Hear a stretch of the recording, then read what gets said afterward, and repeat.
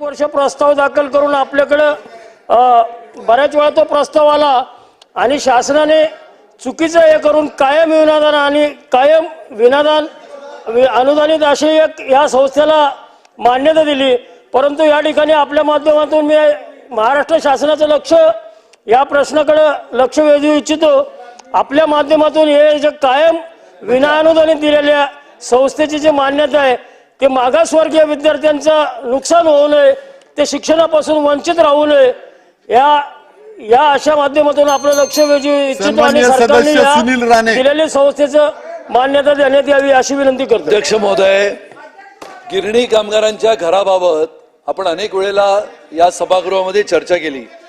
अध्यक्ष महोदय, कोण पनवेल येथील जवळजवळ 750 घरं गिरणी कामगारांनी पैसे भरल्यानंतर आपण त्यांना ताब्यात दिली, चाव्या पण दिल्या। पण अध्यक्ष महोदय, म्हाडाने एक नवीन फतवा काढला की त्यामध्ये त्यांनी त्याचा मेंटेनन्स भरावा। अध्यक्ष महोदय, 4-4, 5-5 वर्षापूर्वी पूर्ण पैसे भरले, त्याचं व्याज सुद्धा या म्हाडाच्या खात्यामध्ये जमा झालं। अध्यक्ष महोदय, या गिरणी कामगारांना त्वरित ती घरे राहण्यासाठी उपलब्ध करून द्यावीत अशी माझी मागणी आहे।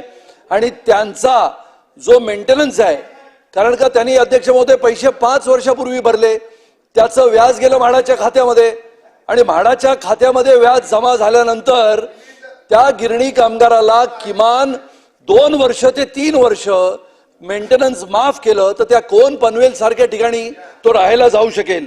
अध्यक्ष महोदय, शेवटचा मुद्दा, अध्यक्ष महोदय, मुंबईमध्ये गिरणी कामगाराला घरं पाहिजेत। आपल्याला एक विनंती, आपल्या मार्फत शासनाला विनंती आहे की मुंबईच्या बोरिवलीमध्ये असलेल्या खटाव मिलच्या 40 एकर जागेपैकी 1/3 जागा जर गिरणी कामगारांच्या घरासाठी देण्यात आली तर अध्यक्ष महोदय जवळजवळ 8000 खटाव मिलच्या गिरणी कामगारांना मुंबईत घरं मिळतील। माझी विनंती आपल्याला आहे की आपण शासनाला, या सरकारला, विशेष करून गृहनिर्माण विभागाला आपण आदेश द्यावे ती विनंती आहे। सन्माननीय सदस्य ज्ञानराज चौगुले।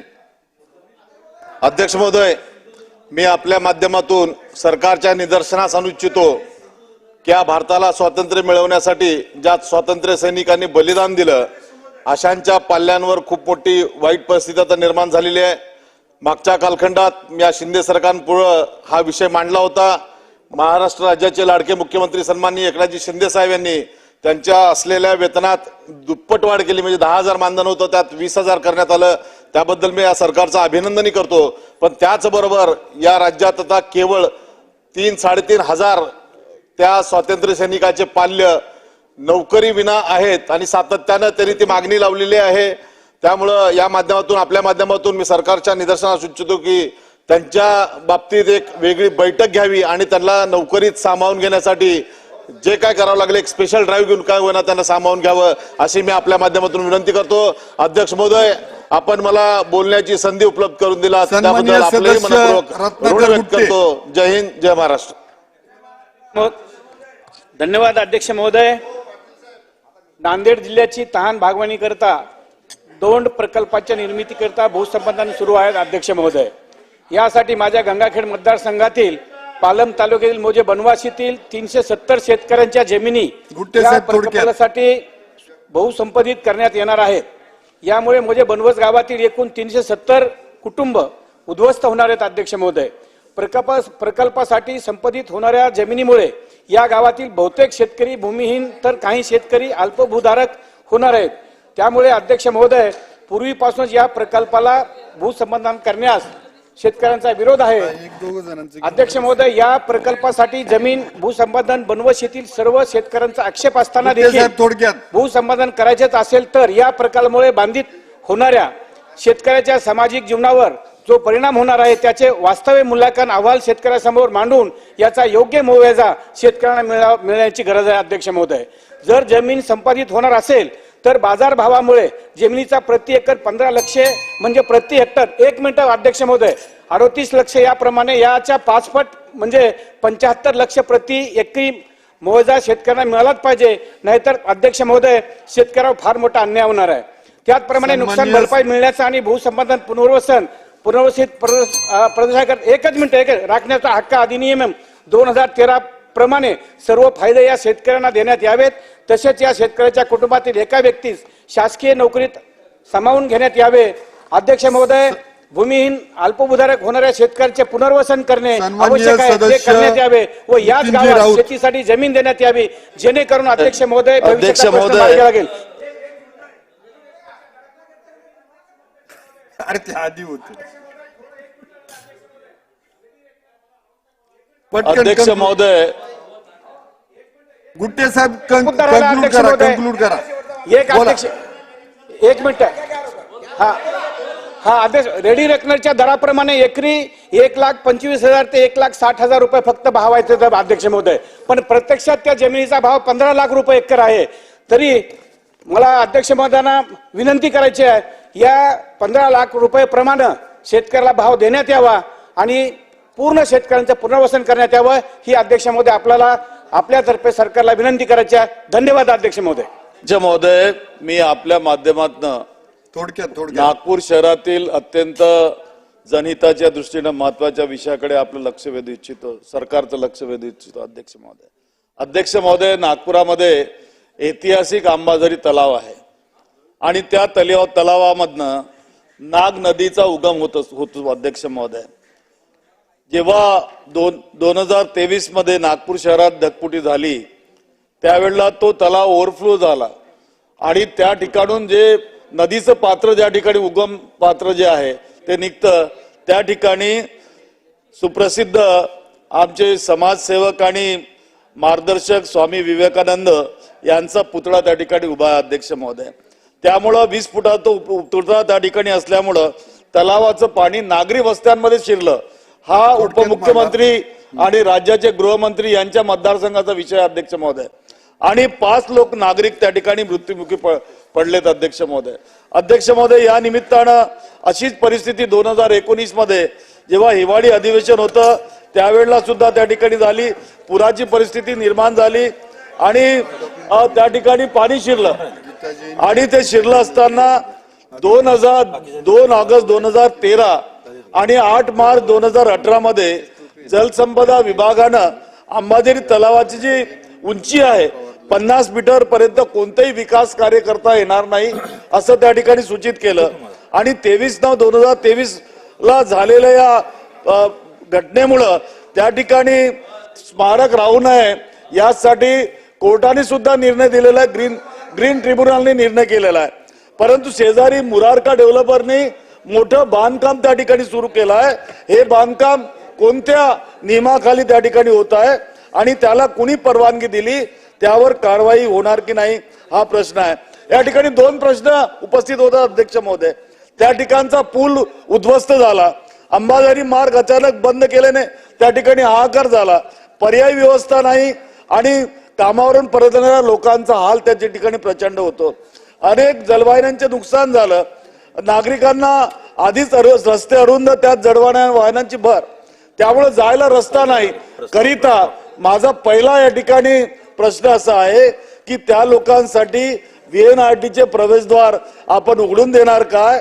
आणि दुसरा माझा त्या ठिकाणी प्रश्न आहे की जो पुतळा अत्यंत महत्वाचा आहे, परंतु पुतळा हा महत्वाचा की लोकांचा जीव महत्वाचा, हा विषय या ठिकाणी शासनाने त्याची नोंद घ्यावी, दखल घ्यावी आणि यावर पर्यायी व्यवस्था करून नागपूरच्या जनतेला त्रास होणार नाही याची दखल घेऊन मदत करावी, सहकार्य करा. अध्यक्ष महोदय. टोपे साहेब घ्या. महोदय, मी अध्यक्ष महोदय आपल्याला एक अत्यंत महत्वाचा विषय या ठिकाणी निदर्शनास आणून देऊ इच्छितो. अध्यक्ष महोदय, MBBS चे जे विद्यार्थी आहेत यामध्ये नीट परीक्षेमध्ये जो प्रचंड मोठा घोटाळा झाला त्या कारणाने अध्यक्ष महोदय मोठ्या पद्धतीनं MBBS ला अपियर होणाऱ्या विद्यार्थ्यांचं फार मोठं नुकसान होतंय. अध्यक्ष महोदय, महाराष्ट्रामध्ये 10 MBBS साठीचे शासकीय महाविद्यालय प्रस्तावित केलेले आहेत आणि त्या 10 साठी 100 प्रत्येकी म्हणजे 1000 जागा नीट साठी अध्यक्ष महोदय महाराष्ट्रात वाढलेल्या आहेत. परंतु अध्यक्ष महोदय, या 10 प्रस्तावित महाविद्यालयांमध्ये, शासकीय महाविद्यालयांमध्ये ज्या तपासणी झाली नॅशनल मेडिकल काउन्सिलच्या कमिशनच्या वतीनं, त्यामध्ये 10 पैकी 9 नापास झाले, म्हणजे याचा अर्थ 9 अपात्र झाले आणि या अपात्र झालेल्या महाविद्यालयांमुळे 900 जागा आता अध्यक्ष महोदय महाराष्ट्राची कमी झालेल्या आहेत. त्यामध्ये एकच संधी अध्यक्ष महोदय की ताबडतोबीनं अपील करून या 900 जागा वाचवू शकतो आणि महाराष्ट्राच्या ठिकाणी 900 जागा वाढू शकतात. अध्यक्ष महोदय, प्रस्तावित महाविद्यालयांच्या अपील करून त्यांच्या ज्या काही 2 त्रुटी आहेत की कर्मचाऱ्यांचा अभाव आणि अध्यक्ष महोदय त्या ठिकाणी जे पायाभूत सुविधा आहेत त्यांचा अभाव, या कारणाने जे काही अध्यक्ष महोदय त्यांनी प्रस्ताव रद्द केलेले आहेत त्यामध्ये शासनाच्या वैद्यकीय महाविद्यालयांनी वैद्यकीय विभागाने लक्ष घालून हे प्रस्ताव पुन्हा मंजूर करून घेणे जेणेकरून महाराष्ट्रामध्ये 900 MBBSच्या जागा वाढू शकतील. अध्यक्ष महोदय, अत्यंत महत्वाचा विषय, ज्येष्ठ मंत्री शंभूराज देसाई यांनी याबद्दल लक्ष घालून आमचे मित्र ते मुश्रीफ साहेब यांना सांगावं, मुख्यमंत्र्यांना सुद्धा सांगावं ह्या जागा वाचवाव्या. सन्माननीय सदस्य अभिमन्यू पवार. धन्यवाद अध्यक्ष महोदय. अध्यक्ष महोदय, माझ्या लातूर जिल्ह्यामध्ये विशेषतः मतदारसंघामध्ये MREGS अंतर्गत मोठ्या प्रमाणावर कामं झालेली आहेत, कामं चालू आहेत. अध्यक्ष महोदय, माझ्या मतदारसंघामध्ये जनावरांचे गोटे असेल, विहीर असेल, फळबाग असतील, रस्त्याचा विषय असेल, पेवर ब्लॉक असतील किंवा कृषी अंतर्गत शेततळे असतील, हे मोठ्या प्रमाणात झालेले आहेत अध्यक्ष महोदय. पण याचे कुशलची बिलं पेंडिंग आहेत. महात्मा गांधी राष्ट्रीय ग्रामीण रोजगार हमी योजना महाराष्ट्र अंतर्गत लातूर जिल्ह्यातील 100 दिवसावरील राज्य शासनाचे 200.51 लक्ष कुशल मजुरी संबंधित मजुरांना देणे अद्याप बाकी आहे. महात्मा गांधी राष्ट्रीय ग्रामीण रोजगार हमी योजना महाराष्ट्र अंतर्गत लातूर जिल्ह्यातील सन 2020-21 मध्ये 187 लक्ष, 22-23 मध्ये 107 लक्ष, 23-24 मध्ये 5023 लक्ष आणि 24-25 मध्ये जवळपास 3435 लक्ष असे एकूण 8752 लक्ष इतके कुशलची बिलं प्रलंबित आहेत. अध्यक्ष महोदय, त्याच्यामध्ये 2430 लक्ष हे वैयक्तिक आहेत अध्यक्ष महोदय कुशलची बिलं. आणि मला जी माहिती मिळाली अध्यक्ष महोदय, आपल्या राज्याचा केंद्राकडनं येणं 2200 कोटी रुपयाचं आहे कुशलचं. त्यात 900 कोटी रुपये आलेत, तर 900 कोटी रुपये आले ते तर तात्काळ वितरित करावे आणि जे राहिलेले पैसे आहेत ते लवकर मागून घ्यावे अध्यक्ष महोदय. लोकांनी एक वर्ष 2-2 वर्ष काम केलेले आहेत अध्यक्ष महोदय. गोट्याचे असतील, फळबाग लागवड असतील, शेततळे असतील, पेवर ब्लॉकचे काम असतील अध्यक्ष महोदय. त्यामुळे देणे बाकी आहेत. संबंधित सगळे सरपंच असतील किंवा लोकप्रतिनिधी असतील माझ्या मागे लागलेत आणि कुशलची बिलं लवकर देणं गरजेचं आहे. राज्य शासनाने तात्काळ कुशलची बिलं द्यावीत ही तुमच्या मार्फत शासनाला विनंती करतो. सन्माननीय सदस्य गीताताई जैन. धन्यवाद अध्यक्ष महोदय. माझ्या परिसरात उत्तन परिसरात कोळी बांधव राहतात आणि त्यांची जमातीतर्फे एक विनंती आपल्याला करू इच्छिते की त्यांचा फिशिंग पिरियड हे पहिले 7 जून ते 15 ऑगस्ट होता आणि ते त्यांना न विचारता बदल करून आता 1 ऑगस्ट ते 31 मे झालाय. पण 1 ऑगस्ट ते 15 ऑगस्ट पर्यंत तुफान असून ते तिथे त्या पिरियडचा उपयोग करू शकत नाही आणि त्यांची होडी त्या समुद्रात जाऊ शकत नाही. तर ते 15 दिवस तर वाया जातेच, पण मागे 31 मेला बंद करायचं असणे त्यांना ते दिवस कमी मिळत आहे. तर त्यांचे जे पहिले आताही आपण दिलेले आहे तेवढेच दिवस ते मागताय, फक्त चेंज इन डेट. तर आपल्यातर्फे मी ते लक्ष वेधू इच्छिते की ते त्यांची डेट चेंज करून त्यांना ते पिरियड द्यावं. दुसरा जे महत्वाचा प्रश्न उत्तनचा आहे अध्यक्ष महोदय, ते आमचा घनकचऱ्याचा आहे. उत्तन परिसरात 7 एकर जागेवर घनकचरा प्रकल्प उभारलेला आहे. दिलेली 75 एकर जागामधून फक्त 7 एकरवर ते प्रकल्प आहे आणि बाकीचं झोपडपट्टीचं अतिक्रमण झालंय.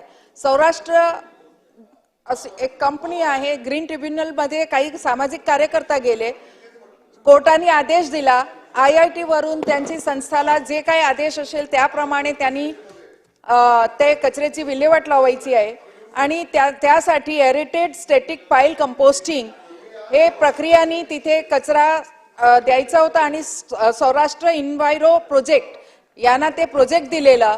पण अध्यक्ष महोदय, त्या IITचे दिलेले पद्धतीनुसार ते न करता, कारण त्यांच्याकडे ते टेक्निकच नव्हती, तरी त्या कंपनीला भ्रष्टाचाराने दिलेला हा कॉन्ट्रॅक्ट रद्द करून एक नवीन तिथे कॉन्ट्रॅक्ट करून त्याला आधुनिक पद्धतीने त्या कचऱ्यांनी त्या उत्तनवासियाची मुक्ती द्यावी. कारण त्यामुळे झालेली दुर्गंधी, त्यामुळे झालेले त्यांचे रोग हे खूपच गंभीर प्रकारचे आहे आणि त्यावेळा म्हणजे उत्तन येथील हा तात्पुरता स्वरूपाचा ताई कन्क्लूड करा. अध्यक्ष महोदय आम्हाला बोलू द्या ना. लाडकी बहीण आहेत आम्ही. बोला बोलू द्या. बोला ताई लवकर करा बसून जा. कन्क्लूड. अजून बोलणाऱ्याची संख्या भाऊ जास्त आहे. सगळ्यांनी बसून जा. बहिणीला बोलू द्या. सदर प्रकल्प सुरू करते वेळी तिथे उत्तन येथे नागरिकांना हे वचन दिलेलं बोलणार कोण होतं आहेत? की तिथे पालघर जिल्ह्यात वसई इथे सकवार इथे हे ट्रान्सफर केलं जाईल, पण अजून त्या प्रकरणात काही झालेलं नाही आहे. आणि वारंवार हे जे उत्तनमध्ये कचऱ्यामुळे झालेले रोगराई आणि त्यामुळे होणारी हैराणगती त्यापासून लवकरात लवकर उत्तनवासियाला सुटकारा मिळावा आणि नवीन टेक्निक लवकरात लवकर तिथे आणावी अशी माझी मागणी आहे. धन्यवाद अध्यक्ष. सन्माननीय वैभव नाईक. गेल्या 4 दिवसापूर्वी सिंधुदुर्ग जिल्ह्यामध्ये मोठ्या प्रमाणात पाऊस पडला. या पावसामध्ये कुडाळ तालुक्यातील ख्रिश्चनवाडी येथे ओरस ख्रिश्चनवाडी येथील जवळजवळ 9 घरं पूर्णपणे वाहून गेलेली आहेत. अजूनही त्या ठिकाणी शासनाची अजून त्यांना मदत मिळाली नाही. जिल्हाधिकारी सुद्धा त्या ठिकाणी अजूनही गेले नाहीत आणि त्यामुळे आपल्या मार्फत विनंती आहे की शासनाने या ठिकाणी दखल घ्यावी आणि ज्यांची घरं पडली त्यांना नुकसान भरपाई द्यावी. त्याचबरोबर सिंधुदुर्ग जिल्ह्यातील मालवण किनारपट्टीवर 11 मे रोजी एक पर्यटक आला होता आणि त्या पर्यटक बुडता तिथे पोहण्याचं प्रशिक्षण घेतलेले या ठिकाणी 4 मुलं जी शाळेमध्ये शिकत आहेत, वरद सापळे, समर्थ गावकर, सुरेंद्र गावकर आणि हर्ष कुबल या 4ही मुलांनी त्या बुडत्या पर्यटकाला भर समुद्रामध्ये वाचवलं आणि त्यामुळे आपल्या मार्फत त्यांना शौर्य पुरस्कार मिळावा यासाठी आपण शिफारस करावी अशी विनंती आपल्या मार्फत करत आहे. दादाराव केचे साहेब. अध्यक्ष महोदय, वर्धा जिल्ह्यामध्ये शेतकरी महिला बँक सुरू करण्यात आली. खोटे नाटे आश्वासने देऊन साधारणतः 1400 खातेदारांनी 9 कोटी रुपये गुंतवणूक केली. खातेदार डिपॉझिट मागण्याकरिता गेल्यानंतर त्यांना पोलिसाचा धाक दाखवले जाते. 13 मार्च 2024 रोजी असंख्य नागरिक डिपॉझिट मागण्याकरिता गेल्यानंतर टाळाटाळ करतात, त्यांना मारण्याची धमकी देतात आणि म्हणून डिपॉझिट केलेली जे रक्कम आहे त्या डिपॉझिट केलेली जे प्रॉपर्टी आहे, मोठ्या प्रमाणामध्ये डिपॉझिटच्या भरोश्यावर प्रॉपर्टी या संस्थेवाल्यांनी जमा केली. ती प्रॉपर्टी लिलाव करून खातेदारांना ताबडतोब तो पैसा त्यांना देण्यात यावा. तसंच गोंडवाना विद्यापीठ गडचिरोली श्री संत संताजी महाराजांचे नाव देऊन संताजी महाराजांना या ठिकाणी मोठा दिलासा मिळेल या भावनेतून संताजी महाराजांचं नाव त्या ठिकाणी दिल्या गेलं पाहिजे. साधारणतः गेल्या 3 दिवसापासून या ठिकाणी महाराष्ट्रातील आझाद मैदानावर उमेदच्या महिला भर पावसामध्ये बसलेल्या आहे. काय त्यांची मागणी आहे? ती मागणी मुख्यमंत्री असो, उपमुख्यमंत्री, संबंधित मंत्री असो यांनी त्या ठिकाणी जाऊन त्यांच्या मागण्याची पूर्तता करावी ही आग्रहाची विनंती करतो. धन्यवाद. शेलार साहेब. अध्यक्ष महोदय, खऱ्या अर्थाने ज्या मुंबई शहरामध्ये वरळी भागातील आमच्या त्या नाखवा कुटुंबावर ज्या पद्धतीची परिस्थिती ओढावली आणि दुर्दैवाने आपल्या त्या नाखवा कुटुंबातील आमच्या भगिनीचा त्या ठिकाणी हिट अँड रन केसमध्ये त्या ठिकाणी मृत्यू झाला, तो खून झाला. जो काही सेक्शन त्यात लावायचे असतील ते लावलेच पाहिजेत. कडक कारवाई केलीच पाहिजे. आवश्यकता आणि पुरावे आणि तशा पद्धतीचे परिस्थितीजन्य पुरावे असतील तर अगदी खुनाचाही त्या ठिकाणी गुन्हा दाखल केला पाहिजे. या सगळ्यामध्ये त्या नाखवा कुटुंबाबद्दल संवेदनशीलता असली पाहिजे. त्या शहा नावाच्या आरोपीवर जे काही गुन्हे दाखल करायचे ते केले पाहिजेत. अध्यक्ष महोदय, पण बरोबरीने त्या अनधिकृत restaurant, pub, joints, cafe, discotheque या सगळ्या मुंबई शहरातल्या अनधिकृत याच्यावर सुद्धा कारवाई करा हीच आमची मागणी आहे. पण अध्यक्ष महोदय, होतंय काय, या सगळ्याच्या बरोबर काही प्रशासनातले झारीतले शुक्राचार्य आणि भ्रष्ट अधिकारी जे अधिकृत रेस्टॉरंट्स आहेत, जे अधिकृत जॉईंट्स आहेत, कॅफे आहेत, त्याच्यावर सुद्धा कारवाई करायला लागल्यात. अध्यक्ष महोदय, त्यामुळे होतंय असं की अनधिकृतवर गुन्हेगारावर कारवाई करा याच्याबद्दल काही दुमत नाही, पण ही मोठी इंडस्ट्री जी आहे, मुंबई एक आंतरराष्ट्रीय शहर आहे, मुंबई एक युवकांचं शहर आहे, मुंबई एक सर्वसामान्यांचं शहर आहे.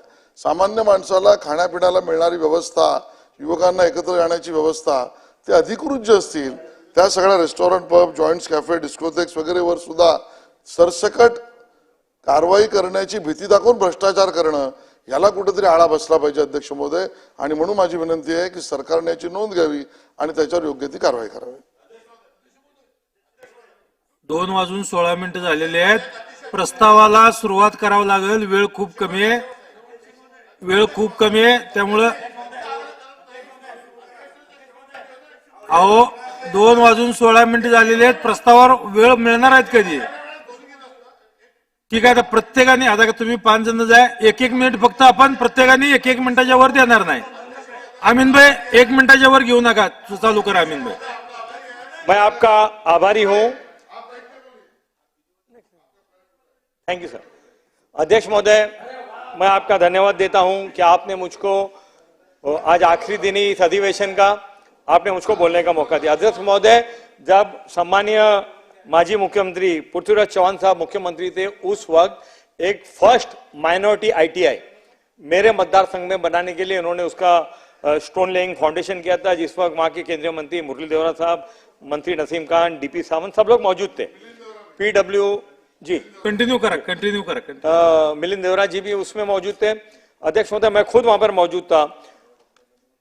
वहां पर माइनॉरिटी अफेयर मिनिस्ट्री का फंड का पैसा था और PWD उसको बनाना के उसके अंदर थी. अध्यक्ष महोदय, कई कॉन्ट्रैक्टर गए. अध्यक्ष महोदय, जगह का एक इतिहास है. हाजी अब्दुल रहमान शाह बाबा दरगाह जो उसके सामने ही ITI बनने जा रहा था, और इसलिए उसका नाम हाजी अब्दुल रहमान शाह बाबा के नाम से उसको मंसूब किया गया था.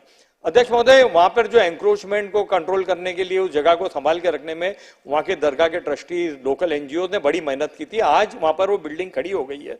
बड़े अफसोस के साथ कहना पड़ता है, किसी को बताए बिगर एक दिन उसकी शुरुआत कर दी गई. ठीक है, मगर आज मैं आपके माध्यम से जो माइनॉरिटी अफेयर मिनिस्टर है उनको बताना चाहता हूं कि वहां पर लेटेस्ट कोर्स होना चाहिए.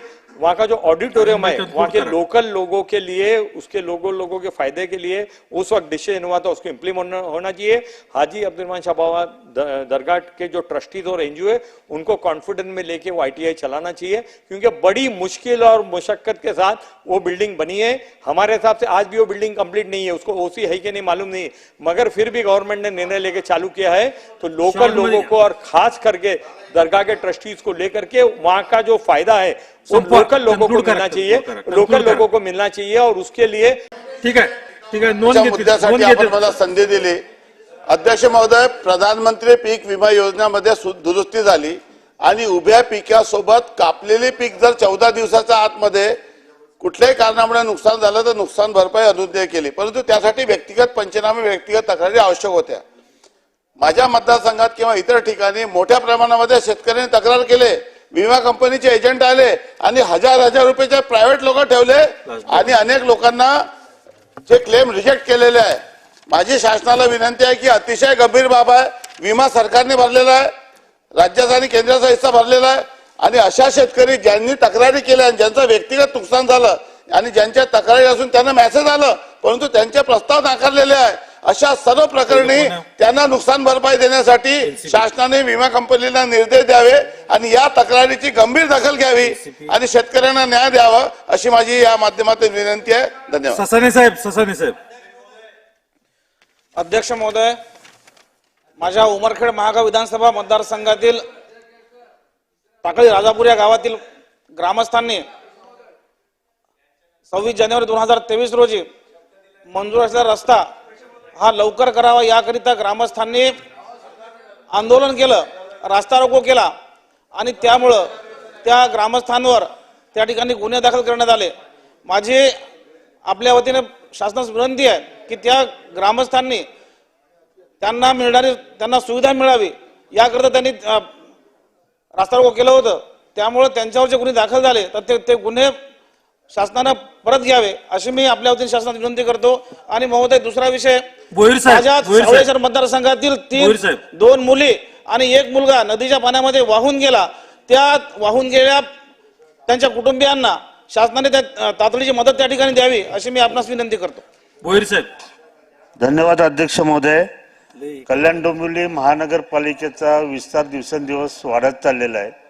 नवीन गृहसंकुल मोठमोठी तयार होत आहेत, परंतु ह्या शहराला होणारा पाणी पुरवठा ही योजना जुनीच असून उल्हास नदीमधून पाणी उचललं जातं आणि त्या योजनेच्या आधारे जे पाणी पुरवलं जातं ते शहराला पुरत नाहीये. आता पावसाळा असून सुद्धा 2 दिवसापूर्वी कल्याणच्या पश्चिम भागामध्ये महिलांनी अंडा मोर्चा काढला होता. एवढी पाण्याची टंचाई आहे. मांडा, टिटवाळा, अटाली, वडवली असेल, उंबडे, सापाडे या सर्व पश्चिम भागामध्ये आणि सर्व मध्यभागी पारनाका, टिळक चौक या भागामध्ये सुद्धा पाण्याची मोठ्या प्रमाणात टंचाई आहे. मागे माननीय मुख्यमंत्र्यांनी कन्क्लूड करा. कल्याणमध्ये येऊन जाहीर केलं होतं की बाबा कल्याण डोंबिवली महापालिकेला स्वतंत्र धरण दिलं जाईल, परंतु अजून त्याबद्दल कारवाई झाली नाही. डिसेंबर 2023 मध्ये जिल्हाधिकारी कार्यालयामध्ये बैठक झाली. कल्याण डोंबिवली महानगरपालिकेच्या आयुक्त होत्या, इरिगेशन डिपार्टमेंटचे लोक होते, परंतु अजूनपर्यंत कुठल्याही बाबतीत स्वतंत्र पाणी पुरवठा करण्यासाठी जे कुशिवली धरणाची मागणी केलेली आहे त्याच्या बाबतीत कुठलंही पाऊल उचललं नाही. मी आपल्या सभागृहाच्या माध्यमातून शासनाचं लक्ष वेधू इच्छितो की कल्याण डोंबिवली पालिकेला स्वतंत्र धरण, कुशिवली धरण आरक्षित करून द्यावं आणि त्याचा पाणी पुरवठा शहराचा सुरळीत व्हावा, हे आपल्या माध्यमातून नम्र विनंती. नाही, वेळ व्हायला खूप वेळ झालाय. वेळच मिळणार नाही प्रस्तावाला. संध्याकाळी सगळ्याला निघायचं राहतंय. नियम 292 अन्वय प्रस्ताव, अंतिम आठवडा प्रस्ताव. आव्हाड साहेब अंतिम आठवडा.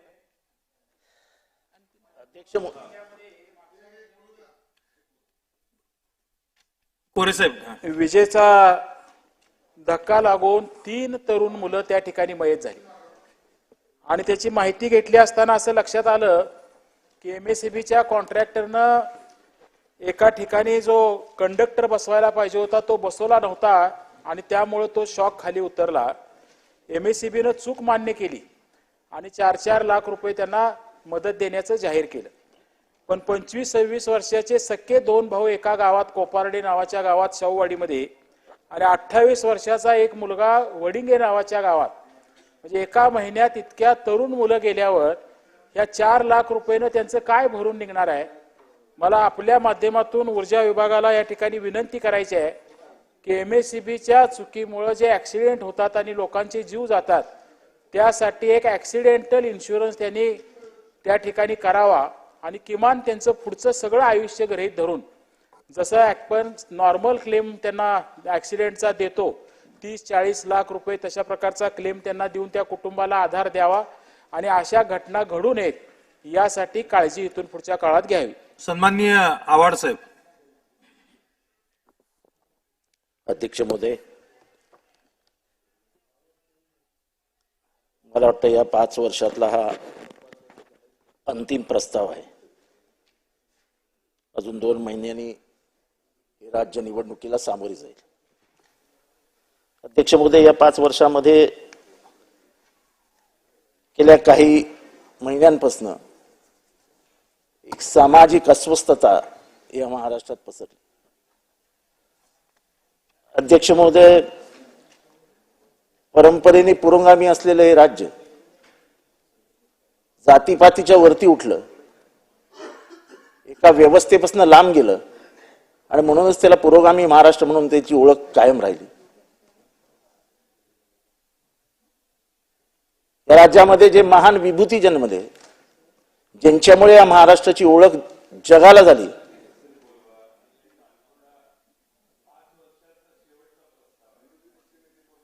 जयंत पाटील साहेब, तुमच्यामुळे थांबलेत ते बोलायचे.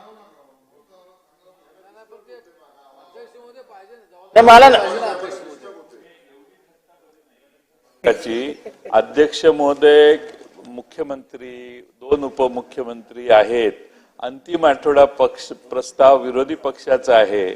सभागृहाच्या शेवटच्या 5 वर्षातलं शेवटचं सत्र आहे आणि म्हणून आमची विनंती आहे. आता आम्ही तुम्ही सांगितलेलं काय कसं करतात ते आम्हाला माहिती आहे, म्हणून आम्ही विनंती करतोय की सभागृहाचा गरिमा टिकवण्यासाठी मुख्यमंत्री किंवा 2 उपमुख्यमंत्र्यांपैकी कुणाला तरी अंतिम आठवडा प्रस्तावात येऊन बसायला सांगा. अध्यक्ष महोदय, सन्मान्य विरोधी पक्ष नेते महोदयांनी सांगितलं ते बोलणार नाहीत. आव्हाड साहेब विरोधी पक्षाच्या वतीनं प्रस्तावावर चर्चा सुरू करणार आहेत. आम्ही 2 मंत्री इथं बसलेलो आहोत. माननीय मुख्यमंत्र्यांनी आम्हाला तसे आदेश दिलेले आहेत. आम्ही लिहून देखील आपले सगळे मुद्दे घेतोय आणि ते थोड्याच वेळामध्ये मुख्यमंत्री आणि दोन्ही उपमुख्यमंत्र्यांपैकी 1-2 जण या ठिकाणी नक्की येतील. मी आपल्याला सांगितलं आपण निर्णय द्या. त्या दिवशी देखील मंत्री पुरवणी मागणीच्या वेळी ते मागच्या डिमांडच्या वेळी आपण असंच सांगितलं. एक ग्रामविकास मंत्री होते ते इथं उपस्थित होते, आरोग्यमंत्री आणि इतर जे 2 मंत्री होते त्याविषयी आम्ही जे बोललो त्या आम्ही केलेल्या आरोपाला देखील उत्तर दिली नाहीत.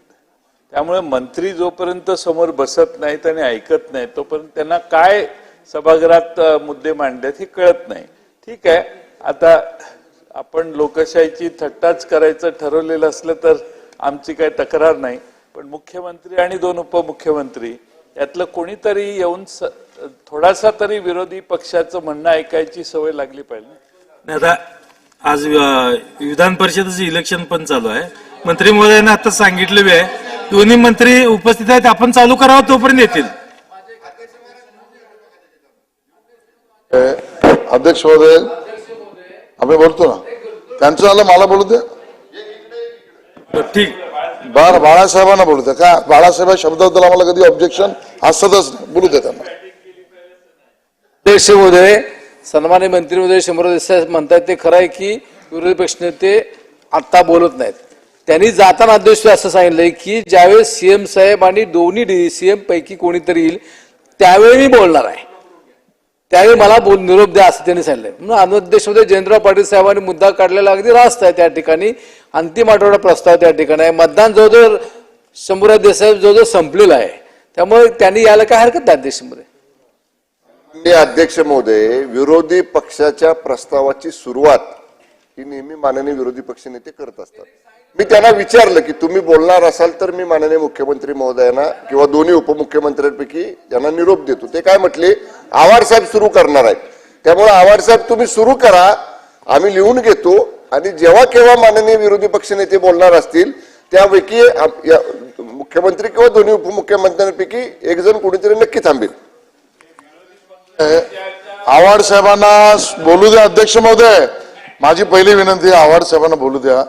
इतकी चांगली सुरुवात त्यांनी केली होती, इतक्या गांभीर्याने ते बोलत होते आणि अध्यक्ष महोदय मध्येच कोणीतरी अडथळा करणं बरोबर ना. अध्यक्ष महोदय, दुसऱ्या कोणाचं चांगलं भाषण झालं तर होऊ द्या ना, असं कुठे आहे, आपलं चांगलं भाषण झालं पाहिजे आणि म्हणून आव्हाड साहेबांचं होत आहे तर होऊ द्या. आणि मुद्दा त्यातला असा आहे की आता वाजलेत 2:30, बघा 4 नंतर काउंटिंग 5 ला सुरू होईल. त्याच्या आधी आपल्याला भाषणं ऐकायची आहेत. महाराष्ट्राला आव्हाड साहेबांच्या प्रगल्भ विचारांनी आम्हाला प्रभावित होणारे मुद्दे समजून घ्यायचे आहेत.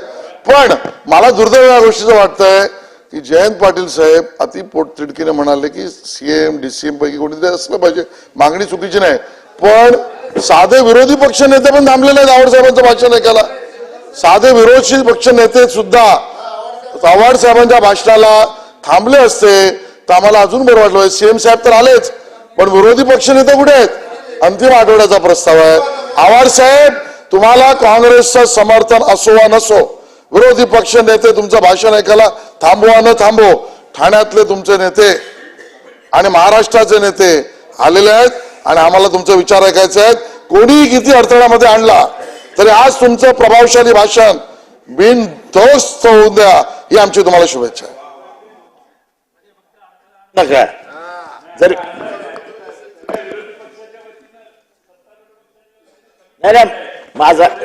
माझा एखादा मुद्दा खटकला तर लगेच अडथळा आणायला सुरुवात असं असे हात करू नका मागणं.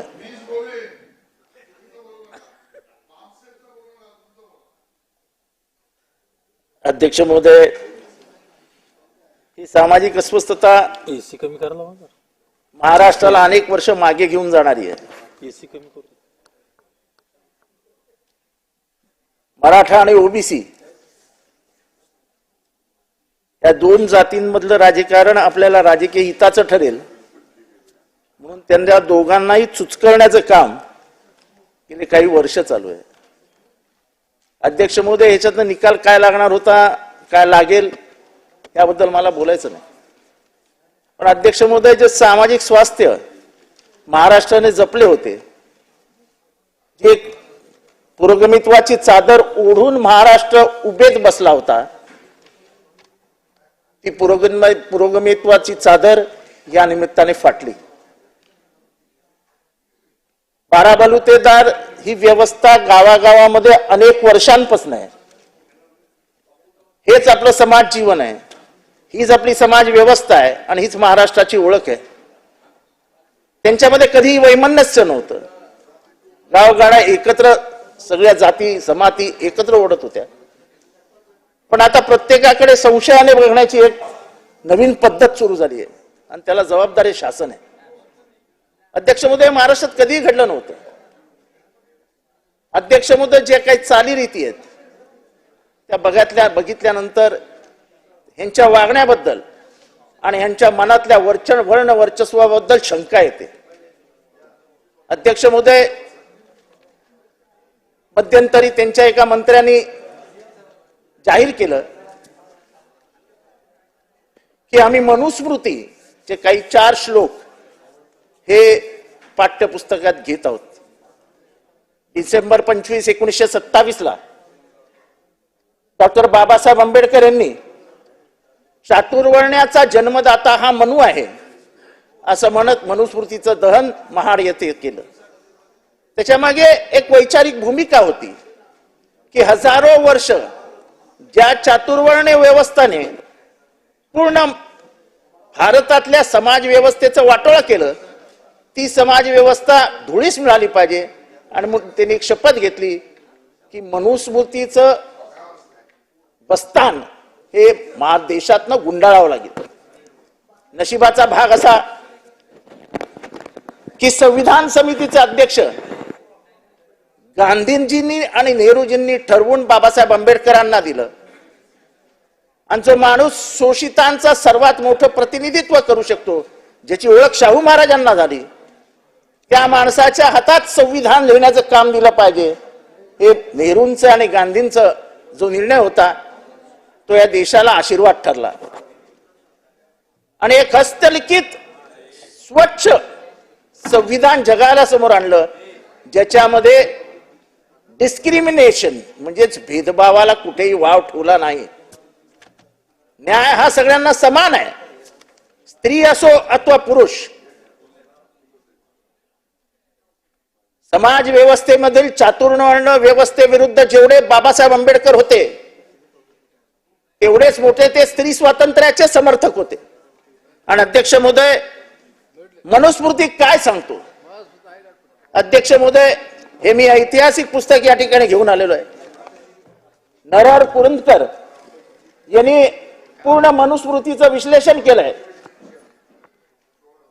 ते म्हणतात स्त्री जातीचाच मनू हा विरोधक आहे.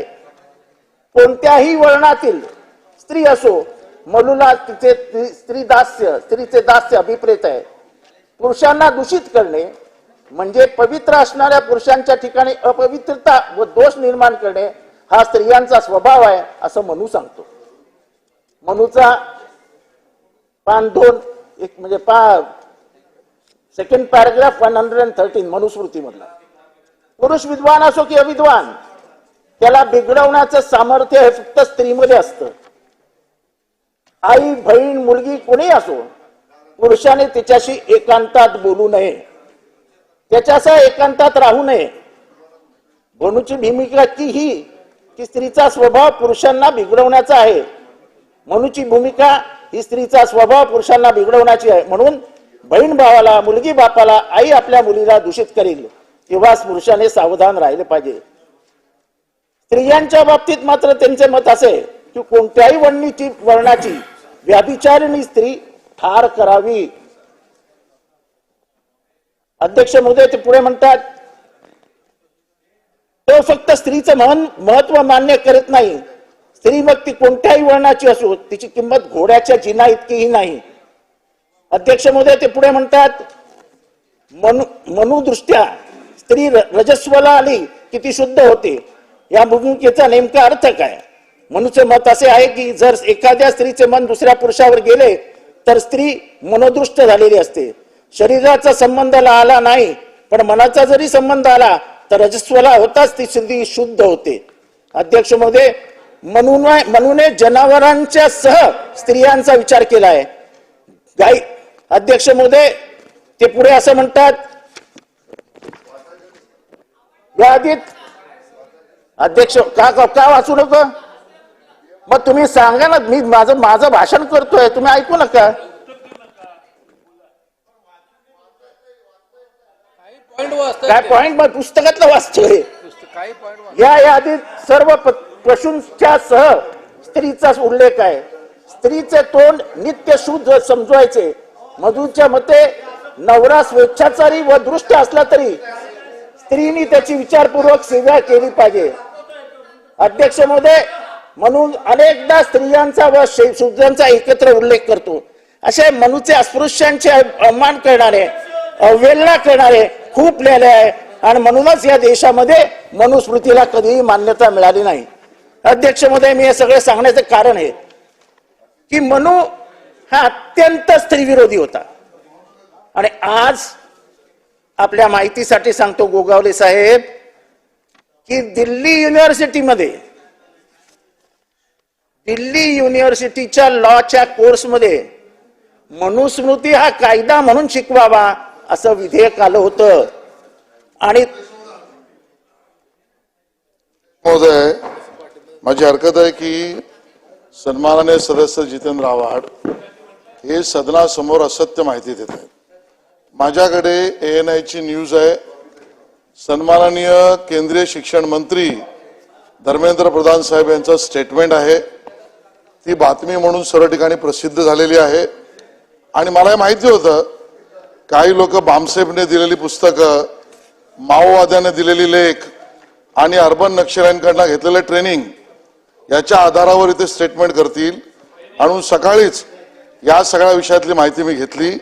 अध्यक्ष महोदय, दिल्ली युनिव्हर्सिटीच्या लॉ कोर्स मधल्या डीनला डिपार्टमेंट मधल्या कोणीतरी पत्र लिहिलं किंवा ईमेल लिहिला किंवा कम्युनिकेशन केलं आणि त्यामध्ये एक सूचना केली. ती लॉ डिपार्टमेंटच्या डीनने तिथेच रिजेक्ट केली. दिल्ली युनिव्हर्सिटीच्या व्हाईस चान्सलरने त्याची दखलही घेतली नाही. आणि तो केंद्र सरकार किंवा दिल्लीमध्ये किंवा राज्यात नाही, केंद्रात कुठेही त्याचा अभिषेक आणि उल्लेख असण्याचा संबंध नाही असं केंद्रीय शिक्षण मंत्री धर्मेंद्र प्रधान यांनी स्टेटमेंट केलं, जे आता वर्तमानपत्रात आणि आलेलं आहे. त्यामुळे अशा पद्धतीची असत्य माहिती या पटलावर ठेवू नये. आपण ती व्हेरीफाय करून ती काढावी. माझं विधान करण्याच्या आधी अतिउत्साही आमचे मित्र उठले आणि याच्यावर भाष्य केलं. माझं पुढचं विधान तर ऐका की मनुस्मृतीचा विचार होतो कायदा म्हणून बघण्यासाठी. हाच मुळात भारताचा अपमान आहे. तुम्ही नाकारला ते सत्य आहे, पण मुळात कायदा म्हणून त्याचा अभ्यास करा. कायदा, मनूचा कायदा. आणि म्हणून मी नेहमी म्हणतो, ताई, मी स्त्री हक्काच्या बाजूने आहे. मी बाबासाहेब आंबेडकरांचा एकदम मोठा सेवक आहे. अध्यक्ष महोदय, मी सांगितलं ना की त्याला तुम्ही नाकार दिला. अरे पण मुळात तो विचार आला ना. अरे वा वा वा वा वा. म्हणजे तुमचे ते कोणते शिक्षण मंत्री सावंतवाडीचे कोणते ते अर्बन नक्सल आहेत का? नाही, तिथे अर्बन नक्सलच म्हणाले होते ना 4 श्लोक घेतो म्हणून. यांना मला यांच्यापासून संरक्षण द्या, यांना बाहेर घालवा.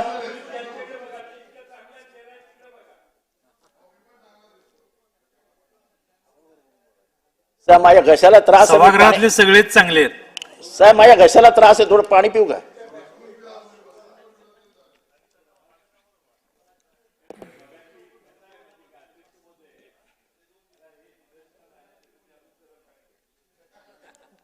मला हे निदर्शनात मगाशी 10 मिनिटापूर्वी शेलार साहेबांनी भाषणात कोणी डिस्टर्ब आणू नका, जितेंद्र आव्हाडांचं भाषण उत्तम होणार आहे, जयंत पाटलांना वगैरे वगैरे बोलले. ते माझी विनंती आहे की एकदा, आता शेवटचा दिवस आहे ना, कुणाला काय बोलायचं ते बोलू दे. आणि ऐकायला त्रास होत असेल तर जरा फिरून जाऊन या, काय मतदान किती झाले बघा, पण एकदा त्यांचं मन मोकळं होऊ दे आणि आपण अडथळा करू नका. जयंत पाटील साहेब जे म्हणाले त्याच मनोवृत्तीचं आहे. पण काही चिट्या मला कोणाकडनं तरी आल्या आणि म्हटलं यांचं भाषण उत्तम होऊ नये म्हणून तुम्ही मध्ये मध्ये असे प्रश्न विचारा. तो मनुष्य कोण आहे मी तुम्हाला नंतर सांगेन.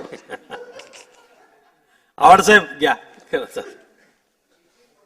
अध्यक्ष महोदय, या जगातला सर्वात स्त्रीविरोधी आणि वर्ण वर्चस्ववादाची भूमिका घेणारा जर सर्वात मोठा कोणी असेल तो मनू आहे.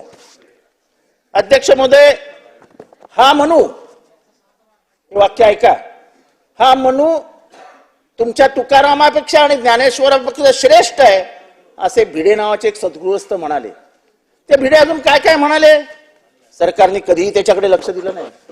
अध्यक्ष महोदय, महिला व विशिष्ट समाजाविषयी घाणेरडी व बेताल वक्तव्य करणारे, अस्पृश्यता निवारण्यासाठी, जातीयता नष्ट करण्यासाठी काम करणाऱ्या समाज स्वातंत्र्याबाबत अवमानकारक वक्तव्य करण्याची भिडे यांची परंपरा आहे. आपल्या महाराष्ट्रामध्ये कायदा नाही, आपल्या महाराष्ट्रामध्ये त्याच्या विरुद्ध कोणी बोलायला तयार नाही. अध्यक्ष महोदय, वारंवार समाजविरोधी घटना विरोधी बेताल अवमानकारक वक्तव्य करून भिडे आजही मोकाट फिरत आहेत. याच्यावर सरकार काही करणार आहे की नाही? खाडे साहेब, तुम्ही त्या जिल्ह्यातले आहात, तुम्ही तरी याचा विचार करा. नाही, पण तुम्हाला ते ज्याच्याबद्दल बोलतात, अध्यक्ष महोदय, तुम्ही त्याची गंभीर दखल घेतली पाहिजे. ते ज्या समाजाबद्दल बोलतात त्या समाजाचे प्रतिनिधी आहात तुम्ही. कपात कमीत आपल्याला आपल्या समाजाबद्दल तर प्रेम असलं पाहिजे. तर बहुजनांविरुद्ध बोलतात, त्यांचा जातीयवाद नेहमी वर्णवर्चस्ववादाकडे असतो. खाडेसाहेब, आपल्याला थोडी तरी बाबासाहेब आंबेडकरांची आठवण आली पाहिजे. महिला पत्रकाराला आधी त्यांनी पटकन विचारलं, मी तुझ्याशी बोलीन पण तुझं कुंकू कुठे आहे सांग. एक, वांजोट्या बाईला स्त्रीत्व नसतं. 2, राष्ट्रीयत्वाच्या मुद्द्यावर हिंदू समाज 100% नपुंसक आहे आणि वांज आहे. 3, माझा शेतातला आंबा खाल्ल्यावर पोरं जन्माला येतात. 4, मुळात कोरोना हा रोगच नाही, कोरोनाने माणसं मरतात, ती जगण्याच्या लायकीची नसतात. हा गांडू वृत्तीच्या लोकांना होणारा रोग आहे, असे वक्तव्य भिडेंनी केले होते. पण काही महिन्यानंतर याच भिडेंना कोरोना झाला. अध्यक्ष महोदय, महात्मा फुलेंबद्दल ते काय बोलले हे कधी कधी बोलावं असं पण वाटत नाही. पण ही सामाजिक अस्वस्थता पसरवणारी ही जी माणसं आहेत त्यांना हे कसे पाठीशी घालतात याचं उदाहरण आहे. ते महात्मा फुले यांच्याबद्दल म्हणतात, महात्मा फुले बोलताना भिडे म्हणाले की इंग्रजांनी भारतीयांना राज्य कसे मिळवायचे हे शिकवण्याची देशात सुधारक नावाची जात पैदा केली. निवडक लोकांना सुपर समज सुधारकांच्या पदव्या देण्यात आले. तुमचेच वैरी तुमच्यावर सोडले.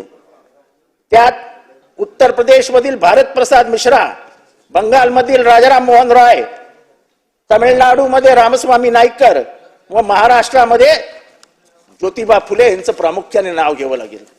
अध्यक्ष महोदय, हिंदूंनी साईबाबाला देवारत्न काढून टाकावे हे सांगणारे कोण? हे सांगणारे कोण? करोडो साईबाबांचे भक्त आजही शिर्डीच्या भूमीवर जात असतात आणि हा खुशाल म्हणतो की देवारत्न काढून फेकून द्या. या साईबाबाची काय लायकी आहे? अध्यक्ष महोदय, वटसावित्रीच्या पूजेला नट्यांनी जाऊ नये हा कोण? हा कोण नवीन म्हणू आला? ड्रेस घातलेल्या महिलांनी जाऊच नये म्हणजे फक्त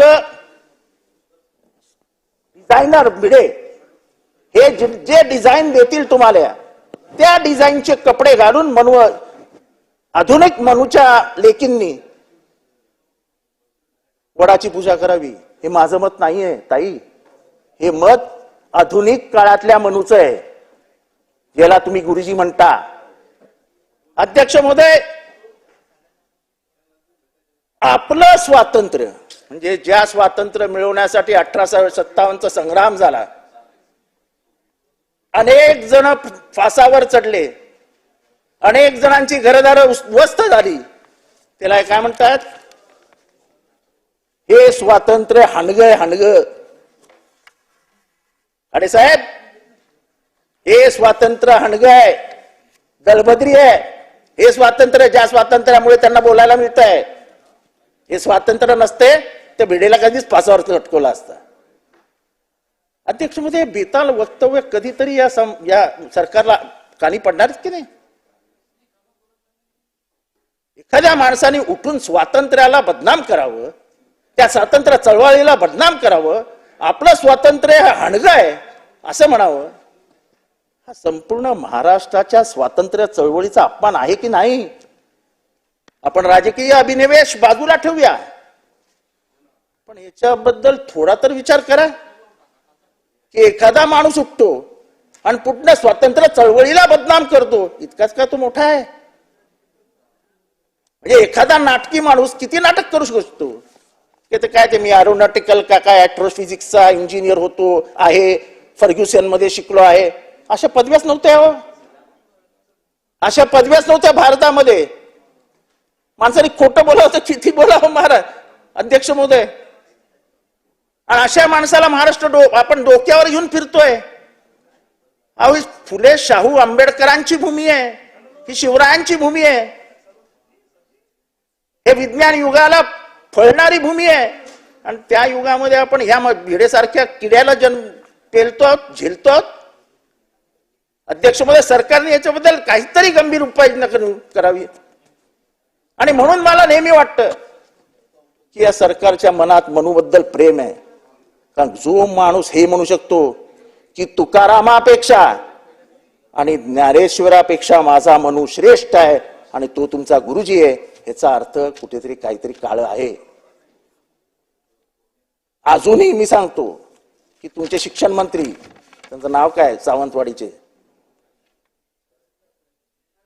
केसरकर, यांनी सांगितलं आम्ही 4 चांगले श्लोक घेणार आहोत.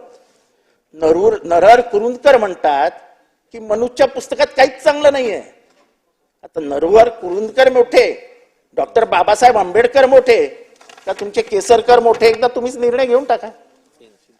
का केसरकरांनी अजून कुठेही म्हटलं नाही राणे साहेब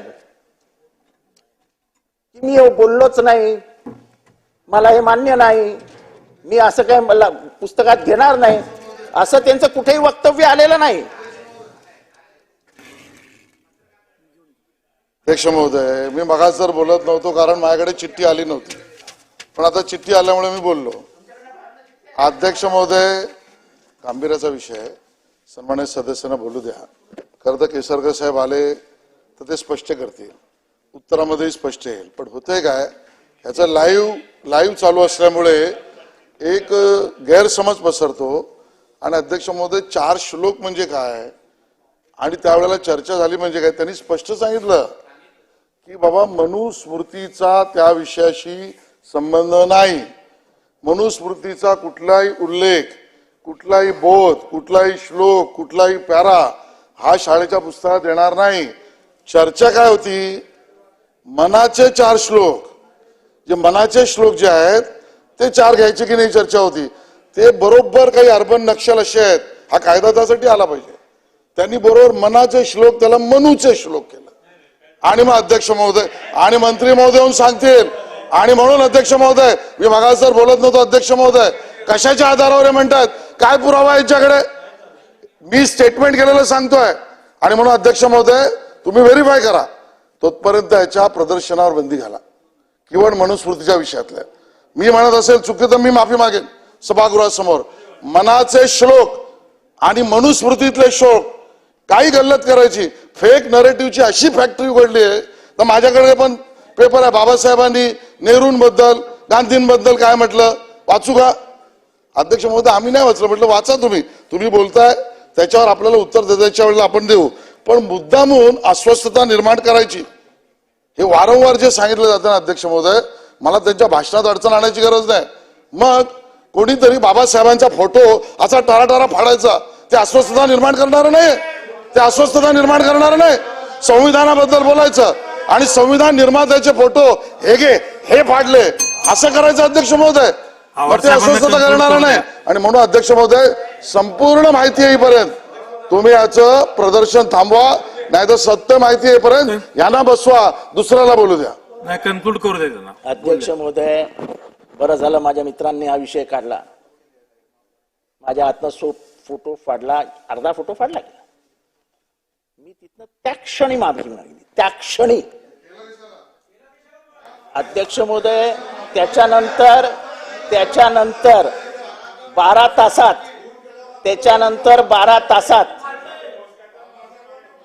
त्याच्यानंतर मी माफी मागितली त्या क्षणी. पण त्याच्यानंतर अख्ख्या दलित समाजाने हे स्पष्टपणाने सांगितलं की जितेंद्र आव्हाडांकडनं चूक झाली असेल पण ते असं करू शकत नाहीत. हा विचारसरणीचा भाग आहे. विचारसरणी समजते लोकांना. तुमची विचारसरणी काय आहे मनूची आणि आमची विचारसरणी काय आहे हे स्पष्ट. अध्यक्ष महोदय, ह्या मनूबद्दल बोलताना मी एवढंच सांगतो की ह्यांच्या मनातला जो वाद आहे, वर्ण वर्चस्ववादाचा वाद आहे, अध्यक्ष महोदय, त्याचे परिणाम काय होतात? अध्यक्ष महोदय, अनुसूचित जाती जमातीच्या विद्यार्थ्यांची फॉरेनची स्कॉलरशिप माहितीसाठी सांगतो की डॉक्टर बाबासाहेब आंबेडकरांच्या हुशारी ओळखून बहुसम समाजातले 2 महत्वाचे नेते त्यावेळेसचे शाहू महाराज आणि सयाजीराव गायकवाड यांनी व्यक्तिगतरित्या आपल्या आंबेडकर साहेबांची भेट घेतली. त्यांच्या BITच्या चाळीत गेले. ते जिथे राहत होते BIT चाळीत तिथे गेले. 2 मजले चढून गेले शाहू महाराज. ओळखीचे नसताना डॉक्टर बाबासाहेब आंबेडकरांबरोबर चर्चा केली. सयाजीराव गायकवाडांनी माणसं पाठवली आणि लंडन स्कूल ऑफ इकॉनॉमिक्स आणि कोलंबिया विद्यापीठात जाण्याची संपूर्ण आर्थिक ताकद बाबासाहेब आंबेडकरांच्या मागे या दोघांनी उभी केली. हा सामाजिक उपक्रम महाराष्ट्रात चालावा म्हणून काही वर्षांपूर्वी मागासवर्गीय विद्यार्थ्यांना परदेशी जाऊन शिकवण्यासाठी शिष्यवृत्ती देण्यात आली. त्याच्यात काही उदात्त हेतू होता. ज्या वर्गाला आम्ही शिक्षणापासून वंचित ठेवलं, त्या वर्गाला आम्ही कुठल्याही मुख्य प्रवाहात येऊच दिलं नाही, त्या फुले शाहू आंबेडकरांच्या महाराष्ट्राने निर्णय घेतला की आपण ह्यांना आरक्षण तर दिलंच पाहिजे पण त्याचबरोबर आर्थिक ताकद पण दिली पाहिजे. पैशाशिवाय काय जमतं अध्यक्ष? एका विशिष्ट समाजाचा पगडा विक्षणावर असताना, बाकीचे सगळे वंचित राहिलेले असताना अध्यक्ष बोलतोय हा निर्णय फार क्रांतिकारक होता. आज मी इथे बोलतोय, मी 2री पिढी शिकलेला. माझ्या आजोबाला वाचता पण नाही येत, लिहिता पण येत नव्हतं आणि सही करता येत नव्हतं. अशा परिस्थितीतनं जेव्हा हा समाज जात असतो, हा जो इव्होल्युशन आहे, हा जो रिव्होल्युशन आहे, त्याच्या मागे काहीतरी बौद्धिक भूमिका असते, काहीतरी विचार असतात. अध्यक्ष महोदय, 50% 75% मार्क नेले. 50 लाख देत होते, ते 30 लाखावर आणले. उपहारगृह आणि निवासी याची फी भरली जात होती, ती रद्द करण्यात आली. अध्यक्ष महोदय, पोराला विमानात बसवायचं, फॉरेनला पाठवायचं, ऑक्सफर्डमध्ये ऍडमिशन घ्यायची, पण ऑक्सफर्डची फीच 50 लाख रुपये. पैसे आणायचे कुठून? मी हॉस्टेलचे पैसे दिले नाही तर पोरांनी काय रस्त्यावर झोपायचं? याला काय म्हणायचं? अध्यक्ष महोदय, गेले 3 वर्ष OBC, BC, SC, ST या कुठल्याही विद्यार्थ्यांच्या शिष्यवृत्तीचे पैसे मिळालेले नाहीत. अध्यक्ष महोदय, आमचा हाच आक्षेप आहे की ज्यांना शिक्षणाची गरज आहे, या समाज व्यवस्थेमध्ये जे वंचित राहिलेत, जे शिक्षणापासून वंचित राहिलेत, ज्यांना मुख्य प्रवाहात आणण्यासाठी संविधानाच्या माध्यमातून आरक्षण आलं, ते आरक्षण हळूहळू आपण काढून घेताय. अध्यक्ष महोदय, खाडेसाहेब, प्रायव्हेट युनिव्हर्सिटी बिल आलं, आपल्या कोणाच्याही लक्षात आलं नाही. त्याच्यात ना रिझर्वेशन आहे, ना फी मध्ये सवलत आहे, ना गव्हर्नमेंट फी साठी मदत करू शकते. अध्यक्ष महोदय, पॉवर्टी लाईनच्या खाली जगणारा समाज कुठला, तर दोनच समाज आहेत, एक दलित आणि एक मुसलमान. आणि दोघांनाही कुठलीही सवलत देण्याचे सरकार नकारार्थी भूमिका घेतं. अध्यक्ष महोदय, ते विद्यार्थी चालत आले, ते सगळे ओबीसी, एससी, एसटी सगळे विद्यार्थी चालत आले. त्यांची पीएचडीची फॉलोशिप बंद केली. फेलोशिप म्हणजे अत्यंत बुद्धिमान असे लोक जे पीएचडी करतायत त्यांना फेलोशिप दिली जाते, ते फेलोशिपचे पैसेही आपण द्यायला तयार नाही. म्हणजे बहुजनांना शिक्षणाच्या प्रक्रियेतनं बाहेरच काढून टाकायचा हा जणू काही निर्णयच सरकारने घेऊन ठेवलाय. अध्यक्ष मोदी, ठीक आहे, सगळ्या योजना ठीक आहेत, सगळ्या योजना मान्य आहेत, पण आमच्या समाजाला तुम्ही शिक्षणापासून का वंचित ठेवतात? आमच्या पोरांनी बाळांनी शिकूच नाही असं तुम्हाला का वाटतंय? त्यांना आर्थिक सहाय्य देण्यासाठी का तुम्ही मागे पडताय? आमची पोरं शिकली, मोठी झाली तर ह्या समाज व्यवस्थेला हातभार लागेल, ह्या महाराष्ट्राचा आणि या देशाचा विकास होईल, हे स्वप्न बघूनच आमची पोरं शिकायला लागली. नागव्या आई बापांचा इतिहास ऐकून ऐकून तरुण पोरं कंटाळली आहेत. ज्या पद्धतीने त्यांच्यावर अन्याय झाला, ज्या पद्धतीने त्यांना पाणवठ्यापासून लांब ठेवण्यात आलं, ज्या पद्धतीने त्यांना मंदिरात जाण्यापासून रोखलं गेलं, अध्यक्ष महोदय तेच परत येत आहे की काय दुःख आमच्या वाटेला, असं आम्हाला वाटायला लागलंय अध्यक्ष महोदय. बाकी सगळा करा अध्यक्ष महोदय, पण आमच्या पोरांच्या शिक्षणामध्ये अडथळा आणू नका, एवढी विनम्र विनंती मी या शासनाला करतोय. अध्यक्ष महोदय,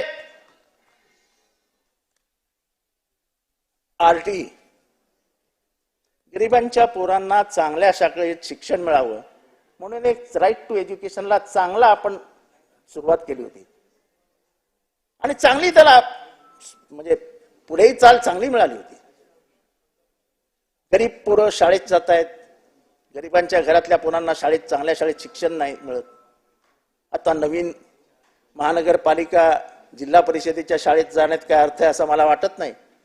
आणि त्यातनं आता ते काय एकत्रीकरण वगैरे करून पोरांनी 10-10 किलोमीटर चालून शाळेत जायचे, हे दिवस आता संपले अध्यक्ष महोदय. म्हणजे ग्रामीण विभागातली पोरं काही वर्षांनी अशिक्षितच राहतील अशी व्यवस्था करून ठेवलेली आहे. अध्यक्ष महोदय, तुम्ही आरटीआय का बंद केलं? गरिबांच्या मुलांना चांगल्या शाळेत शिक्षण मिळत होतं हे तुमच्या डोळ्याला बघवलं नाही? पैसा पैसा पैसा पैसा पैसा पैसा निवडणुकीच्या मध्ये सामोरे जाताना तुम्ही करोडो रुपयाची उधळण करतात. 95 करोड काय कोटी करोड काहीतरी करोडच चालत असतं आजकाल. त्या पुरवणारी या मागण्या आणतात. अध्यक्ष महोदय, त्यातल्या काही कोटी जर तुम्ही आरटीला दिलं असतं तर 4 गरीब घरातली पोरं शिकली असती ना. पण तुम्ही ते आरटीआयच नेमकं बंद करून टाकलं. कशी शिकणार गरीबाच्या घरातली पोरं? थोडा तर माणुसकीचा धर्म पाळा अध्यक्ष महोदय, थोडा तर धर्म पाळा. झोपडपट्टीतल्या पोरांनी शिकू नये, झोपडपट्टीतल्या पोरांना एक चांगलं आयुष्य जगता येऊ नये अशी तुमची भूमिका असेल तर तसं सांगा. अध्यक्ष महोदय,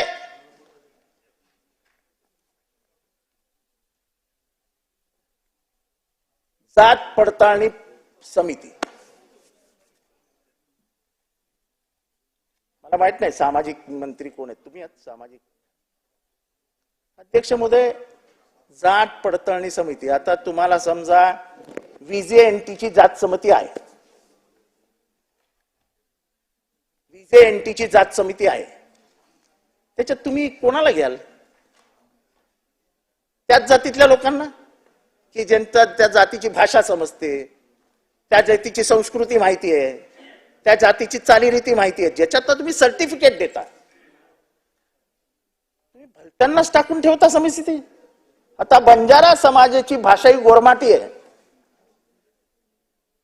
जेव्हा एखादा माणूस कास्ट सर्टिफिकेट मागायला जातो आणि तो गोरमाटी भाषेत बोलला तर या समोरच्यांना काय समजणार आहे? आणि ते करणार इश्यू सर्टिफिकेट बंजारा समाजाला, आणि मग त्याच्यातनं खेडेकर जन्माला येते. जेव्हा व्यवस्थेमध्ये राजकीय हस्तक्षेप येतो, जेव्हा व्यवस्थेमध्ये नको ते घुसतात, तेव्हा पूजा खेडेकर सारखी बाई जन्माला येते. अध्यक्ष महोदय, पूजा खेडेकरचं उदाहरण घेऊया, कारण का ती महाराष्ट्रातली आहे, तर ते UPSC बद्दल बोलण्याचं काही कारण नाही. पण अध्यक्ष महोदय, कुठे चालला हा समाज? अंधत्वाचं सर्टिफिकेट खोटं, जातीचं सर्टिफिकेट खोटं, सगळं खोटं, आणि पुण्यामध्ये IAS ऑफिसर म्हणून येते. म्हणजे आजपर्यंत UPSC एक्झाम, म्हणजे ज्या राम प्रधानांनी ईशान्य भारतातले सगळे तोडगे काढले, सगळ्या राज्यांमधली अस्वस्थता थांबवली, ते राम प्रधान महाराष्ट्राचे होते, IAS ऑफिसर होते, कॅबिनेट सेक्रेटरी होते, सेंट्रलला कॅबिनेट सेक्रेटरी होते. जेवढे करार आहेत ईशान्य भारतातले, तेवढे सगळे करार राम प्रधानांनी केले होते. त्या राम प्रधानांच्या लाईनीत तुम्ही खेडेकरला आणून बसवलेत? तुम्ही नाही. याच्यात कोणाचा हा असा म्हणजे हात आहे ते आता सगळं उडोईल, त्याच्यात माझी काय बोल. पण खाडे साहेब, महाराष्ट्राच्या परीक्षांची काय हालत आहे? 2-2 वर्ष परीक्षा होत नाहीयेत. आपल्या गावाकडची अनेक पोरं पुण्यामध्ये येऊन राहतात. MPSC हे त्यांचं स्वप्न असतं, ते स्वप्न पूर्णत्वाला जातच नाही. परीक्षा होत नाहीत, परीक्षा घेतल्या तर रिझल्ट लागत नाहीत, रिझल्ट लागले तर नोकऱ्यांचे दरवाजे उघडत नाहीत. काय करताय तुम्ही पोरांच्या आयुष्याचे हाल? त्यांच्या पक्षातलं घ्यावं लागेल ना. सगळ्या इन्स्टिट्यूशन्स विरुद्ध एक नाराजीचा स्वर तरुणांमध्ये तयार होतोय, आणि तो या भारताच्या किंवा महाराष्ट्राच्या हिताचा नाही. एकीकडे बेरोजगारी वाढत असताना स्पर्धा परीक्षांमध्ये भ्रष्टाचार होणे ही जी विरोधाभास आहे, हा महाराष्ट्राच्या विकासाशी, महाराष्ट्राच्या एकंदर समाज रचनेला धोकादायक ठरणार आहे. त्याच्यावर तर गांभीर्याने विचार व्हायला हवा. MPSC चे पेपर फुटतात, धाडकन परीक्षा रद्द होते. गोगोले साहेब, एखाद्या गरीबाच्या घरात जन्मलेला पोर पुण्यात येऊन राहतो, 5,000 रुपये त्याचा बाप कसा तरी त्याला पुण्यात पाठवतो, त्याच्यावर त्याचं हॉस्टेल चालतं, त्याच्यावर त्याचं जेवण चालतं, त्याच्यावर त्याची लायब्ररी चालते, आणि शेवटी वर्षभरानंतर परीक्षा कॅन्सल झाली की तो पोरगा अक्षरशः डोळ्यात अश्रू आणतो, कारण का त्याला त्याचं वाईट वाटत नसतं. तर माझ्या आई बापाने केलेले कष्ट वाया गेले, आता मी काय करू, कोणाकडे बघू, या भावनेनं तो उदास होऊन जीवन जगायला लागतो. ही पोरींमधली वाढती उदासीनता ही महाराष्ट्राच्या हिताची नाही. गोगोले आपण पक्षाभिनिवेश बाजूला ठेवूया.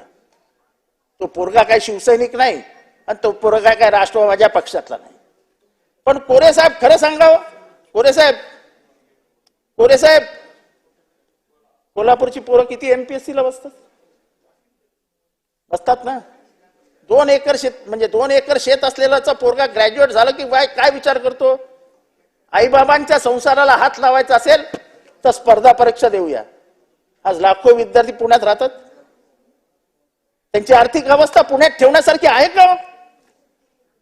कधी आपण कोणीच हा विचार केला नाही की तिथे हॉस्टेल बांधूया, ट्युशन क्लासेस काढूया, आणि या पोरांना अर्थसहाय्य देऊन मोठं करूया. आपण कोणीच विचार केला नाही. मी कोणाला दोष देऊ इच्छित नाही, पण या परिस्थितीचा विचार झाला पाहिजे. मागच्या 3 वर्षांपासून MPSCची जेवढी आंदोलनं महाराष्ट्रात झाली, ही महाराष्ट्राला शोभणारी नाही. शिकलेली पोरं व्यवस्थेविरुद्ध येतात, ही कुठेतरी क्रांतीची पहिली नांदी असते. एखादी राज्य व्यवस्था असते जी ते आंदोलन चिरडून टाकते. त्याचं महत्वाचं उदाहरण टायनामेन स्क्वेअर मध्ये चायनामध्ये झालेलं आंदोलन. विद्यार्थी आंदोलनाला बाहेर आले, आणि चायनीज जे होते सत्तेमध्ये, त्यांनी सगळ्या विद्यार्थ्यांना गोळ्या मारून टाकल्या. पण जगाच्या इतिहासामध्ये जेव्हा जेव्हा विद्यार्थी आंदोलनाला बाहेर पडले, तेव्हा तेव्हा त्याचे सत्ता बदलून मोकळे झाले. हा या जगात, हे मी स्वतः नाही बोलत आहे, या जगातल्या कुठल्याही ज्याचं रेव्होल्युशन झालंय, पर्शियन रेव्होल्युशन, रशियन रेव्होल्युशन, फ्रान्सचं रेव्होल्युशन, तिथे कुठेही बघा तुम्हाला विद्यार्थ्यांचा सहभाग हा मोठ्या प्रमाणात दिसतो. सळसळतं रक्त असतं, अनुभव कमी असतो, पण लढण्याची जिद्द असते. ती लढण्याच्या जिद्दीला जर आपण व्यवस्थित रस्ता दिला नाही तर त्याचा स्फोट होतो. महाराष्ट्रात आता स्फोट होण्याची सोय तुम्ही करून ठेवली आहे. पेपर फुटीचे प्रकार नाही, यांच्या दृष्टीने नाही विषय, कारण काही त्या वरचे आहेत ना. पेपर फुटीमुळे नुकसान झालं, जिंचं नुकसान होणार आहे, त्या विद्यार्थ्यांचा विचार करायला का नको? कोरे साहेब, एकदा तुम्हीच चर्चा करून घ्या. कारण का सांगली, सातारा, कोल्हापूर याच भागातली जास्त पोरं इथे येतात, मराठवाड्यातली पोरं. हे सगळ्यांचं केंद्रस्थान शिकण्याचं हे पुणे आहे, आणि म्हणून ते एकत्र येऊन लाखाचा मोर्चा काढतात आणि रस्ता बंद करून टाकतात. हा का माझ्या फायद्याचा प्रश्न नाहीये, हा गरीब घरात जन्मलेल्या विद्यार्थ्यांचा प्रश्न आहे. आणि त्याच्याबद्दल जर आपल्याला टिंगलटवाळी करायची असेल तर त्या विद्यार्थ्यांबद्दल आपल्याला किती प्रेम आहे हेही दिसतंय. एवढं गांभीर्याने बोलत असताना ते गरीब आहेत म्हणून त्यांची टिंगलटिवाळी आपण करणार असाल तर हात जोडून तुम्हाला नमस्कारच केला पाहिजे. दुसरं काय करू शकतो आम्ही? अध्यक्ष महोदय,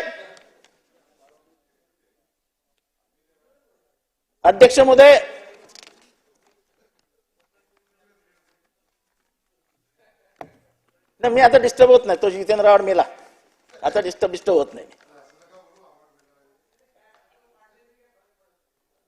काय फरक पडत नाही आता आपल्याला. अध्यक्ष महोदय, आपल्या जातीतली भांडणं, त्याच्यावर उपाय काय? वर्षानुवर्ष आपण हाच खेळ खेळणार आहोत. जे कॉन्स्टिट्युशनल प्रोव्हिजन्स मध्ये नाहीत, त्या कॉन्स्टिट्युशनल प्रोव्हिजन्स मध्ये नसलेल्या गोष्टी आपण इथे लावून देतो आणि सांगतो गुळ लावलाय, काय दिसत नाही. अध्यक्ष महोदय, हे गुळ लावण्याची कामं बंद करा. हे गुळ लावण्याची कामं बंद करा. आमचं साधं मागणं आहे. अध्यक्ष महोदय, आमचं साधं मागणं आहे.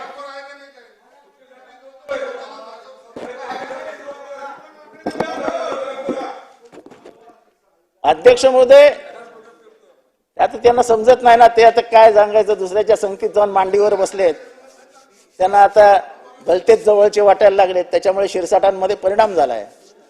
अध्यक्ष महोदय, आमचा एकमेव मुद्दा आहे जातीनिहाय जनगणना. त्याला तुम्ही का घाबरता? झाली नाही, बिहारनी करून दाखवली ना. 85% समाज हा बहुजन आहे हे सांगण्याची हिम्मत बिहारनी दाखवली ना. ही जाती धर्मामधली भांडणं मिटवायची असतील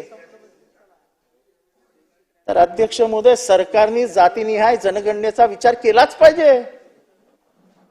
आमचे नाना पटोले बाहेर गेलेत, ते अध्यक्ष असताना एकमताने निर्णय झालाय जातीय जनगणनेचा, तो अंमलात आणा. जिसकी जितनी संख्या भारी उतनी उसकी हिस्सेदारी, असं म्हटलं जातं. आमचं तेच म्हणणं आहे की ज्याची जितकी लोकसंख्या आहे त्यांना त्याला तितके अधिकार.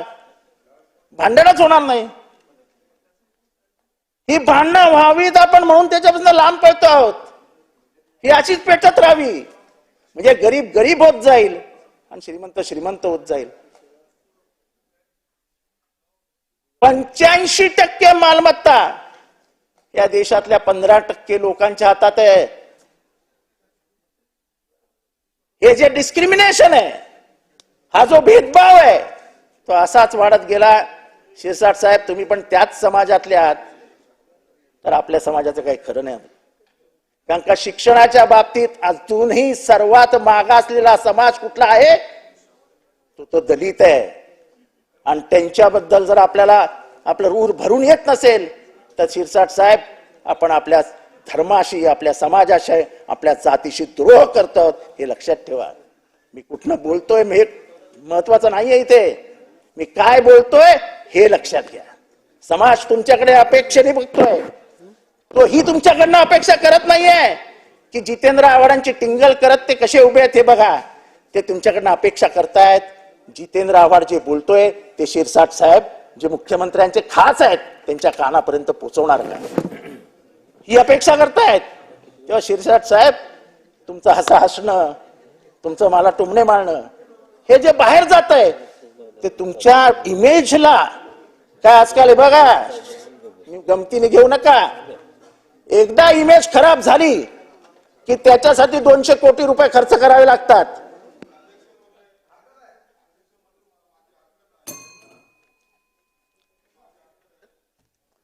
मुळामध्ये सभागृहामध्ये मी त्यांची कुठेही टिंगल टावळकी केलेली नाही. त्यांना फक्त सभागृहाचा डेकोरम, कारण की ते माझ्यापेक्षा सिनियर आहेत. राहिला प्रश्न समाजाचा, कोणी कसा सर्वे केला त्याच्यावर उत्तर सीएम देतील. परंतु एक सांगतो, हे सर्व जे काही निघतं ना, जेव्हा अंगलट यायचा प्रकार येतो, आपल्या अंगावर काहीतरी येतंय, मग त्या टायमाला सर्व समाजाचं नाव घेऊन कसं भाषण करता येईल, ही जी काही प्रॅक्टिस आहे ना, ही प्रॅक्टिस सभागृहाने अनेक वर्ष पाहिलेली. म्हणून त्यांना मी एक विनंती करणार आहात की मला माझा समाज काय, तुमचा समाज काय, किंवा प्रत्येकाचा समाजाचं असलेलं आजचं स्ट्रक्चर काय, हे प्रत्येकाला जाणीव आहे. प्रश्न असा आहे की आज आपण त्यांना काय देऊ शकतो आणि त्यासाठी सपोर्ट करणारे किती लोक आपल्या पाठीशी उभे आहेत हे चाचपणं हे काम आहे. म्हणून बाहेर काही बोलायचं, आतमध्ये काही बोलायचं आणि समाजामध्ये जे काही भांडण लावायचा प्रकार सुरू आहे तो थांबवण्यासाठी आपण जी काही बैठका घेतो या बैठकीला अनुपस्थित राहणं आणि भाषण करणं आणि त्याच्यावर बोलणं आणि आम्ही समाजाचे खऱ्या अर्थानं पाईक आहोत हे दाखवण्याचा जो काही केविलवाना प्रयत्न आहे हे समाज सर्व उघड्या डोळ्यांनी पाहतोय. म्हणून तुम्ही बोलताना किंवा एखाद्या समाजाचा साईड घेत असताना स्पष्टपणे आपली भूमिका मांडली पाहिजे आणि ही भूमिका मांडताना ती दुपट्टी नसावी हे आमचा प्रयत्न आहे. दुपट्टी नसावी, जे काही असेल स्पष्टपणे जे समाजाला द्यायची भाषा करतायत एक आहे. हे कुणबीचे जे काही सर्टिफिकेट द्यायचं काम गेल्या 40 वर्षात कोणी करू शकलं नाही ते या सरकारने केलं, हे मान्य करावं लागेल. आणि त्याचं तुम्ही साधं अभिनंदन सुद्धा करत नाही, हे खरं दुर्दैव आहे. म्हणून कृपया भाषणामध्ये टोमणे मारण्यापेक्षा वस्तुस्थितीवर बोला. वस्तुस्थिती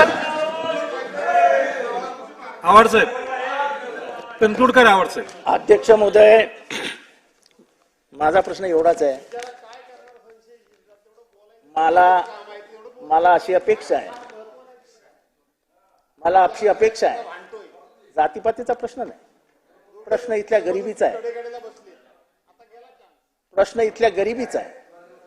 जर गरिबांना न्याय मिळत नसेल आणि तो जर मी विधानसभेत मांडू शकत नसेल तर मी विधानसभेत आलोय कशाला. अध्यक्ष महोदय, एक तर पहिल्यांदा या 2 महिन्यामध्ये मला बोलायची संधी मिळाली आणि तर त्याचा वापर मी करू शकलो नाही तर माझ्यासारखा मूर्ख मीच. अध्यक्ष महोदय,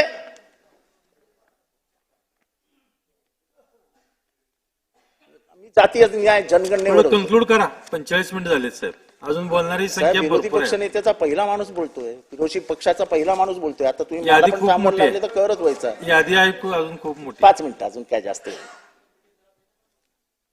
गेले का आमचे मित्र शिलार बाहेर. अध्यक्ष महोदय, हे घ्या. राष्ट्रीय शैक्षणिक धोरणानुसार NCERT राज्याच्या शालेय अभ्यासक्रमात आराखडा जाहीर केला. त्यामध्ये इंडियन नॉलेज सिस्टीम या नावाखाली भगवद्गीता व मनाचे श्लोक मधील श्लोक समाविष्ट करण्यात आले. पण त्यामध्ये मनुस्मृतीचाही काही श्लोकांचा समावेश करण्यात येईल असे सांगण्यात आले. यात गांभीर्याची गोष्ट आहे की हे प्रकरण राज्यातल्या मंत्र्यांना माहितीच नाही असं वक्तव्य करण्यात आलं. राज्याच्या मंत्र्यांना, उपमुख्यमंत्र्यांना, शिक्षण मंत्र्यांना शिक्षण खात्यातील एवढ्या मोठ्या निर्णयाची माहिती नसावी हे या राज्याचं दुर्दैव आहे. अध्यक्ष महोदय, शिक्षण मंत्र्यांनी काही चांगले श्लोक घ्यायला काय हरकत आहे अशी विचारणा केली. काय हरकत आहे? ज्या मनुस्मृतीमुळे बहुजनांच्या अनेक पिढ्यांचं वाटोळं झालं त्या मनुस्मृतीतले चांगले श्लोक घ्यायला काय हरकत आहे असं म्हणणं हे महाराष्ट्राला शोभणं आहे. त्या डॉक्टर आंबेडकरांनी मनुस्मृती जाळली, ती काय मस्करी होती? अख्ख्या मनुस्मृतीचा श्लोक आणि श्लोकाचा अभ्यास करून वर्णवर्चस्ववादाचा जन्मदाता मनू आहे. स्त्री ही दास्य आहे, स्त्री ही दासीच राहिली पाहिजे असा मनू श्रेष्ठ होऊ शकतो आणि त्याचा श्लोक हा अभ्यासक्रमात होऊ शकतो. हे ज्या त्यांचं ऑफिशियल पत्रक जे इथे सांगत होते ना, ते बोललेच नाहीत. हे ज्या पत्रक, मी खोटं बोलत नाहीये, फक्त तळमळीने बोलतोय. कारण का जी व्यवस्था पसरलेली दिसते त्याच्यातनं विद्यार्थ्यांना शिक्षणच मिळणार नाही. शिरसाट साहेब, तुम्ही सगळ्या शाळांना एकत्र करतात, तुमच्या गावापासून शाळा किती लांब आहेत याचा तुम्हीच विचार करा. मला काही म्हणायचं नाहीये. माझी पोरगी आता एकटीच होती लंडनमध्ये, पण अध्यक्ष महोदय आपल्या पोरांचा विचार करू नका. तुमची पोरं चांगली आता त्या तुमच्या 72 मजल्याच्या फ्लॅटमध्ये राहतील, पण जो पोरगा तुमच्या गावात राहतो त्याला जर उद्या 8 किलोमीटर चालावं लागलं तर तुमच्या मनाला पटेल. कारण का तुमची ही गरिबीतनं तुम्ही इथपर्यंत आलात याचा मला अभिमान आहे. हा विचार तुम्ही करावा, आपण करावा, या मताचा मी आहे म्हणून हे बोलतोय. मला कोणाला तुम्हाला अजिबात दुखवायचं नव्हतं. तुम्ही जर मला उभ्या राहण्यावर बोललं असतं तुमचा विचारही केला नसता मी. पण अध्यक्ष महोदय, हे सगळं घडत असताना मुंबईमध्ये अध्यक्ष महोदय काही झोपडपट्ट्या पाडल्या गेल्या. आवाड साहेब 50 मिनिटं झाले, थोडं कन्क्लूड केलं तर 1 तास घेणार. विरोधी पक्षाचा पहिला माणूस आहे ते 1 तास घेणार. बोलणाऱ्यांची संख्या जास्त आहे. अध्यक्ष महोदय, पावसाळ्यामध्ये 1998 साली परिपत्रक निघालं. नलिनाक्षण नावाचे सेक्रेटरी होते की पावसाळ्यात एकही झोपडी पाडू नका. ती अधिकृत असू दे, अनधिकृत असू दे, कारण कुठलंही असू दे. पण अध्यक्ष महोदय, हे पहिलं वर्ष होतं. अध्यक्ष महोदय ऐकाल, ते तर ऐकायला कोण नाही, तुम्ही तर ऐका. अध्यक्ष महोदय, छेडानगर मधल्या 400 झोपड्या पाडण्यात आल्या. अध्यक्ष महोदय, सगळे दलित आणि मुसलमान होते. 400 झोपड्या ऐन पावसाळ्यात पाडण्यात आल्या छेडानगर. शासनाने त्याची चौकशी करावी. येलो अलर्ट असताना, म्हणजे जबरदस्त पाऊस पडेल असा अलर्ट असताना हे सगळे शासनाचे GR पायदळी तुडवत गरिबांना रस्त्यावर आणले. ते भीमनगरचं तर उदाहरण सांगूनच झालं. 4 जून पोलिसांच्या संरक्षणाखाली 800 झोपड्या तोडण्यात आल्या. आणि कोणी सांगितलं?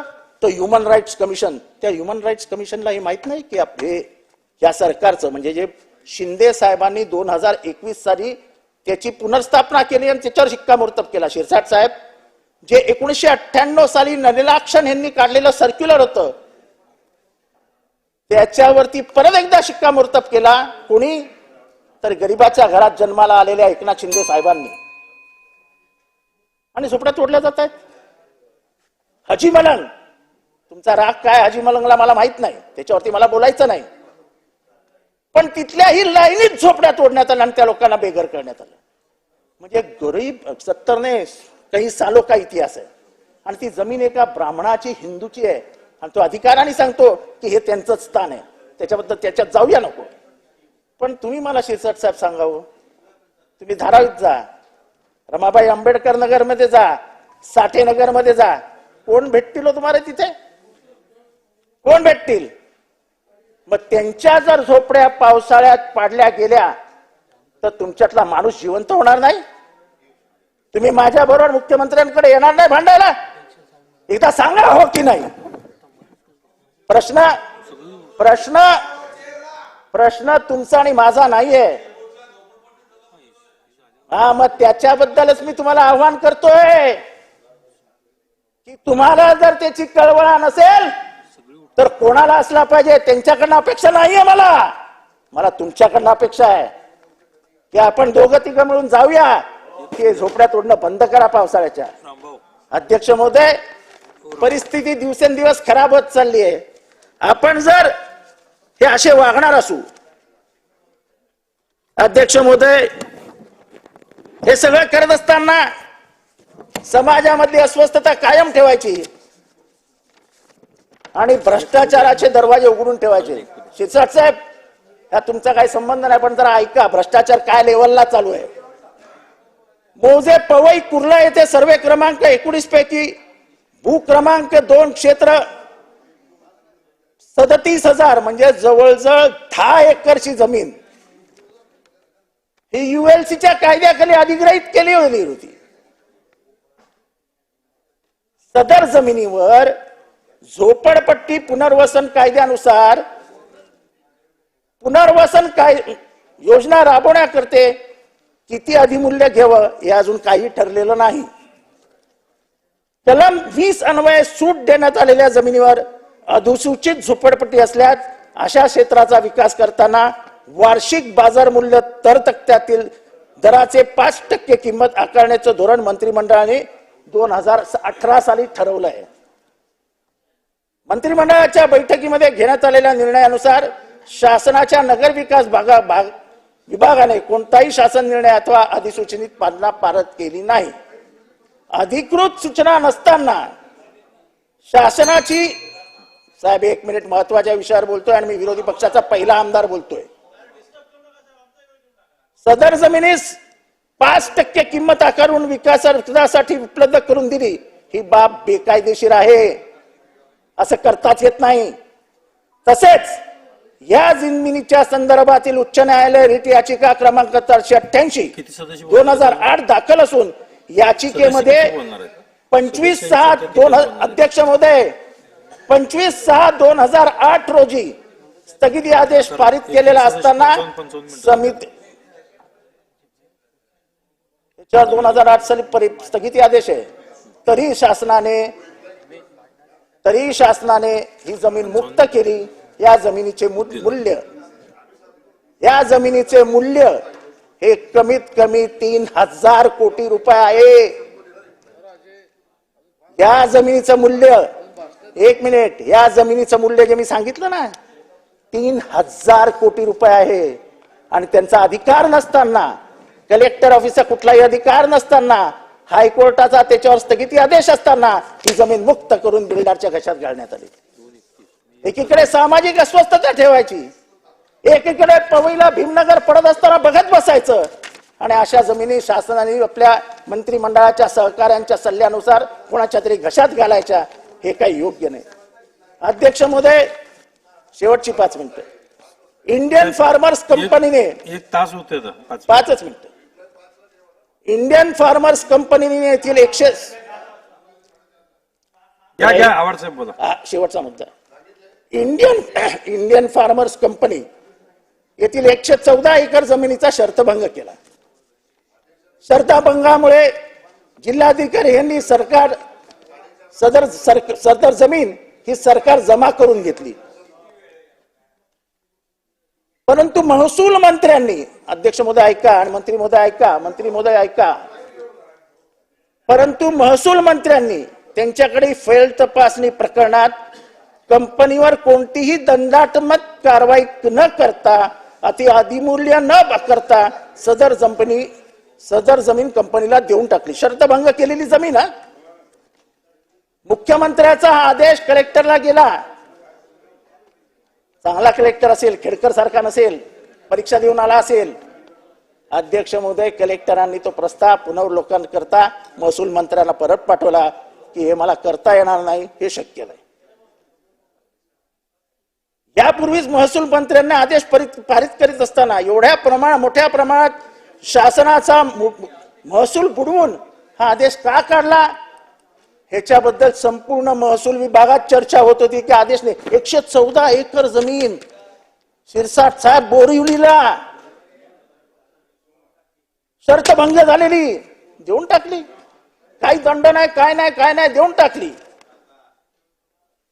जेव्हा पुनर्वलोकन करता ही जमीन याचा निर्णय ह्याचा आपण परत अभ्यास करावा असं जेव्हा जिल्हाधिकाऱ्यांनी लिहून टाकलं आणि फाईल परत आली, तेव्हा आपल्याच निर्णयाला माननीय महसूल मंत्र्यांनी स्थगिती दिली. याचा अर्थ काय समजायचा? अध्यक्ष महोदय, म्हणजे हे कायद्याचं राज्य आहे की नाही? एकीकडे गरीब श्रीमंतांना श्रीमंत हे करण्याचे उद्योग जर शासन करणार असेल, आमचे उद्योग आमचे धंदे हे आता सगळे गुजरातकडनं येणार असतील तर आम्ही मराठी माणसांनी करायचं काय? अध्यक्ष, मराठी माणसाचा अस्तित्वाचा प्रश्न उभा राहिला आहे. उगाच नाही तुमची सीट पडली अयोध्येमध्ये. अयोध्याचे सगळे कॉन्ट्रॅक्ट हे गुजरातने दिलेले होते आणि म्हणून रामलल्लाच्या भूमीत देखील तुमचा पराभव झाला. अध्यक्ष महोदय, जिथे जिथे तुम्ही अन्याय कराल, ज्या समाजावर अन्याय कराल, तुम्ही आज मराठी माणसांवर अन्याय करतात, तुम्हा मागासवर्गीयांवर अन्याय करतात, तुम्ही बहुजन समाजावर अन्याय करतात. तो बहुजन समाज तुम्हाला घरी पाठवल्याशिवाय राहणार नाही. एवढंच बोलतो, रजा घेतो. जय हिंद, जय महाराष्ट्र, जय भीम. सन्मान्य सदस्य दिलीपजी लांडे साहेब.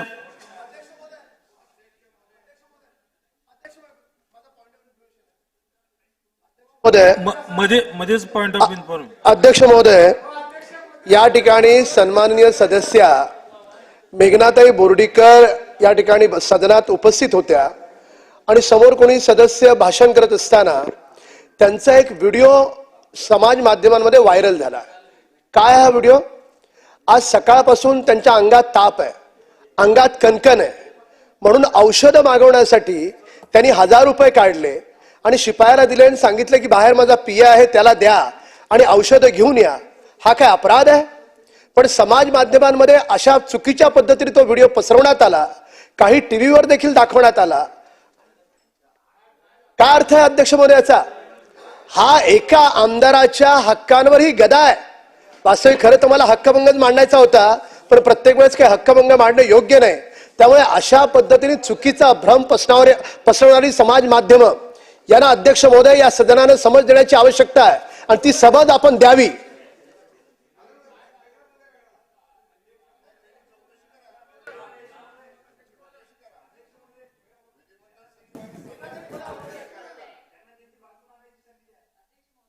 माझी तब्येत ठीक नसल्यामुळे औषधं आणण्यासाठी मी माझ्या पीएला पैसे पाठवतानाचा व्हिडिओ सगळ्या टीव्हीवरती व्हायरल होतोय. अध्यक्ष महोदय, एवढे वेगवेगळे विषय ह्या सभागृहामध्ये चर्चिले जात असताना तेवढाच विषय हा माध्यमांवरती दाखवणं आणि चुकीच्या पद्धतीने दाखवणं आणि त्यामध्ये परत भाजपा आमदार ह्या छोट्या गोष्टीचा विपर्यास होतोय आणि ह्याचाच फायदा जे आपण निगेटिव्ह नरेटिव्ह म्हणतो अशा पद्धतीने घेतले जाईल, म्हणून हे थांबलं पाहिजे अध्यक्ष महोदय.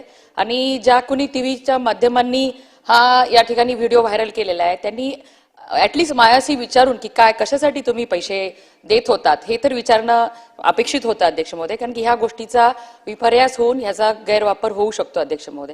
या गोष्टी यापुढे होऊ नयेत अशीच अपेक्षा आपण आपल्या माध्यमातून माध्यमांना समज द्यावी ही अपेक्षा अध्यक्ष महोदय.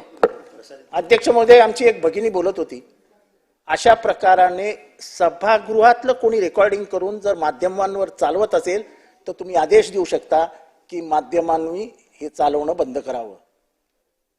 त्या ताई इथे आतमध्ये बदले असताना त्यांचा व्हिडिओ निंदून बाहेर माध्यमांनी चालवलं, टीव्हीवर चालवणं हा आपल्या सभागृहाचा अपमान आहे.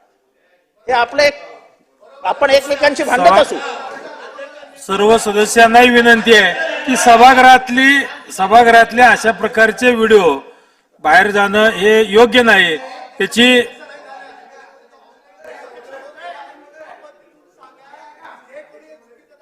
थांबवा असं आणि हे मत पूर्ण सभागृहाचं आहे. हे थांबवा म्हणून आपण निर्देश द्या अध्यक्ष महोदय. अध्यक्ष महोदय, तुम्ही थांबवा म्हणून निर्देश द्या.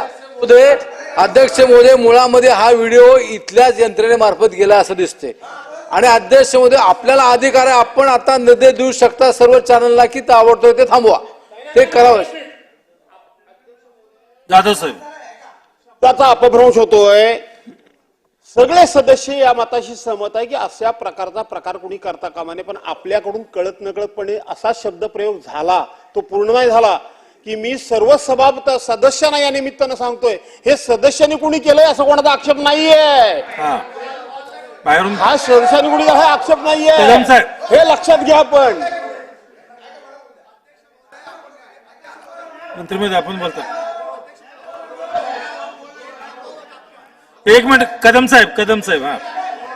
अध्यक्ष महोदय, या ठिकाणी सन्माननीय ज्येष्ठ सदस्य भास्करराव बोलले, ज्येष्ठ सदस्य आव्हाड साहेब पण बोलले आणि सदनाच्या सत्ताधारी पक्षाकडून विरोधी पक्षाकडून एकच भावना आहे की हा जो व्हिडिओ आहे हा सदनातल्या सदस्यांना पसरवलेला नाहीये. हा व्हिडिओ हा जो आपला ऑनलाईन आहे त्या ऑनलाईनहून समाज माध्यमांनी उचलला आणि पूर्ण माहिती न घेता, मेघनाताईंशी चर्चा न करता चुकीचा भ्रम या व्हिडिओच्या माध्यमातून पसरवला जात आहे. त्यामुळे आज आपण अध्यक्षपदावर बसला आहात, आपण निर्देश द्या की अशा प्रकारचा व्हिडिओ जे कोणी चालवत असतील त्यांनी तात्काळ थांबवावा. ही सगळ्याची मंत्री महोदय बोलते ते. सन्माननीय अध्यक्ष महोदय, ही बाब मंत्री महोदय बोलते. ही बाब बरं अभिमन्यू पवार साहेब बोला का. अध्यक्ष महोदय, सन्माननीय आमदार राजेश पवार बोलत असताना त्या कॅमेरामध्ये दिसतात आणि ते परस्पर त्या शिपाई देत असताना त्या ऑनलाईन दिसत आहेत. एवढाच विषय, तो व्हायरल झालेला व्हिडिओ आहे, भाषणाचा व्हिडिओ आहे यांच्या. त्याच्यामुळं फॅक्ट अशी आहे, कोणी आपल्यापैकी कोणी रेकॉर्ड केलेलं नाहीये, कोणी ऑनलाईन घेतलेलं नाहीये. भाषण करत असताना ते दिसतात, ते व्हायरल झालेलं आहे. त्याचा खुलासा करा की थांबवा म्हणून, बस. मंत्री महोदय. अध्यक्ष महोदय, हे आपण आता तर्क वितर्क करतोय की भाषण करताना दिसल्या का ऑनलाईन व्हिडिओ, ऑनलाईन आपलं जे प्रक्षेपण चालू आहे त्याच्यावरनं दिसल्या.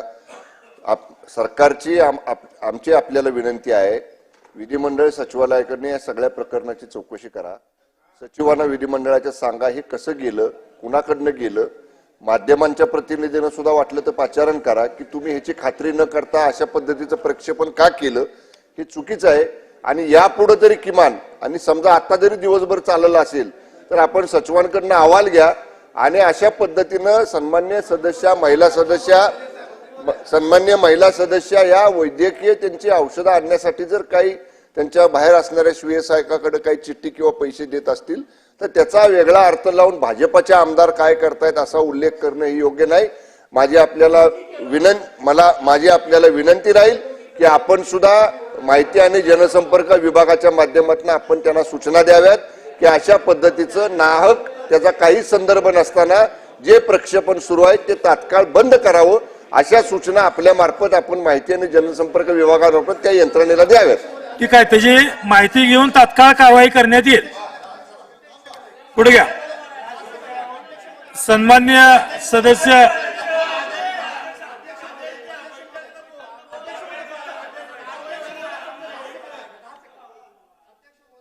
अध्यक्ष महोदय, या ठिकाणी मेघनाताईंच्या विषयात सगळे सदस्य बोलले. पैसे पैसे असा उल्लेख झाला, पण किती पैसे? फक्त 1000 रुपये होते अध्यक्ष महोदय. तर त्याच्यामुळे उगाच तो व्हिडिओ पुन्हा आणखी नव्यानं त्यांच्या मतदारसंघात जाईल आणि त्याच्याबद्दल गैरसमज होईल. त्यामुळे 1000 रुपयेच होते हे देखील रेकॉर्डवर येणे आवश्यक आहे. चला, सन्मान्य सदस्य दिलीपजी लांडे साहेब, सन्मान्य सदस्य योगेशजी कदम साहेब, सन्मान्य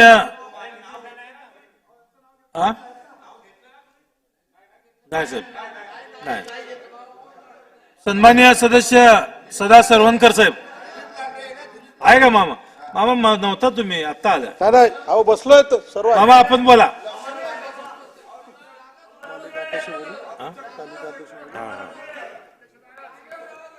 सन्मान्य सदस्य दिलीप मामा चालू करा. नाही.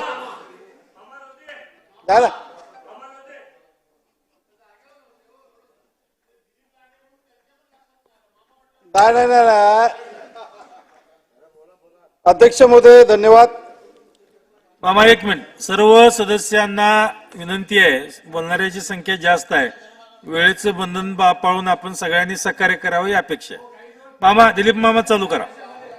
अध्यक्ष महोदय धन्यवाद. आज या ठिकाणी 293 वर ते बोलत असताना महाराष्ट्र शासनाने, महाराष्ट्राचे मुख्यमंत्री आदरणीय एकनाथ शिंदे साहेब आणि तर सर्व मंत्रिमंडळाने महाराष्ट्रातील जनतेच्या हिताचे या अर्थसंकल्प जो सादर केलेला आहे तो नारी शक्ती असेल, युवा शक्ती असेल, शेतकऱ्यांचा प्रश्न असेल, युवकांची शक्ती असेल, या सर्व लोकांना, कामगारांना न्याय देण्याचा प्रयत्न या अर्थसंकल्पातून झालेला आहे. त्यामुळं सर्वसामान्यांच्या वतीने मी प्रथम त्यांचं आभार व्यक्त करतो. आणि या अर्थसंकल्पामध्ये अध्यक्ष महोदय विशेषतः लाडकी बहीण योजना ही योजना या महाराष्ट्राच्या इतिहासामध्ये प्रथमच असा एक क्रांतिकारी निर्णय घेण्यात आलेला आहे. आणि या निर्णयाच्या माध्यमातून आपल्या महाराष्ट्रातील माता भगिनी असतील, आया बहिणी असतील, यांना आर्थिक सहकार्य करण्याचा शासनाचा धोरण, महाराष्ट्राचे मुख्यमंत्री एकनाथ शिंदे साहेबांनी घेतलेला निर्णय, हा माता भगिनींच्या वतीने त्यांचा आभार व्यक्त करतो. अध्यक्ष महोदय, या अर्थसंकल्पामध्ये वंचित असलेला समाज हे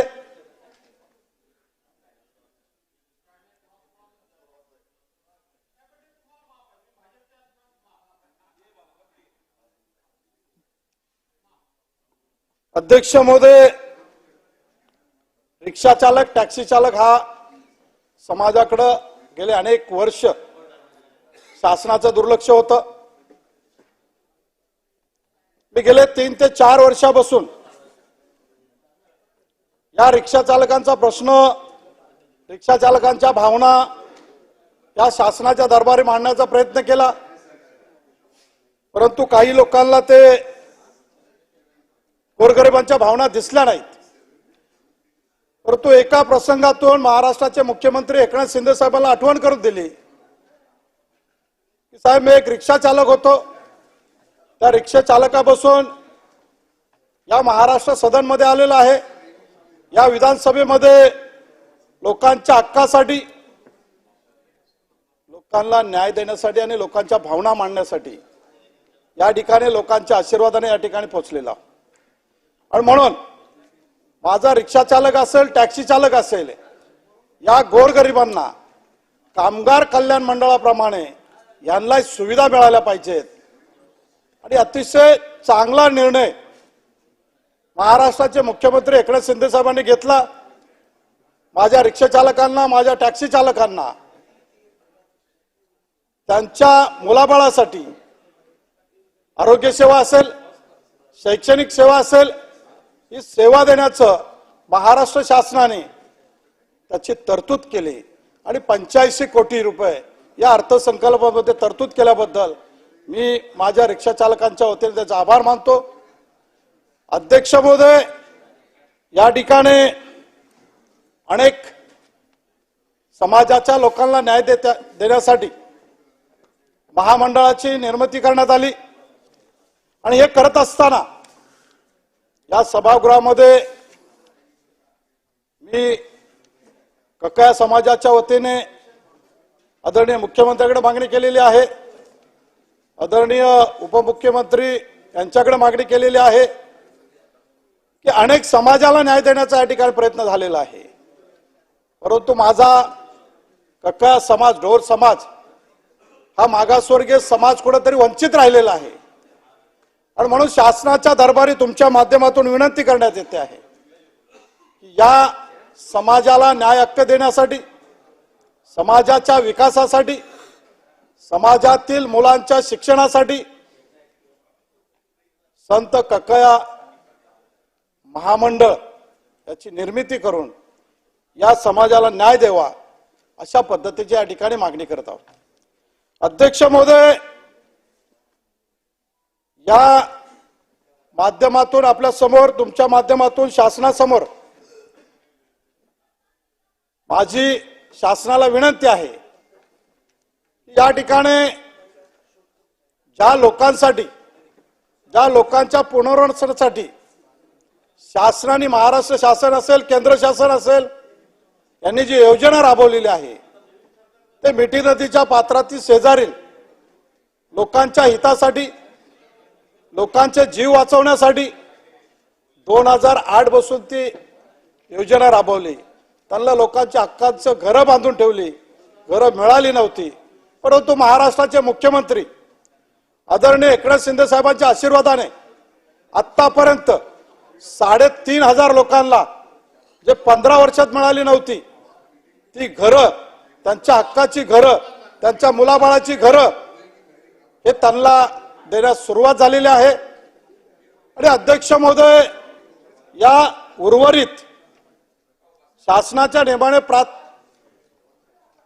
पात्र झालेले जी घरं आहेत, जे झोपडपट्टीधारक आहेत, त्यांच्या हक्काची घरं त्या ठिकाणी बांधलेली आहेत.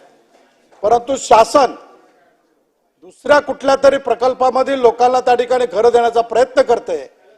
माझी अध्यक्ष महोदय शासनाला विनंती आहे, इतर लोकांना पण न्याय मिळाला पाहिजे, परंतु ज्यांच्यासाठी ते बांधलेले आहेत त्या लोकांना पहिलं प्राधान्य देऊन क्रांतीनगर असेल, संदेशनगर असेल, जरीमरी असेल, या विभागातील हक्काची घरं त्यांना द्यावीत अशी या ठिकाणी शासनाला विनंती आहे. अध्यक्ष महोदय, MMRDच्या माध्यमातून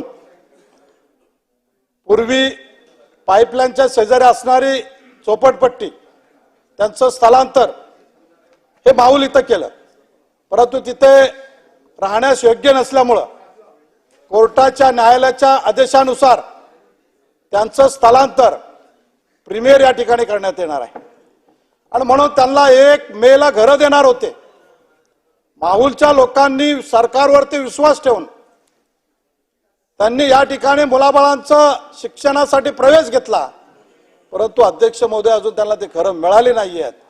माझी तुमच्या माध्यमातून शासनाला विनंती आहे, माहुल येथील जे 1500-1600 लोकांची लॉटरी काढलेली आहे त्यांच्या हक्काची घरं त्यांना तातडीने या पावसाळ्यात त्या ठिकाणी देण्यात यावी, जेणेकरून त्यांच्या मुलांच्या शिक्षणाला अडथळा येणार नाहीये.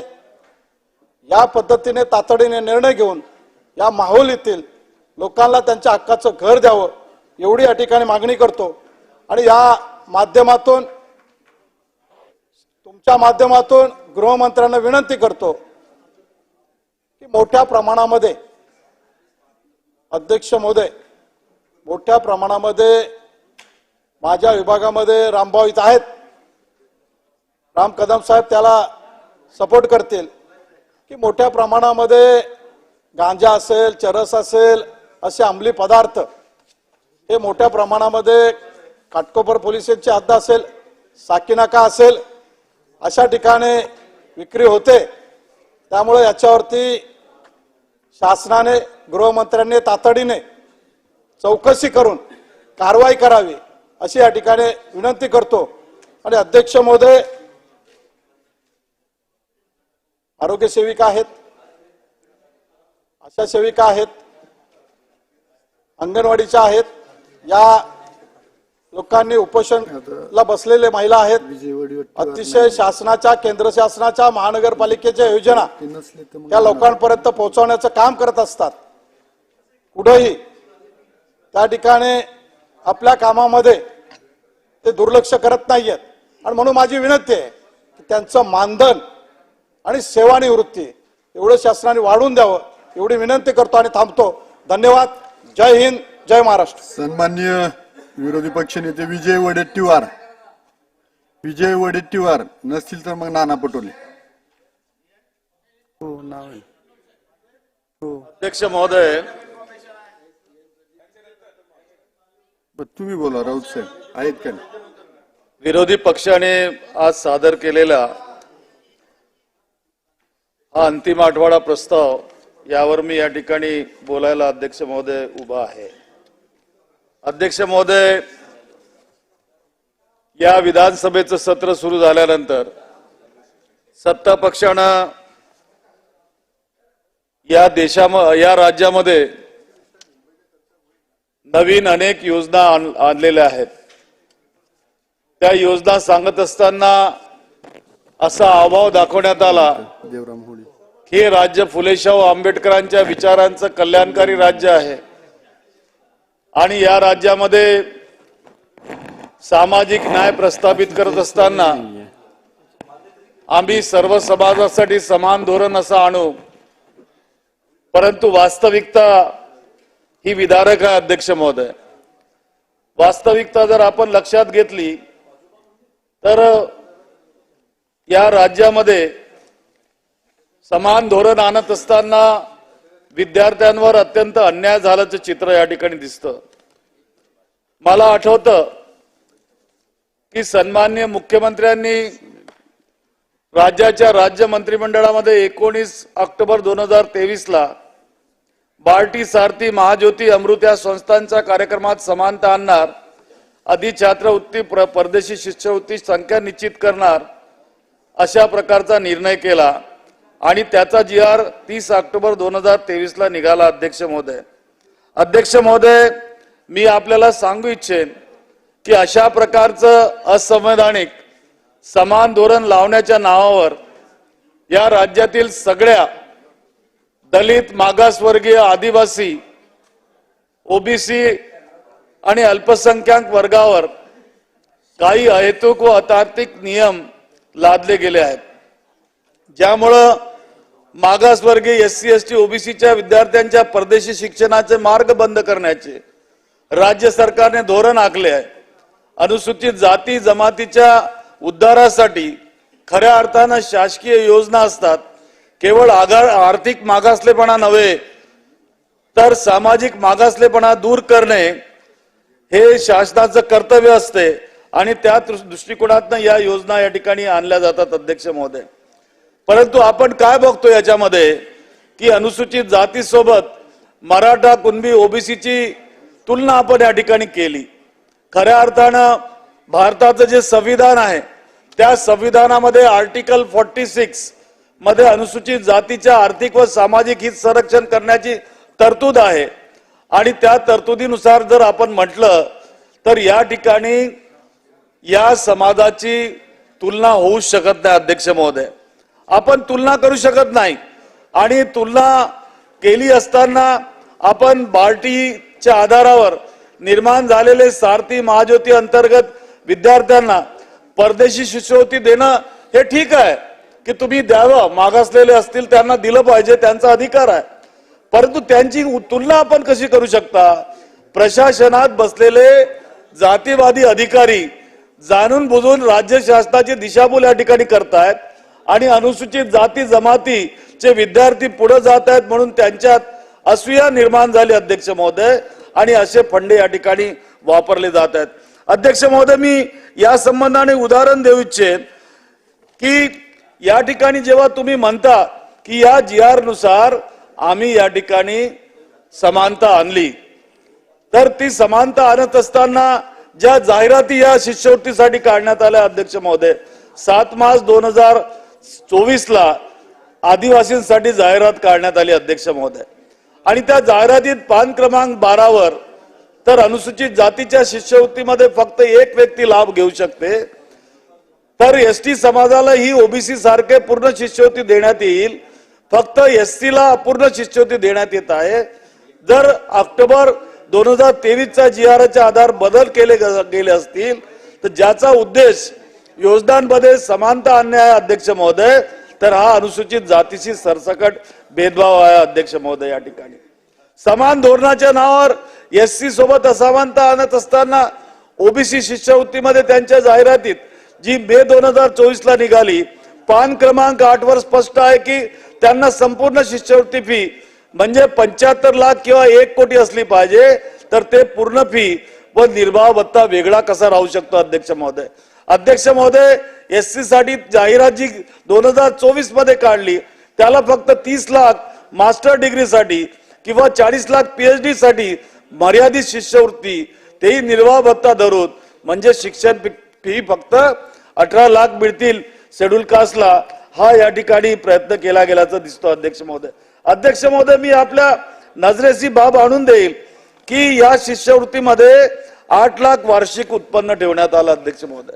अध्यक्ष महोदय, मला सांगा की आपल्या राज्यामध्ये आपण या ठिकाणी जे निकष लावलेत आर्थिक उत्पन्नाचे, आर्थिक मर्यादेचे, ते निकष लावत असताना ते निकष शेड्यूल कास्ट साठी लागू शकत नाही. शेड्यूल कास्ट आणि शेड्यूल ट्राईब्स ह्या दोन्ही जाती भारतीय संविधानाच्या नुसार कॉन्स्टिट्युशनल प्रोव्हिजन्स मध्ये आहेत, शेड्यूल मध्ये आहेत. त्यामुळं या निर्णयामुळे अधिक अनुसूचित जातीच्या विद्यार्थ्यांचे भवितव्य धोक्यात आलं.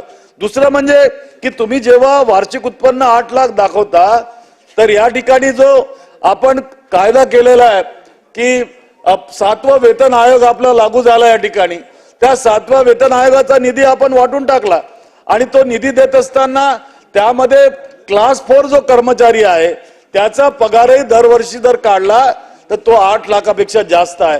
म्हणजे याचाच अर्थ की ही उत्पन्न मर्यादा अनुसूचित जातीसाठी असो, जमातीसाठी असो किंवा ओबीसी साठी असो, ह्या तिघांनाही घातक अशी ठरणारी आहे. आणि त्यामुळं समानतेच्या नावावर या धोरणामध्ये परदेश शिक्षणाचे दरवाजे हे मागासवर्गीयांसाठी, अनुसूचित जाती जमाती या ओबीसी साठी बंद करण्याची स्पष्ट भावना तर राज्य सरकारची नाही ना अध्यक्ष महोदय, असा विचार मी या ठिकाणी मांडू इच्छितो अध्यक्ष महोदय. अध्यक्ष महोदय, दुसरं असं की परदेशी शिक्षण शिष्यवृत्तीमध्ये जी उत्पन्न मर्यादा देण्यात आली, अर्थात क्रीमी लेअर टाकलं, ते क्रीमी लेअरवर मी आताच बोलला की ते लागू होणार नाही, होत नाही कायद्याप्रमाणे, पण समानता आणण्यासाठी आणला तर ते होऊ शकत नाही, त्याची तुलना करता येत नाही. परंतु जी पात्रता अट टाकली ती पात्रता अट सुद्धा बदलवून टाकण्यात आली अध्यक्ष महोदय. 55% पात्रता अट होती ती आता 75% केली आणि तेही ग्रॅज्युएशन 12वी आणि 10वी तिन्ही मध्ये एक लावली. ही सुद्धा या ठिकाणी घातक आहे अध्यक्ष महोदय. त्यामुळं या ठिकाणी ज्या अटी या ठिकाणी लावण्यात आल्यात त्या अटी मागे घेण्यात याव्यात. म्हणजे इयत्ता 10, 12 पदवी याला जी अट टाकली ही राज्य सरकारने परत घ्यावी. शिष्यवृत्तीमधील कपात रद्द करून पूर्वीप्रमाणे शिष्यवृत्ती शुल्क द्यायला पाहिजे. वार्षिक निर्वाह भत्ता हा सुद्धा पूर्ववत या ठिकाणी द्यावा.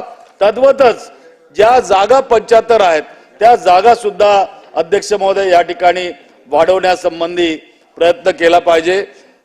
हे एक मागणी. दुसरं, बजेटचा कायदा अनुसूचित जातीचा हा जमातीचा या लोकांना न्याय मिळावा असा असला पाहिजे. बजेट मध्ये जेव्हा आपण तरतूद करतो तर अनुसूचित जाती जमातीची लोकसंख्या गृहीत धरतो.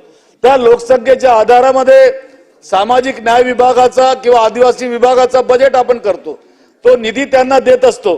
परंतु मागील कित्येक वर्षापासून या ठिकाणी आपण बघतो आहोत की बजेटमध्ये ती तरतूदच केली जात नाही आणि जी तरतूद केली जाते त्याला एक कपात करण्यात येते अध्यक्ष महोदय.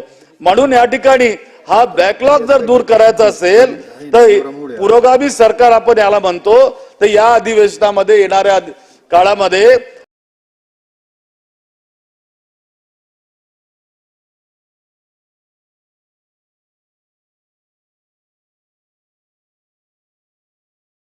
अध्यक्ष महोदय या ठिकाणी मी सांगू इच्छेन की उच्च शिक्षणामध्ये सुद्धा खोळंबा झालेला आहे. डीम विद्यापीठ आणि खाजगी संस्थांमध्ये शिकणाऱ्या SC ST OBC अल्पसंख्याक विद्यार्थ्यांना शिष्यवृत्ती व फी माफीचा योजनेचा लाभच मिळत नाही अध्यक्ष महोदय.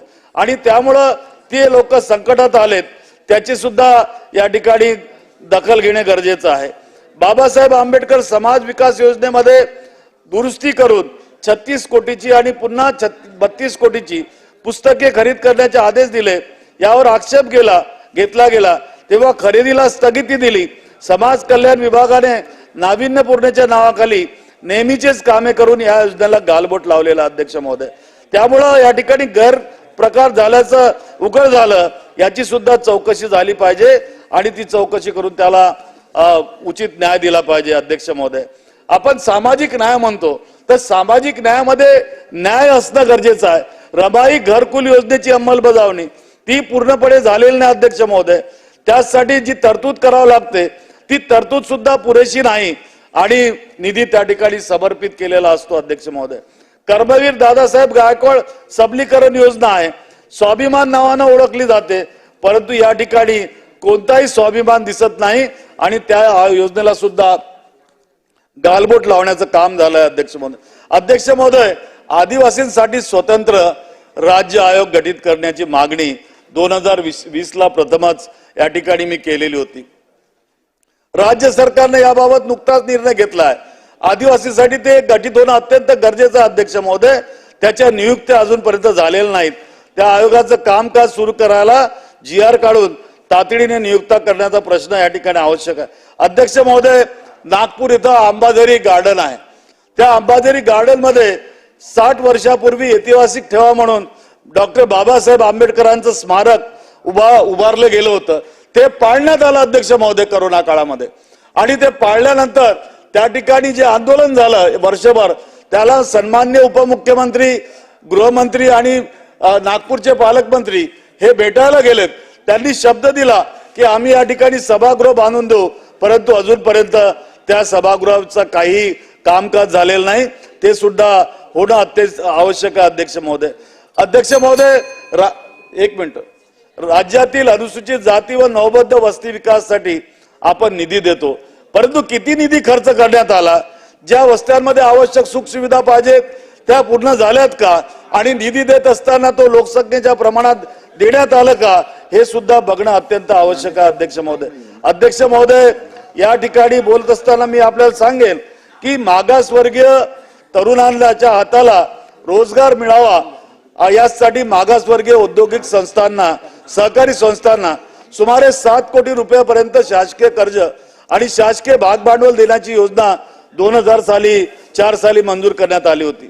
त्यानुसार आतापर्यंत 500च्या वर मागासवर्गीय औद्योगिक सहकार संस्थांना मंजुरी देण्यात आली. परंतु त्या ठिकाणी काम करत असताना करोना काळात महामारी आल्यामुळं त्यांचे औद्योगिक कार्यक्रम योजना पूर्ण होऊ शकल्या नाहीत आणि त्यांचे व्यवसाय कोलमडून पडले. केंद्र सरकारने अनेक युद्धगास मदत केली, परंतु राज्य सरकारने मदत करण्याच्या ऐवजी त्यांची CC लिमिट कमी केली. अशा प्रकारची कोणती मदत जी केंद्र सरकारने केलेली आहे ती मदत शासनाने या ठिकाणी केलेली नाही. त्यामुळं माझी मागणी या ठिकाणी आहे की अशा सहकारी संस्थांना 25% हिस्सा शासनाने देऊन वसुलीची कारवाई तात्काळ या ठिकाणी थांबवली पाहिजे. अध्यक्ष महोदय, या ठिकाणी शाहू फुले आंबेडकर अनुसूचित जाती नवबद्ध यांच्यासाठी निवासी शाळा आपण योजना सुरू केली. 22 वर्षापासून प्रलंबित अनुसूचित जातीसाठी वर्गवारी केलेल्या 165 निवासी पात्र आश्रमशाळांना आपण मंजुरी दिली. परंतु गेल्या अनेक वर्षापासून या लोकांना जे 20% अनुदान देण्याचा निर्णय होता तो सुद्धा देण्यात आलेला नाही आणि त्यासाठी जी आर्थिक तरतूद करावी लागते 25 कोटीची ती सुद्धा या ठिकाणी करण्यात आली नाही. अध्यक्ष महोदय, ती सुद्धा द्यावी ही विनंती मी या ठिकाणी करतो. अध्यक्ष महोदय, केंद्रामध्ये सुद्धा राष्ट्रीय परदेशी शिष्यवृत्ती आहे. त्या शिष्यवृत्तीमध्ये पडताळणी वगैरे होऊन सगळे निवड यादी जाहीर करायची होती, पण ती निवड यादी या ठिकाणी जाहीर करण्यात आली नाही. तर राज्य सरकारने शिफारस करून या विद्यार्थ्यांचा हा तिढा या ठिकाणी सोडवला पाहिजे. अध्यक्ष महोदय, जी JEE आणि नीटच्या परीक्षा होतात त्याला ट्रेनिंग करण्यासाठी मुलांना प्रशिक्षणासाठी बार्टी ही निविदा काढते, परंतु ते निविदेचं जे कंत्राट काढलं ते कंत्राट सुद्धा योग्य ठिकाणी न दिल्यामुळं अनेक विद्यार्थ्यांना त्या चुकीच्या संस्थांना कंत्राटामुळं अभ्यासाला मुकावं लागलं. एवढंच या ठिकाणी मांडून अध्यक्ष महोदय मी शेवट करण्यापूर्वी एक बाब आणखी आपल्या नजरेस आणून देईल. अध्यक्ष महोदय, मुंबईला परमपूज्य डॉक्टर बाबासाहेब आंबेडकरांनी अनेक वर्ष या ठिकाणी निवास केलेलं होतं. त्यांचं निवास दादरच्या चैत्यभूमी या भागामध्ये, दादरच्या भागामध्ये आहे. अध्यक्ष महोदय, त्यांचा निर्वाह महापरिनिर्वाण त्याच ठिकाणी झाला आणि चैत्यभूमीला त्यांचं त्या ठिकाणी त्यांना अग्नी देण्यात आली. अनेक वर्षापासून त्या ठिकाणी मागणी होत आहे की दादरच्या स्टेशनला चैत्यभूमी असं नाव देण्यात यावं. शासनाने अनेक रेल्वे स्टेशनला ब्रिटिशकालीन जी नावं होती ते बदलवण्याचा शिफारस केंद्र सरकारकडे केलेली आहे. याची सुद्धा शिफारस राज्य सरकारने करावी आणि तसा ठराव घ्यावा ही विनंती आपल्या माध्यमातून मी राज्य सरकारला करून या ठिकाणी थांबतो. अध्यक्ष महोदय, धन्यवाद. सन्माननीय सदस्य संजयजी केळकर.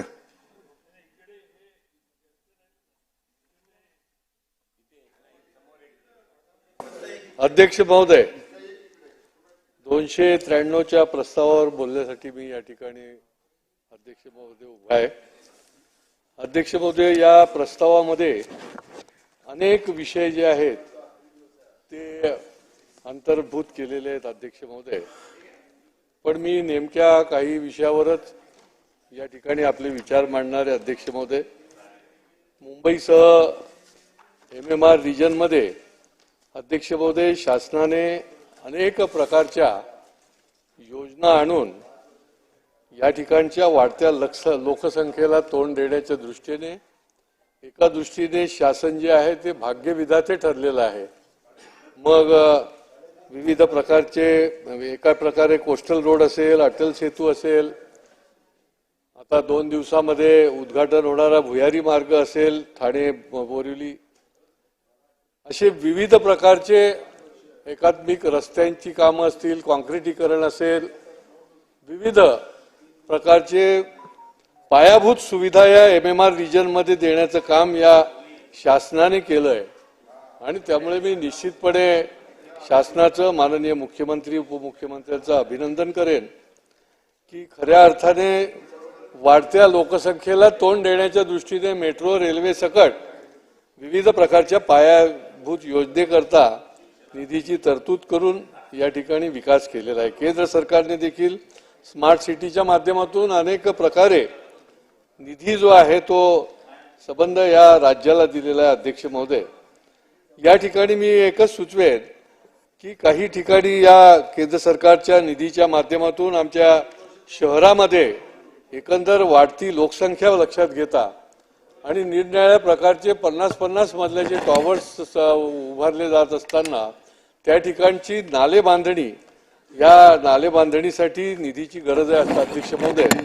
आणि याकरता टप्प्याटप्प्याने त्या शासनाने निधी उपलब्ध करावा की जेणेकरून त्या ठिकाणी लोकवस्ती वाढेल, परंतु त्याच्याच बरोबर या नाले बांधणीसाठी आणि नाल्यांचं काम करण्यासाठी देखील निधीच्या माध्यमातून ते काम केलं जाईल. अध्यक्ष महोदय, जुन्या शहरामधल्या विहिरी ज्या आहेत त्या पुनरुज्जीवित करण्यासाठी देखील, विहिरींसाठी देखील निधीची तरतूद करावी. अध्यक्ष महोदय, ड्रग्ज जाडी, निरनिराळे जे प्रकार निरनिराळ्या शहरामध्ये चालतात. अध्यक्ष महोदय, मी शासनाचं आणि विशेष करून पोलीस खात्याचं अभिनंदन करेन अध्यक्ष महोदय की 50,000 कोटीपर्यंत ड्रग्ज जे आहे ते पकडण्यामध्ये त्यांना यश मिळालेलं आहे आणि ते नेस्तनाबूत करण्यामध्ये देखील यश मिळालेलं आहे. परंतु त्याचबरोबर आमच्या इथे देखील विविध टपऱ्यांच्या माध्यमातून, हॉटेलच्या माध्यमातून अशा प्रकारचा ड्रग्जचा पुरवठा होतो आणि ही तरुणाई जी आहे ती बर्बाद करण्याचं काम देखील या माध्यमातून केलं जातं. आम्ही तर या शहरामध्ये हुक्का पार्लर मुक्त मोहीम चळवळ अशा प्रकारची चालवली की ज्याच्या माध्यमातून फार मोठ्या प्रमाणामध्ये या हुक्का पार्लरला बंदी आली. परंतु अध्यक्ष महोदय, तरी देखील लपून छपून केलं जातं, दुजाभाव ठेवला जातो आणि त्या ठिकाणी काही पोलीस स्टेशन तर अशी आहेत की त्या पोलीस स्टेशनच्या अंतर्गत ज्या पद्धतीने कारवाई करायला पाहिजे ती केली जात नाही. अध्यक्ष महोदय, त्याच्यातलं उत्तम उदाहरण म्हणजे चितळसर मानपाडा पोलीस स्टेशन की या ठिकाणी कोठारी कंपाऊंडमध्ये अनेक प्रकारचे अवैध धंदे चालतात, परंतु त्या ठिकाणी दुजाभाव केला जातो. काही ठिकाणी कारवाई केली जाते, काही ठिकाणी कारवाई केली जात नाही. त्या ठिकाणी पोलीस आयुक्त आणि पोलीस खातं महापालिकेला देखील सूचना देतं की या बारवर किंवा या पबवर कारवाई करा, परंतु तरी देखील कारवाई केली जात नाही, लेखी सूचना केली जाते. आणि त्यामुळे माझी विनंती आहे की अशा ज्या पोलीस स्टेशनमध्ये अशा प्रकारचे अवैध प्रकारचे बार, रेस्टॉरंट चालत असतील, हॉटेल चालत असतील, हुक्का पार्लर चालत असतील, तर त्या पोलीस स्टेशनच्या इन्चार्ज जो असेल त्याच्यावर सक्त कारवाई केली गेली पाहिजे. अध्यक्ष महोदय, एक्साईजच्या बाबतीमध्ये देखील आता एक्साईजचे मंत्री महोदय या ठिकाणी उपस्थित आहेत. अध्यक्ष महोदय, या शहरामध्ये वाईन शॉप्स आहेत. या वाईन शॉपची माझ्या माहितीप्रमाणे 10:30 पर्यंत ती वेळ ठरलेली आहे. 2-2, 2:30 वाजेपर्यंत ही वाईन शॉप चालली जातात. एका बाजूला आपण पब आणि बारवर कारवाई करतो आणि वाईन शॉप जी आहे त्या वाईन शॉपच्या माध्यमातून कुठल्याही प्रकारची कारवाई केली जात नाही. तिथल्या एक्साईज कमिशनरला वारंवार तक्रारी करून देखील एक्साईज कमिशनर त्याच्यावर काही कारवाई करत नाही. माझी विनंती आहे की एवढं हे चाललेलं असताना ही मोहीम, तर अशा प्रकारे यांच्यावर देखील कारवाई केली पाहिजे. अध्यक्ष महोदय, आता काही जी वाईन शॉप आहेत त्याला लायसन नसून देखील हॉटेलमधनं वाईन शॉप चालवली जातात अध्यक्ष महोदय, तर त्याच्यावर देखील एक ऍक्शन प्लॅन बनवून कारवाई करण्याची गरज आहे. अध्यक्ष महोदय, येऊरच्या भागामध्ये अनेक प्रकारच्या कारवाया केल्या गेल्या, परंतु त्या ठिकाणी देखील ज्या पद्धतीने कारवाई केली गेली पाहिजे, मी जे मगाशी आपल्याला सांगितले की दुजाभाव केला जातो, तो दुजाभाव न करता सरसकट सर्व प्रकारची कारवाई केली गेली पाहिजे. अध्यक्ष महोदय, पोलीस वसाहतीच्या संबंधामध्ये मी या ठिकाणी मांडेन अध्यक्ष महोदय की पोलीस वसाहती ज्या आहेत ते जीर्ण झालेल्या आहेत. अनेक वेळेला हा विषय जो आहे तो या ठिकाणी मांडला जातो. अध्यक्ष महोदय, आमच्या इथे तर घर बांधणीची गरज आहे, दुरुस्तीची गरज आहे, त्या ठिकाणी निधी देऊन ते काम चालू करण्याची गरज आहे. आणि माझी विनंती आहे की अहोरात्र जे आपल्याकरता काम करतात त्यांच्या वसाहतीला, त्यांच्या कुटुंबियांना दिलासा देण्याची गरज आहे. अध्यक्ष महोदय, आणि त्या ठिकाणी या वसाहती ज्या आहेत, या पोलीस इमारती ज्या आहेत त्या काही प्रलंबित आहेत, त्याची बांधणी करण्याला प्रलंबित आहे, काहीची दुरुस्ती प्रलंबित आहे, तर त्या ठिकाणी आवश्यक ते सर्व प्रकारची निधीची व्यवस्था करून त्या ठिकाणी दुरुस्ती केली जाईल. अध्यक्ष महोदय, आज या माध्यमातून ठाणे महानगरपालिकेच्या माध्यमातून देखील जसं मुंबई महापालिकेमध्ये आहे तर या ठिकाणी पदभरतीची गरज आहे. अध्यक्ष महोदय, आणि काही अधिकारी जे आहेत त्या अधिकाऱ्यांची पदोन्नती जी आहे ती पदोन्नती अवैध आहे, अनधिकृत आहे, बेकायदेशीर आहे, त्याच्यावर कुठल्याही प्रकारची कारवाई केली गेलेली नाही. अध्यक्ष महोदय, तर माझी विनंती आहे की मी शासनाला, नगरविकास खात्याला पत्र जी दिलेली आहेत तर त्या संबंधामध्ये देखील योग्य ती कारवाई केली जावी. अध्यक्ष महोदय, रासायनिक कारखान्याच्या बरोबर इतर कारखान्यांवर देखील जाणीवपूर्वक काही वेळेला धोकादायक दाखवून कारवाई केली जाते. अध्यक्ष महोदय, तर त्याच्यावर देखील अध्यक्ष महोदय आपण आळा बसवण्याची गरज आहे. अध्यक्ष महोदय, या माध्यमातून सायबरच्या बाबतीमध्ये देखील अनेक प्रकारचे आर्थिक घोटाळे देखील केले जातात. अध्यक्ष महोदय, आणि याच्याकरता इकॉनॉमिक ऑफेन्स सेलकडे पुरेसं मनुष्यबळ नाही. अध्यक्ष महोदय, अनेक प्रकारच्या कंपन्यांच्या माध्यमातून, विकासकाच्या माध्यमातून, अनेक प्रकारे फायनान्स कंपन्यांच्या माध्यमातून अनेक लाखो लोकांची फसवणूक केली जाते, त्याच्यावरचे गुन्हे दाखल होतात, परंतु त्यांच्यावर जी आवश्यक ती कारवाई करण्याची ताकद पाहिजे, तेवढी माणसाची उपलब्धता पाहिजे तेवढी होत नाही.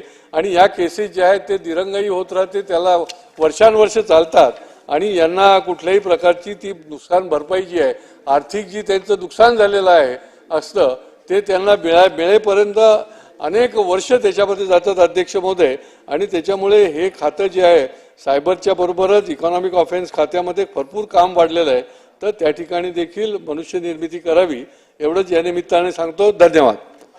सन्माननीय सदस्य, हालात ऐसे दिख रहे हैं कि इस जो विरोधी का अंतिम अठवाड़ा प्रस्ताव है उसको जल्दी खत्म करने की बात है. अध्यक्ष महोदय, इस असेंबली सेशन का ये आखिरी दिन है और विरोधी के प्रस्ताव के ऊपर विरोधी के जितने सदस्य उनको बोलना है. मेरी आपसे निवेदन है कि सीएम साहब आए बैठे मगर उत्तर 7 बजे हो दे ताकि 3 घंटे जितने सदस्य यहाँ बैठे उनको बोलने का मौका मिले. विरोधी पक्ष नेता अभी बाकी है, नाना पटोले अभी बाकी है और जयंत पाटिल साहब बाकी है, राजेश टोपे साहब बाकी है, मैं बाकी हूं. तो मेरा आपसे रिक्वेस्ट है कि आज के दिन पे मेहरबानी करके आप हुकुमशाही मत चलाइए और आज के दिन कम से कम ये चर्चा को 7 बजे तक चलने का मौका दीजिए ताकि सब सदस्यों को जो सत्ता में है, जो विपक्ष में है, उनको बोलने का मौका मिले. आज मेहरबानी करके आप आवाज को मत दबाइए, बोलने का मौका दीजिए. सन्माननीय सदस्य राजू पाटील. सन्मान्य अध्यक्ष महोदय, आपण हुकुमशाही करू नका हे वाक्य काढून टाका. हे आपल्यावरती हेतू आरोप केल्यासारखं आहे. आता अध्यक्ष महोदय हुकुमशाहीसारखे वागतात असं त्याचा अर्थ झाला. आपण तो शब्द काढून टाका कामकाजातनं. अध्यक्ष महाराज काढून टाका. हा जो काही शब्द प्रयोग केलाय, बोलू द्या. तुम्हाला विचारा, विनंती करा, आग्रह करा. हे घेतो हुकुमशहाचा. मग माझे हा एक शब्द निवेदन आहे पटलावरून तुम्हाला काढून टाका. की कृपा करून सन्माननीय 7 सदस्य वाजतापर्यंत राजू चर्चा पाटील चालू ठेवा. हा ही शब्द आमची- पटलावरून काढून टाकण्याची ही आमची- मला 293 अन्वय प्रस्तावावर बोलण्याची बोलू संधी द्या, दिली बोलू याबद्दल आपले आभार मानतो, धन्यवाद करतो. आज अत्यंत महत्वाच्या प्रस्तावावर चर्चा सुरू आहे. अध्यक्ष महोदय, आज मी फक्त माननीय मुख्यमंत्री साहेबांच्या ठाणे जिल्ह्यातील माझ्या मतदारसंघात येणाऱ्या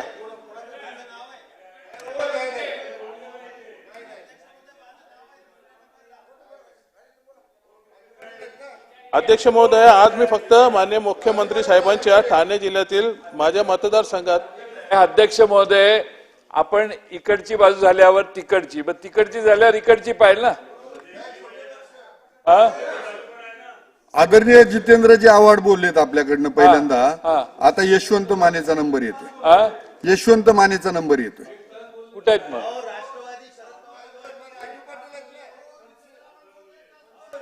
अध्यक्ष महोदय, म्हणून मी म्हणतोय असं सिक्वेन्स नाही घ्यायला पाहिजे, प्रत्येक पार्टीचा येतो. आता यांचा बोलायचा अधिकार आहे अध्यक्ष महोदय. अपक्ष एक पण घेतला नव्हता ना आपण आतापर्यंत. राजूभाई बोला. मी दिवा या विभागातील विषयावर बोलणार आहे. अध्यक्ष महोदय, दिवा विभाग ठाणे महापालिकेत येतो की नाही अशी शंका येते. 5 लाखापेक्षा जास्त लोकसंख्या असलेल्या भागात पोलीस स्टेशन नाहीये, गार्डन नाही, हॉस्पिटल नाहीये, साधे शौचालय नाहीये इथे. अशी परिस्थिती आहे. आमदार झाल्यापासून यासाठी सतत पाठपुरावा करत आहे, परंतु महानगरपालिकेकडे किंवा शासनाकडे याकडे लक्ष द्यायला वेळ नाहीये. अध्यक्ष महोदय,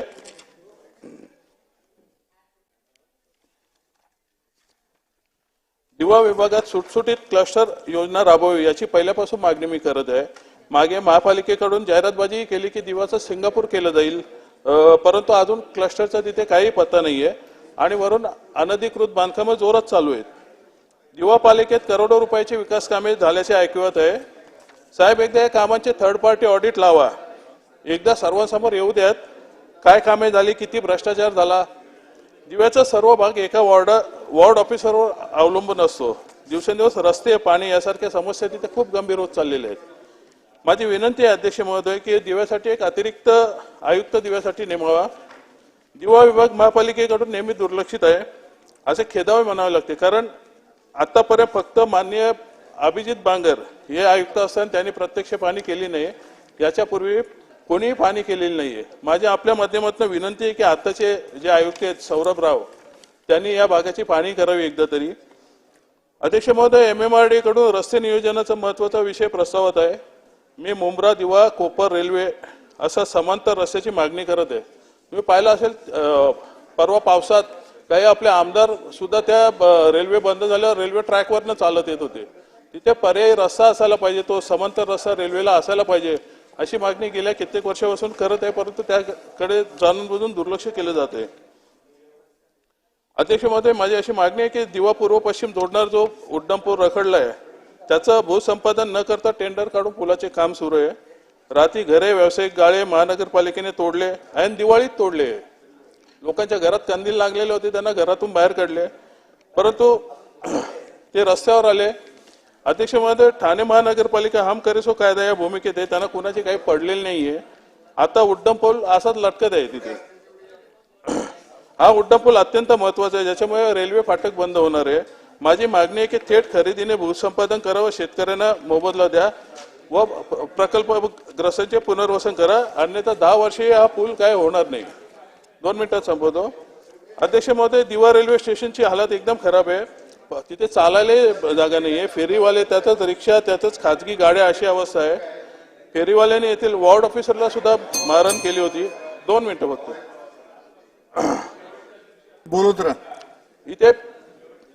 इथे वॉर्ड ऑफिसर फक्त हप्ते गोळा करतात फेरीवाल्यांकडनं आणि अनधिकृत बांधकाम करणाऱ्यांकडनं.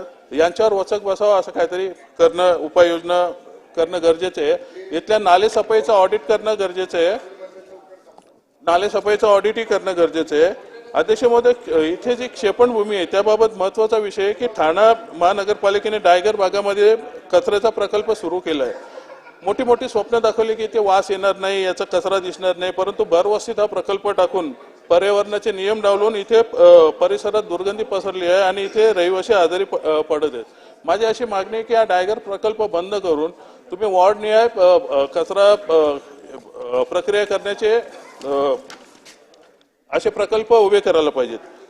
अध्यक्ष महोदय, या दिवा विभागात एक अत्यंत महत्वाचा विषय, एकही आरक्षित जागा नाहीये किंवा शासकीय जागा नाहीये.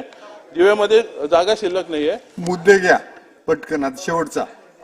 तिथल्या अधिकाऱ्यांच्या नाकारतेपणामुळे तिथे खूप अनधिकृत बांधकामं झालेली आहेत. यामुळे आरक्षणचे प्लॉट शिल्लक नसताना एक फक्त आगासन गाव, जो तिथल्या गावकऱ्यांनी त्या जागी काही बनवलं नव्हतं, त्या जागा शिल्लक आहेत, अशा जागी आरक्षण टाकलेले आहे जबरदस्तीने. माझी विनंती आपल्या माध्यमातून की तो आरक्षण काढण्यात यावा. आणि इथे जे अध्यक्षमध्ये ग्राहकांना 300 युनिट पर्यंतची वीज देण्याचा जो विषय आहे, त्या प्रस्तावामध्ये त्याचं स्वागत आहे. परंतु माझ्याच मतदारसंघात दिवा असेल, लगतचा मुंब्रा कळवा असेल किंवा भिवंडी असेल, इथे जी टोरेंट कंपनी आहे ती आधीच बदनाम कंपनी आमच्यावर लादली आहे. अध्यक्ष महोदय, टाटा, रिलायन्स, बेस्ट या कंपन्याही कार्यरत आहेत, त्यांच्याबद्दल कोणाला तक्रार नसते. माझी आपल्या माध्यमातून विनंती आहे की आम्हाला अशा कंपन्यांचे ऑप्शन देण्यात यावं. शेवटचं अध्यक्ष महोदय, दिवा विभागात अनेक डीपी रोड अर्धवट आहेत, त्याबद्दल पॉलिसी बनवली पाहिजे. कारण MMRDA, DFCC बुलेट ट्रेन थेट जागा खरेदी करते. इथे महापालिकेकडून TDR दिला जातो. TDR ला किंमत नाही, त्यामुळे कोणी जागा देत नाही. त्यामुळे सर्वच महापालिकांमध्ये डीपी रोड बाबत आता पॉलिसी बनवली पाहिजे. अन्यथा आराखडा पूर्ण होणार नाही व शहरांचा पूर्णपणे बोजवारा उडवणार आहे. त्यातच डीपी लगतच्या ज्या जागा आहेत त्या ग्रीन झोन मधून R झोन मध्ये काही जागा दिल्यास लोक TDR घेण्याचाही विचार करतील. तर माझ्या विनंतीचा विचार करावा. धन्यवाद. सन्माननीय सदस्य यशवंतजी माने. अध्यक्ष महोदय, मी अंतिम आठवडा प्रस्तावावरती बोलण्यास उभा आहे. माझ्या मतदारसंघामध्ये खऱ्या अर्थाने भेडसावणारा प्रश्न सर्व सदस्यांनी वेगवेगळ्या पद्धतीवरती भाषण केलेली आहेत. मी अर्थसंकल्पावरती काय बोलणार नाही, जे आहे ते अर्थसंकल्प चांगल्या प्रकारे मांडलेला आहे. परंतु 26 जानेवारी 2024 रोजी शासनाने मराठा समाजाच्या बाबतीत सगळे सोयऱ्याबाबत अधिसूचना जारी केली. परंतु पाठीमागील कालावधीपासून अजून कुठल्याही प्रकारे त्याच्यावरची तोडगा निघत नसल्यामुळं मंत्री महोदय ते पुढे एक पाठीमागे गाडी घेऊन प्रत्येक मतदारसंघामध्ये फिरत असतात स्वतःच्या गावोगावी. परंतु माझ्या मतदारसंघामध्ये अंकुल एक गाव आहे, विरवडे गाव आहे, वडवळ गाव आहे. अशा गावामध्ये कुठल्याही प्रकारच्या नेत्याला, विरोधक असो सत्तेतील असो, त्यांना बंदी केलेली आहे. त्या गावातील अडीअडचणी समजून घेण्यासाठी सुद्धा आम्हाला त्या ठिकाणी जाता येत नाही. अशा पद्धतीने लवकरात लवकर या मराठा समाजातील मुलांसाठी सगळे सोयरेबाबतचा निर्णय आपण लवकरात लवकर आपल्या माध्यमातून घेण्यात यावा, यासाठी मी या ठिकाणी उभा आहे. त्यानंतर धनगर समाजाच्या बाबतीत हाके साहेबांनी पाठीमागील कालावधीमध्ये उपोषण केलं. धनगर समाजाला ST मध्ये जायचंय, त्यांची बऱ्याच वर्षापूर्वीपासूनची मागणी आहे. त्याही मागणीचा आपण सहानुभूतीपूर्वक आपण विचार करावा आणि त्याही समाजाला न्याय देण्याचा आपण प्रयत्न करावा. त्याच्यानंतर मुस्लिम बांधवांना पाठीमागील कालावधीमध्ये 5% आरक्षण दिलं गेलं होतं. त्याही मुलांना वाटतं आपण शिक्षण घ्यावं, नोकरी करावी, उद्योजक बनावं. परंतु आर्थिक परिस्थिती नसल्या कारणाने लहान वयामध्येच कुठंतरी कोंबड्याचं गाडा टाकणे, अंड्याची गाडा टाकणे किंवा इतर किरकोळ गोष्टी करण्यासाठी मग्न असतात. त्याही मुलांना आपण आपल्या बरोबरीने शिक्षण देण्यासाठी किंवा नोकरीमध्ये सामावून घेण्यासाठी आपण प्रयत्न करावा.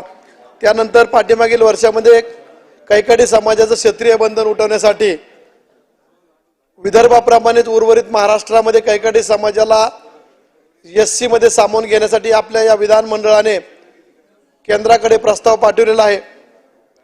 पाठीमागील 2 वेळा त्रुटी काढून आल्या होत्या, परंतु कुठल्याही प्रकारची त्रुटी नसताना त्रुटी दाखवून प्रस्ताव परत आलेला आहे. शासनामार्फत एक समिती नेमून किंवा एक प्रतिनिधी नेमून त्यांनी सेंट्रलमध्ये सामाजिक न्याय विभागाशी आणि गृह विभागाशी संपर्क साधण्यासाठी आपण आम्हालाही मदत करावी अशा पद्धतीची मी मागणी करतो. आणि येणाऱ्या कालावधीमध्ये आपण ह्या सर्व मराठा समाज असेल, धनगर समाज असेल, मुस्लिम समाज असेल, कैकाडी समाज, ह्या सर्व समाजाच्या बाजूने आपण न्याय देण्यात यावा एवढीच विनंती करतो. मी थांबतो. सन्माननीय सदस्य सुनीलजी प्रभू.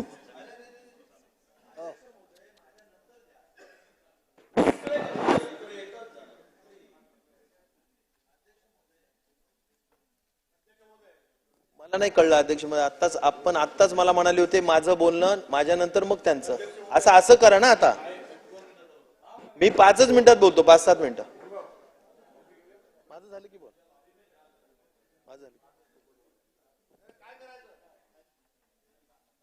तुम्ही बोला प्रभू साहेब. अध्यक्ष महोदय, अंतिम आठवडा प्रस्तावाच्या निमित्ताने या सभागृहामध्ये चर्चा होते आणि मला असं वाटतं की या 5 वर्षातील विधानसभेच्या कार्यकाळातील या अधिवेशनाचा हा अंतिम दिवस आहे.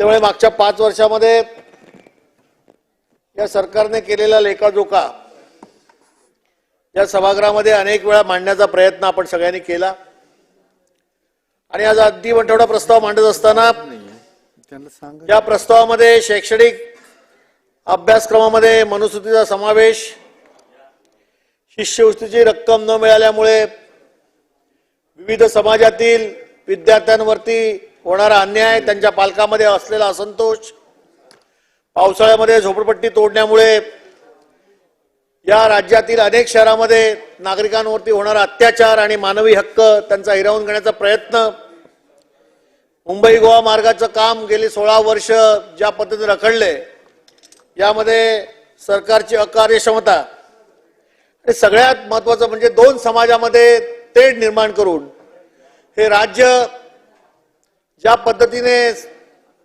2 समाजाच्या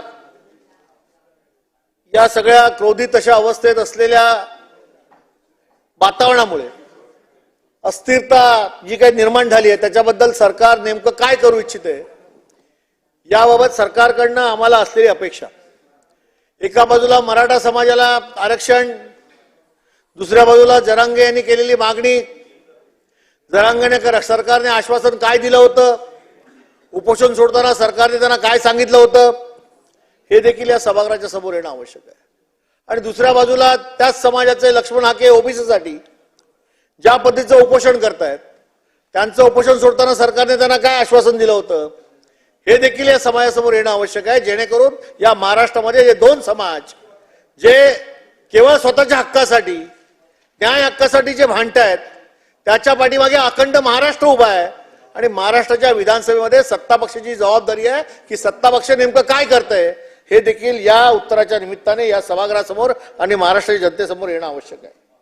अध्यक्ष महोदय, या अंतिम आठवडा प्रस्तावाच्या निमित्ताने जेव्हा आपण या सभागृहात चर्चा करतोय त्यावेळी आपण पाहिलं असेल तर या संपूर्ण परिस्थितीमध्ये सर 2021च्या तुलनेने 2022 मध्ये भारतीय दंडविधान गुन्ह्यामध्ये 1.86% वाढ झाली.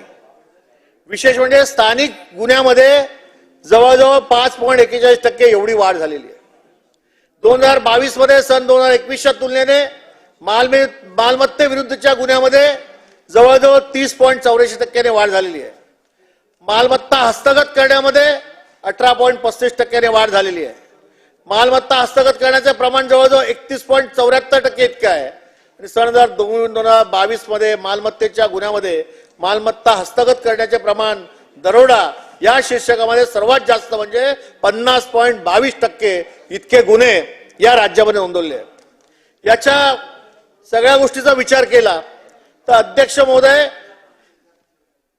चोरी या गुन्हे शीर्षकाखाली जवळजवळ 63,660.34% एवढे गुन्हे या राज्यामध्ये नोंदवले गेलेले आहेत. अध्यक्ष महोदय, स्त्रियांवर अत्याचाराचे गुन्हे, ऍसिडचा हल्ल्याचा प्रयत्न, महिलांवर विषय सायबर गुन्हे, हे जर सगळं आपण पाहिलं तर या सगळ्या प्रकरणामध्ये देखील प्रचंड मोठ्या प्रमाणात गुन्ह्याची वाढ आहे. अनुसूचित जातीच्या सदस्यावरील अत्याचाराच्या गुन्ह्यामध्ये म्हणजे अॅट्रॉसिटी ऍक्ट मध्ये जवळजवळ 18.15% वाढ झालेली आहे. 21 मध्ये राज्यातील भादवी खालीप्रमाणे शाबतीचे प्रमाण 54.36% इतकं आहे. त्यामुळे मला असं वाटतं की हे सगळं सांगण्यामागचं कारण एवढं आहे की राज्यातील कायदा आणि सुव्यवस्थेची धजा उडवली. अध्यक्ष महोदय,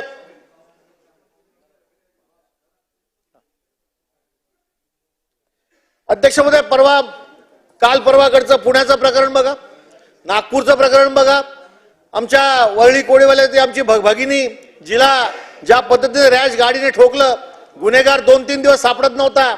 या सभागृहामध्ये बोंबाबोंब झाल्यानंतर 2 दिवसानंतर तो गुन्हेगार कुठे होता तिथून त्याला तिकडनं आणण्यात आलं आणि त्याच्या शरीरातील अल्कोहोल उतरल्यानंतर त्याला पोलीस कस्टडीमध्ये ठेवण्यात आलं. अध्यक्ष महोदय, हा माणूस निर्दोष सुटणार आहे आणि म्हणून या सरकारने याकडे लक्ष दिलं पाहिजे होतं.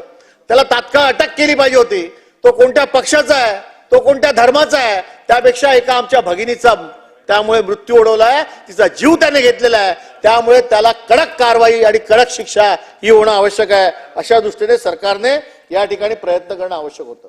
अध्यक्ष महोदय, आपण या सगळ्या परिस्थितीमध्ये जेव्हा आपण विचार करतो त्यामुळे आपण मुंबई महानगरपालिकेच्या हद्दीमध्ये जर बघितलं असेल तर 19 ते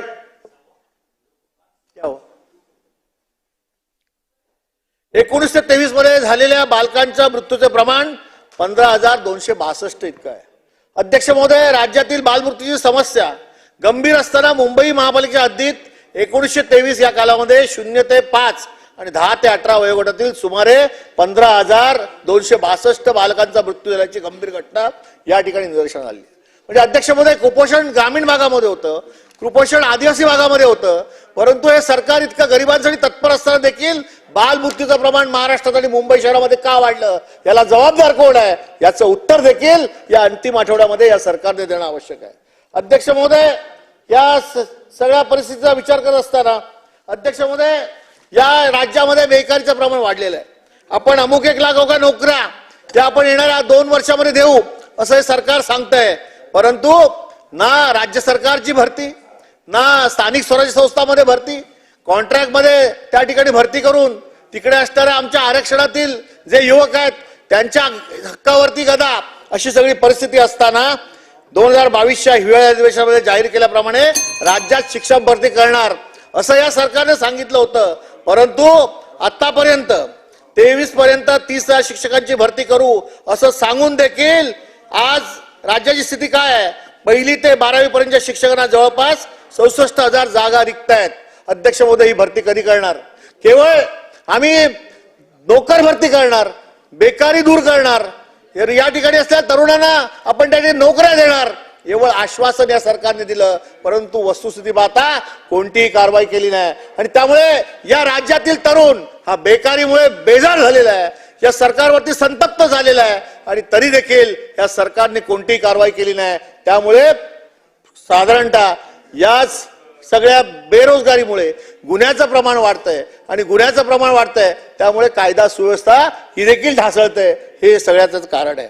अध्यक्ष महोदय, या प्रस्तावामध्ये असं म्हटलंय की नगरपालिका आणि महानगरपालिकामध्ये आज प्रशासक असल्यामुळे, लोकनियुक्त प्रतिनिधी नसल्यामुळे, निवडणुका न घेतल्यामुळे केवळ प्रशासनातील अधिकारी आणि तिकडे असणारे राज्य सरकारचे अधिकारी यांचा मनमानी कारभार सुरू आहे. अध्यक्ष महोदय, मी आपल्याला एक उदाहरण देतो. मी 2-3 मुद्दे मांडणार आहे अंतिम आठवड्यामध्ये आणि मी बसणार, मी आरोप नाही करत, किंवा सत्य परिस्थिती आहे ती मांडण्याचा प्रयत्न करतो. अध्यक्ष महोदय,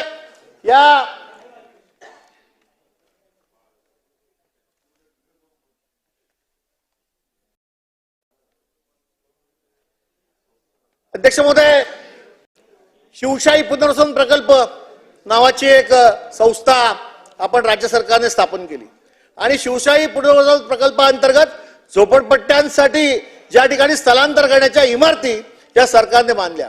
आज या शिवशाही प्रकल्पाकडे कोणतंही काम नाहीये, निधी नाहीये, परंतु मुंबई शहरामध्ये ज्या ज्या ठिकाणी प्रकल्प झाले, नाले रुंदीकरण झालं किंवा रस्ते रुंदीकरण झालं, या सगळ्या लोकांना या शिवशाही प्रकल्पामध्ये जी घरं उपलब्ध होती त्यामध्ये स्थलांतर केलं गेलं, त्यांच्या सोसायट्या केल्या गेल्या. पण आज आपण जर बघितलं तर मालाड येथील शिवशाही प्रकल्प 2 दिवसामध्ये बांधला गेलाय, तिथे लोक राहायला गेले आहेत, सोसायटी आपल्या गेल्या आहेत, परंतु शिवशाही प्रकल्पाकडे त्या ठिकाणी मेंटेनन्ससाठी निधी नाही, रस्त्यासाठी निधी नाही आहे. त्यामुळे अंतर्गत रस्त्याची अवस्था दुरावस्था झालेली आहे. सिवरेज ड्रेन हे तिथे अस्तित्वातच नाहीये.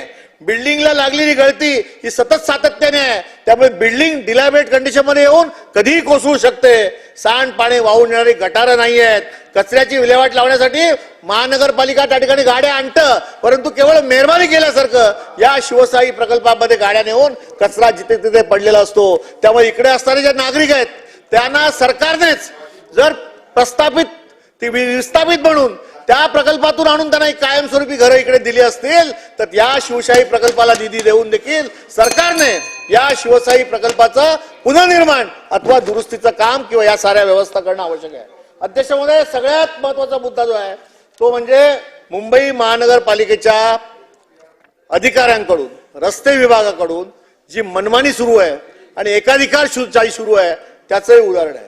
अध्यक्ष महोदय, मुंबई महानगरपालिकेने 2022 मध्ये मुंबई शहर आणि मुंबई उपनगरामध्ये रस्त्याच्या कामासाठी जवळजवळ 600 कोटीची निविदा मागवली. आतापर्यंत हे काम केवळ 25% पूर्ण झालंय. त्यामुळे ह्या 25% काम पूर्ण झालंय, तो करार रद्द करण्यात गेला आणि पालिकेने पुन्हा शहर आणि उपनगरासाठी सेकंड लॉट मध्ये आमंत्रित केलेले 6500 कोटी रुपयेची कामं ही पुन्हा त्या ठिकाणी मागवली. आणि एवढ्या मोठ्या निविदा मागून देखील ऍटपार दराने बोलीदारांना दिल्याप्रमाणे महानगरपालिकेच्या तिजोरीत मोठं नुकसान झालं, ही एक बाब. पण अध्यक्ष महोदय, एवढं असून देखील मोठ्या पॅकेजच्या आमंत्रणामुळे बीएमसीच्या तिजोरीवर मोठे 2500 ते 3000 कोटी एवढा आंतरिक खर्च आला.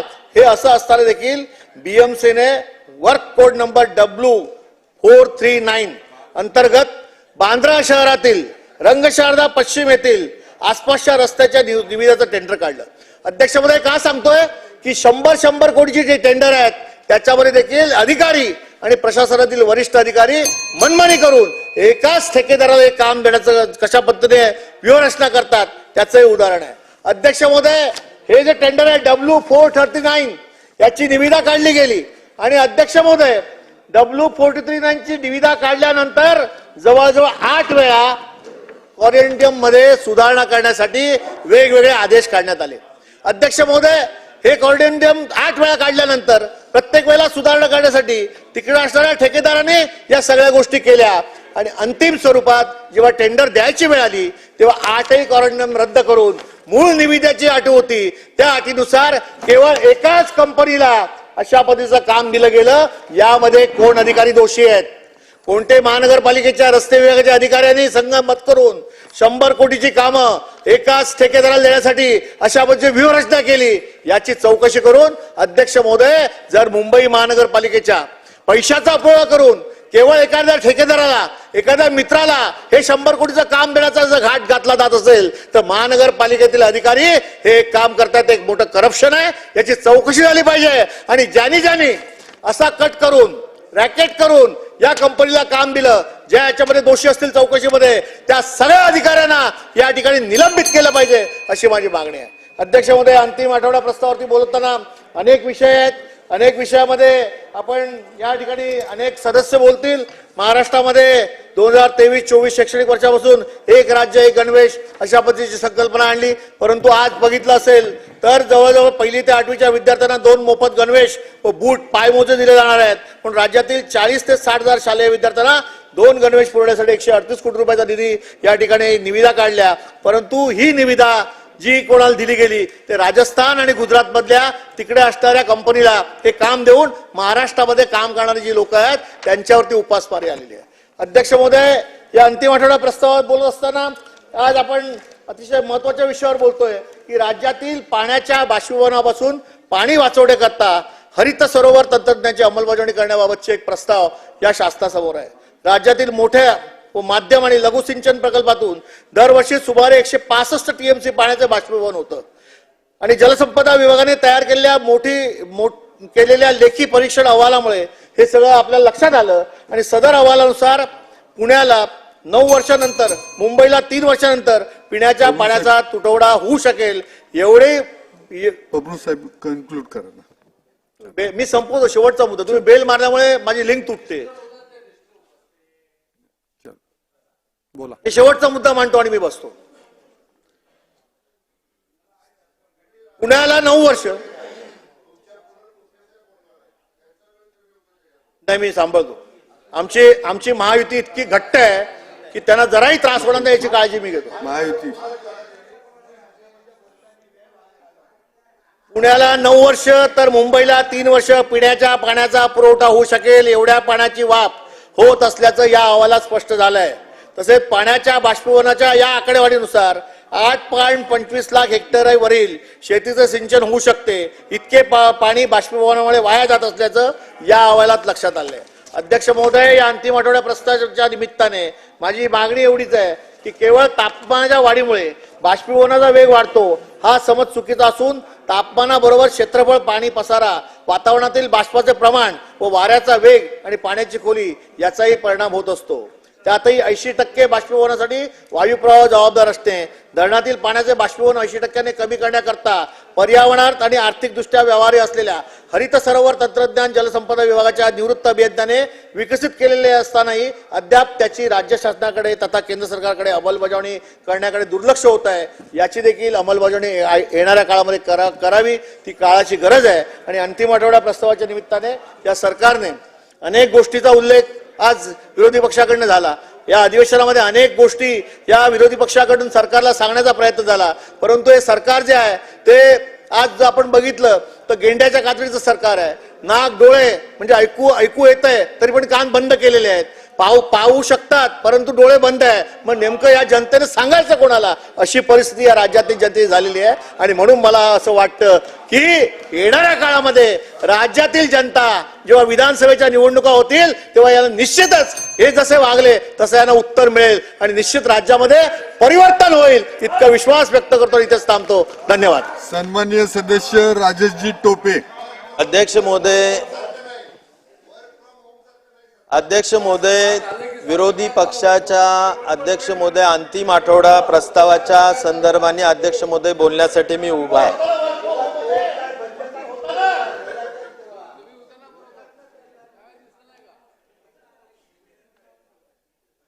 आमचं झालं की करा.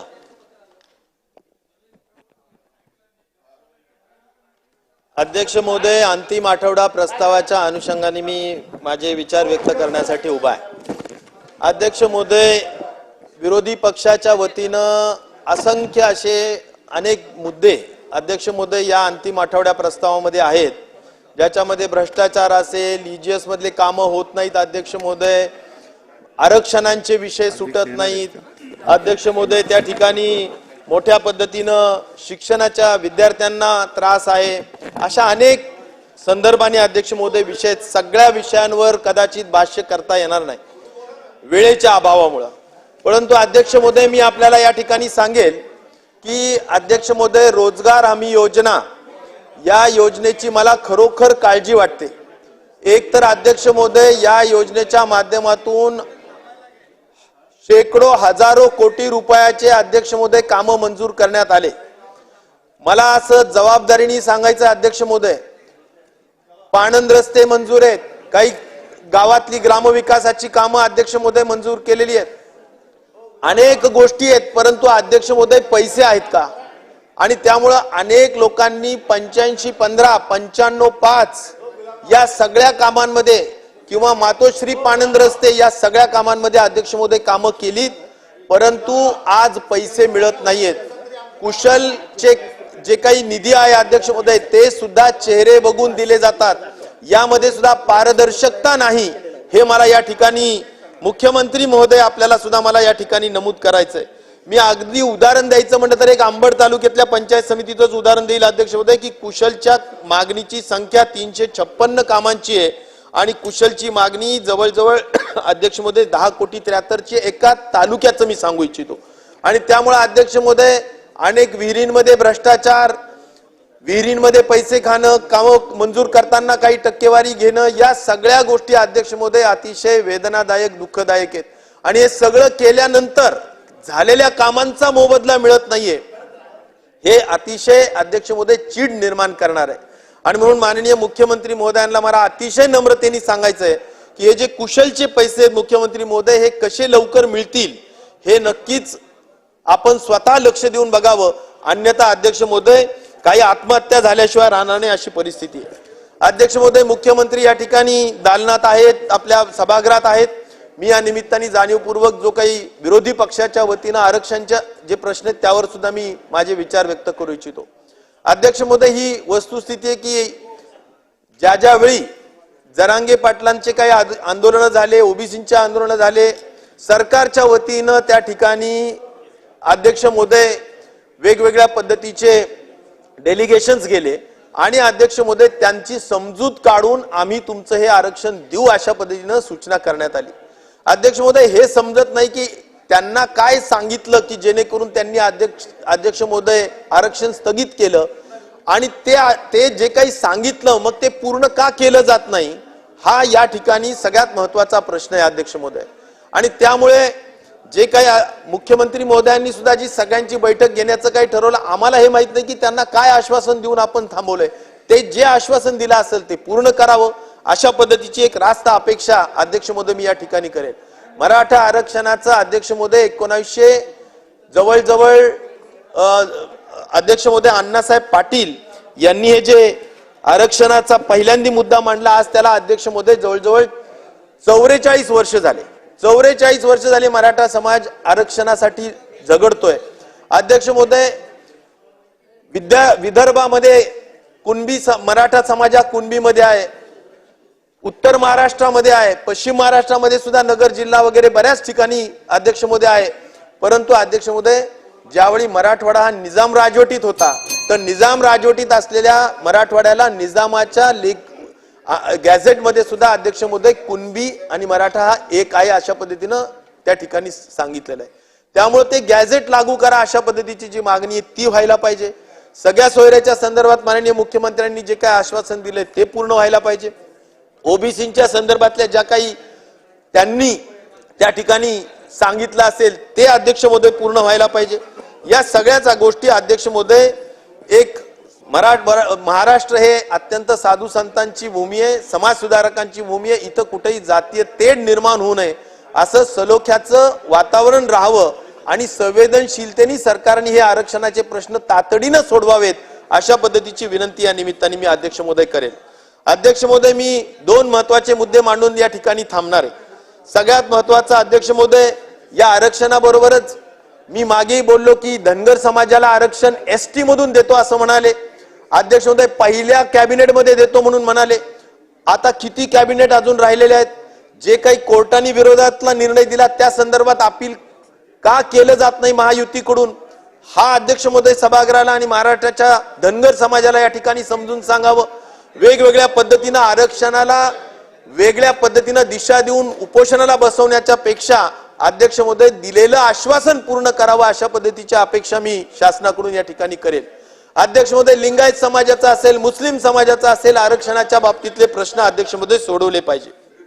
अध्यक्ष महोदय, या ठिकाणी मी जाणीवपूर्वक सांगेल की एक आमच्या काळात अध्यक्ष महोदय आम्ही परदेशी शिक्षणासाठी 10वी ते पदवी पर्यंतच्या आणि पोस्ट ग्रॅज्युएशनच्या विद्यार्थ्यांना अध्यक्ष महोदय आपण जे काही नॉन क्रिमी लेअर आहेत त्यांच्यापर्यंतच्या अध्यक्ष महोदय लोकांना 55% जर त्या ठिकाणी अध्यक्ष महोदय पर्सेंटेज असेल तरी सुद्धा परदेशी शिकवण्यासाठीच आपण पाठवण्याची व्यवस्था करायचो. अध्यक्ष महोदय, मला या ठिकाणी एक समजत नाही की SC ST OBC साठी 55% होतं आणि ओपन कॅटेगरीसाठी 70% होतं. अध्यक्ष महोदय, आता जे काही रंजलेले गांजलेले समाज आहेत त्यांच्यासाठी सुद्धा 70% अध्यक्ष महोदय त्या ठिकाणी पर्सेंटेज पाहिजे, टक्केवारी पाहिजे, तरच अध्यक्ष महोदय त्या ठिकाणी परदेशी जाण्याच्यासाठी शिक्षणासाठीची व्यवस्था 30 लाख 40 लाख रुपयाची होऊ शकणार आहे. क्रिमिले अध्यक्ष महोदय अनेक जाचं काठी घातल्यात. 55%चा अट 75%वर घेऊन गेले. अध्यक्ष महोदय 8 लाख रुपयाचं उत्पन्नाची अट घातली. यापूर्वी अध्यक्ष महोदय ज्यांना PG करायचं होतं अध्यक्ष महोदय त्यांना त्या ठिकाणी आता 75%ची अट घालून तरच त्यांना अध्यक्ष महोदय परदेशी शिक्षणाला जाऊ शकता येईल अशी परिस्थिती त्या ठिकाणी केलेली आहे. आणि त्यामुळं अध्यक्ष महोदय या ठिकाणी सुद्धा विद्यार्थ्यांवर खूप मोठा अन्याय झालाय असं मी या ठिकाणी सांगू इच्छितो. अध्यक्ष महोदय, त्याला जोडून मला सांगायचं, वसतिगृहांची परिस्थिती अतिशय वाईट आहे. आज ओबीसी एस आणि या सगळ्याच घटकांसाठी, ऊसतोड कामगारांसाठी असेल, या सगळ्यांच्याच घटकांसाठी अध्यक्ष महोदय जागा रिक्त राहत आहेत. मी जालन्याची सामाजिक न्याय विभागाची जागेची परिस्थिती सांगू इच्छितो. अध्यक्ष महोदय, वसतिगृहाची क्षमता आहे 930, भरलेत फक्त 532, 323 जागा 24-25 साठी सुद्धा अध्यक्ष महोदय रिक्त आहेत. ही परिस्थिती कशामुळे आहे या बाबतीतला सुद्धा अध्यक्ष महोदय खुलासा शासनाने करण्याची आवश्यकता निश्चित प्रकारे आहे. SC STच्या बाबतीत सुद्धा अध्यक्ष महोदय 600 जागा आहेत, 413 भरल्यात आणि 187 अध्यक्ष महोदय रिक्त आहेत. आणि म्हणून या सगळ्या परिस्थितीच्या बाबतीत अध्यक्ष महोदय निश्चित प्रकारे लक्ष घालण्याची आवश्यकता आहे असं मला सांगितलं पाहिजे. अध्यक्ष महोदय, निराधारांचे प्रश्न आपण नुसती 1500 रुपये करून चालणार नाही, त्याला सुद्धा अध्यक्ष महोदय अनेक अटी घातल्या गेलेल्या आहेत. आज जर आधार कार्ड असेल तर नाही, आता ई आधार कार्ड काढा, लेटेस्ट ई आधार कार्ड द्या. त्याच्यासाठी वयोवृद्ध लोक त्या ठिकाणी तहसील कार्यालयामध्ये लाईन लावून उभे आहेत अध्यक्ष महोदय, आणि त्यांना सुद्धा प्रचंड त्रास या सगळ्या जाचक अटींचा होतोय. आणि त्या संदर्भाने सुद्धा या सगळ्या अटींमध्ये सुलभता आणून संजय गांधी निराधार योजना असेल किंवा अन्य योजनेच्या संदर्भात सुद्धा अध्यक्ष महोदय काम निश्चित प्रकारे या ठिकाणी करण्याची आवश्यकता निश्चित प्रकारे आहे अध्यक्ष महोदय. आणि त्यामुळं सांगायचा मुद्दा एवढाच आहे की या संपूर्ण गोष्टींमध्ये लक्ष घातलं पाहिजे. आज निजामकालीन शाळेच्या बाबतीत मी पुन्हा एकदा या ठिकाणी सांगू इच्छितो की आमच्या सरकारच्या काळात अमृत महोत्सव वर्षामध्ये आपण अध्यक्ष महोदय एक घोषणा केली की निजामकालीन शाळेला आपण ज्या मोडकळीला आलेल्या आहेत त्याला पूर्ण दुरुस्त करायचं, नवीन करायचं किंवा काही दुरुस्त्या करायच्या. अध्यक्ष महोदय, त्यासाठी मराठवाड्याच्या 8 जिल्ह्यांसाठी 200 कोटी रुपये दिले. या 200 कोटी रुपयांपैकी काही रक्कम खर्च होत नाहीये. सीओ या कमिटीचे अध्यक्ष आहेत अध्यक्ष महोदय, परंतु या कमिटीचं कुठलंही काम चालू नाही. आणि आज विद्यार्थी आजचे विद्यार्थी उद्याचे भविष्य आहेत आणि या भविष्याकडे पूर्णपणे दुर्लक्ष करण्याचं काम सरकारच्या वतीनं केलं जात आहे. आणि त्यामुळे या सगळ्या शाळांच्या दुरुस्तीसाठी, नवीन शाळा बांधण्यासाठी, या जुन्या शाळा निजामकालीन पाडून नवीन शाळा बांधण्यासाठी जी तरतूद केलेली आहे, मला वाटतं आता या निवडणुकीच्या मतदानावर डोळे ठेवून किंवा लक्ष ठेवून ज्या काही सवंग घोषणा केल्या जात आहेत त्यापेक्षा सुद्धा या विद्यार्थ्यांच्या घोषणा ज्या पूर्वी झालेल्या आहेत, शिक्षणाच्या ज्या घोषणा झालेल्या आहेत अध्यक्ष महोदय, आज विद्यार्थी शाळेच्या बाहेर बसतात, वरांड्यात बसतात. त्या शाळा दुरुस्त करा. अंगणवाड्यांमध्ये झाडाखाली अध्यक्ष महोदय लहान लहान मुलं बसतात, त्या अंगणवाड्या दुरुस्त करा. ही परिस्थिती अध्यक्ष महोदय जास्त महत्वाची आहे. आणि त्यामुळं या सगळ्या सवंग घोषणा नुसत्या मतांवर डोळा ठेवून जे केलं जात आहे अध्यक्ष महोदय, मला वाटतं त्यापेक्षा या गोष्टींकडे लक्ष देण्याची आवश्यकता आहे. दिव्यांगाचं मंत्रिमंडळ किंवा मंत्रालय केलं हे नुसतं म्हटलं गेलं, पण त्यांच्याकडे सपशेल दुर्लक्ष आहे. त्यांच्या योजना अध्यक्ष महोदय कुठल्याही व्यवस्थित राबवल्या जात नाहीयेत, हेही मला आपल्याला सांगितलं पाहिजे. त्यांची आर्थिक स्तर उंचावला पाहिजे, त्यांच्या जीवनामध्ये स्थैर्य निर्माण झालं पाहिजे, त्यांना 4 सुखाचे दिवस पाहायला मिळाले पाहिजे. यासाठी खऱ्या अर्थाने ज्या ज्या म्हणून योजना आहेत त्याही अध्यक्ष महोदय पूर्ण होतानीचं चित्र पाहायला मिळत नाही. आणि आज जे मनुवादी विचारसरणी लादण्याचा प्रयत्न जो केला जातोय, जो चातुर्वर्णीय खऱ्या अर्थाने डॉक्टर बाबासाहेब आंबेडकरांनी गाडून टाकलेली चातुर्वर्णीय पुन्हा वर आणण्याचा प्रयत्न जो केला जातोय अध्यक्ष महोदय, त्याला सुद्धा लगाम लावण्याची गरज निश्चित प्रकारे संविधानाच्या तरतुदीच्या माध्यमातून आहे. आणि त्या गोष्टी सुद्धा निश्चित प्रकारे व्हायला पाहिजेत अशी अपेक्षा सुद्धा अध्यक्ष महोदय या निमित्ताने मी करू इच्छितो. आणि अनेक विषय आहेत अध्यक्ष महोदय, सगळेच या ठिकाणी बोलू शकत नाहीयेत म्हणूनच अध्यक्ष महोदय, परंतु खूप बॅकलॉग आहे. सिंचनाचा बॅकलॉग आहे, रोडचा बॅकलॉग आहे. शासन अध्यक्ष महोदय दुजाभाव केला जात आहे. मुख्यमंत्री महोदय जरा आमच्याकडे सुद्धा कधीतरी निधी देत चालावी अशी आमची विनंती आहे. काहीही निधी मिळत नाहीये. आणि त्या सगळ्या गोष्टी मला एवढंच सांगायचं की आता आम्ही सातत्याने 2 वर्ष झाले मागणी करतोय, तुम्ही देत नाहीयेत, काहीही मिळत नाहीये. अशी परिस्थिती अध्यक्ष महोदय पुरोगामी विचाराच्या महाराष्ट्रामध्ये नव्हती. मान्य आहे की विरोधी पक्षाला थोडा कमी वाटा असेल, पण 0 वाटा जाईल असा अध्यक्ष महोदय कधी परिस्थिती नव्हती. ती दुर्दैवानी सध्या अध्यक्ष महोदय परिस्थिती पाहायला मिळते. आपल्या मतदारसंघात काही लोक नाहीयेत का? तिथं विकास नको का? तिथे लोकांचे प्रश्न नाहीयेत का? अध्यक्ष महोदय, या सगळ्या प्रश्नांकडे अध्यक्ष महोदय जो कानाडोळा सध्याच्या सरकारने केलेला आहे, निश्चित प्रकारे सरकार या आता लोकसभेमध्ये तर दिसलंच आहे, पण विधानसभेमध्ये यापेक्षा भयावह परिस्थिती सध्याच्या सत्ताधाऱ्यांची झाल्याशिवाय राहणार नाही अध्यक्ष महोदय, असं निश्चित प्रकारे महाराष्ट्राची जागरूक जनता करून दाखवेल. आणि जी परिस्थिती आज आम्हाला निधी देण्याची जी निर्माण केलेली आहे, कदाचित उद्या त्यांच्यावर होईल अशी परिस्थिती निर्माण होईल अध्यक्ष महोदय. त्यामुळे अति तिथं माती असते. मला वाटतं या पद्धतीनं एक संवेदनशीलतेने कारभार व्हावा अशी अपेक्षा करतो अध्यक्ष महोदय. आपण दिलेल्या संधीबद्दल आभार मानतो. धन्यवाद. सन्माननीय सदस्य श्यामसुंदर शिंदे. अध्यक्ष महाराज, नांदेड जिल्ह्यातील सोयाबीन पिकावर येलो मोजॅक विषाणूजन्य रोग, खोडकूत, मुळकूत, कृषी रोगामुळे पिकाला बाधा झालेली आहे. याबाबत राज्य शासनाच्या निर्देशानुसार महसूल, कृषी आणि मदत व पुनर्वसन विभागाने संयुक्तपणे पंचनामे करून यात नांदेड जिल्ह्यातील कंधार, लोहा, मुदखेड, नायगाव तालुक्यातील 2,61,000 आणि 13,000 हेक्टरचा बाधा पोहोचला आहे. तर कृषी आयुक्ताला पाठवलेला असताना देखील सुद्धा कृषी व मदत पुनर्वसन विभागाकडून अद्याप शेतकऱ्यांना भरपाई मिळाली नाही. त्याप्रमाणे माहे जून जुलै 23 मध्ये अतिवृष्टीमुळे नुकसान झालेल्या कंधार लोहा शेतकऱ्यांना वगळून 6,17,000 शेतकऱ्यांना भरपाईसाठी 420 कोटी रुपये निधी मंजूर झालेला असणे, सदर भरपाई सध्या शेतकऱ्याच्या खात्यावर जमा होणे, तर दुसरीकडे माझ्या कंधार लोहा मतदारसंघात शेतकऱ्यांना भरपाई म्हणून वंचित राहावे लागत आहे. याबद्दल तातडीने शासनाची कारवाई करावी. अध्यक्ष महाराज, 2023-24च्या खरीप हंगामावेळी माझ्या लोहा कंधार मतदारसंघात सोयाबीन पिकाची लागवड करण्यात आली. या पिकाच्या लागवडीनंतर पावसाने दरम्यानच्या काळात दांडी मारली व सप्टेंबरमध्ये पाऊस पडला. हवामानातील बदल व इतर काही कारणामुळे सोयाबीन पिकावर येलो मोजॅक ह्या विषाणूजन्य रोगाचा मोठ्या प्रमाणात प्रादुर्भाव झाला आहे. माझ्या लोहा कंधार मतदारसंघातील लोहा तालुक्यातील 44,000 हेक्टर, कंधार तालुक्यात 23,000 हेक्टर, एकूण 66,000 हेक्टर क्षेत्र बाधित आहे. याबाबत प्रश्नाचे निर्देशन महसूल, कृषी मदत पुनर्वसन विभाग संयुक्त पंचनामे करून सदर अहवाल कृषी आयुक्ताला पाठवलेला आहे. या सादर केलेल्या आव्हानानुसार माझ्या लोहा कंधार मतदारसंघातील झालेल्या नुकसानाची भरपाईसाठी 57,48,00,000 ही रक्कम निधीची आवश्यकता आहे. संयुक्तपणे केलेल्या पंचनाम्यात आज 1 वर्ष होऊन देखील माझ्या शेतकऱ्यांमध्ये पासून वंचित राहावं लागत आहे. माझ्या लोहा मतदारसंघातील 18 पगड जातीतील गोरगरीब शेतकऱ्यांना लवकरात लवकर मदत करावी, जेणेकरून चालू असलेल्या पेरण्याला शेतकऱ्याला मदत होईल. आपत्ती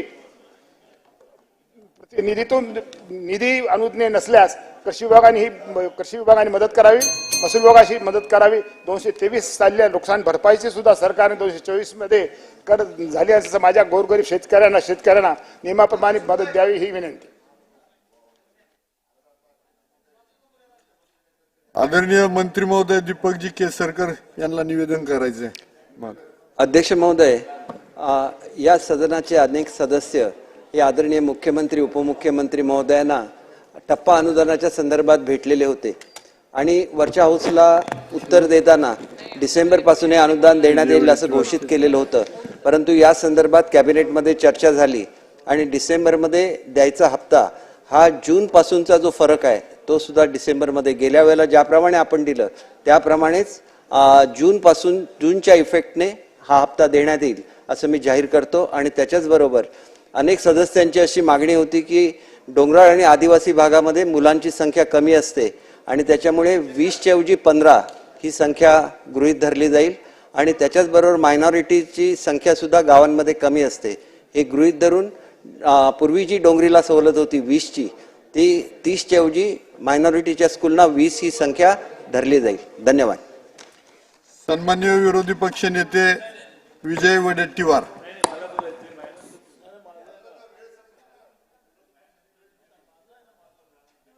महोदय, सभागृहामध्ये आपल्या अंतिम आठवडा प्रस्ताव सभागृहात मांडण्यात आलेला आहे विरोधी पक्षाच्या वतीने. आणि अध्यक्ष महोदय, अंतिम आठवडा प्रस्ताव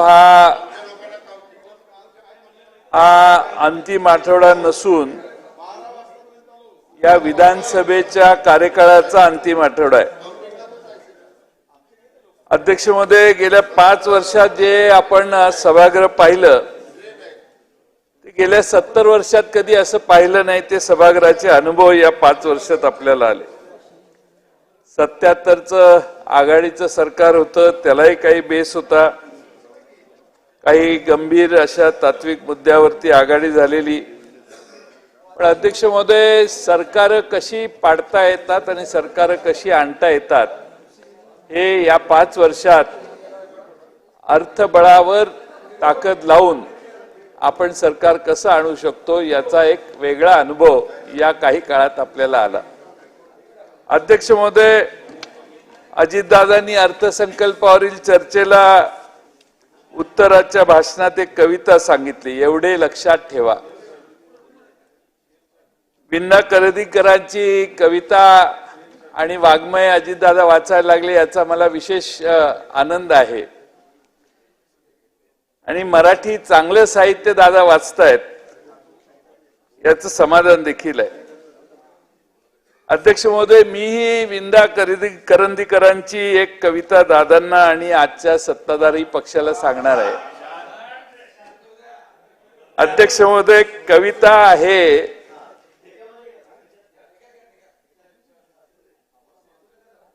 आहे, त्याला तयारी पाहिजे. केले कुणास्तव किती हे कधी मोजू नये. होणार त्याची विस्मृती, त्याला तयारी पाहिजे.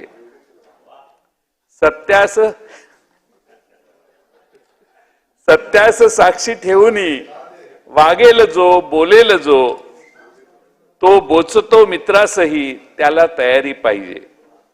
पाण्यामध्ये पडलास ना आता टळे ना पोहणे. पाणी कसेही ते असो, त्याला तयारी पाहिजे. शेवटचं एक कडवं आहे, डोक्यावरी घेऊनी, गुलाबरावजी, डोक्यावरी घेऊनी जे आज येथे नाचती, घेतील ते पायातळी, त्याला तयारी पाहिजे. अध्यक्ष महोदय, समोरच्या बाजूला या कवितेचा आशय लक्षात आला असेल असं मला वाटतं. गेल्या 5 वर्षात अनेक गोष्टी या राज्यात झाल्या आहेत. गुन्हेगारी वाढलेली आहे. अध्यक्ष महोदय, सगळ्या कोलाहलात कायदा आणि सुव्यवस्था या 2.5 वर्षात किती खराब झालेली आहे याचा अनुभव आपण वेळोवेळी घेत आलेलो. अध्यक्ष महोदय, खरं म्हणजे आज घडीला पोलिसांची कामं एवढी वाढलेली आहेत की अपराधी व्यक्तींना शिक्षा करणे काहीसं बाजूला पडले आणि सण उत्सव, मंत्र्यांचे प्रोटेक्शन, कोणी VIP आला त्याला प्रोटेक्शन, याच्यातच सगळ्या आमच्या पोलिसांची ताकद खर्च व्हायला लागली.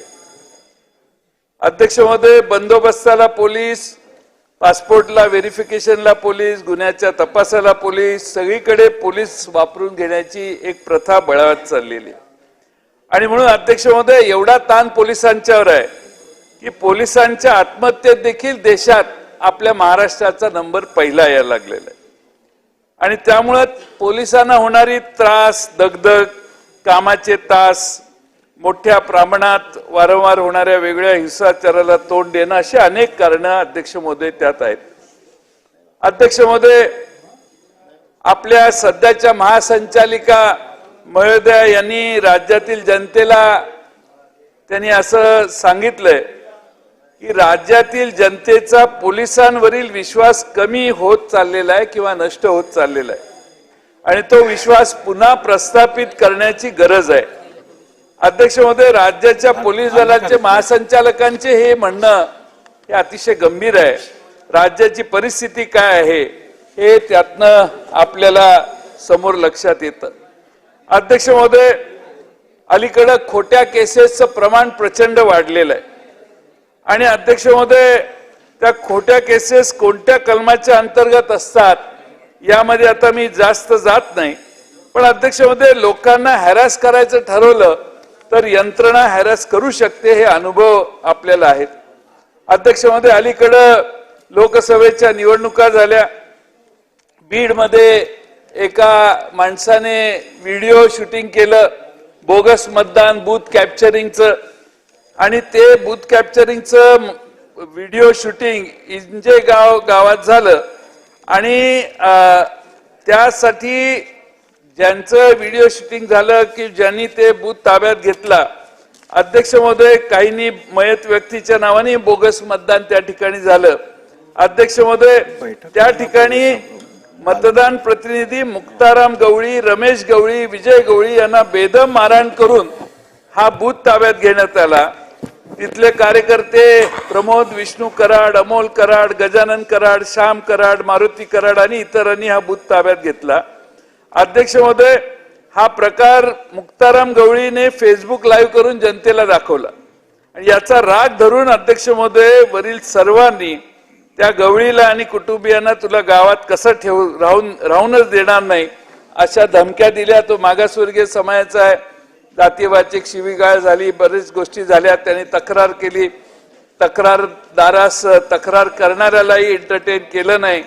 अध्यक्ष महोदय, आपण खरं म्हणजे कोणत्या जगात आहोत? मुख्यमंत्र्यांनी याच्यात लक्ष घातलं पाहिजे अशी आमची अपेक्षा आहे की अशी धमकी ही फार मोठ्या प्रमाणात होते. आता बीड जिल्ह्यात देवस्थान जमिनी हडपण्याचा वेगळा प्रकार मोठा होतो. त्या ठिकाणी अध्यक्ष महोदय एक कुमावत नावाचा अधिकारी आहे, तो चांगला तपास करायला लागला, त्याची बदली करून टाकली, आणि तिथं दुसरे DYSP होते वाळके, त्यांच्याकडे तपास दिला. म्हणजे जेणेकरून अध्यक्ष महोदय तपास होणार नाही याची देखील व्यवस्था या राज्यात प्रशासकीय माध्यम व्यवस्थेतनं होऊ शकते. अध्यक्ष महोदय, आपलं सरकार हे सध्याच्या काळात आमचं असं मत आहे की हे सरकार बिल्डर आणि कंत्राटदारांचं झालेलं आहे. अध्यक्ष महोदय, MSRDCने एक्सप्रेसवेची कामं काढली आहेत. MSRDCच्या एक्सप्रेसवेच्या कामात अध्यक्ष महोदय या ठिकाणी माझ्याकडे एक कागद माहिती आहे की अध्यक्ष महोदय 2-3 कंपन्यांनाच फिरून फिरून कामं दिलेली आहेत. नवयुग कन्स्ट्रक्शन, मेगा इंजिनियर असे काही कामं, आणि कामं किती 39% अभाव, 30% अभाव या ठिकाणी आपल्याला. अध्यक्ष महोदय, आता इतके वर्ष आम्ही सभागृहात आहे, पण अध्यक्ष महोदय एवढ्या हाय रेटला टेंडर जाऊ शकतं हे आम्हाला माहित नव्हतं. वसई अलिबाग कॉरिडॉरचं काम आहे, जालना नांदेड, नागपूर चंद्रपूर, भंडारा गोंदिया, नागपूर गोंदिया एक्सप्रेसचं काम आहे. मुख्यमंत्री महोदय, आपल्याला आश्चर्य वाटेल की हे टेबल आहे, टेबलमध्ये एका ठिकाणी मेगा लोएस्ट आहे, नवयुग सेकंड लोएस्ट आहे. एका टेंडरमध्ये नवयुग आहे, अफकॉन सेकंड आहे, थर्ड मेगा आहे. तिसऱ्यामध्ये नवयुग पहिलं आहे, लोएस्ट आहे, सेकंड लोएस्ट मेगा आहे, नंतर अफकॉन आहे. Navyug, अफकॉन, mega, PNC, Welspun, HG असे ठराविकच लोकांनी टेंडर भरलेले आहेत. मग ॲपको आहे, NCC आहे, अफकॉन आहे. अध्यक्ष महोदय, हे जर टेबल बघितलं तर आपल्या लक्षात येईल एक 5-7 जणच या राज्यातली टेंडर भरण्यासाठी क्वालिफाय होतात, आणि त्यांच्यातच मग 39% हाय, 36% हाय, 36%, 30%, 45% high rate, 41% rate high rate, म्हणजे एस्टिमेट रेटच्या पेक्षा 41% रेट हाय. अशी प्रथा कधी नव्हती, पण 42%, 47%, 44% एवढ्या रेट हाय असतानाची टेंडर देखील अध्यक्ष महोदय दिली जातात.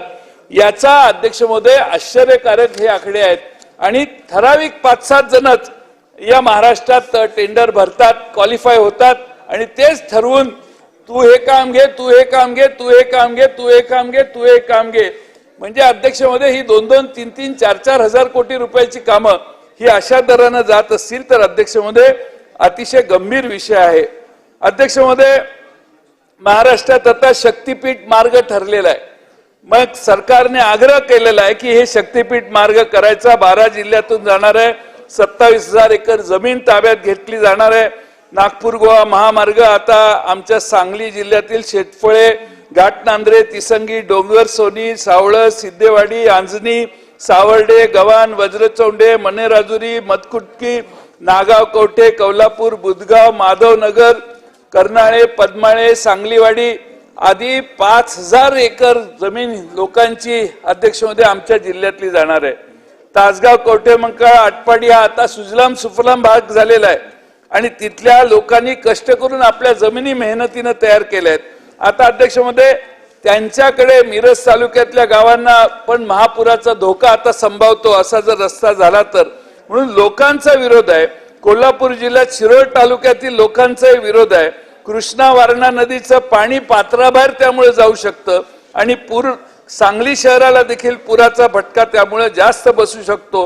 आणि म्हणून अध्यक्ष महोदय माझी आपल्याला विनंती आहे की रत्नागिरी नागपूर महामार्गामुळे हे सगळं पाणी अडवलं जाणार आहे किंवा अडकणार आहे आणि त्यामुळे हा महामार्ग रद्द करावा. मला माहिती आहे की देवेंद्र फडणवीस साहेबांचा हा ड्रीम प्रोजेक्ट आहे, पण लोकांच्या ड्रीमचा चकनाचूर करून स्वतःच्या ड्रीम प्रोजेक्टसाठी आग्रह करणं हे थोडंसं कोणत्याही डेव्हलपमेंटला ह्युमन फेस असावा. त्या भागातल्या लोकांचं म्हणणं ऐकून लोकांना मागणी असेल तर जरूर करा, पण लोकांचा या संदर्भात विरोध आहे. मुख्यमंत्री महोदयांच्या मागे खाडेसाहेब बसले आहेत, त्यांचाही मनातून तो विरोध असेल अशी मला खात्री आहे, कारण ह्या भागातनं त्या मिरज तालुक्याचे प्रतिनिधित्व ते करतात. आणि म्हणून अध्यक्ष महोदय लोकांच्यावर बुलडोजर चालवून विकास होत असेल तर अध्यक्ष महोदय त्या भागातल्या लोकांना हे अपेक्षित नाही आहे.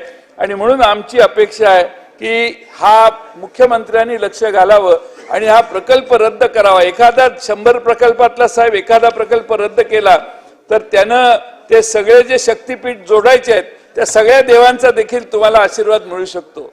अध्यक्ष महोदय आता अध्यक्ष महोदय पेपर फुटी इतका गंभीर प्रकार आहे अध्यक्ष महोदय की आपल्या सरकारच्या काळातच महापरीक्षा पोर्टल घोटाळा 18 ते 20 साली झाला.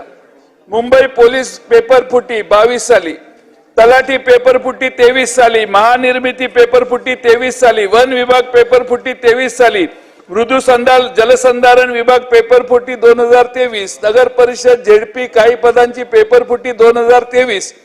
काय चाललंय सरकारचं अध्यक्ष महोदय? इतक्या मोठ्या प्रमाणात महाराष्ट्रात पेपर फुटी तुमचं सरकार असताना चालू आहे, म्हणजे कष्ट करणाऱ्या खऱ्या गोरगरिबांच्या मुलांना जो मेरिट मध्ये पास होऊ इच्छितो त्याला या राज्यात संधी नाही. आणि मग पेपर फुटला की कुणाचं उखळ पांढरं होतं याची अनेक उदाहरणं आहेत. तक्रारी दाखल झाल्या आहेत, पुरावे दाखल FIR दाखल झालेले आहेत अध्यक्ष महोदय. आणि त्यामुळे अध्यक्ष महोदय माझी अध्यक्ष विनंती आहे की सखोल तपास करून या घोटाळ्याच्या मागे कोण आहे हे पाहावं. केंद्र सरकारने आता जाहीर केले आम्ही 10 वर्षाची शिक्षा करणार आहे, ते शिक्षा यांना सगळ्यांना लावावी.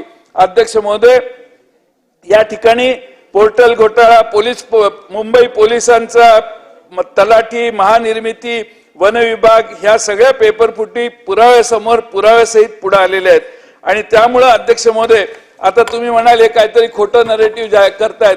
खोटं नरेटिव्ह नाही, हे लोकांचं महाराष्ट्रातल्या तरुणांचं स्वप्न उद्ध्वस्त झालं आणि हे खरं एक विषय महाराष्ट्रातल्या जनतेच्या मनात आहे.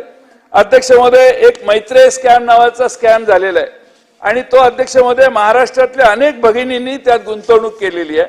70% महिला या धुनी भांडी करण्याचं गोरगरीब महिला यांनी त्यात गुंतवणूक केलेली. आणि त्यामुळे मैत्रेय स्कॅम मुख्यमंत्री महोदयांना माझी विनंती आहे की याची एक मीटिंग आपण लावा. ते प्रतिनिधी त्यांचा आता स्कॅमचा बळी पडलेल्या ज्या भगिनी आहेत त्यांची एक मोठी संघटना आहे, त्यांना बोलवा. ज्या जमिनी प्रॉपर्टी ताब्यात घेतल्यात पोलिसांनी त्या प्रॉपर्टी विकून त्या महिलांचे पैसे थोडे थोडे द्या, कारण त्यांच्या संसारात प्रचंड संकट तयार झाली आहेत. आणि काही वर्षापासून हे केस चालू आहे. तर ज्यांच्या जमिनी आपण ताब्यात घेतल्यात वसुली करण्याच्या निमित्तानं त्याची विक्री, त्याचे लिलाव करून जे पैसे येतील ते समान पद्धतीने सगळ्या महिलांना वाटण्याचं काम अध्यक्ष महोदय मुख्यमंत्री महोदयांनी करावं ही माझी त्यांना विनंती आहे. खरं म्हणजे आज अलीकडच्या काळात आता शेवटी कसं आहे की सुडाचं राजकारण हा एक वेगळा विषय अलीकडे पुढे यायला लागलाय. तिकडं आपल्या नांदगावला एक चांगला कार्यकर्ता, तिकडं शिवसेनेच्या उद्धव बाळासाहेब ठाकरे पक्षाचे ते तालुक्याचे अध्यक्ष आहेत आणि अध्यक्ष मध्ये सरळ माणूस आहे, सरळ मार्गी आहे. पानपट्टीचं दुकान, छोटस एक दुकान चालवतो. कुणीतरी येऊन त्याच्या दुकानात बॅग ठेवली. बॅग ठेवली आणि लगेच थोड्या वेळाने तहसीलदार आले आणि पकडले आणि सांगितले ही गांजाची बॅग आहे आणि त्याच्यावर केस गेली आणि त्याला अटक केली. अध्यक्ष, त्याला माहिती नाही बॅग त्याच्या दुकानात कोणी आणून ठेवली, कोण आला कोण गेला. पण अध्यक्ष महोदय, कोणी माणूस आला बॅग ठेवून गेला आणि त्याला माहिती नाही तो दुकान चालवण्याचं काम करत होता, पण त्याच्यावर बॅग गांजाची त्याच्या दुकानात सापडली म्हणून त्याला आत केलं. का तर तो लोकसभेत आपल्या मनासारखं काम करत नाही. अशा पद्धतीनं तो तिथला तालुका अध्यक्ष आहे आणि म्हणून अध्यक्ष महोदय याचाही विचार केला पाहिजे की 80,000 रुपयाचा गांजा जप्त केला आणि त्या गुप्ता नावाचे जे ग्रस्त आहेत त्यांना आता अटक केली. अध्यक्ष महोदय, ज्या दिवशी बॅग ठेवली जाते त्याच दिवशी धाड पडते लगेच काही तासात. हे तहसीलदाराला कळलं कसं आणि तहसीलदार एवढे पहिल्यांदाच अलर्ट झालेले. मला त्या तहसीलदारांचंही कौतुक करायला पाहिजे. अध्यक्ष महोदय, माझी विनंती एवढी आहे, खरं खोटं याचा तपास करा, पण अध्यक्ष महोदय त्या माणसाची तशी प्रवृत्ती आहे का नाही याचाही तपास हा सरकारने करण्याची गरज आहे असं मला वाटतं. आज या ठिकाणी अध्यक्ष महोदय अपघात वेगळे होतात. मुख्यमंत्री महोदय अतिशय दानशूर पद्धतीनं अपघाताला मदत जाहीर करतात, पण मुख्यमंत्री महोदय मदत करत असताना कुठं 25 लाख, कुठं 10 लाख असे वेगवेगळे आकडे जाहीर करणं हे ऍडमिनिस्ट्रेटिव्हली नॉट करेक्ट. ते तुम्हाला कशा पद्धतीनं थोडासा विचार करून त्याला समानता असली पाहिजे. शेवटी मनुष्याचे प्राण गेले तर ती गंभीर परिस्थिती निर्माण होते आणि सहानुभूतीनं काही गोष्टी कराव्या लागतात, याबद्दल मला काही दुमत नाही. पण अध्यक्ष महोदय, त्याच्यात मनात आलं की आपण त्यावेळीची गंभीरता लक्षात घेऊन निर्णय करतो आणि त्यामुळं याची समानता राहणं अतिशय आवश्यक आहे. आणि म्हणून माझी सरकारला विनंती आहे की बरेच रस्त्यावर अपघात होतात, बाकी गंभीर अपघात होतात. मग कुठं 20 लाख देतो आपण, कुठं 15 लाख देतो, कुठं 25 लाख रुपयाचं. याला समान सर्वकष धोरण असावं अशी अध्यक्ष महोदय माझी सरकारला या ठिकाणी विनंती आहे. अध्यक्ष महोदय, अलीकडच्या काळामध्ये परळीला एक गुन्हा झाला.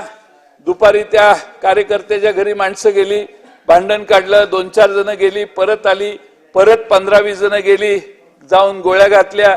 ज्याला गोळ्या घातल्या त्याच्या पोटातनं गोळी गेली, तो ऍडमिट झाला, तो जवळपास गेलेलाच होता. आणखीन त्यातल्या दुसऱ्याला पण एक गोळी लागली, तो मृत्युमुखी पडला. अध्यक्ष महोदय, हे सगळं निवडणुकीच्या नंतरचे पडसाद आहेत त्या भागातले आणि त्यामुळे अध्यक्ष महोदय त्या ठिकाणी नक्की गुन्हा कसा झाला आणि काय झालं याचा अभ्यास जर केला तर अध्यक्ष महोदय त्याचा जो चुकून वाचला गोळ्या लागून त्याचं जवळपास डाईंग डिक्लेरेशन देखील त्याने दिलंय, त्यांनी नावं घेतलेली आहेत. त्या सगळ्यांच्यावर आपण काहीतरी कारवाई करणं आवश्यक आहे अध्यक्ष महोदय. शेवटी तिथं बबन गीते नावाचे हे ग्रस्त आहेत, ते तिथं नव्हतेच पण त्यांनाही त्या गुन्ह्यात घेतलेलं आहे.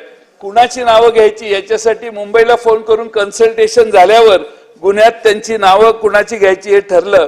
अध्यक्ष महोदय, आणखीन एक कुंडलिक खाडे साहेब आपल्या शिंदे गटाचाच अध्यक्ष आहे तिथं बीडला, तर तो साधारणपणे काम करत होता आणि त्याच्यावर पूर्वी त्याच्यावर काही गुन्हा दाखल झालेला होता 307चा, पण 307चा गुन्हा दाखल झालेला असतानाही तो फिरत होता, प्रचार व्यवस्थित चालला होता.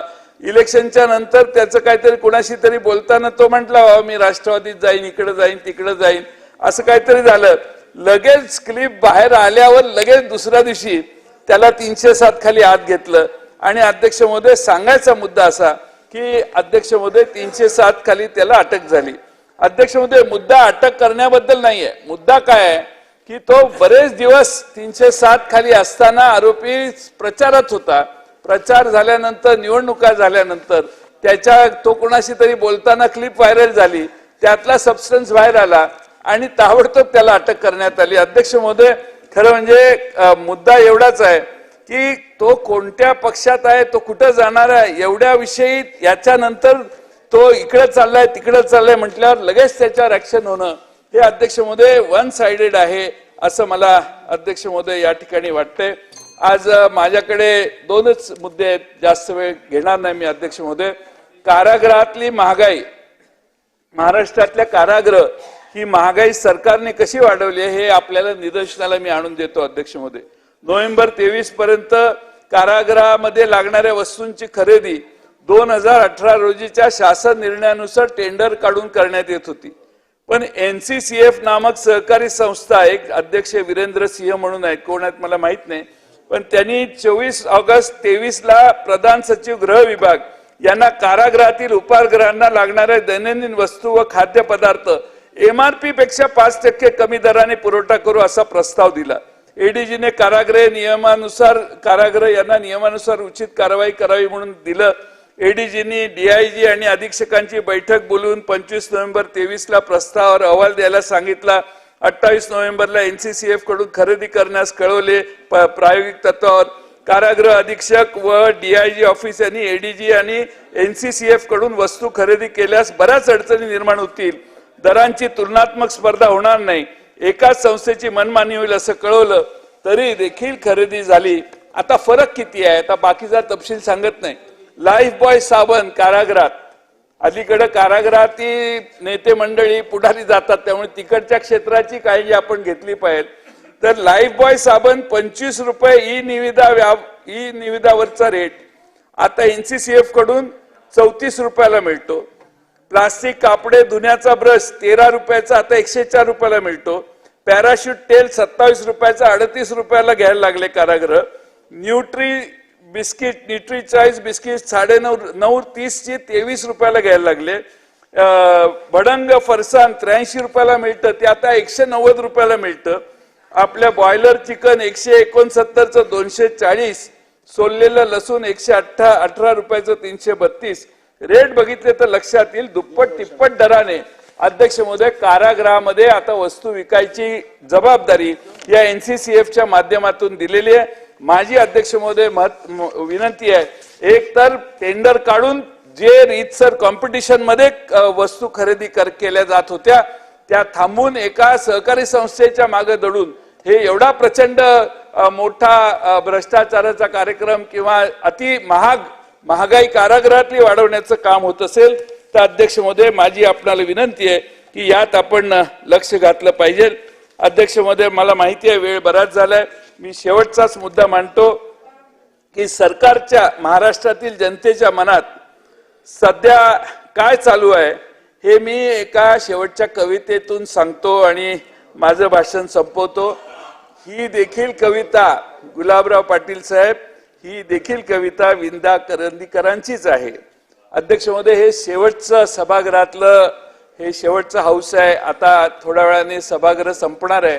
5 वर्ष सभागृहात या अनेकांनी काढली. काहींची पहिली टर्म असेल, काहींची चौथी असेल, माझी 7वी टर्म आहे. माहित नाही की आपल्यापैकी किती जण परत येणार आहेत. पण अध्यक्ष महोदय महाराष्ट्राच्या सभागृहाची गरिमा कायम टिकली पाहिजे.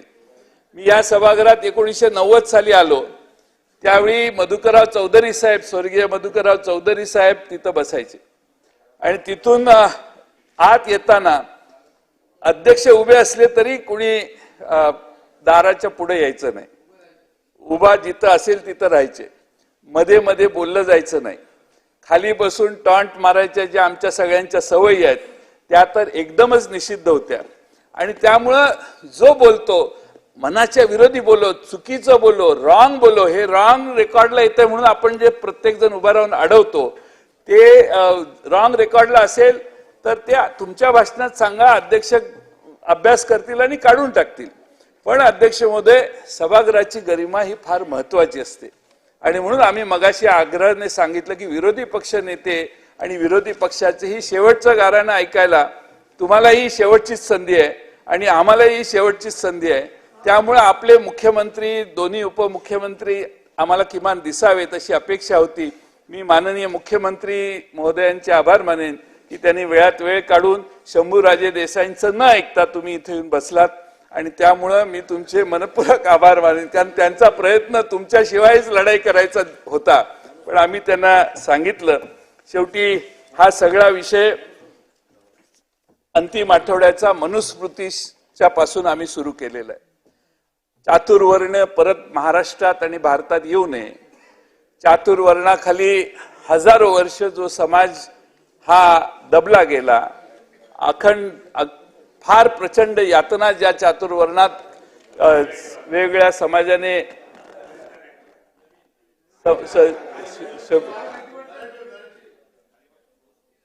खाली बसून बोलणाऱ्यांना पुढच्या वेळी सभागृहात येण्याच्यासाठी जे काही विधानसभेचे अर्ज भरायचे आहेत त्यातच बंदी करायचं काहीतरी बघा साहेब.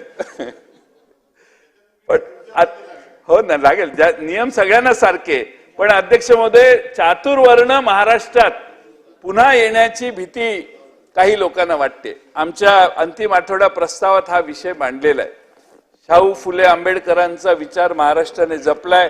त्यांचे सगळीकडे आपण इथं जे फोटो लावलेले आहेत ते सगळे आपले आदर्श आहेत.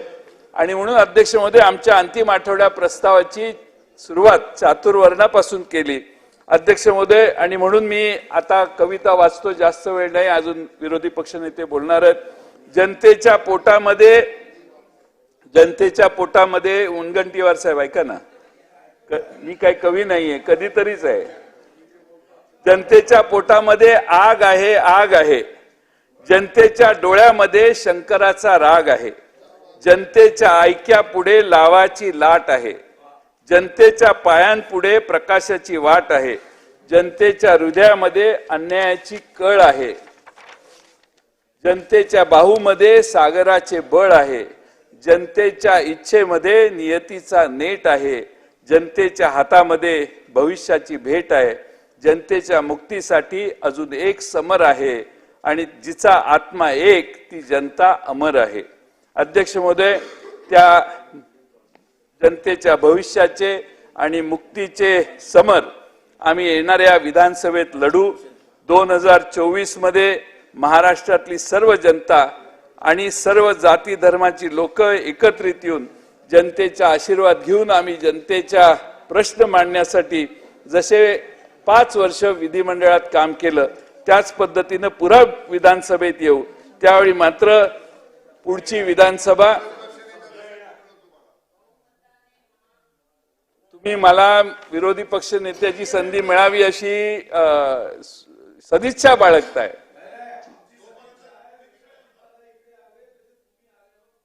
मी येणार आहे ना, तिकडे येणार आहे, मी तिकडे जरूर येणार आहे, पण ह्या सगळ्यांना घेऊन येणार आहे आणि या सगळ्यांना घेऊन तिथे येऊन बसणार आहे. आणि त्यावेळी अध्यक्ष महोदय एवढंच सांगतो की आमचं राज्य हे संविधानाप्रमाणे चालवण्याचं काम आम्ही करू.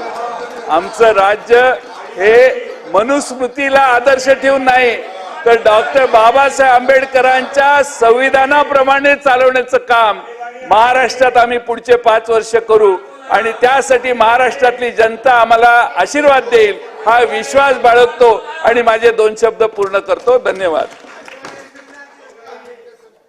चला, कोण बोलणार आहे आता? रिप्लाय घेऊया ना. आपलं ठरलेलं नाही, 1 मिनिट. आपलं नानाभाऊ 1 मिनिट. नानाभाऊ 1 मिनिट. बघा, आपलं ठरलेलं खरं तर 4 वाजता सीएम साहेब रिप्लाय देणार होते. आता वाजले आहेत 5:25 झाली आहेत. त्यामुळे आता आपण रिप्लाय घेऊया. ना, सकाळीच सांगितलेलं.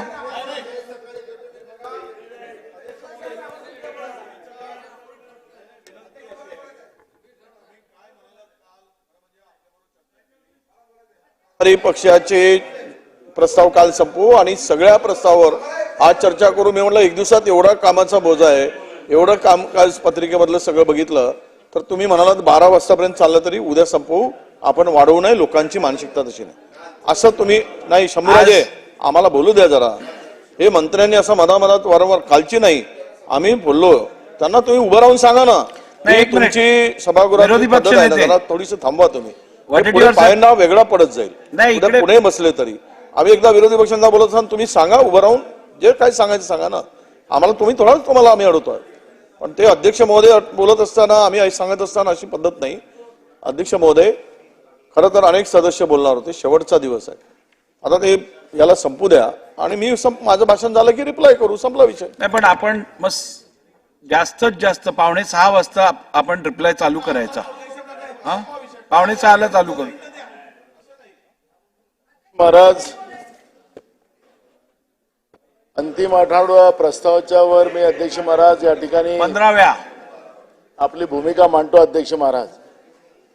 अध्यक्ष महाराज, आताच आमचे सहकारी जयंतराव पाटलांनी ज्या पद्धतीची आपली भूमिका मांडली त्या भूमिकेमध्ये आम्ही पण, आणि मला असं वाटतं की आपण थोडं, आम्ही पहिले आलो, तुम्ही नंतर या सभागृहात आलात, पण एवढ्या गेल्या 25-30 वर्षामधल्या या काळामध्ये आपल्या महाराष्ट्राच्या विधानसभेमध्ये हे असं पहिल्यांदा घडलं की 3 दिवसाचे मुख्यमंत्री, मग दुसऱ्या दिवशी खातं अजून बदललं. असं काय चमत्कार खूप झाले त्या महाराष्ट्रात. आणि हे महाराष्ट्राच्या इतिहासामध्ये मी याला काळी नोंद नाही म्हणणार, पण खरं तर अध्यक्ष महाराज हा एक वेगळा प्रकार महाराष्ट्रामध्ये झाला. आणि ते महाराष्ट्रासारख्या शाहू फुले आंबेडकरांच्या महाराष्ट्रात या पद्धतीच्या घटना घडल्यात हे खऱ्या अर्थानं महाराष्ट्रासाठी भूषणावर राहिलेल्या नाहीत. अध्यक्ष महाराज, आम्ही या ठिकाणी राज्याचे मंत्री खऱ्या अर्थानं जेव्हा जाहीरपणे सांगतात की आम्ही अजून प्रस्तावावर चर्चा मनुस्मृतीचा समावेश आता शिक्षण व्यवस्थेमध्ये करू, त्यावेळेस महाराष्ट्रातल्या संत परंपरा ज्या बहुजनवादी होत्या त्या विचाराला असेल, या शाहू फुले आंबेडकरांच्या विचाराला असेल, अध्यक्ष महाराज खऱ्या अर्थानं ठेच पोहोचली. मग मंत्र्यांनी त्याच्यामध्ये स्पष्टीकरण दिलं की आम्ही ते नाही, आमचा तो उद्देश नाही, अशा पद्धतीचं त्यांनी सर्वासर्व केली. पण राज्याच्या मंत्र्यांनी या पद्धतीचं वक्तव्य करावं, महाराष्ट्रामध्ये करावं, महाराष्ट्राच्या शाहू फुले आंबेडकरांच्या भूमीवर करावं, हे खऱ्या अर्थानं एक मोठी शोकांतिका या ठिकाणी आपल्याला या राज्यामध्ये पाहायला मिळाली अध्यक्ष महाराज. पण असो, राज्य सरकारने त्याच्यातली आपली भूमिका बदलवली आणि त्याचं स्वागत महाराष्ट्राच्या जनतेने केलेलं आहे. पण गेल्या महाराष्ट्रामध्ये आपण आत्ताचा जो आर्थिक पाहणी अहवाल जो आलेला अध्यक्ष महाराज, त्या अहवालामध्ये आपण पाहिलं असेल की शेती उद्योगामध्ये असेल, शिक्षण व्यवस्थेमध्ये असेल, महाराष्ट्र घसरत चाललेला अध्यक्ष महाराज. परवा माननीय मुख्यमंत्र्यांचा फोटो मी केंद्रातल्या कृषी मंत्र्यांबरोबर बघत होतो, राज्याचे कृषी मंत्री पण होते. महाराष्ट्राला चांगलं कृषीमध्ये काम केल्याबद्दलचं त्यांना आपला सन्मान झाला. पण अध्यक्ष महाराज, महाराष्ट्रात किती शेतकऱ्यांच्या आत्महत्या झाल्यात, आत्महत्येचं प्रमाण काय वाढलं, ते थांबवण्यासाठी आपण उपाययोजना काय केल्यात, या सगळ्या गोष्टीचा विचार व्हायला पाहिजे होता अध्यक्ष महाराज. पण शेतकऱ्यांसाठी या महाराष्ट्रामध्ये कुठलाही विचार केला गेलेला नाही आणि म्हणून त्याच्यामध्ये शेतकऱ्यांच्या आत्महत्या मोठ्या प्रमाणात वाढल्यात अध्यक्ष महाराज.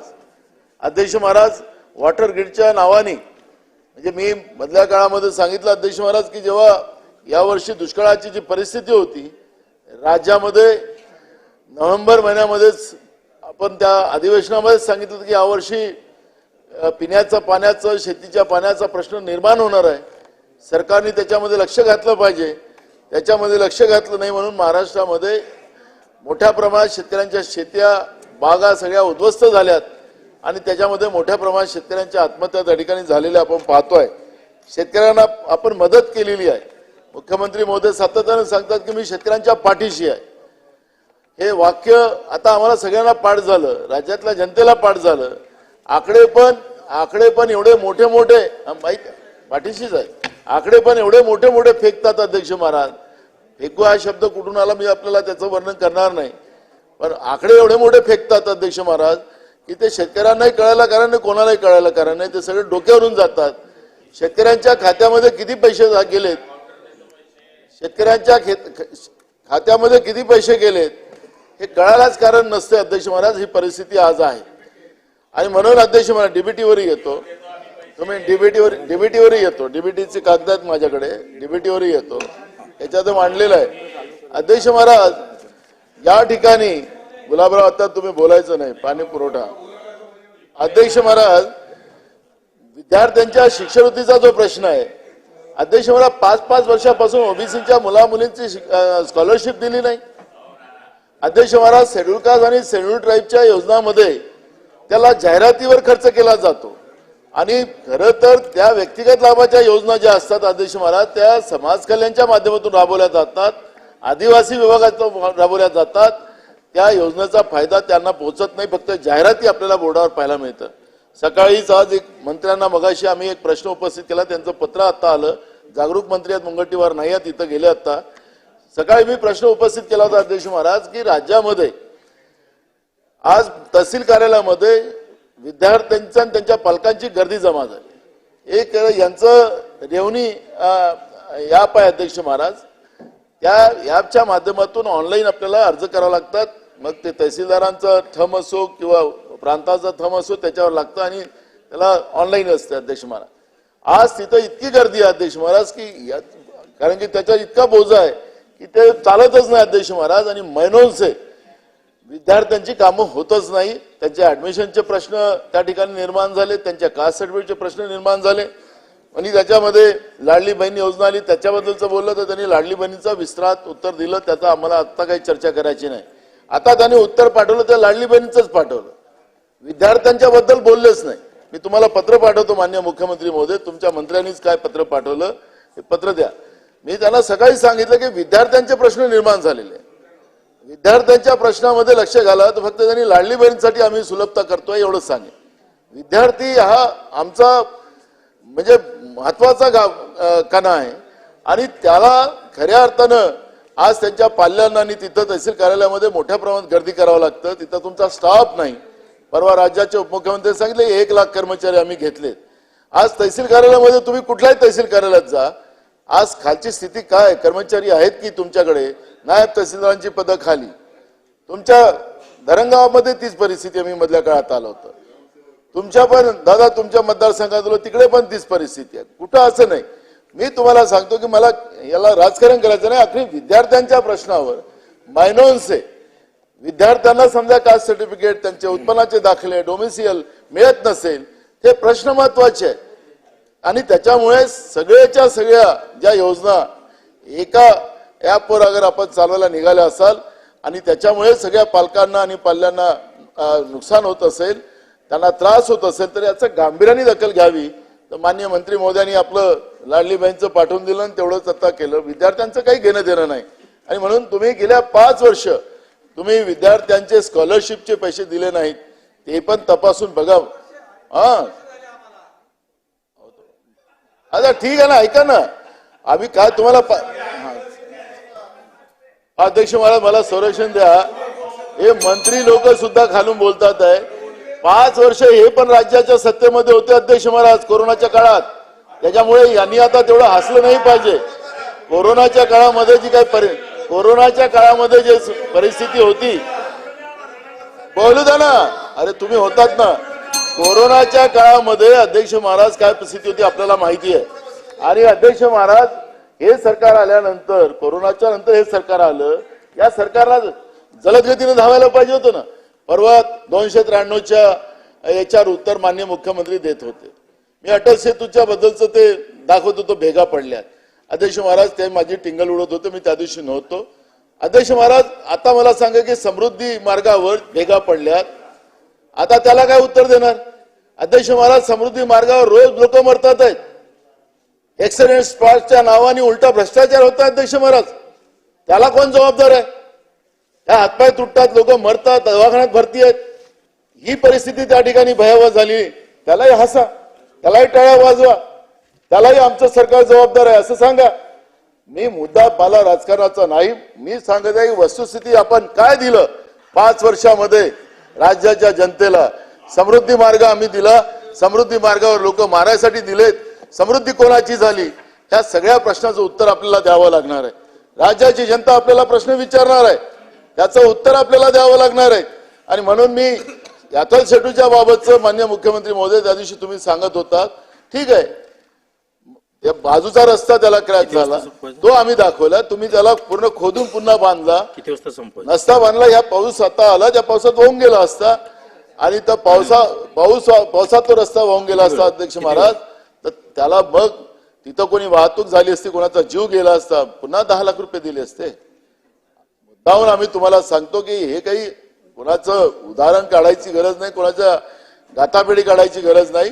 मुद्दा एक आहे की या ठिकाणी अध्यक्ष महाराज मी शेतकऱ्यांच्या बद्दल सांगतो, तुम्ही दिलं म्हणून सांगतो, म्हणून तुम्हाला आज कागदासहित सांगतो. अध्यक्ष महाराज डीबीटीचा उल्लेख आपण केला म्हणून त्याचा उल्लेख करतो. अध्यक्ष महाराज डीबीटीच्या माध्यमातून सरकारची योजना आहे.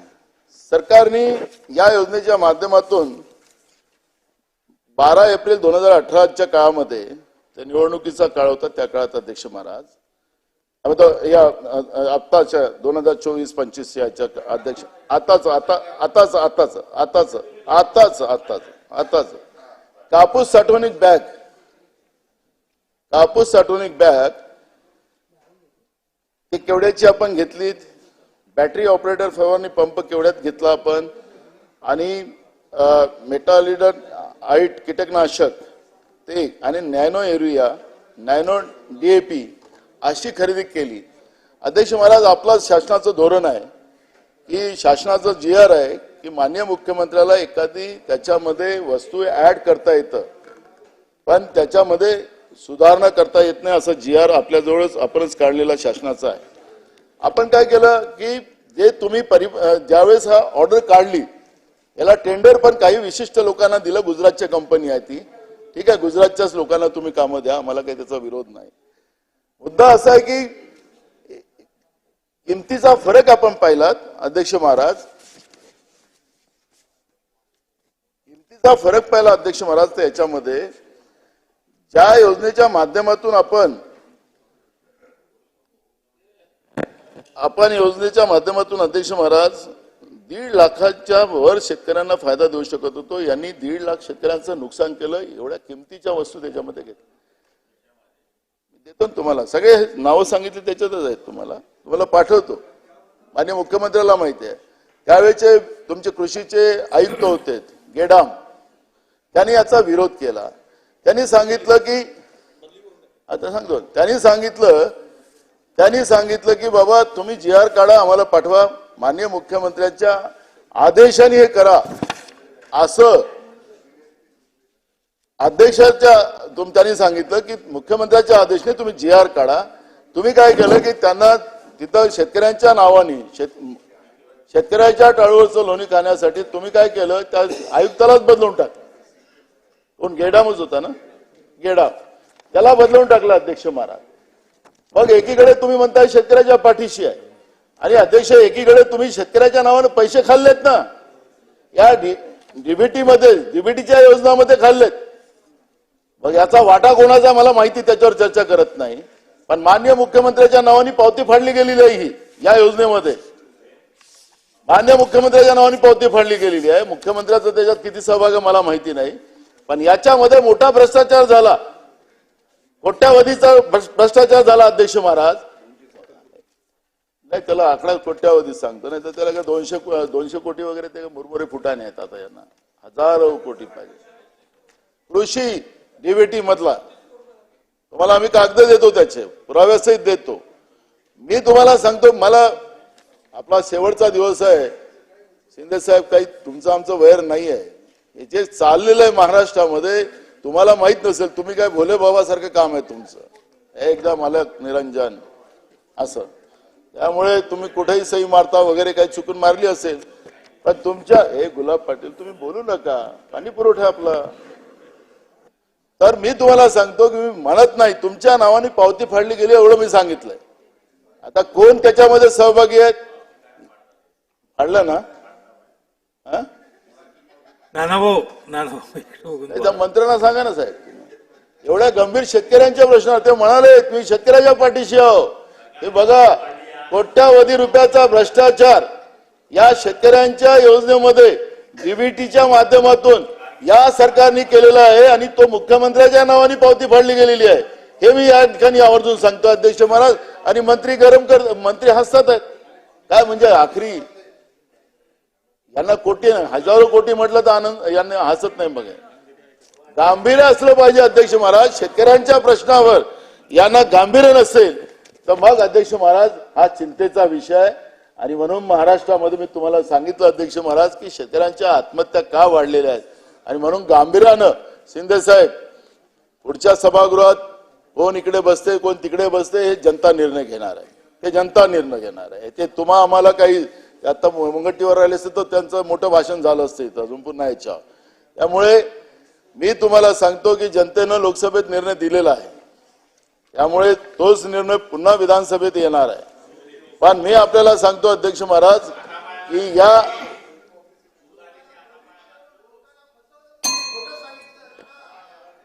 नानाभाऊ कन्क्लूड करा, माझ्याकडे बघून बोला. नाही तर अध्यक्ष महाराज मी उभाच राहील. सदस्यांना विनंती आहे, खाली बसून बोलू नका. नानाभाऊ कन्क्लूड करा लवकर, त्याच्यानंतर सीएम साहेबांचा रिप्लाय आहे. हा अध्यक्ष महाराज हे जे मी एक आपण कागद बोलणार पाठवलं आहे. अध्यक्ष महाराज तुमच्याकडे, मला याचं हे सरकारच्या म्हणजे 15 दिवसात मला याचं उत्तर माननीय मुख्यमंत्र्यांनी द्यावं. एक कागद पूर्ण त्यांना याचे पुरावे निश्चित देतो, माहितीच्या अधिकारातले कागद आहेत, आपल्या मार्फत मी त्यांना देतो अध्यक्ष महाराज. मामा हा एक मिनिट.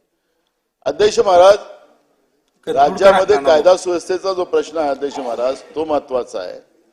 अध्यक्ष महाराज खोट्या केसेसच्या बाबतचा उल्लेख झाला की कोणावरही खोट्या केसेस करायचा, विरोधकांना त्यांची तोंड दाबायची.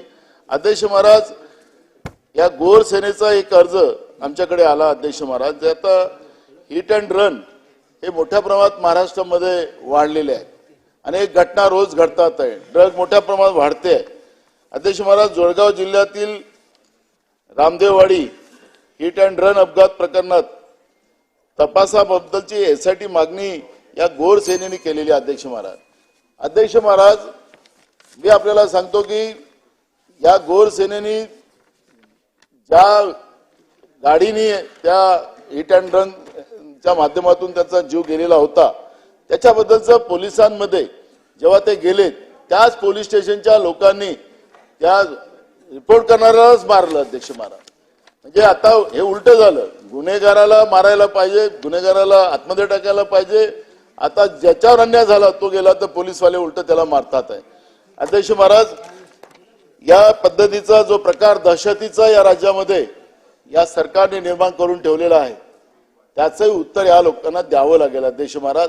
ठीक आहे, माझ्या बोलण्याने त्यांना फार त्रास होत होता म्हणून मी जास्त बोलत नाही, विरोधी पक्ष नेते बोलतील आहे. तर मला असं वाटतं की अध्यक्ष महाराज या अजून बोलतो मी. नानाभाऊ कन्क्लूड करा, माझ्याकडे बघून आपण बोलावं. सांगा ना मंत्र्यांना, वेळ संपला ते कसं म्हणते. हा अध्यक्ष महाराज ही जी काही परिस्थिती आज महाराष्ट्रातली झाली की भयावह आहे अध्यक्ष महाराज. महाराष्ट्रातली परिस्थिती, या परिस्थितीला निर्माण करण्यामध्ये भ्रष्टाचारानं कायदा सुव्यवस्था बिघडवण्यामध्ये मोठ्या प्रमाणात गुजरातचं ड्रग महाराष्ट्रामध्ये आणण्यामध्ये हे सरकार यशस्वी झालेलं अध्यक्ष महाराज. आणि महाराष्ट्राचं प्रतिमा खराब करण्यामध्ये हे सरकारचा मोठा हिस्सा निर्माण झालेला आहे. आणि म्हणून मी आजच्या अंतिम आठवड्या प्रस्तावाच्या निमित्तानं या सरकारला सन्माननीय सदस्य राम कदमजी आपण खाली बसून बोलू या नका. सरकारला- नानाभाऊ कन्क्लूड करा आपण. मी या सरकारला जनतेची भूमिका स्पष्ट करतो अध्यक्ष महाराज की सत्तेचा या पद्धतीची गरमी सत्तेची ही कधी नव्हे आम्ही पाहिली महाराष्ट्रात, ती आज आम्ही पाहतो अध्यक्ष महाराज. हे 3 तोंडाचं इंजिनचं सरकार या महाराष्ट्रामध्ये जे आलेलं आहे यांनी महाराष्ट्राची अधोगतीच केलेली आहे. एवढंच मी या ठिकाणी बोलतो आणि माझे 2 शब्द थांबवतो. सन्माननीय विरोधी पक्षनेते अंतिम आठवडा प्रस्तावावर मी बोलण्यासाठी उभा अध्यक्ष महोदय. माझ्या नंतर बोला. हो नंतर बोला ना. देतील. अध्यक्ष महोदय आज महायुती चालू झालंय विरोधी पक्षनेत्यांचा. सन्माननीय सदस्य कोरगावकर साहेब बसून घ्या. महायुती सरकारच्या या 2.5-3 वर्षाच्या पापाचे पाडे वाचण्याचा हा शेवटचा मला वाटतं की अर्थसंकल्पही होता आणि अंतिम आठवडा ठरवा अध्यक्ष मध्ये. महायुती सरकारनं जे पाप केले ते सरकार तिजोरी साफ केली अध्यक्ष मध्ये. तिजोरीमध्ये पूर्णतः खडखडाट करून ठेवलाय. आणि असं म्हणतात की कर्ज काढून घर बांधणं समजू शकतो, परंतु माणसाला उपाशी ठेवून घर सजवणं हा नवा प्रकार महाराष्ट्रामध्ये या सरकारने सुरू केला अध्यक्ष महोदय. अध्यक्ष महोदय यांची चांगली जिरवली ना, मग हे वटणीवर आलेत आणि 2-4 नवीन योजना आणले अध्यक्ष महोदय, तेही सुद्धा कर्ज काढून फार तोऱ्यात होते. 44, 45 घ्या अंबाडीचा बुरका, 44 आणि 45 जिरवले ना, फार सांगत होते इतके येतील तितके येतील, आलेत. आणि मग आणली बहिणीची आठवण झाली. ती जाता जाता सरकारी तिजोरीचा वापर करून वर्षभरापूर्वी आली नाही बहिणीची आठवण. त्यावेळेस लाज वाटत होती, बहिणीची इज्जत लुटली जात होती. त्यावेळेस कुठे गेली होती यांची इज्जत, काय करत होती? ज्यावेळेस बहिणीची इज्जत लुटली जात होती, महाराष्ट्रामध्ये देशामध्ये सर्वाधिक महिलावर अत्याचार होत होते. 2 महिन्यामध्ये बहीण सुचली, कारण बहिणी आणि आमच्या भावानी महाराष्ट्रातल्या जनतेने अध्यक्ष महोदय यांची जिरवली. मग आठवण झाली, वारे अरे तुमचे राम भरोसे हिंदू हॉटेल बंद झाला यांचा. आता राम भरोसे हिंदू हॉटेल बंद, रामाचं नावच घेऊ शकत नाही, कारण अयोध्येमध्ये कुचकून मारलं यांना, आज साफ करून टाकलं. रामटेक मध्ये कायचा दाखवतंय धनुष्यबाण, गेला तो रामटेक मध्ये जिरवलं. रामेश्वरम तिथेही जिरवलं. चित्रकूट राम का नाम, भगवान राम म्हणले मेरा नाम लेकर वोट मांगते हो, मेरे नाम पे राजनीति करते हो. बजरंगबली उभा झाला, काढली गदा आणि यांची पाठ सुजतपर्यंत मारली. म्हणून आता हे वटणीवर आलेत आणि म्हणून वटणीवर येऊन नवीन योजना यांनी सुरू केल्या. अध्यक्ष महोदय बघा, मी भाषण राजकीय नाही, पण तुम्ही जर मला बोलला तर मग आम्हालाही बोलता येईल, हेही सांगतो तुमचं. खरं तर मला अपेक्षा होती अध्यक्ष महोदय आम्हाला अपेक्षा होती. मी परवा राज्यपाल महोदयांच्या भाषणावर, खरं म्हणजे राज्य कर्जबाजारी काय तुम्हाला सगळ्यांनाच माहिती. मी म्हणालो घर बांधणं कर्ज काढून एखाद्या वेळेस समजू शकतो, पण घरातले माणसं उपाशी असताना घराची सजावट करणं, काय कर्जाची स्थिती करून ठेवली.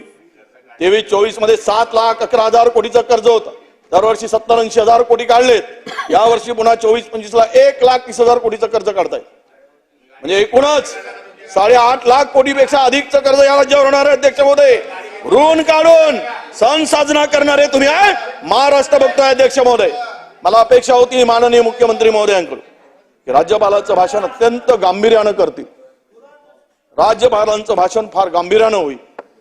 मला अनेक वर्षापासूनचे आम्ही सहकारी आहेत, मित्र आहेत. अध्यक्ष महोदय मंत्रिमंडळात काम केलंय. खरं तर आम्ही स्वर्गीय आनंद दिघे साहेबांच्या वेळेस जिल्हा प्रमुख म्हणून काम केलं शिवसेनेत. आम्हाला माहिती आहे, ते गुलाबराव आहेत, ते सगळे आहेत आमच्या सोबत होते. पण तुम्ही खोटं फेक नेरेटिव्ह म्हणून तुम्हाला आता इतकी सवय झाली की मला वाटतं ही सवय दिल्लीची जळली की काय तुम्हाला. ते ज्याच्या संघ, खरं सांगतो तुम्हाला, तर एवढं खोटं बोलत नव्हते, असत्य मांडत नव्हते. मुख्यमंत्री फार खरं बोलणारे होते, पण दिल्लीच्या सवयीमुळं. आता परवाचं भाषण ऐकलं अध्यक्ष महोदय, आम्ही राज्यपाल महोदयांच्या भाषणावरची गाडी सुसाट होती, पण ट्रॅक सोडून होती. म्हणजे बाजूने गाडी चालत होती, ट्रॅकवर चालतच नव्हती. सगळ्यांनी पाहिलं. अध्यक्ष महोदय आपल्याला आपल्या भाषणाच्या वेळेस जाणून बुजून आपले लोक गंभीर होते, पण भाजपचे लोक खूप हसत होते. आता ना काय माहिती, मुद्दाम हसत होते, कारण तुम्ही त्यांच्या मानगुटीवर बसलात. त्यांची कल्पना नव्हती त्यांना.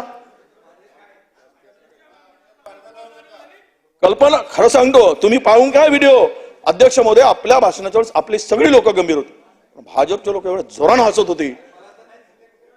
तुम्ही जो आपके बारे में एक शेर याद आता है हमको, जो कल तक अपने थे वो इतने बदल गए, चेहरा वही है मगर सोच बदल गए. वो समझने के लिए मेरे पास आना पड़ता है. अध्यक्ष महोदय ते मागच्या आठवड्यातील तुमचं भाषण खरं म्हणजे मागची सगळी लोकांची जे हसण्याची बघून त्या भाषणाला हास्य जत्रेचं स्वरूप होतं. मी सांगतो हे आपल्याला मुद्दाम सांगायला पाहिजे. कुठपर्यंत गाडी गेली अध्यक्ष महोदय, एकदम इथून गाडी नेहरू पर्यंत घेऊन गेले आणि तिथून युक्रेन आणि रशियाच्या युद्धापर्यंत घेऊन गेले. अजून युद्ध सुरू आहे ना, युद्ध सुरू आहे की नाही? युद्ध बंद झालं का? बंद झालं काय? देशातील लोकांना माहित आहे ते युद्ध करून बंद झालं म्हणे. ज्यांनी मणिपूरमध्ये थांबवू शकले नाही तिथला ते वातावरण, जे मणिपूर पेटलंय त्यांच्या नावाने युक्रेन रशिया युद्ध बंद होतपर्यंत गेलं आणि तिथून नेहरू तिथपर्यंत गेले. नेहरूंचं योगदान या देशात सगळ्यांना माहिती. या देशाच्या स्वातंत्र्यासाठी नेहरू 9 वर्ष जलात होते. कमला नेहरू जलात होत्या. काय आहे विद्यापीठातील देशातील 110 विद्यापीठामध्ये नेहरूच्या कारकिर्दीतील विद्यापीठामध्ये अभ्यासात त्यांची नोंदी आहे, अभ्यासक्रमामध्ये पाठ्यपुस्तकामध्ये नोंदी आहे. आणि आपण कुठे बोलतो आहोत, कुठला संबंध कुठे जोडतो आहोत याच तरी थोडीशी आपण कुठे कोणाविरुद्ध आम्ही म्हणणार नाही, पण कोणाला आपण कोणाची तारीफ करत असताना कोणावर किती अन्याय करत बोलावं किंवा काय बोलतो आहोत. त्या देशाचे पहिले पंतप्रधान त्यांनी 9 वर्ष जलात थांबल्यानंतर जलामध्ये गेलेत, मुलगी गेली. अरे तुम्ही जरा इतिहास वाचा, असं नका बोलू. तुम्ही उद्याचा इतिहास लिहिला जाईल. ज्याने ज्याने हा देश घडवलाय, जो जो करेल त्याच्या त्यांच्या नावाने तो इतिहास रचला जाईल, इतिहास लिहिला जाईल. आपली रेष मोठी करा, पण दुसऱ्याची रेष पुसू नका. ही जे पाप करताय हा इतिहास बदलण्याचं जे काही चाललंय अध्यक्ष महोदय, म्हणून मी तुम्हाला म्हणतोय की मी मुद्दाम या ठिकाणी माननीय मी काय म्हणालो होतो, खरं म्हणजे तुम्ही म्हणालात की मी पाहिलं नाही. चंद्रकांत दादा असं म्हणाले की आम्ही छातीवर दगड ठेवून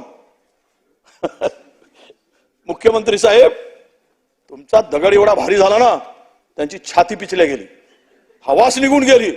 एवढा भारी दगड तुम्ही ठेवून दिलात की त्यांचा दम निघत नाही आहे. गुलाबराव आनंद आहे की नाही?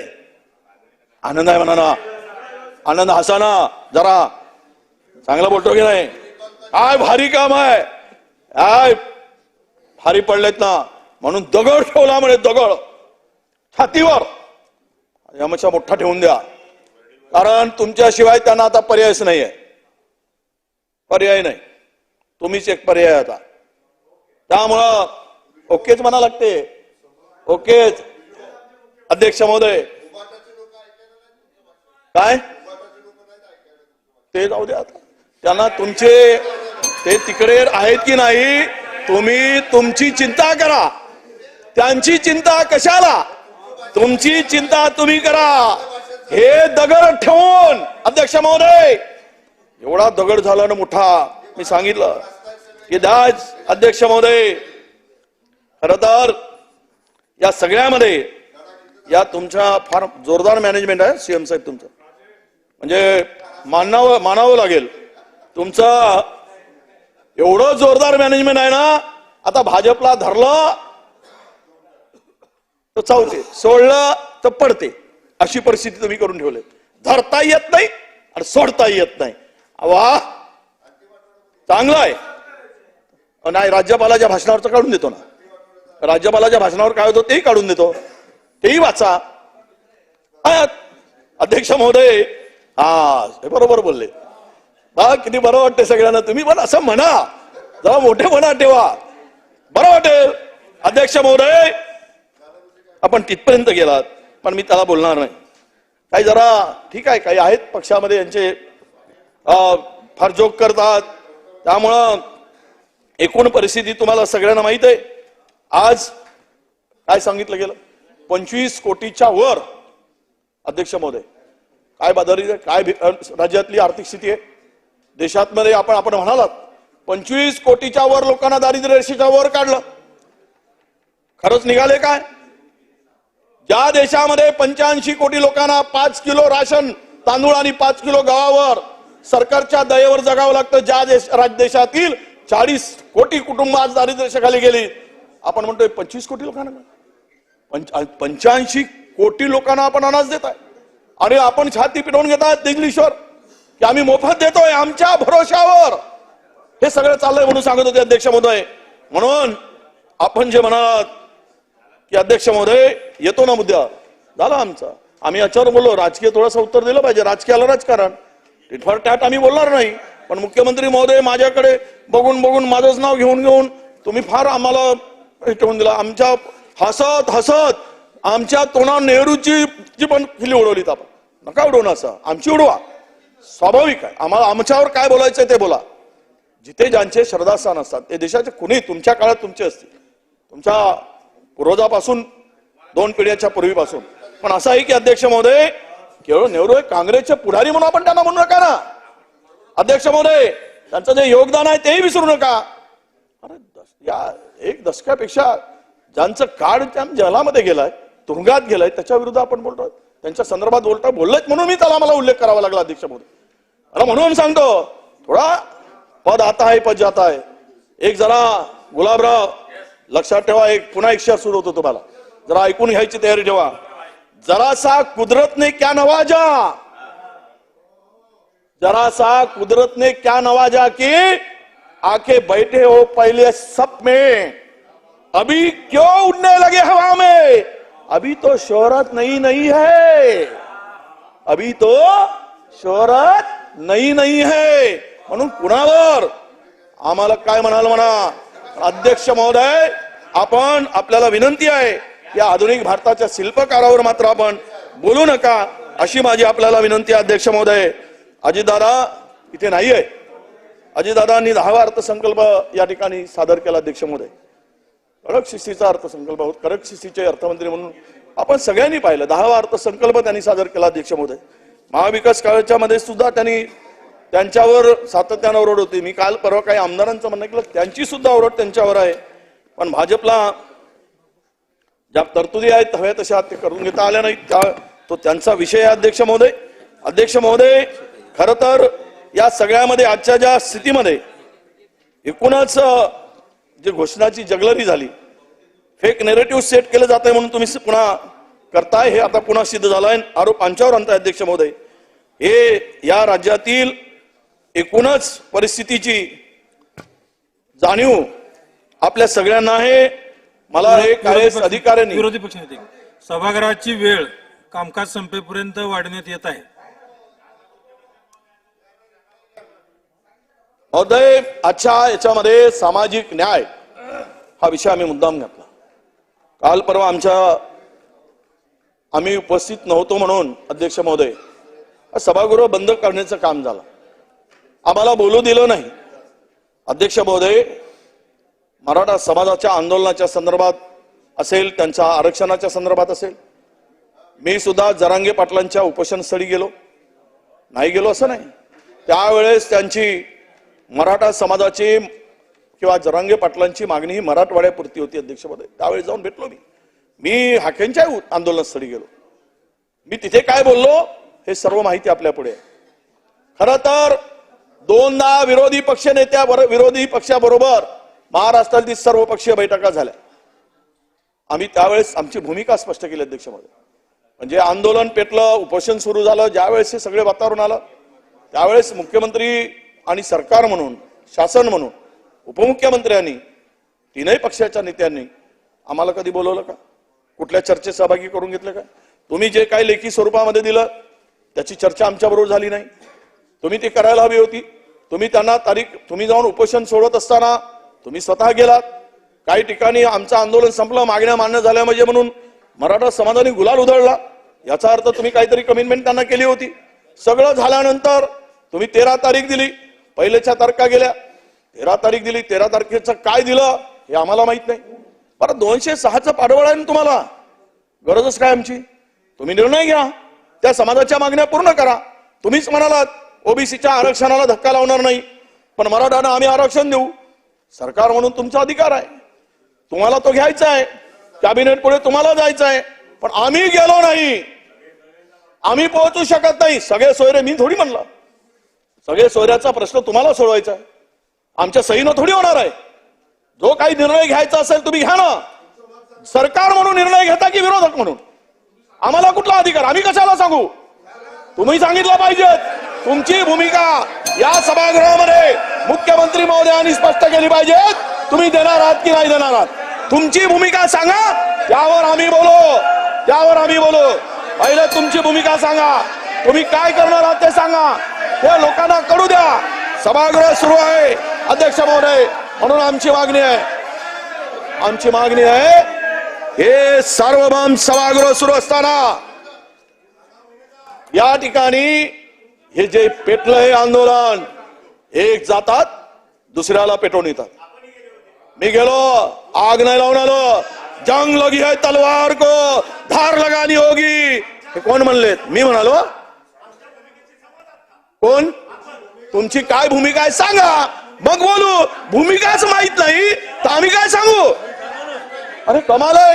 भूमिका तर सांगा, मग सहमत की नाही?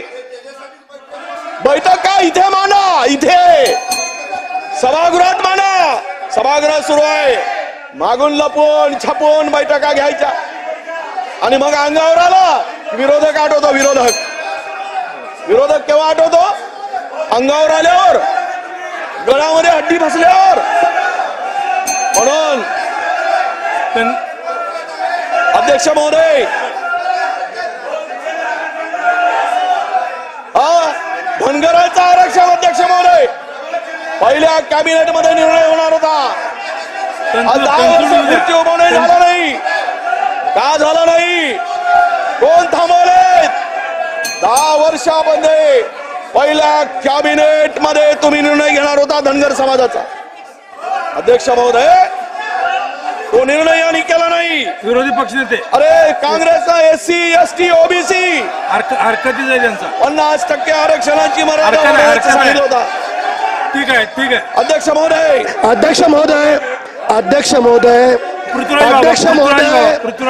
महोदय, विरोधी पक्षनेते बोलतायत, नंतर उत्तर द्या.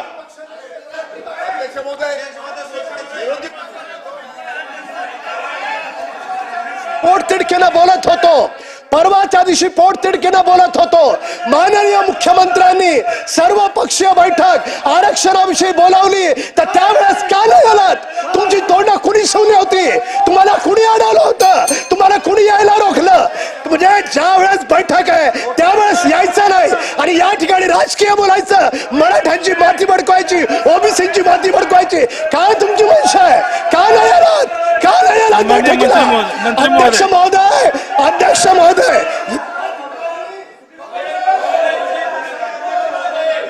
मंत्री आम्ही काय म्हणालो? आमचं म्हणणं असं आहे, जर कुणाला आरक्षण द्यायचं असेल तर 50%ची मर्यादा वाढवा. यांनी का नाही केलं? जनगणना यांनी का नाही वाढवलं? मंत्री महोदय, तुमच्या घरात फसलं होतं म्हणून ज्या वेळेस गरज होती त्यावेळेस का बोलवलं नाही आम्हाला?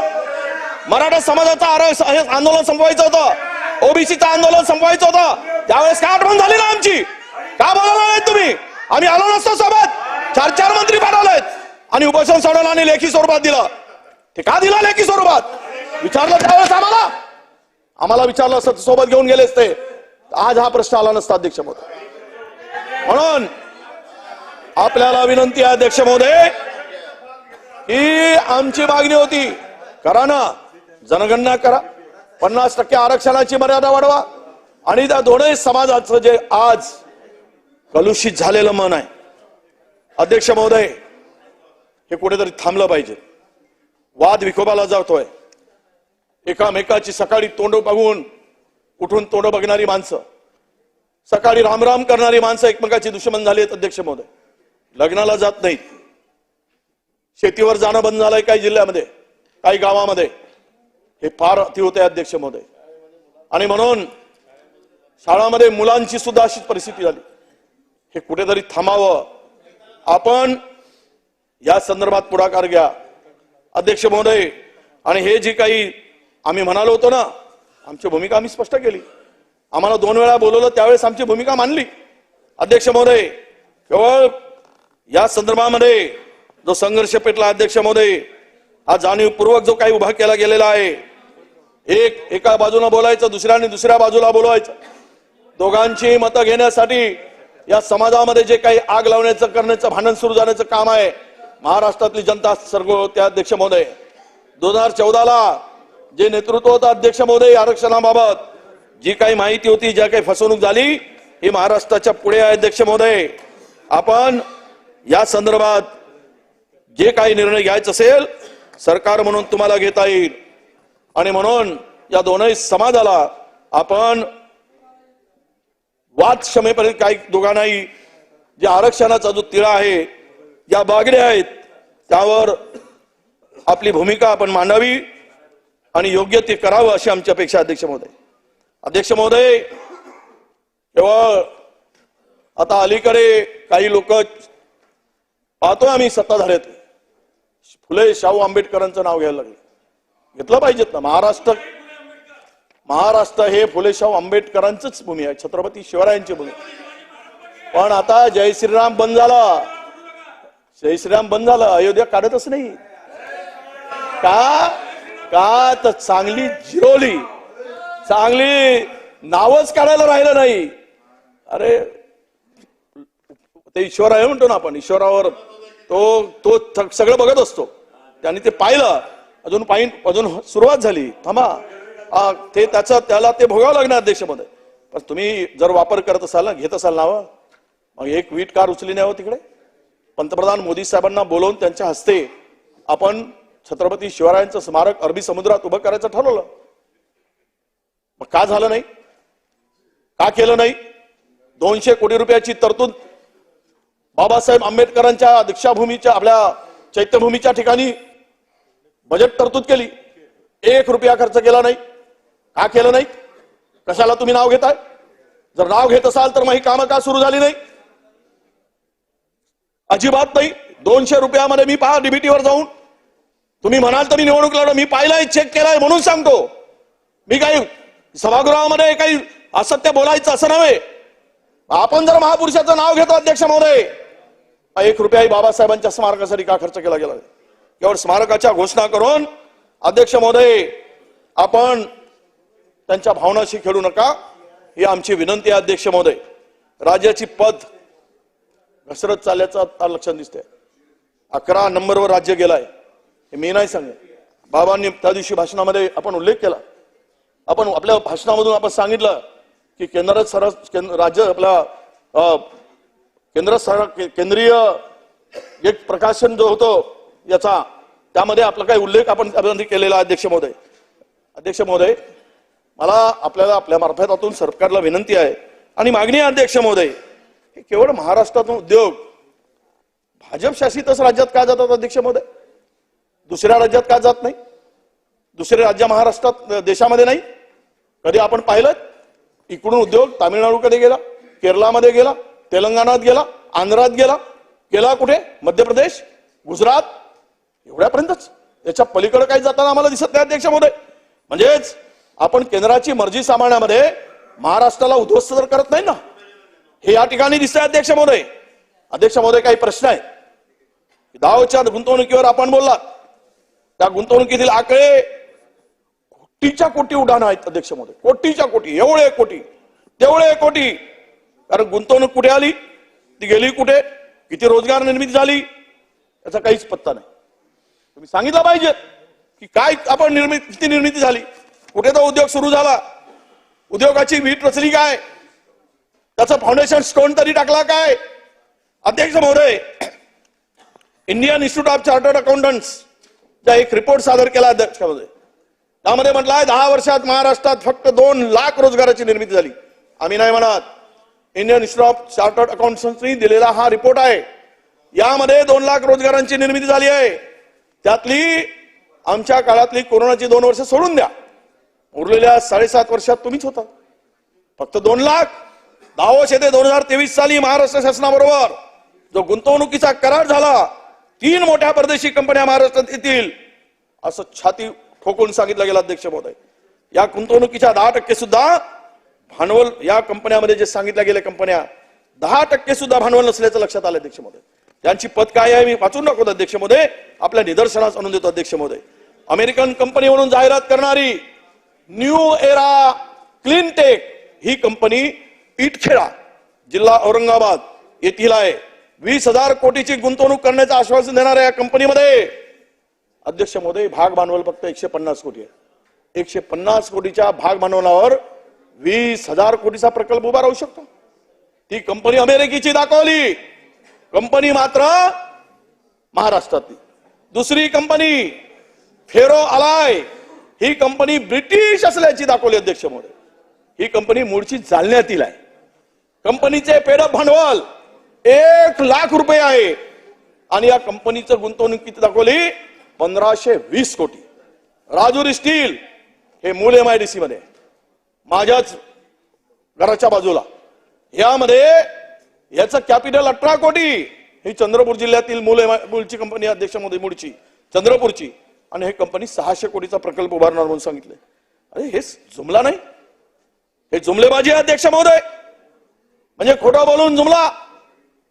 आणि म्हणून हे सगळं जे आहे, जे तुमचा दावोत्सव वगैरे सांगताय तुम्ही, या संदर्भातली तुमची दावोची श्वेतपत्रिका जरा काढली तर सत्य बाहेर येईल आणि लोकांना अध्यक्ष महोदय कळून चुकेल या सरकारने किती गुंतवणूक आणली, किती रोजगार निर्माण केला आणि महाराष्ट्रामध्ये किती उद्योग उभे झालेत हे आपल्या लक्षात येईल अध्यक्ष महोदय.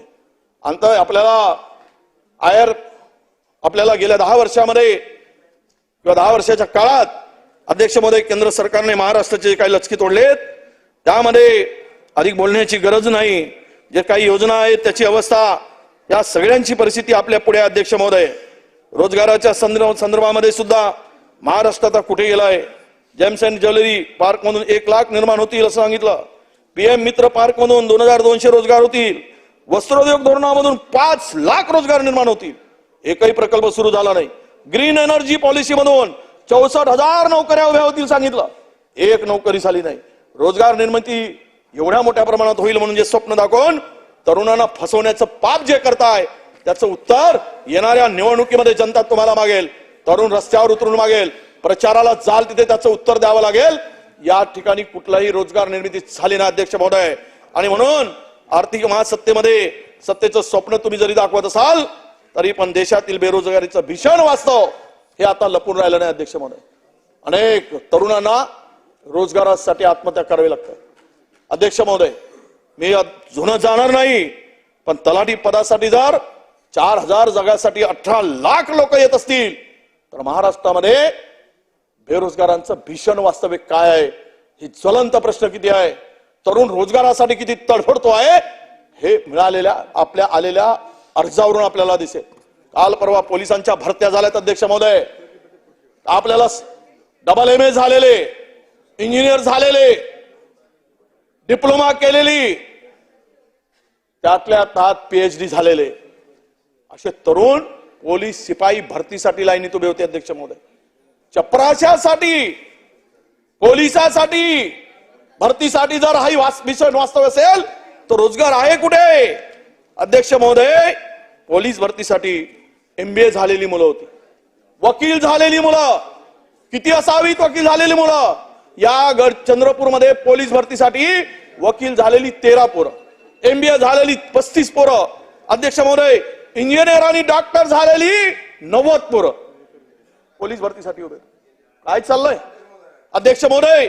जर हे होत असतील तर 425 मेळावे घेऊन, रोजगार मेळावे घेऊन कुठला रोजगार निर्मिती झाला आणि हे सरकारचे पैसे कुठे गेलेत. म्हणून आपल्याला आमची विनंती आहे, जे करत असाल ते आपण सांगा. महागाईनं तर महाराष्ट्र उजळ फार वाईट अवस्था करून ठेवली अध्यक्ष महोदय. कळस गाठलाय, मी अधिक हे नाही, पण आनंदाचा शिदा मात्र जोरात चालला. आनंदी आनंदगडे इकडे तिकडे चोहीकडे कुठे गेले दिसत नाही. काय जोरात आहे हो. आला सण आला, 500 कोटीचा आनंदा शिता. 500 कोटी पैकी हा कोण करतोय आता महाराष्ट्राला माहित आहे. हा आनंद कोणाला जातोय, ते काय देत आहे. 1 किलो साखर, 1 किलो गहू, काय ते याचं पाप उघड केलं ना शंभूराजे. तुम्ही बोलू नका, तुमचा वाटा नाहीये, पण तुम्ही बोलू नका. हे कोण करताय आणि कसं चाललंय, काय गरीबाला चाललंय. अरे गरीबाच्या नावाखाली ठेकेदार लुटतोय. ठेकेदार बिना टेंडरनं काम करता तुम्ही, बिना टेंडरनं. अरे काय ना 30%, 40% कमिशन चालला याच्यातून. तुम्ही काय शिकवून राहिले आम्हाला? बघा, तुम्ही दिवसाल मी अधिक बोलेल, मग मी पूर्ण खोलून टाकेल काय व्हायचं ते. मी माझ्या मर्यादा ठेवून बोलताय. आनंदाचा शिदा कोणाला झालाय याचं उत्तर तुम्ही दिलं पाहिजेत अध्यक्ष महोदय. एक 4 लोकांना माहित आहे सीएम साहेबांना, त्यांना बंधन आहेत, बोलता येत नाही. तो आनंद कोणाच्या घरी चाललाय मला माहित नाही. आणि म्हणून हे सगळं जे चाललंय बघा रे, आता दादा बोललेत आमचे जयंत पाटील साहेब, कंत्राटदाराची मोजक्या कंत्राटदारासाठी सगळं चाललंय. समूह शाळेच्या नावाखाली ग्रामीण भागातील शाळा बंद करण्याचं काम चाललंय. दुर्गम भागातील, डोंगराळ आदिवासी भागातील शाळा संख्याभावी बंद करण्याचं काम चाललंय अध्यक्ष महोदय. म्हणून मला अत्यंत खेदानं म्हणावंसं वाटतं, महाराष्ट्राची सामाजिक आणि न्यायाचं जे राज्य आहे पिवळ्या कथा पुसायला लागले अध्यक्ष महोदय. ती ओळख पुसण्याचं काम महायुती सरकारच्या काळात केलं जात आहे. मनुस्मृतीच्या संदर्भात सरकारमधील शिक्षण मंत्री जाहीर कार्यक्रमात म्हणतात, मनुस्मृतीचा श्लोक आम्ही पाठ्यपुस्तकात घालणार. तर अधिक भाषण झालेलं, अधिक भाषण म्हणजेच मनुस्मृतीचा चंचू प्रवेश महाराष्ट्रात सुरू झालेला आहे. वर्णवाद, जातीयवाद, स्त्री विरुद्ध विष, स्त्री म्हणजे दासी. अरे हे मानसिकता आहे तुमची, हे मानसिकता. आणि हे सुरू झालं अध्यक्ष महोदय. याचे काही श्लोक आलेले आहेत, काय विचारावं. 8वीच्या वर्गामध्ये काय लिहिलं गेलं, काय प्रश्न आहे, काय आता इतिहास कसा मिळावा. एक अध्यक्ष महोदय सांगतो, तेही सांगतो, अफजल खानाचा इतिहास तुम्हालाच माहित आहे. अरे तुम्ही तर छत्रपती शिवरायांचं नाव घेणं माहित नव्हतं तुम्हाला. ते शिवसेना सोबत आली म्हणून शिवाजी महाराजांचं नाव घेणं सुरू केलं तुम्ही सांगू नका आम्हाला. तुम्हाला बसायला ध्वज खाट देत नव्हते ज्यावेळेस शिवसेना फार्मात होती त्यावेळेस. आता सांगायची गरज नाही काय कुठे आलात आणि कुणाचं नाव घेऊन आलात, कुणाचं नाव काय होतं. डुप्लिकेट नाव ठेवून काही मोठे होत नाहीत. म्हणून अध्यक्ष महोदय, हे मनुस्मृतीमध्ये जे जाहीर केलं आहे, जो आणण्याचा विचार आहे, हे असं काही जनतेमध्ये एक पिल्लू सोडण्याचं जे काम झालं आहे, हे चर्चेचा कात्याकूट करून मग बघत राहायचं, मजा मारायची. आणि जर झालं नाही तर मात्र ते लादायचं. अशी सुरू झाली अध्यक्ष महोदय. समाज सुधारक, महिला, विशिष्ट जाती समूह, हुतात्मे यांच्या विरुद्ध बेताल वक्तव्य करणारे काही लोकांना गुरु लावतात. गुरु आंबे खाल्यानी पोरं होते म्हणणारा गुरु, पळा पाया खा आंबे. अरे काय चाललंय हे गुरु, हे अध्यक्ष महोदय, हे चाललंय कुठे चाललंय, कोणाच्यामुळे आणि काय चाललंय राज्यात. खरं तर सामाजिक भान राहिलं की नाही. हा म्हणतो फुले शाहू आंबेडकरांचा राज्य. ज्या महात्मा ज्योतिबा फुल्यांनी, सावित्री आईनी ज्या प्रथा बंद केल्यात, ज्या मनुस्मृतीमध्ये होत्या, त्या बंद करून प्रथा बंद करण्याचं काम केलंय. शेणाचा मारा खाणारी सावित्री होती. शिकणारे कोण होते, वरच्या जातीची लोक होते. सुवर्ण होती, तो भेदभाव नाही केला त्यांनी. पण जे मारणारे, ज्या विचाराची होती शेण मारणारे, अध्यक्ष महोदय, हा इतिहास खोटा आहे का, हा इतिहास चुकीचा सांगतो काय अध्यक्ष महोदय. सावित्री आईवर काय शेण मारा झाला नाही, केला नाही, हे काय मी खोटं बोलतोय का अध्यक्ष महोदय. आणि म्हणून मला आपल्याला विनंती आहे, या संदर्भामध्ये जो काही, अरे तर मला खूप बोलता येईल हो अध्यक्ष महोदय, पण मला त्यामध्ये आपण या जे काही टाकत असाल तर महाराष्ट्र तुम्हाला माफ करणार नाही अध्यक्ष महोदय. म्हणून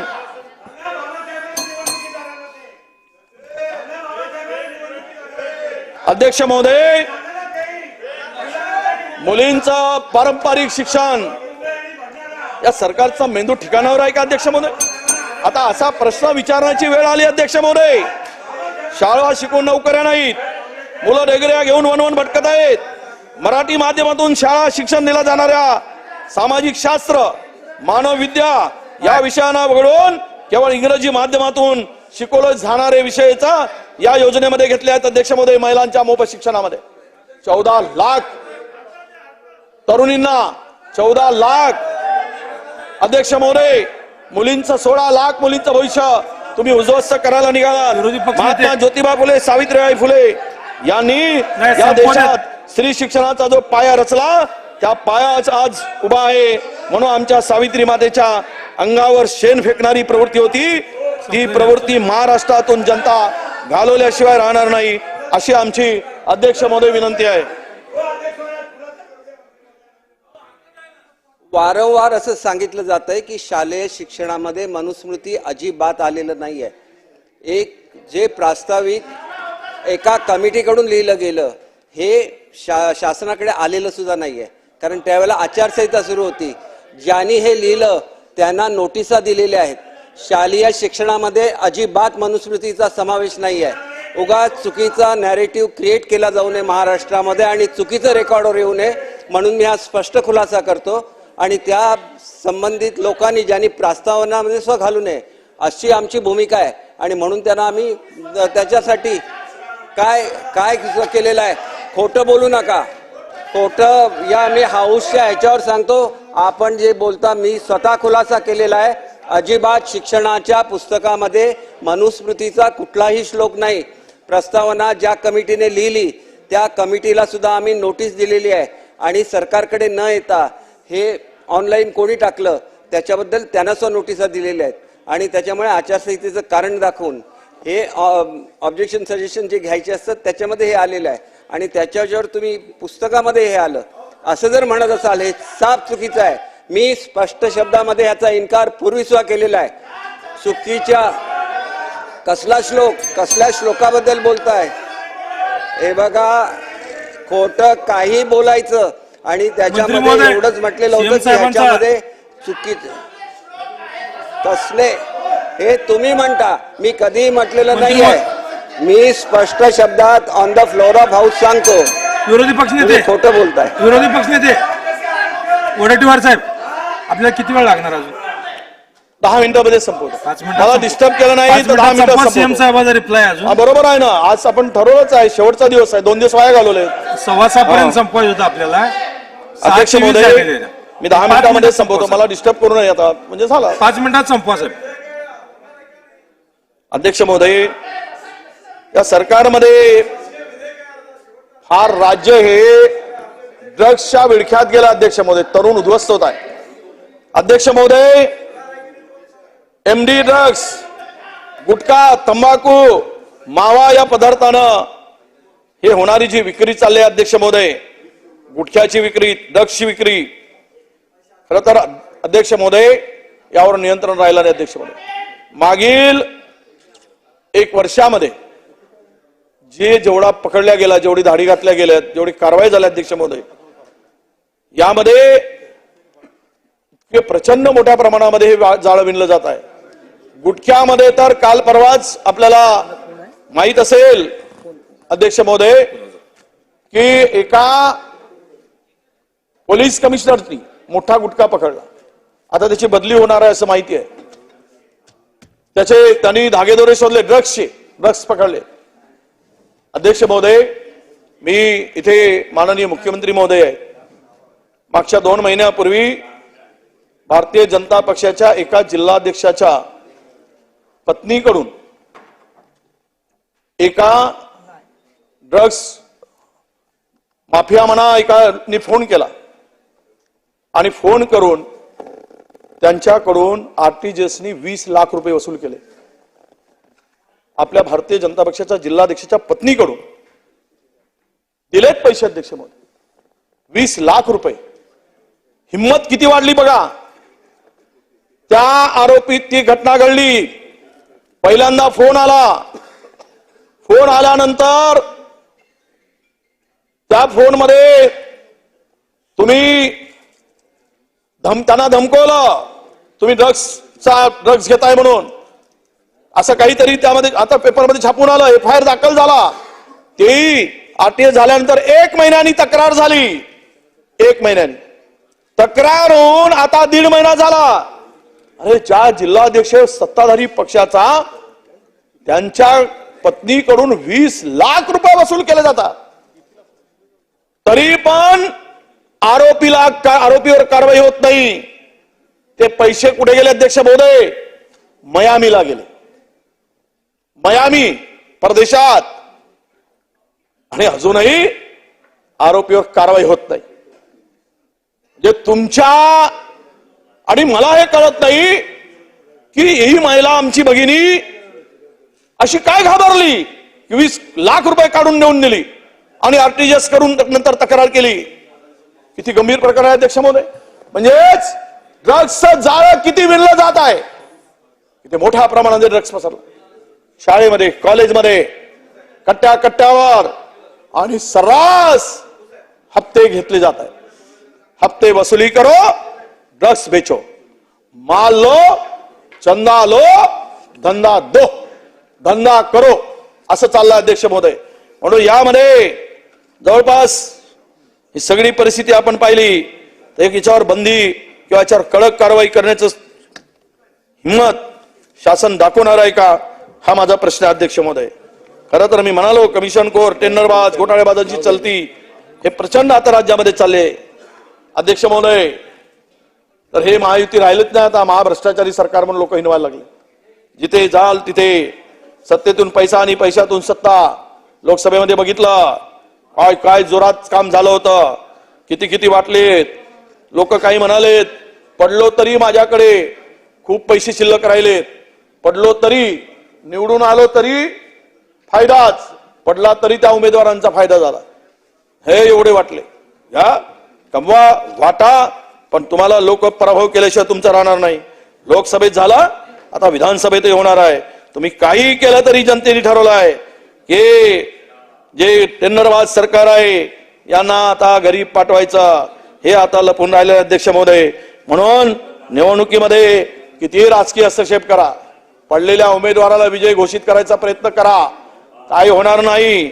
महाराष्ट्राची प्रतिमा अशा अधिकाऱ्यामुळं, काही नालायक अधिकाऱ्यामुळं, गैरप्रकार केल्यामुळे पूर्ण मलिन होत चालली आहे. अनेक IAS अधिकारी आता वेटिंगवर आहेत आणि बाकीचे सगळे मलाईच्या जागेवर आहेत. बीड, धुळे, नागपूर, मुंबई या मतदारसंघामध्ये काय झालं, काय राजकीय हस्तक्षेप झाला, हे सगळ्या महाराष्ट्राने पाहिलं अध्यक्ष महोदय. म्हणून तुम्ही जाती जातीमध्ये, धर्मामध्ये भांडणे लावलीत, मन दुर्गण्याचं मन कलुषित करण्याचं काम केलंय. त्यामुळं तुमची महायुती महाजातीयवादी युती अशी ओळख निर्माण झाली आहे. राजसंत तुकडोजी महाराज म्हणतात, या भारतात बंधुभाव नित्य वसू दे, देवरची असा दे, हे सर्व पंथ संप्रदाय एक दिसू दे, मतभेद नसू दे, देवरची असा दे. पण या ओळीचा विसर या सरकारला पडलाय. हिंदुत्वाच्या नावाखाली राजकारण करताना तुमचं बेगडी हिंदुत्व जे आमच्या राहुल गांधींनी पुढे आणलंय तेच आता तुम्हाला दिसलंय. म्हणून त्यामुळं तुम्हाला लोकसभा निवडणुकीमध्ये धूळ खावी लागली. प्रभू रामचंद्राचा हा सर्वांचा श्रद्धेचा विषय आहे, पण तुम्ही प्रभू रामचंद्रांना राजकारणाचा विषय केला अध्यक्ष महोदय. त्यामुळे तुम्हाला लोकांनी नाकारलं. तुम्ही जिथं मुजरे करायला जाता, तिथं माथा टेकायला जाता, त्या तुमच्या जुमलेबाजांना सांगा की आता तुमचा जुमला चालणार नाही. कारण तुकडोजी महाराज म्हणतात, मनी नाही भाव म्हणे देवा मला पाव. नाना भाऊ, मनी नाही भाव म्हणे देवा मला पाव. देव अशानं भेटायचा नाही रे, देव बाजारचा भाजीपाला नाही रे. लक्षात ठेवा, देव बाजारचा भाजीपाला नाही. तुम्ही जर किती म्हणाल सोन्याचा देव त्याला चोराचा देव भेव, सोन्याचा देव त्याला चोराचा भेव, मातीचा देव त्याला पाण्याचा भेव, लाकडाचा देव त्याला अग्नीचा भेव. माना प्रभू रामचंद्राचं मंदिर, पण मनात नसेल भाव आणि देवा मला पाव, तर देव तुमच्याशी जिरोल्याशिवाय राहणार नाही रे. देव अशानं भेटायचा नाही रे, हे लक्षात ठेवा. आणि खोटं नेरेटिव्ह म्हणून सदा खोटं नेरेटिव्ह सेट करून लोकांना जे काही बनवाबनवी करताय त्यामध्ये आता जनता तुम्हाला संपूर्णपणे ओळखून आहे. म्हणून सभागृहाच्या गरिमेबद्दल जरी मी बोललो, ही गरिमा टिकली पाहिजे अध्यक्ष महोदय. मी 5 वर्ष, आम्हालाही 26वा वर्ष विधान परिषदेमध्ये, 6 वर्ष 4 टर्म आम्ही विधानसभेमध्ये काम करतो. मागच्याही सरकारमध्ये आम्ही पाहिले 14 ते 19 कधी विरोधी पक्षाच्या नेत्याला माईक उभं झाल्यानंतर त्याला बोलू दिलं गेलं. अनेक सिनियर सदस्य असतात, पण या आम्ही पाहिले 5 वर्षामध्ये सभागृहाची गरिमा ही उद्या तुमच्यावर येईल. सत्तेमध्ये कोणी काही सत्तेचा परमनंट मुकुट घालून काही जन्माला आलेला नाही. कधीही सत्ता बदलू शकते. त्यामुळे ही गरमी आणि मस्ती असं दाखवता कामा नये. त्याची गरिमा ही महत्वाची असते. या सार्वभौम सभागृहामध्ये जे येतात ते तुम्ही आम्ही सर्व जनतेचे प्रश्न घेऊन येतो, त्याला न्याय देण्याची भूमिका घेऊन येतो अध्यक्ष महोदय. म्हणून खालून बसवून पहिले आमदार म्हणत होते आम्ही आमदार होतो, पण आता मंत्री सुद्धा खाली बसून ओरडतात अध्यक्ष महोदय. हे चुकीचं आहे. नवीन पायांना पडतोय अध्यक्ष महोदय. ह्याच संकेत चांगले नाहीत. उद्या कोणी त्या खुर्चीवर बसेल तिथून या सभागृहामध्ये प्रश्नासाठी जो लढत असेल त्या ठिकाणी त्या खुर्चीने सांभाळून त्यांना घेतलं पाहिजे, त्यांना ते मानू दिलं पाहिजेत. जनतेचे प्रश्न मांडत असताना किंवा आक्रमक भाषण करत असताना कोणालाही दुखवण्याचा आमचा हेतू नाही अध्यक्ष महोदय. परंतु जर कोणाला वाटत असेल तर तो गैरसमज आपण करून घेऊ नका. आम्ही हा आरोप प्रत्यारोप असा करण्याचा किंवा कोणाला आरोपीच्या पिंजऱ्यात उभं करण्याचं नाही, पण वस्तुस्थिती मांडत असताना, जनतेचे प्रश्न मांडत असताना, धोरणावर टीका करत असताना वैयक्तिक टीका कोणी घेण्याची गरज नाही. आणि म्हणून या सदनामध्ये येण्याची संधी ज्यांना ज्यांना मिळेल भविष्यात त्यांना मी शुभेच्छा देतो. पण आपण सगळे मिळून ही गरिमा कायम ठेवू अशी अपेक्षा व्यक्त करतो. मला विधानसभेमध्ये विरोधी पक्षनेता म्हणून काम करण्याची संधी मिळाली. या संधीमुळे मला अनेक प्रश्नांना वाचा फोडता आली आणि त्या सभागृहाची गरिमा आणि परंपरा संकेत याचं पालन करण्यासाठी जे काही प्रयत्न आहेत ते आम्ही केलेत आणि आम्ही करत राहू. तुम्हीही करत राहावं. मला ही संधी दिल्याबद्दल आमच्या नेत्या माननीय सोनियाजी गांधी, आमचे माननीय विरोधी पक्षनेते राहुलजी गांधी, आमचे राष्ट्रीय अध्यक्ष आदरणीय खरगे साहेब, आमचे गटनेते बाळासाहेब थोरात आणि आमचे ज्येष्ठ नेते आमचे पृथ्वीराज बाबा नानाभाऊ पटोले यांचे मी मनापासून आभार मानतो. सन्माननीय उद्धवजी ठाकरे साहेब यांनी देखील पाठिंबा दिला, त्यांचेही आभार मानतो. आणि आम्ही प्रश्न शरद पवार साहेब यांचे मी मनापासून आभार व्यक्त करतो. आणि आपण प्रश्न खूप आहेत, पण जे काही प्रश्न मांडलेत त्याला आपण त्याचं उत्तर किंवा आम्हाला त्यात समाधान होईल अशा प्रकारची भूमिका आपण स्वीकारावी अशी विनंती माननीय मुख्यमंत्र्यांना करतो आणि आपले आभार व्यक्त करून मी माझं भाषण इथे थांबवतो. धन्यवाद. जय हिंद, जय सेवा, जय भीम, सलाम वालेकुम, राम राम. माननीय मुख्यमंत्री महोदय,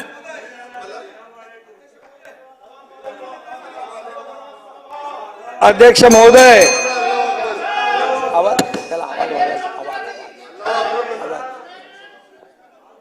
अध्यक्ष महोदय, अंतिम आठवडा प्रस्तावावर आवाडजी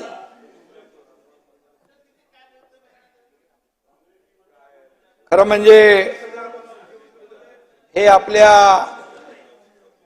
सरकारच्या कार्यकाळातलं हे शेवटचं अधिवेशन आहे. गेल्या 2 वर्षात या सभागृहातील कामकाजात भरीव योगदान देणाऱ्या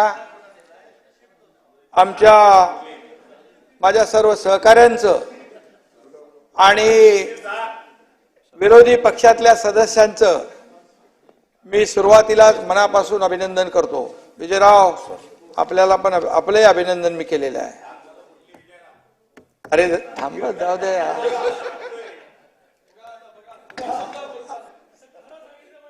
आभार जरी व्यक्त करत असलो तर या निरोपाचा नाही तर निर्धाराचा आणि निश्चयाचा हा आजचा दिवस आहे, संवाद आहे. आज 14व्या विधानसभेतील अंतिम आठवडा प्रस्तावाला उत्तर देताना मला आनंदही आहे आणि समाधान आहे. आमच्या सरकारनं 2 वर्षाचा कार्यकाळ यशस्वीपणे पूर्ण केला. गेल्या 2 वर्षात आम्ही खऱ्या अर्थाने लोककल्याणाच्या योजना राबवल्या आणि विकासाला गती दिली, हे देखील मी या ठिकाणी आपल्याला सांगू इच्छितो. हे सरकार सर्वसामान्य जनतेचं आहे. विजयराव, जाऊ दे ना, काय बघता तिकडे. काय जो होगा हो गया. अभी कैसा है, लोकसभा के बाद विधानसभा में पलटी होने वाला है, इसलिए इसकी शुरुआत है. आज शुरुआत है.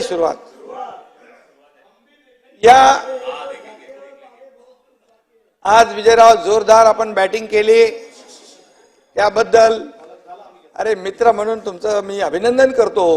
कारण 2-3 दिवसापासून तुमची तब्येत खराब होती. आज जोश आणि जोर एकदम आपल्यामध्ये दिसला आणि त्यामुळे आमच्या लोकांना सांगितलं त्यांना मध्ये मध्ये डिस्टर्ब करू नका, त्यांना बोलू द्या. कारण नाना भाऊ बस काय, अरे नाना भाऊ तुम्ही मगाशी काय म्हणालात, मी साधा भोळा माणूस आहे, मी असा छक्के पंजावाला नाहीये. नाना मी भाऊ करतो ते मनापासून, नाना आणि भाऊ, करतो जयंत तो पाटील पूर्ण साहेब बोलले करेक्ट ते. कार्यक्रम करतो, मग काय सोडत नाही एकदम.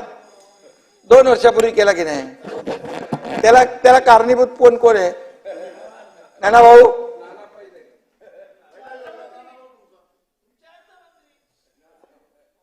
आणि नहीं अंदर की बात है, आपको मालूम नहीं है, नाना को मालूम है. आणि म्हणून राज्यातल्या कष्टकरी कामगार वर्गाचं दुःख आम्ही हलकं करू शकलो काही प्रमाणामध्ये, याचं समाधान आहे. माय भगिनींच्या संसाराचं ओझं हलकं केलं याचंही समाधान आहे. अन्नदात्या शेतकऱ्याचे अश्रू पुसू शकलो याचंही आम्हाला समाधान आहे. मागास वंचित बांधवांना न्याय देऊ शकलो याचंही आम्हाला समाधान आहे. समाजातील सर्व घटकांसाठी 24 तास मेहनत घेतली याचंही आम्हाला समाधान आहे. त्यांच्यामध्ये वावरलो, बांधावर गेलो, डोंगरावर गेलो, रस्त्यावर उतरलो, त्यांच्या व्यथा वेदना समजून घेऊन त्या दूर करण्याचा प्रयत्नही केला याचंही आम्हाला समाधान आहे. आणि म्हणून या राज्याची प्रगती आणि इथल्या नागरिकांच्या कल्याणासाठी आमच्या सरकारनं सरस कामगिरी केली याचंही मला समाधान आहे. महाराष्ट्र राज्याचं आराध्य दैवत छत्रपती शिवाजी महाराजांचा आदर्श, महामानव डॉक्टर बाबासाहेब आंबेडकरांचं संविधान आणि हिंदू हृदय सम्राट बाळासाहेब ठाकरे यांच्या भाई वो तो आने वाले थे,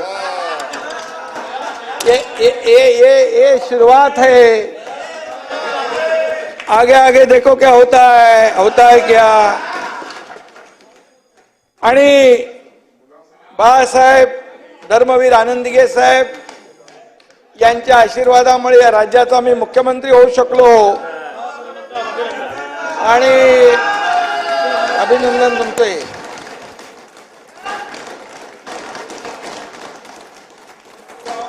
सर्वसामान्य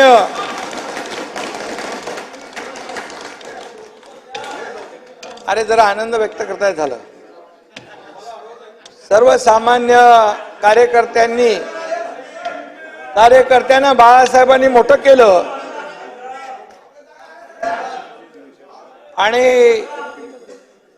बाळासाहेबांनी विजयराव कुठले पद घेतलं नाही, पण माझ्यासारख्या शेकडो कार्यकर्त्यांना त्यांनी मान सन्मानाची पदं दिली. हिंदुत्वाचा आणि समाजकारणाचा विचारही त्यांनी दिला, प्रेरणा दिली, ऊर्जा दिली. प्रसंगी आम्ही सत्ता सोडली पण बाळासाहेबांचे विचार सोडले नाही. जीव गेला तरी बाळासाहेबांचे विचार आणि त्यांची शिकवण आम्ही कदापि सोडणार नाही. आणि म्हणून आपण मगाशी शेवटी एक कार्यकर्ता म्हणून आपण काम करतो. नाना भाऊ जाऊ द्या, कशाला बघता तिकडे. शेवटी कार्यकर्ता म्हणून मी काम केलं आणि कार्यकर्ता घरात नाही विजयभाऊ तर लोकांच्या दारात शोभून दिसतो. घरात नाही, लोकांच्या दारात मदत करताना, सेवा करताना. आणि म्हणून आम्ही घरात बसून नाही, जनतेच्या दारात जाऊन काम केलं. आपल्याला माहित आहे आम्ही फील्डवर काम करणारे लोक आहेत, रस्त्यावर उतरून काम करणारे लोक आहेत, लोकांमध्ये मिसळून त्यांचं ऐकून घेऊन काम करणारे लोक आहोत. जरी मी मुख्यमंत्री म्हणून असलो तरी सुद्धा मी कालही नानाभाऊ कार्यकर्ता म्हणून काम करत होतो, आजही कार्यकर्ता म्हणून करतोय, उद्याही कार्यकर्ता म्हणून काम करणार. आणि खरं म्हणजे हे राज्य सर्व आघाड्यांवर देशात पहिल्या नंबरवर कसं येईल यासाठीच आमचा विचार होता. मी ज्यावेळी शपथ घेतली आम्ही दोघांनी, तेव्हापासून सरकार पडणार अशी बोंब आपण सुरू केली. तारीख पे तारीख, तारीख पे तारीख, तारीख पे तारीख. पण सरकार पडणार अशी भविष्यवाणी वर्तवणारेच तोंडघशी पडले आणि आज 2 वर्ष त्याला पूर्ण होत आहेत सरकारला. याचाही मला अभिमान आहे. आणि म्हणून या मातीत घट्ट पाय रोवून जनतेचे प्रश्न सोडवले, जनतेच्या हिताचे निर्णय घेतले आणि आपल्या आरोपांना आम्ही कामाने उत्तर दिलं. आपल्यावर घेऊ नका तुम्ही. आम्ही कधी व्यक्तिगत फायद्याचा विचार केला नाही, कुटुंबाच्या लाभाचा विचार केला नाही. आम्ही माझं कुटुंब, माझी जबाबदारीच्या पलीकडे जाऊन काम केलं. हा महाराष्ट्र आमचं कुटुंब आहे आणि त्याच्यासाठी काम करायचं आम्ही ठरवलं. आणि म्हणूनच मायबाप जनता आज आशीर्वाद देते, पाठीशी आहे. येत्या विधानसभेच्या निवडणुकांमध्ये हे सिद्ध होईल. आज एक त्याची झलक आहे, हा ट्रेलर आहे, पिक्चर विधानसभेत आपल्याला दिसेल. मी या ठिकाणी मगाशी मला संत तुकारामांचा एक अभंग, नानाभाऊ इथे सांगा, छोटा आहे 2 ओळींचा.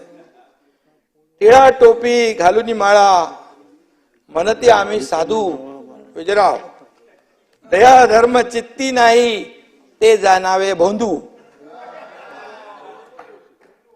आता कुणासाठी लागू होईल ते? तुम्हाला ना जनतेविषयी दया, ना जनतेच्या भल्याची चाड. भोंदूगिरी करणाऱ्यांना जनता वेळेवर त्यांची जागा दाखवून देईल, हेही आपल्याला कळेल. मी या ठिकाणी एवढंच सांगतो, जयंतराव आपण मगाशी एक कविता म्हटली, ज्ञानपीठ विजेते. जयंतराव काय तिकडे एवढं गेलं की ते का? आता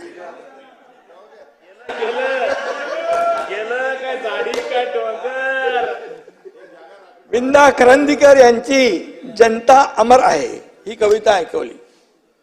जयंतराव, ही कविता तुमच्या काळातली आहे आणि मला वाटतं आपल्या सरकारसाठी होती. विंदा आज असते तर त्यांनी आमच्या सरकारच्या कामगिरीवर अशी कविता केली असती. जनतेच्या पोटात सुखाचा घास आहे, जनतेच्या डोळ्यात महायुतीची आस आहे, जनतेच्या डोळ्यात लाडकी बहीण आहे,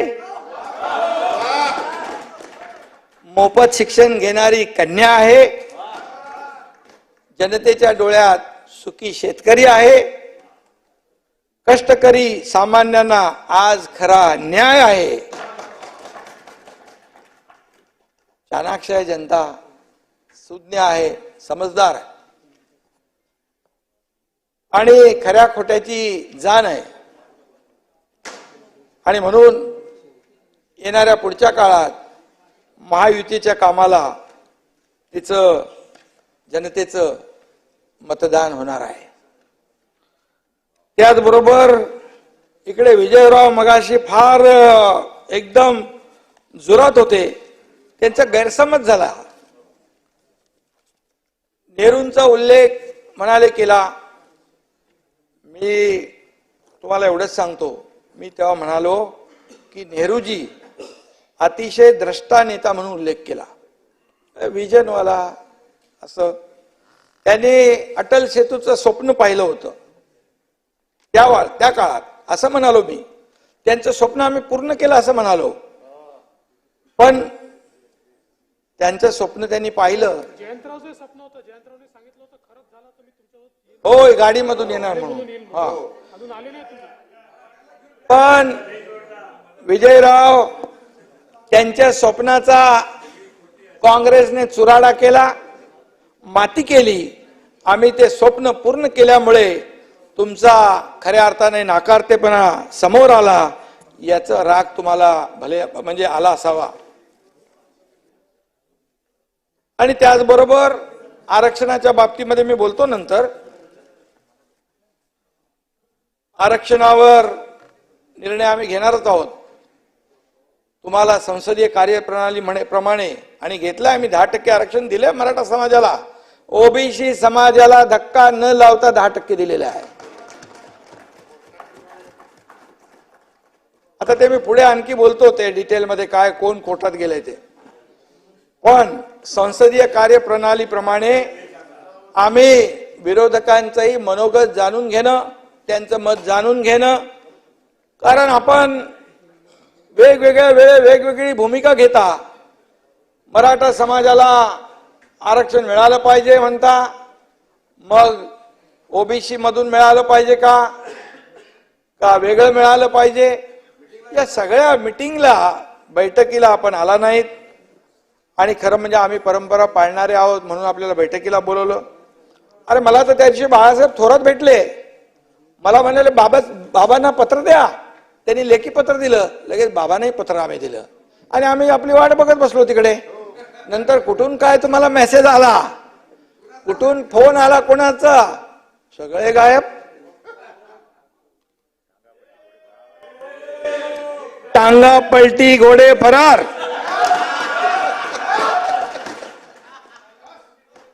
हा नव्हती अपेक्षा.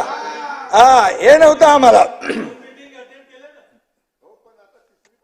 नाही आणि म्हणाले, तुम्ही म्हणालात मराठा आंदोलकांना सांगता जाऊन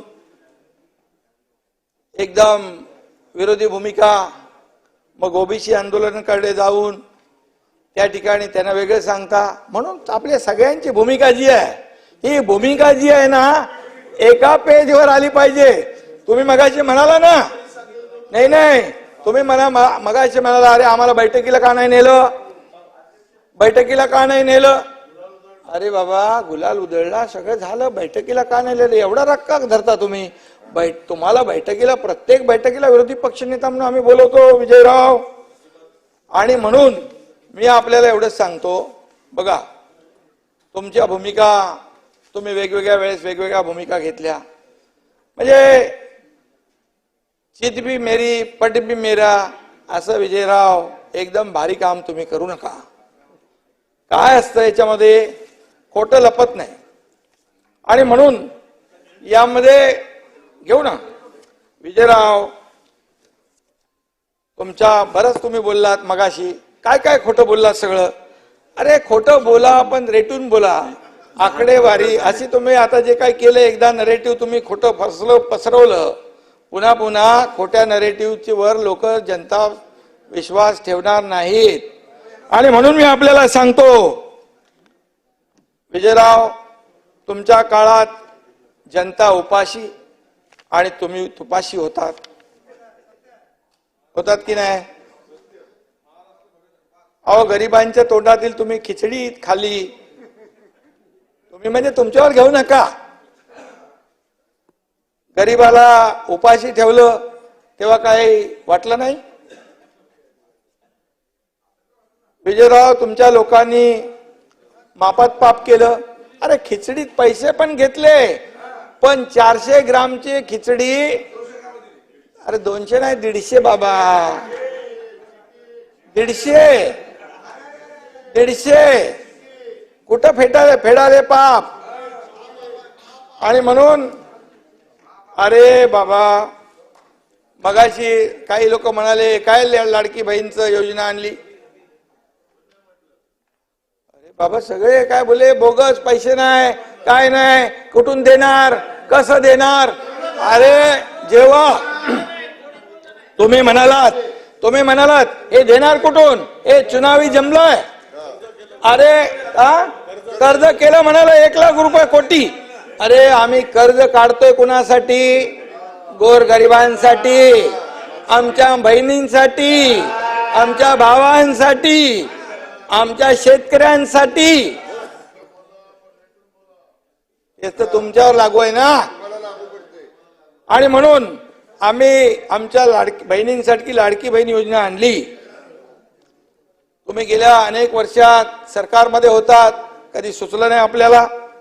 आम्ही बहिणीला 1,500 रुपये म्हणजे 18,000 रुपये वर्षाला देणार आहोत. नाना, या लाडक्या बहिणीला तुम्हाला लाडकी बहीण जी काय कडकी ठेवायची आहे का कायम? अरे तिच्या आयुष्यात काय चांगले दिवस आणायचेत का नाही? खरं म्हणजे विजयराव, झालं ते आता काय बघताय, संपलं की शॉक मध्ये गेलेत काय?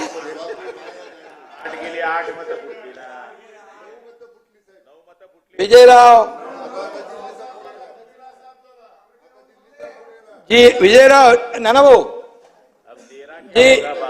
जी बहीण बांधते राखी, तिला का ठेवायचे दुःखी, हे पण जाहीर करा. विजयराव, तुम्ही इथे लाडक्या बहिणीच्या योजनेवर टीका केली, पैसे कुठून आणणार, लाख कोटी कर्ज काढलं. पण एक मला सांगा, टीका केली आणि कुठून पैसे देणार? अरे तुम्ही जेव्हा खटाखट 1 लाख रुपये देणार तेव्हा म्हणालात, आम्ही विचारलं का? आम्ही विचारलं? पण आम्ही पटापट योजना जाहीर केल्या आणि देणार. आणि म्हणून, आणि बघा नानाभाऊ, इकडे टीका करतात, सुनील हसतोय, इकडे आमच्यावर टीका करतात आणि तिकडे शाखेवर बोर्ड लावतात, मुख्यमंत्री माझी लाडकी बहीण योजना. समाधान आहे? समाधान आहे? अरे तुम्ही आम्हाला घटनाबाह्य मुख्यमंत्री म्हणता, घटनाबाह्य सरकार म्हणता, मग आमची योजना तुम्ही बोर्ड लावता तिकडे. तालुक्यात बोर्ड चांगला आहे, चांगलं आहे. अरे तुमच्या इथं मुख्यमंत्र्याचा फोटो लावा ना. अरे मुख्यमंत्र्याचा फोटो लावायची तेवढी दानत नाही, योजना घ्यायची. पण ज्या मुख्यमंत्र्यांनी योजना केली त्याचा फोटो काढून टाकला तिकडून. आपण तुमच्या नेत्यांचे फोटो लावता ना तुम्ही. तुमचे सगळे नेत्यांचे फोटो येतात, ठीक आहे, चांगलं आहे, समाधान आहे. म्हणजे आमचं सरकार 2 वर्ष चांगलं काम केलं, चांगल्या योजना केल्या आणि त्या लोकांना देतोय, याची वाहवा तुम्ही करताय, याचा प्रचार करताय, याबद्दल तुम्हाला धन्यवाद. काय म्हणाले आपण? राम भरोसे हॉटेल, विजयराव, धंदा तर मागच्या 2.5 वर्षात तुम्ही खोलला होता. जो देगा चंदा वो अपना बंदा, असे तुमचं होतं.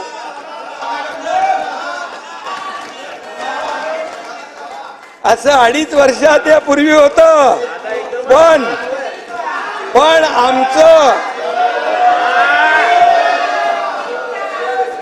पण आमचं सरकार येतात,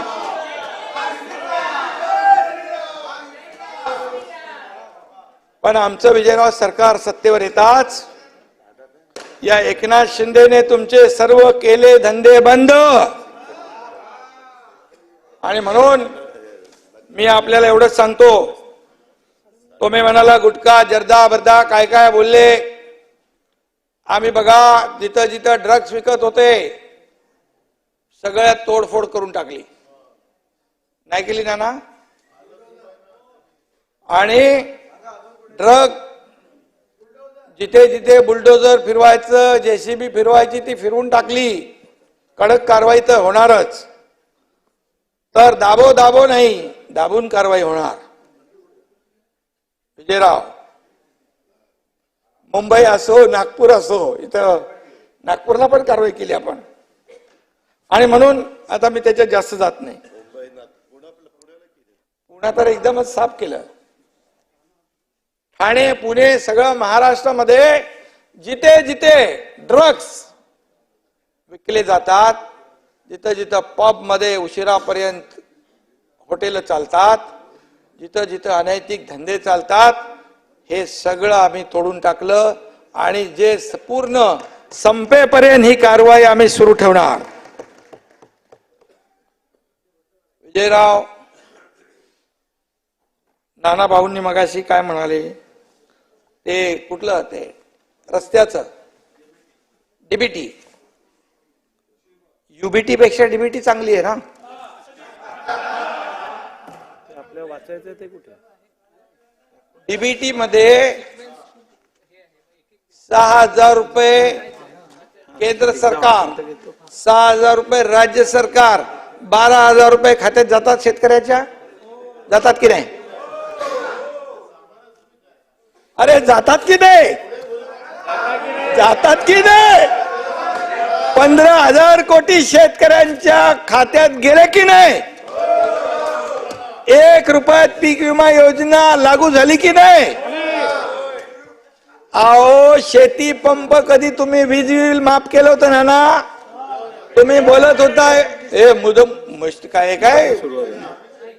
अरे नाना, जे शेतकरी 750 हॉर्स पॉवरची पंप चालवत 7.5 हॉर्स पॉवरचा पंप चालवतात, त्यांचं विजेचं बिल माफ करून टाकलं.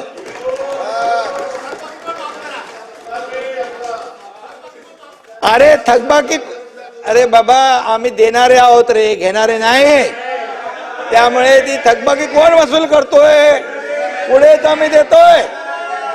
इधर लेना बैंक नहीं, देना बैंक, लेना बैंक उधर है.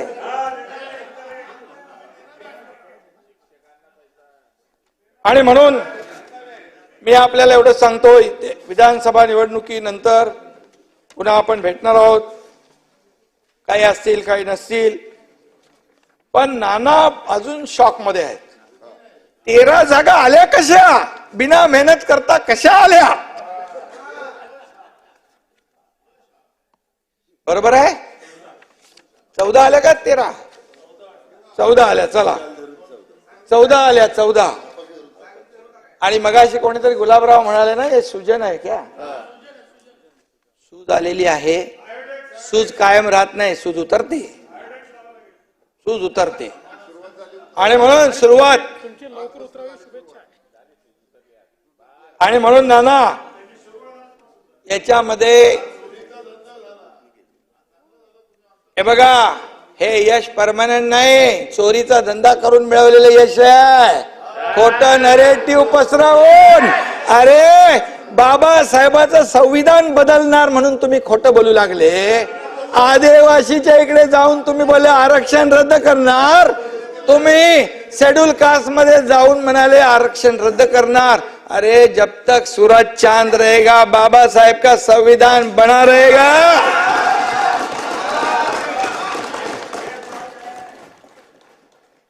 अरे मोदी साहेबांनी संविधान, अरे तुम्ही बाबासाहेबांच्या बद्दल बोलता. अरे काँग्रेसनी बाबासाहेबांना कोणी पराभूत केला?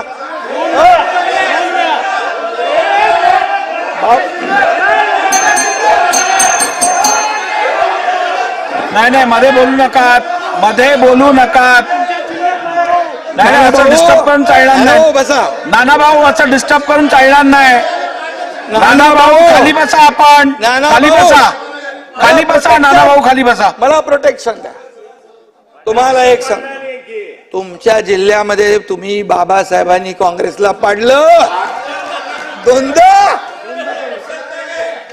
अरे बाबासाहेब काय म्हणाले, या काँग्रेस हे जळकं घर आहे, याच्यावरून लांब राहा. आता तुम्हाला सांगतो, सगळे आमचे बाबासाहेबांचे अनुयायी हुशार झालेत. गलती हो गया आहे, बाबासाहेबांचं वचन आहे, आता आम्ही पाळणार विधानसभेत. ये काँग्रेस से दूर राहो. बरं मला सांगा, संविधान तुम्हाला कधी माहिती होतं? ऐका, संविधान दिन तुम्ही 40-50 वर्ष साजरा केला. अरे या देशाचे प्रधानमंत्री नरेंद्र मोदी यांनी 2015 साली संविधान दिन सुरू केला. काय तुम्ही नाना, जयंत पाटील सिरियस झालेत, शॉक मध्ये गेलेत.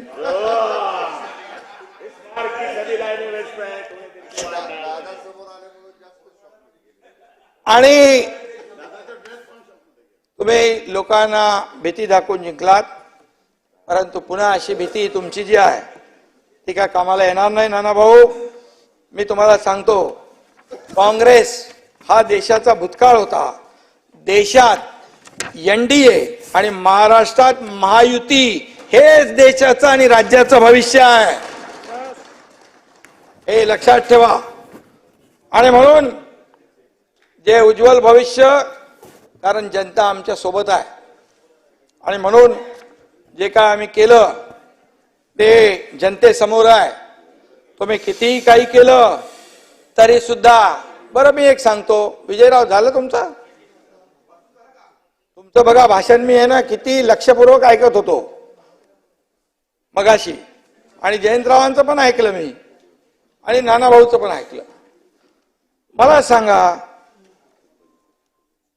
तुम्ही मागच्या पण मला वाटतं मी कुठल्या तरी याच्यात बोललो, सगळे पेढे वाटत होते. बोले पेढे कसले वाटताय? मोदीजी प्रधानमंत्री तिसऱ्यांदा झाले म्हणून पेढे वाटताय की तुम्ही तिसऱ्यांदा हरले म्हणून पेढे वाटताय? अरे अनिल देशमुखजी, 405 जाऊ दे, जिंकले ना, प्रधानमंत्री तर बनले की नाही? अरे जो जीता वही सिकंदर, हे सगळे लोक एकत्र आला तरी सुद्धा तुम्ही मोदींना हरवू शकला का? मोदीजींच्या बद्दल मी एकच सांगतो बघा, आणि आपल्याला मी सांगतो, ऐका. अरे बाबा, एक मिनिट, तुम्ही एक मिनिट, 44 पहिल्या वेळेत 44 आले, 2014, नाही ते जाऊ दे ना, नाही 44 आले, नंतर आले 50, नंतर तिसऱ्यांदा आले 99, 100 पण नाही पार केले तुम्ही. काय परिस्थिती आहे? आणि तुम्ही पेढे वाटू लागलात. आनंद आहे, ठीक आहे, चांगला आहे. मोदीजी प्रधानमंत्री झाले, या राज्याला पाठबळ मिळेल. अमित भाई आहेत, त्यांचा भक्कम पाठिंबा आम्हाला मिळतोय. आज आमचे काही जे काय प्रस्ताव आम्ही पाठवतोय, एकही पैशाची कपात न करता ते प्रस्ताव तसेच्या तसे मंजूर होत आहे. म्हणाले आम्हाला अगोदरचे म्हणाले आम्हाला केंद्राने पैसे दिले नाही, आम्हाला केंद्र पैसे देत नाही, दुधाभाव करतं. तुमच्या काय घरी आणून देणार? अरे तुम्हाला मागायला नको का फेसबुक लाईव्ह वर देणार?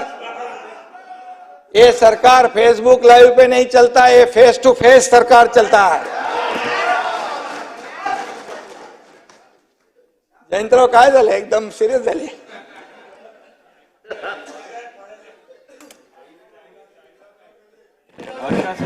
तुम्ही सुरू केलं ना. बघा काय आहे, सगळ्यात आनंद काय आहे तुम्हाला? आज अजितदादा जिंकले, आनंद आहे की नाही? ते आहे, मानलं पाहिजे की नाही? लोकशाहीमध्ये मांडायची आहेत ना फक्त.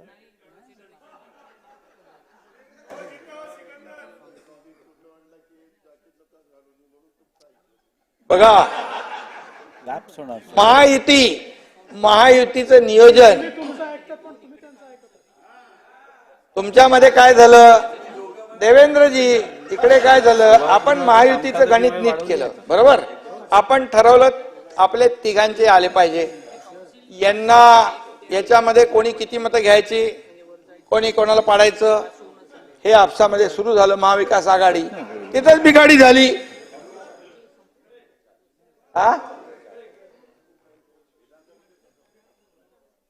अरे आता काय आहे, आता लाडकी बहीण, ही आपली लाडका भाऊ, आता लाडका भाऊ योजना काढा म्हणाला कोणीतरी.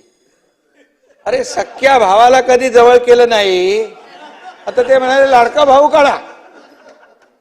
लाडका भाऊ पण आम्ही काढला विजयराव. 10,000 पर्यंत सुशिक्षित बेरोजगाराला अप्रेंटिसशिप देणार दर महिन्याला.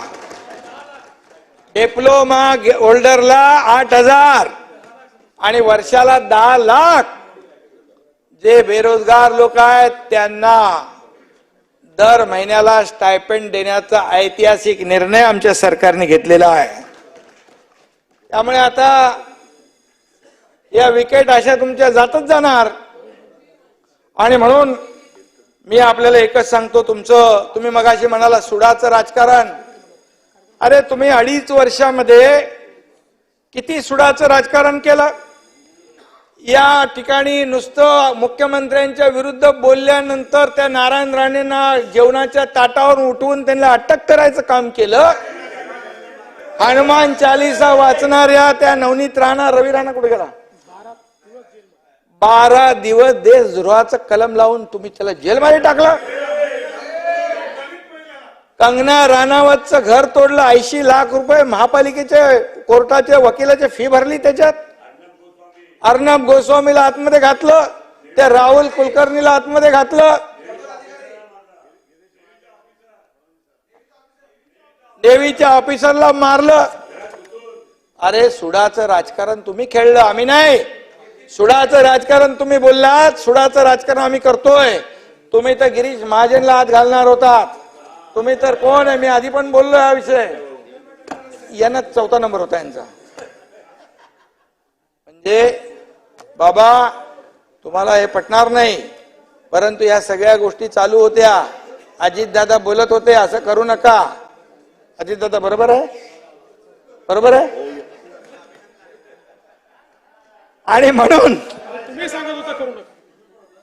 अरे मी सांगितलं नका करू हे असं केलं, ते वरती 2 जण बसलेले आहेत ना, त्यांचा बुलडोझर येईल मग. आणि म्हणून ते तुम्हाला सांगतो, त्यांना संधी नाही दिली. मला माहित पडलं आता यांचा गेम माझ्या सकट सगळ्यांना अडचणीत आणायचा आहे.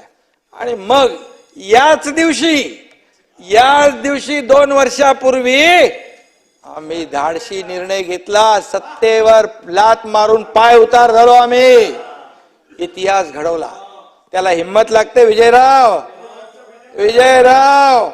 अरे सरकार मधून बाहेर पडायला हिम्मत लागते.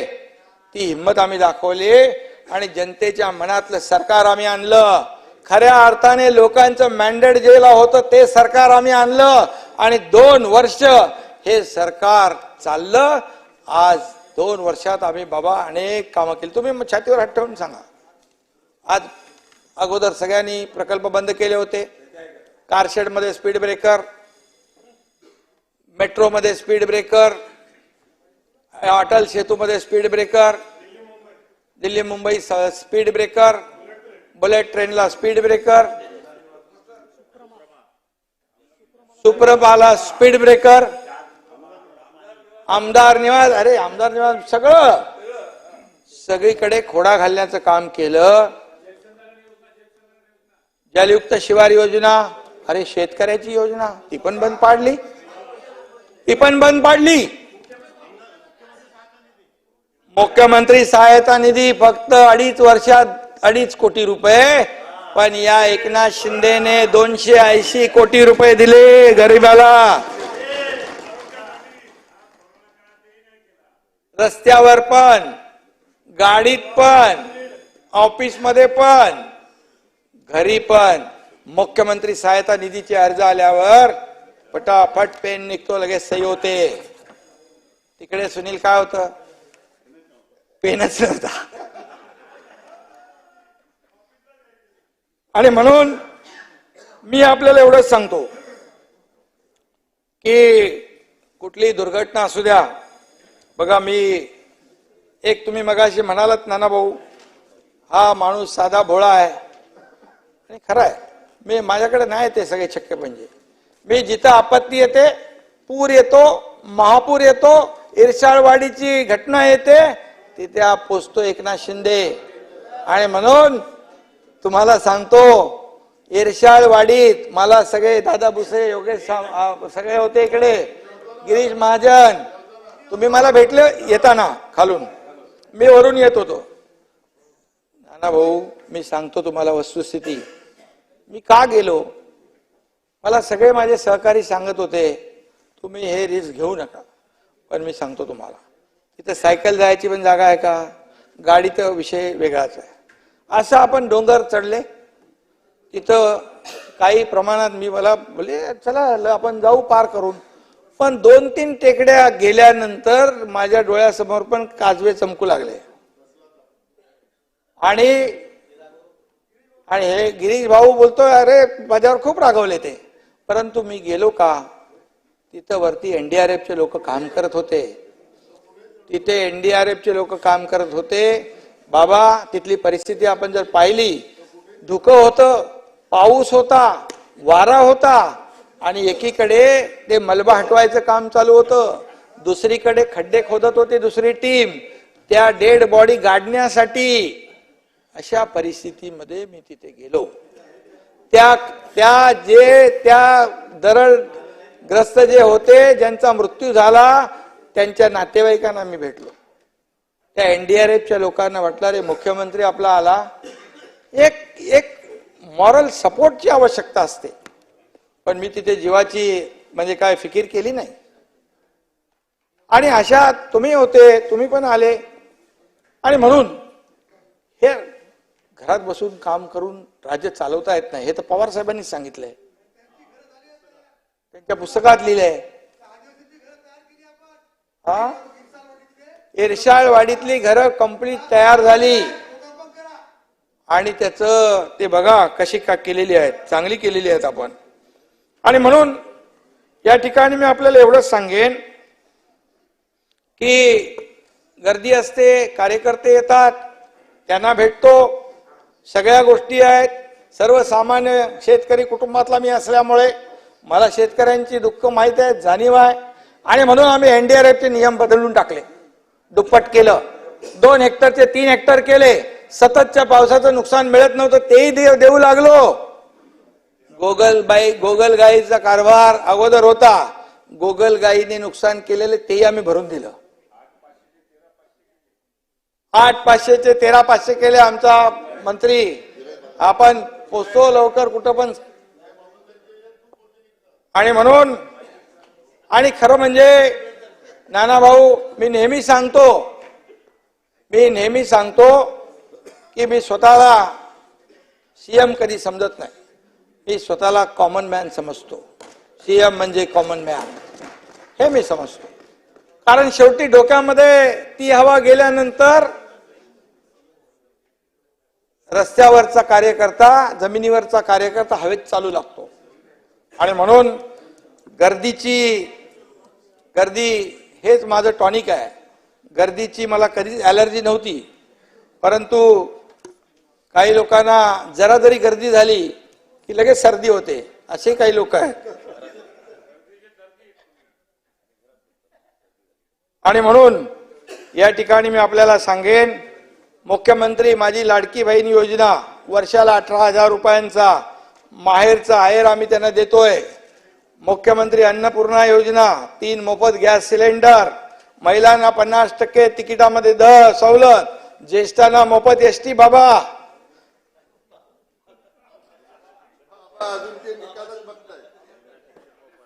मुलींना मोफत शिक्षण. मगाशी काय म्हणाले विजयराव, मुलींच्या मोफत शिक्षणाबद्दल पण काहीतरी बोलले.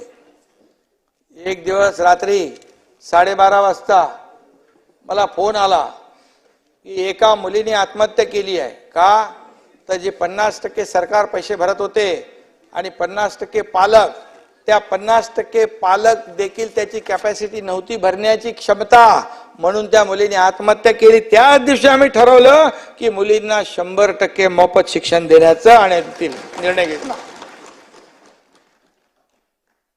मोफत विजेचं मी मगाशी सांगितलेलं आहे. आणि म्हणून महात्मा ज्योतिबा फुले, तानाजीराव 1.5 लाख रुपयावरून ती योजना 5 लाखावर आम्ही नेली. दवाखाना, बाळासाहेब ठाकरे दवाखाना आपल्या दारी, तो आम्ही केला. 700 दवाखाने केले. म्हणजे एका आणि तीर्थ दर्शन योजनाही आणलेली आहे ज्येष्ठ नागरिकांसाठी. त्याचाही लाभ आपले ज्येष्ठ नागरिक घेतील. जयंतराव, त्यांची अपेक्षा असते परंतु ऐपत नसते, तोही विचार आम्ही केला. आणि विधानसभा निवडणुकीनंतर विरोधी पक्षातल्या काही लोकांनी त्याचा फायदा होऊ शकतो. तीर्थदर्शन करायला, तीर्थाटन, मोफत उपचार, हे सगळं केलं आम्ही.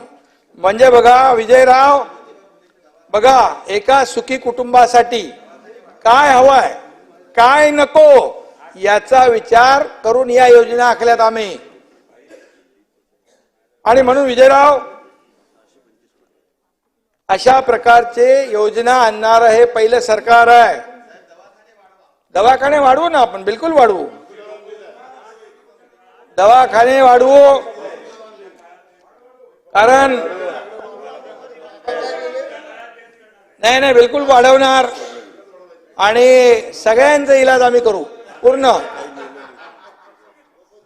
सगळ्यांचा उपचार. आता काय हे सगळे योजना केल्या ना राजेशजी, या योजना केल्यानंतर काही लोकांना पोटदुखी होईल, मळमळ होईल, त्रास होईल, त्यांचा मोफत इलाज त्या बाळासाहेब ठाकरे आपल्या दवाखान्यामध्ये होईल मोफत. आणि म्हणून काही लोक नेहमी आरोप टीका, अधिवेशन झालं की पायऱ्यांवर एक दिवस पण असा गेला नाही की सरकारला शिव्या दिल्या नाही, सरकारच्या विरोधात बोलले नाही. शिव्या शाप कायम आम्ही ऐकत असतो, परंतु आम्ही नेहमी म्हटलं की शिव्या शाप आणि आरोपाला उत्तर आम्ही आरोपातून देणार नाही, आरोपाला आम्ही कामातून उत्तर देऊ. आणि म्हणून ती कामं या राज्यभरामध्ये सुरू आहेत. विकास आणि कल्याण, म्हणजे एकीकडे विकास चालू आहे, बंद पडलेले प्रकल्प आम्ही सुरू केले, आणि दुसरीकडे लोक कल्याणकारी योजना या ठिकाणी सर्वसामान्य लोकांसाठी आम्ही केल्या. कधी विचार तरी केला होता तुम्ही? तुम्हाला पण हे अनपेक्षित होतं? हा एवढा मोठा निर्णय सरकार घेईल असं तुम्हाला वाटलंच नव्हतं. एकदम तुम्ही लोकसभेच्या त्या आनंदामध्ये मग्न होते. आणि काय त्याला म्हणतो आपण, आणि जेव्हा या योजना आम्ही घोषित केल्या त्यावेळेस मात्र तुमच्या सगळ्यांचे चेहरे देखील बघण्यासारखे होते. आणि त्या योजनांचा लाभ आपल्या देखील मतदारसंघातल्या लोकांना मिळेल.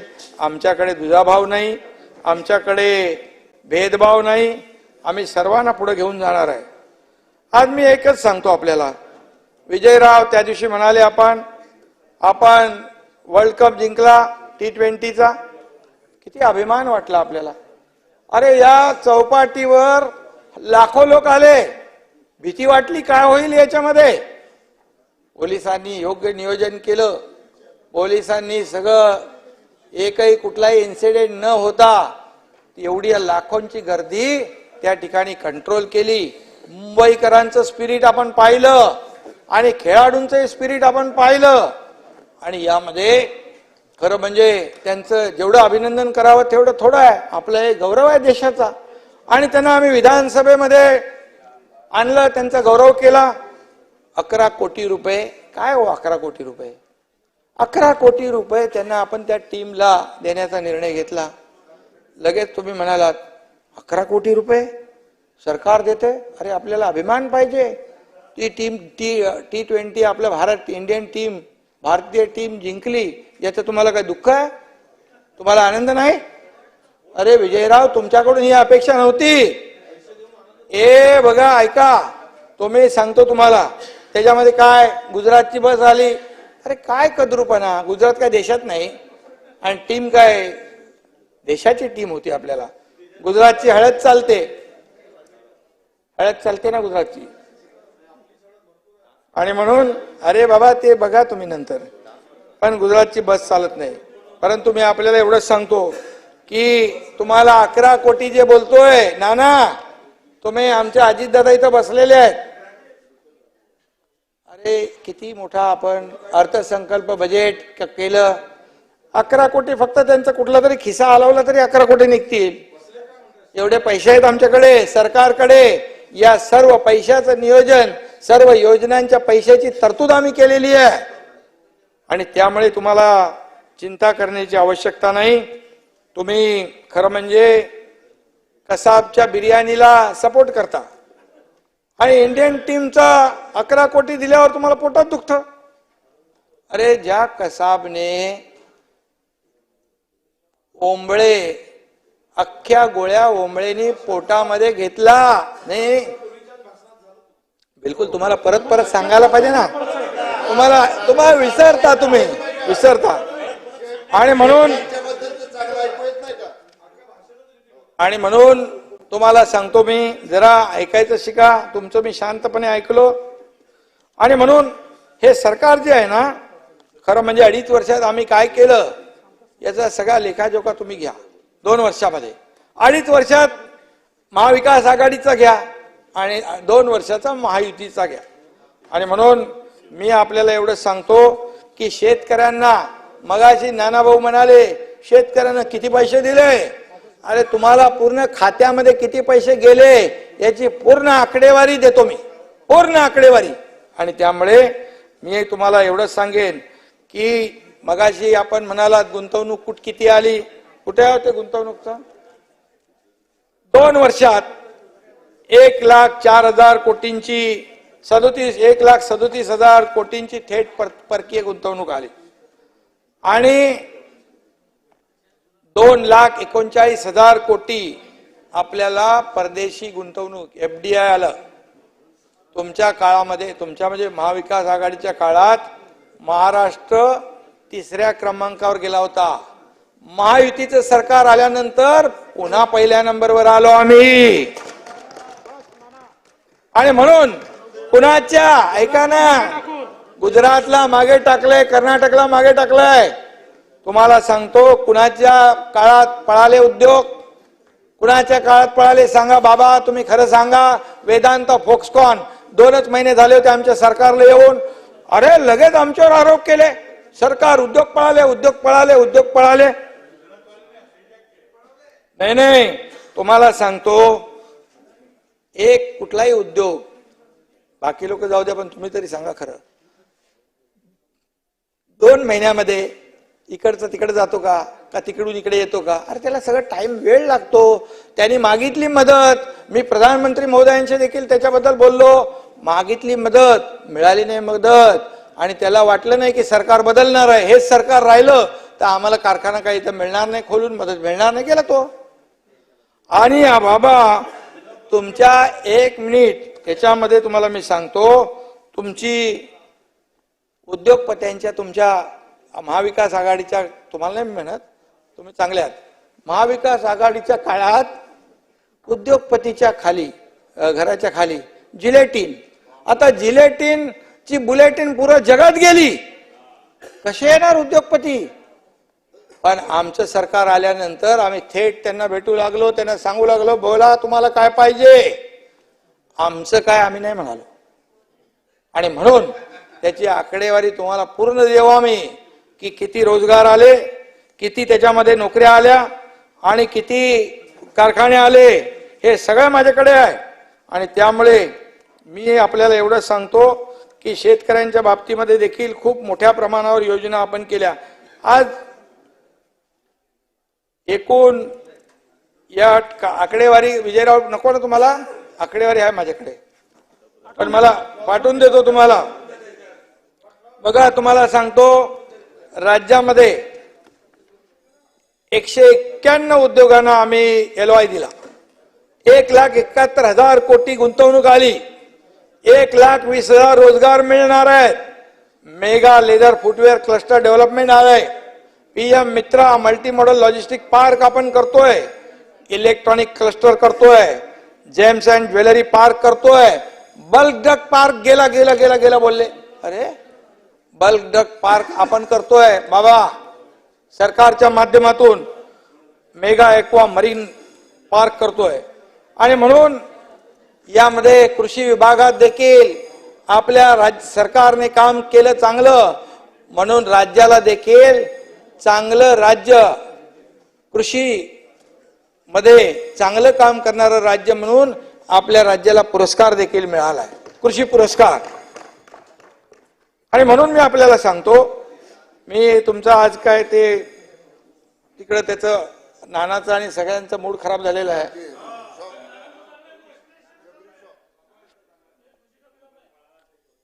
जबरी शॉक लागलाय, ते जाऊ दे. आणि म्हणून सिंचनाचा अनुशेष आपल्याला सांगतो विदर्भासाठी नाना वैनगंगा, नळगंगा, पैनगंगा नदीजोड प्रकल्प आणि ते तुम्ही बंद केलेलं ना, आपण चालू केलं. मराठवाडा वॉटर ग्रीड बंद केलेलं, ते आम्ही सुरू केलं पुन्हा. आता त्याच्यामध्ये अरे देणार आम्ही, हा देतोय ना. आणि म्हणून उद्धवजीला केली आणि आता पूर्ण झाली. त्याला बघा 28,575 कोटी खर्च येणार आहे आणि त्याच्यामध्ये 62.57 TMC पाणी पुरवठा होणार आहे. आणि 6 जिल्ह्यामध्ये विजयराव, 6 जिल्ह्यात तुमच्याकडेच आहे ते 7,85,000 अनुशेष होता, तो आपण 7,12,000 हेक्टर अनुशेष दूर होईल. आणि म्हणून अमरावती वाशिम जिल्ह्याचा अनुशेष दूर होईल. आणि म्हणून यामध्ये मी डिटेलमध्ये जात नाही, त्याच्यामध्ये एवढंच सांगतो की आम्ही या सगळ्या ह्याच्यामध्ये मगाशी नाना भाऊ म्हणाले काय ते कुठलं कापूसाचे बॅग, कापूस बॅग ना, कापसाचं बॅग नाही, कापसाच्या बॅग बद्दल बोलले आपण. पण तुम्ही कोविड मधल्या डेड बॉडी बॅग विसरले, डेड बॉडी बॅग विसरले तुम्ही, डेड बॉडी बॅग मध्ये पैसे खाल्ले ते विसरले.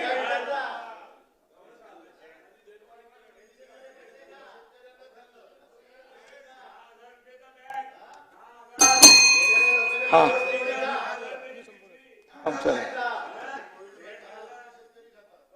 नाही. आणि मला खरं म्हणजे तुम्ही काय करता वरती, तुम्ही म्हणाला पापाचा घडा भरला.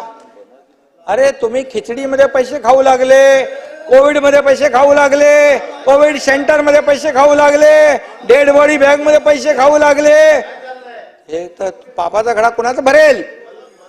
आणि म्हणून बघा नाही. आणि ऐका, या तुम्हाला सांगतो ही पाप कुणाच्या घड्यातली आहेत. अरे बाबा ही पापाची जी काही धडा आहे ना, तो खरं म्हणजे एक मोठा धडा होईल पापाचा. आणि त्यामुळे मी एवढंच सांगतो आपल्याला. आणि विजयराव बघा, गिरणी कामगारांना आम्ही घरं दिली 15,000 लोकांना. एक तरी घर दिलं का तुम्ही? किती वर्षात दिली? 40-50 वर्षात दिलं?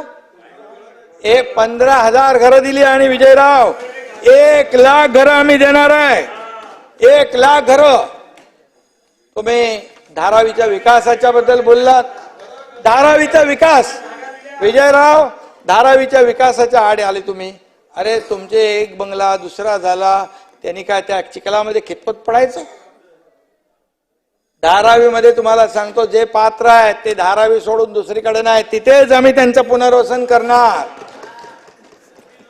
जे पात्र झोपडीधारक आहेत, जे पात्र झोपडीधारक आहेत त्यांचं तिथंच आम्ही पुनर्वसन करणार, हा शब्द आहे आमचा. आणि म्हणून सगळं तुम्हाला TDR तुम्हाला जास्ती माहित आहे. आणि म्हणून मी सांगतो या झोपडपट्ट्या मुंबईमध्ये SRA प्रकल्प, धोकादायक इमारतींचे प्रकल्प रखडलेत. का रखडले विजयराव? आम्ही आता एक निर्णय घेतलाय की त्यांना भाडं मिळत नाही, घरं खाली करून गेले ते बाहेर, त्यांचं काहीच राहिलेलं नाही, घर मिळेल की नाही याची शाश्वती नाही. म्हणून म्हाडा बरोबर MMRDA, MSRDC, शिडको, महाप्रीत, BMCच्या जागेत असलेले BMCचे प्लॉट, हे सगळं मिळून आपण सरकारच्या माध्यमातून याचा विकास करणार आहोत, पुनर्विकास.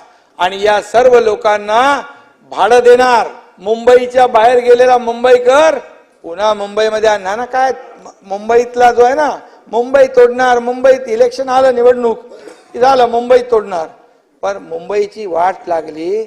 आज तुम्हाला मी सांगतो हे सगळं प्रदूषित पाणी या समुद्रात सोडण्याचं काम इतके वर्ष कोणी केलं?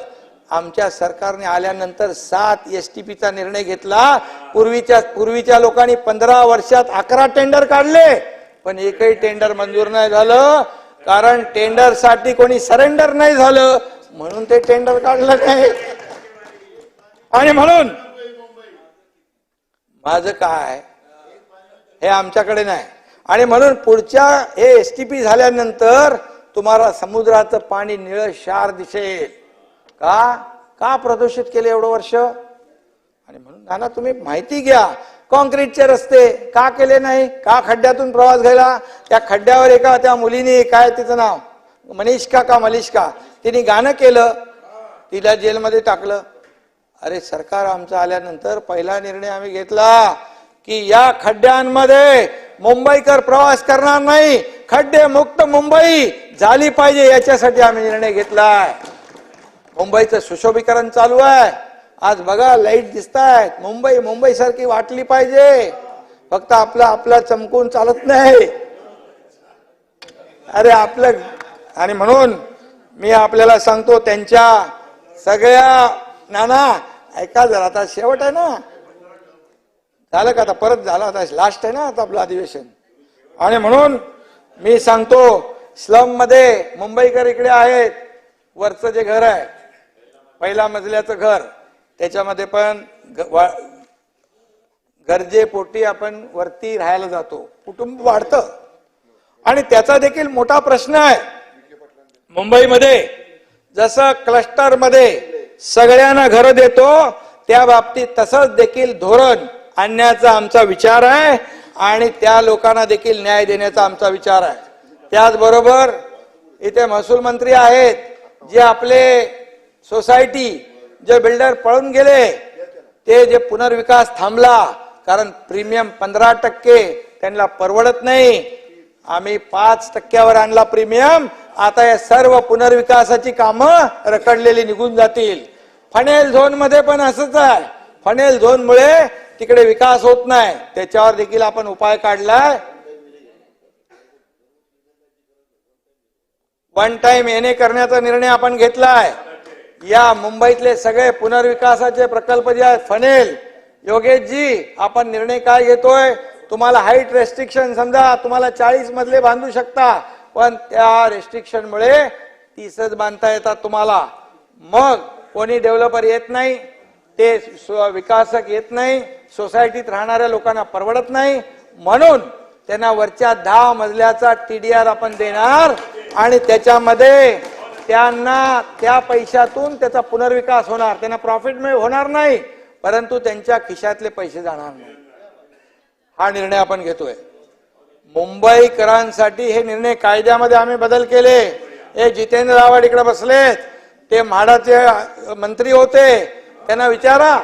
एकदा पण माझ्याकडे फाईल घेऊन यायचे, कधी विचारलं मी तुम्हाला, लगेच सही केली मी ताबडतोब. काय मुंबईकरांचा प्रश्न आहे, लगेच केलं.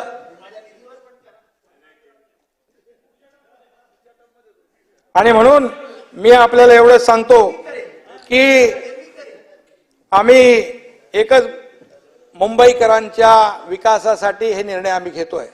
आमचा वैयक्तिक विकास आम्ही करत नाही. आणि मुंबईकरांना आम्ही वाऱ्यावर सोडणार नाही. लखनौ ते लंडन हे सगळं काय आम्ही करत नाही, करणार नाही. नाना हसले का? आणि म्हणून मी आता आपल्याला चहापान करायचं आहे, त्यामुळे मी जास्त काय बोलत नाही, पण एवढंच सांगतो की या मुंबई बरोबर मुंबई MMR आणि संपूर्ण राज्याचा विकास जो आहे तो झाला पाहिजे, अशा प्रकारचं आमचं मत आहे. जितेंद्रजी, हा विरार वर्सोवा, बांद्रा वर्सोवा ते विरार ते पालघर आपण सी ब्रिज करतोय. 3 तासाचं अंतर अर्ध्या तासामध्ये. आणि म्हणून त्याबरोबर जसं दुसरं एअरपोर्ट इकडे बांधतो आपण नव्या मुंबईत, मुंबई एअरपोर्टची गरज लक्षात घेऊन आम्ही पालघर मध्ये देखील एअरपोर्टच्या बाबतीमध्ये तपासणी छाननी करतोय. आणि तिकडे देखील जो विकास आहे तो तिकडे करायचा आहे. त्याचबरोबर जयंतराव गेले नाही, ऐका, ते मगाशी म्हणाले 30%, 25%, 42%, 47% टेंडर अभाव. अरे बाबा, दिलेच नाही अजून कोणाला. आता छाननी चालू आहे आणि त्यामध्ये आपल्याला मी सांगतो, सभागृहात उत्तर देतोय, जे चालू करंट रेट DSR आणि DSR जो आहे करंट, त्याच्यावर नियमाने काय त्याच्यावर किंवा त्याचं बिलो किंवा अबाऊ काय दिलं मला माहित नाही ते, पण त्याच्यावरती हे 30-40%, 42%, 20%, 10% बिलकुल दिले जाणार नाही. हे बिलकुल सरकारचा धोरण आहे, सरकारची भूमिका आहे. आणि तुम्ही समृद्धीवरचं जे काढलं, समृद्धीच्या बाबतीमध्ये देखील जो कोणी कॉन्ट्रॅक्टर ज्यांनी क्वालिटी खराब केली असेल त्याच्यावर काय असले तुम्ही, अरे त्याला सोडून द्यायचा. अरे ठीक आहे, त्याच्यामध्ये काही कुठे भेगा पडल्यात, तुम्हाला सांगतो त्या पूर्णपणे त्याच्यावर ते पूर्णपणे त्याच्याकडून त्याचा DLP आहे, DLP मधून ते पूर्ण काम करून घेतलं जाईल. 26 पर्यंत DLP आहे, 26 पर्यंत. आणि त्यामुळे तुम्हाला मी सांगतो एवढं सांगतो. हा, आणि मार्कंडेश्वर देवस्थानचं काम झालं पाहिजे. मी तिकडे जाऊन आलोय आणि त्याला देखील पैसे कमी पडणार नाहीत. आणि दुसरं ते एक मिनिट ते शिक्षकांचं राहिलं मगाचं ते जुनी पेन्शन योजना जी आहे शिक्षकांची, टप्पा 2चं झालं त्यांनी सांगितलं, पण जुनी पेन्शन योजना जे 2026 आपले 2005 पूर्वीचे जे शिक्षक आहेत ते जवळपास 20,000 आहेत. त्यांना पूर्णपणे सरकार मदत करणार. सुप्रीम कोर्टामध्ये ती केस आहे, पूर्णपणे सुप्रीम कोर्टामध्ये सरकार शिक्षकांच्या बाजूने जे जे काही करायला पाहिजे ते करणार आणि त्यांना त्याचा लाभ मिळणार.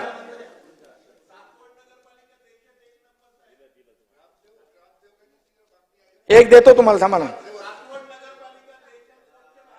आणि सासवडला काय पाहिजे तुम्हाला, त्याच्या बाबतीमध्ये नगरविकास मंत्री म्हणून नक्की त्याचा सन्मान करेन आणि जे काय लागेल त्याला देईल. दुसरी गोष्ट, यामध्ये शक्तीपीठच्या बद्दल आपण म्हणालात, शक्तीपीठला लोकांचा विरोध आहे.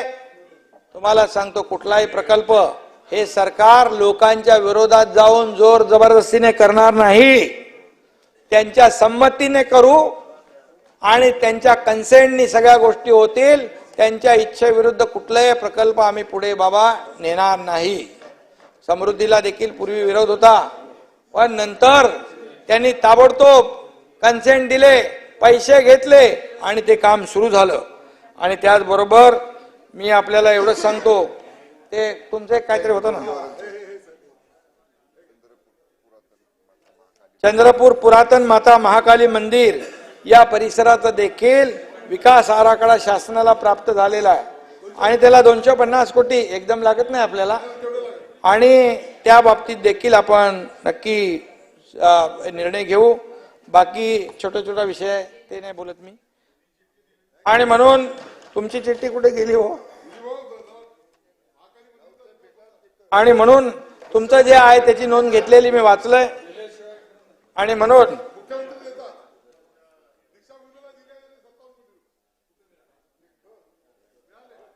आणि आता आपल्याला मी एवढं सांगतो की मुंबईमध्ये बाबा 300 एकरचं सेंट्रल पार्क कधी विचार केला होता कोणी? 300 एकरचा सेंट्रल पार्क कोणी विचार केला होता? परंतु आपल्या सरकारने 120 एकर जमीन रेसकोर्स कडून घेतली आणि जे आपलं कोस्टल हायवे आहे, कोस्टल रोड, त्याच्या बाजूला जे प्रोमेनाड आहे त्याच्या बाजूला जे गार्डन होणार आहे 180 एकर. हे 180 आणि 120 आपण सबवेने जोडणार आणि 300 एकराचा मुंबईमध्ये वर्ल्ड क्लास सेंटर पार्क आपण करतोय. याच्यामध्ये काही लोकांना रेसकोर्सवर धावणाऱ्या घोड्यांची चिंता होती, परंतु आम्ही ते काही ऐकलं नाही. परंतु रेसकोर्सच्या घोड्यांना त्रास झाल्यामुळे मुंबईतली काही गाढवं ओरडायला लागली जोरजोरात, पण आम्ही त्यांचा बिलकुल लक्ष दिलं नाही. आणि आम्ही याच्यामध्ये एकच निर्णय घेतला की या 10 कुठलाही आपण हे केलं पाहिजे आणि ते आम्ही करतोय. आणि म्हणून अध्यक्ष महोदय, हे जरा, आणि म्हणून मराठा समाजाच्या बाबतीमध्ये मगाशी आपली चर्चा झाली.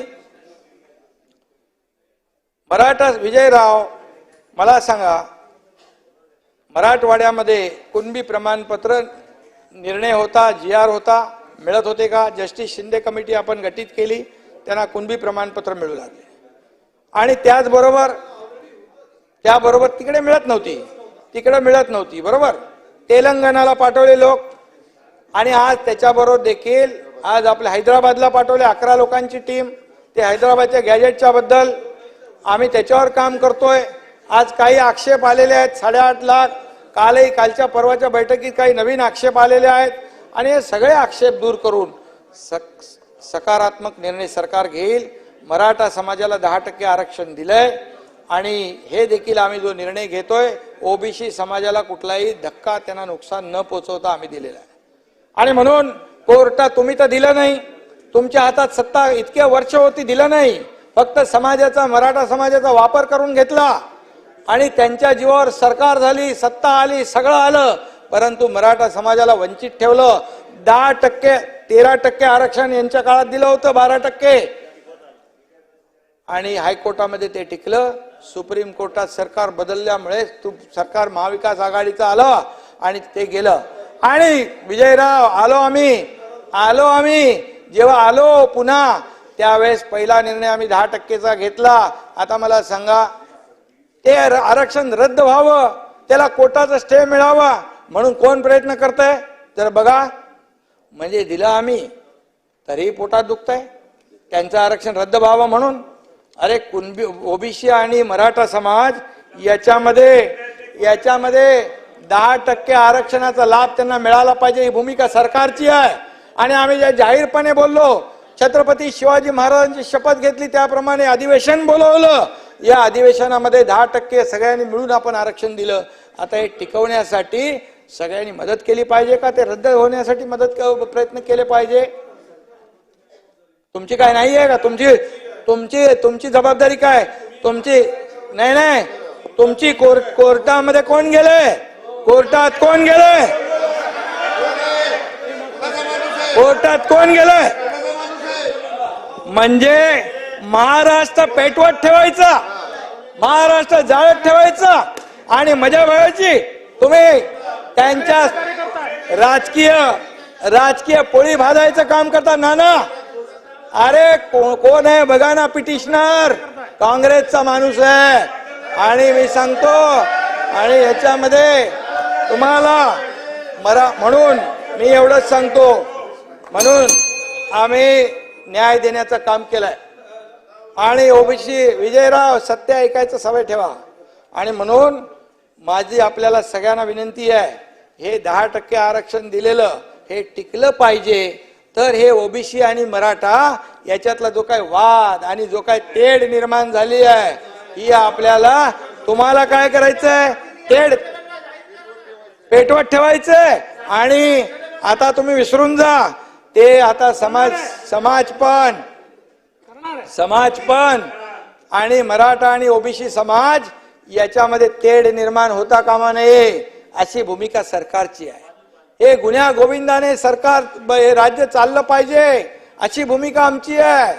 आणि म्हणून तुम्हाला मिटिंगला बोलवलं, तुम्ही पळून गेले आणि पळाले, आणि म्हणून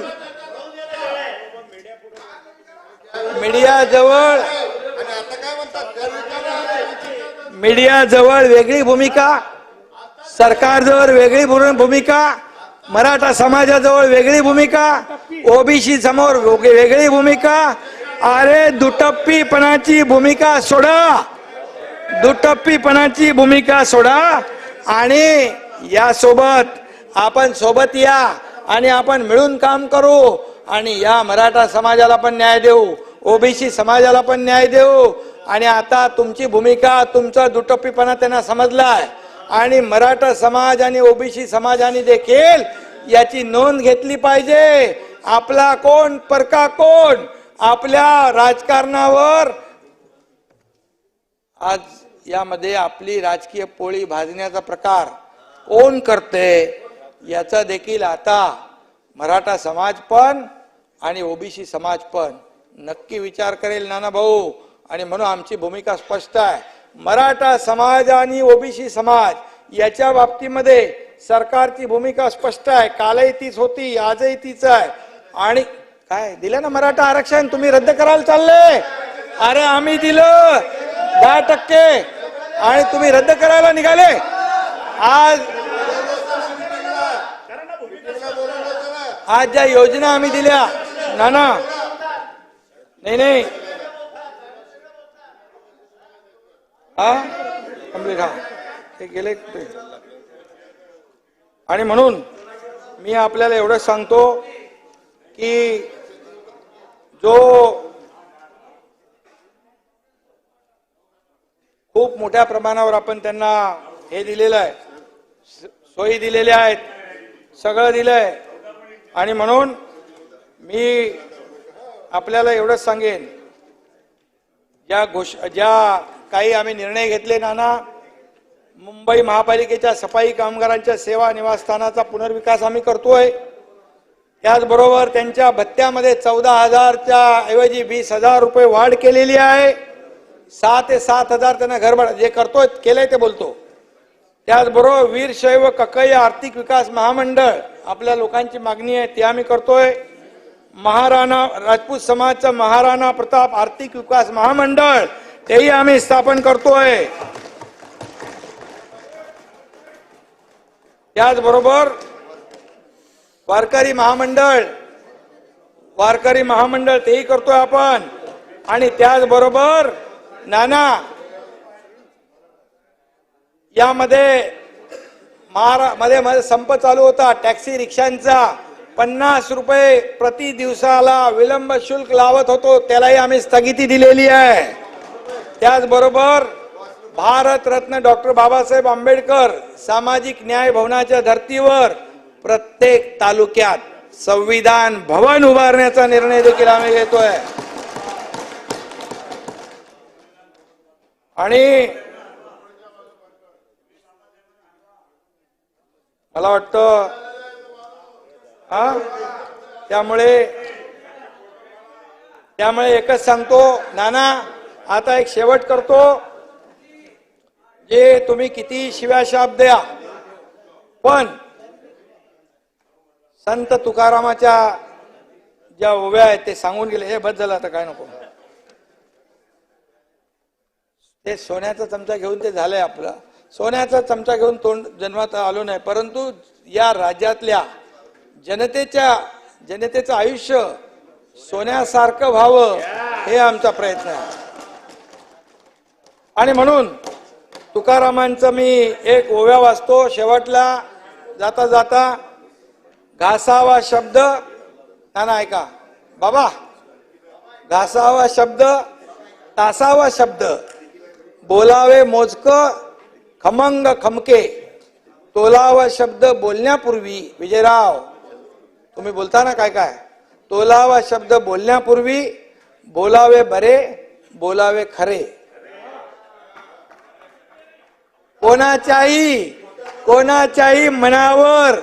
कोणाच्याही मनावर पाडू नये चरे. कोणाची जात पात धर्म काढूच नये. शब्दामुळे मंगल, शब्दामुळे दंगल, जिभेवरी ताबा सर्वा सुखदाता. तुम्हाला सांगतो मी. आणि म्हणून विरोधकांना मला एवढंच सांगायचं आहे, ठीक आहे तुम्ही काही बोललात, नाना बोलले, जयंतराव बोलून पळून गेले. तिकडे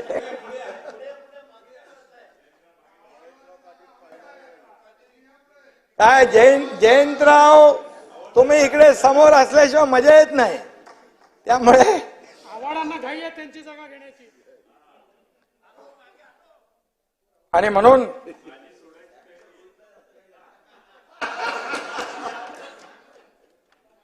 म्हणून मी आपल्याला जयंतरावांनी देखील काही गोष्टी बोलले, त्याचं मी उत्तर दिलं. जर मी उत्तर दिलं नसतं तर ते तुम्ही जे बोललात ह्या रेकॉर्डवर राहिलं असतं. जे सत्य आहे ते मी बोललो, ते कधीही तुम्ही तपासू शकता. मला खोटं बोलायची सवय नाही आणि खोटं बोलून रेटून काय ते म्हणतो खोटं बोला पण रेटून बोला हे माझ्या डिक्शनरीत नाही. आणि म्हणून मी आपल्याला एवढंच सांगतो की आज आपण अतिशय पूर्ण 2 वर्ष खेळीमेळीच्या वातावरणामध्ये अगोदरची 2.5 वर्ष सोडून वातावरणामध्ये काम केलं आणि या राज्याला पुढे नेण्याचा प्रयत्न आपण केलाय. आणि त्यामुळे सत्ताधारी पक्ष त्याचबरोबर विरोधी पक्ष ही रथाची 2 चाकं असतात हे आम्ही मानणारे लोक आहोत. पण चांगल्याला चांगलं म्हणावं अशा प्रकारचं ना बस काय ना असं काय बोलताय विजयराव बोला.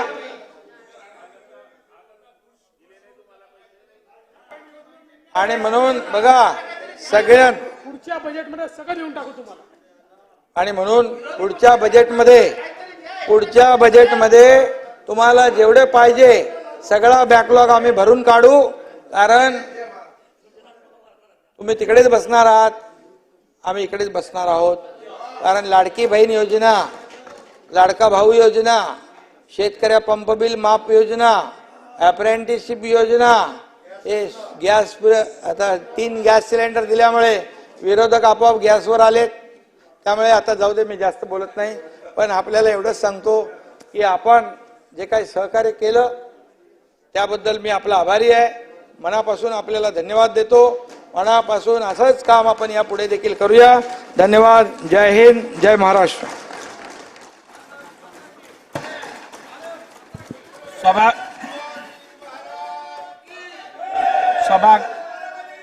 सभागृहाने या प्रस्तावावर विचार केलेला आहे.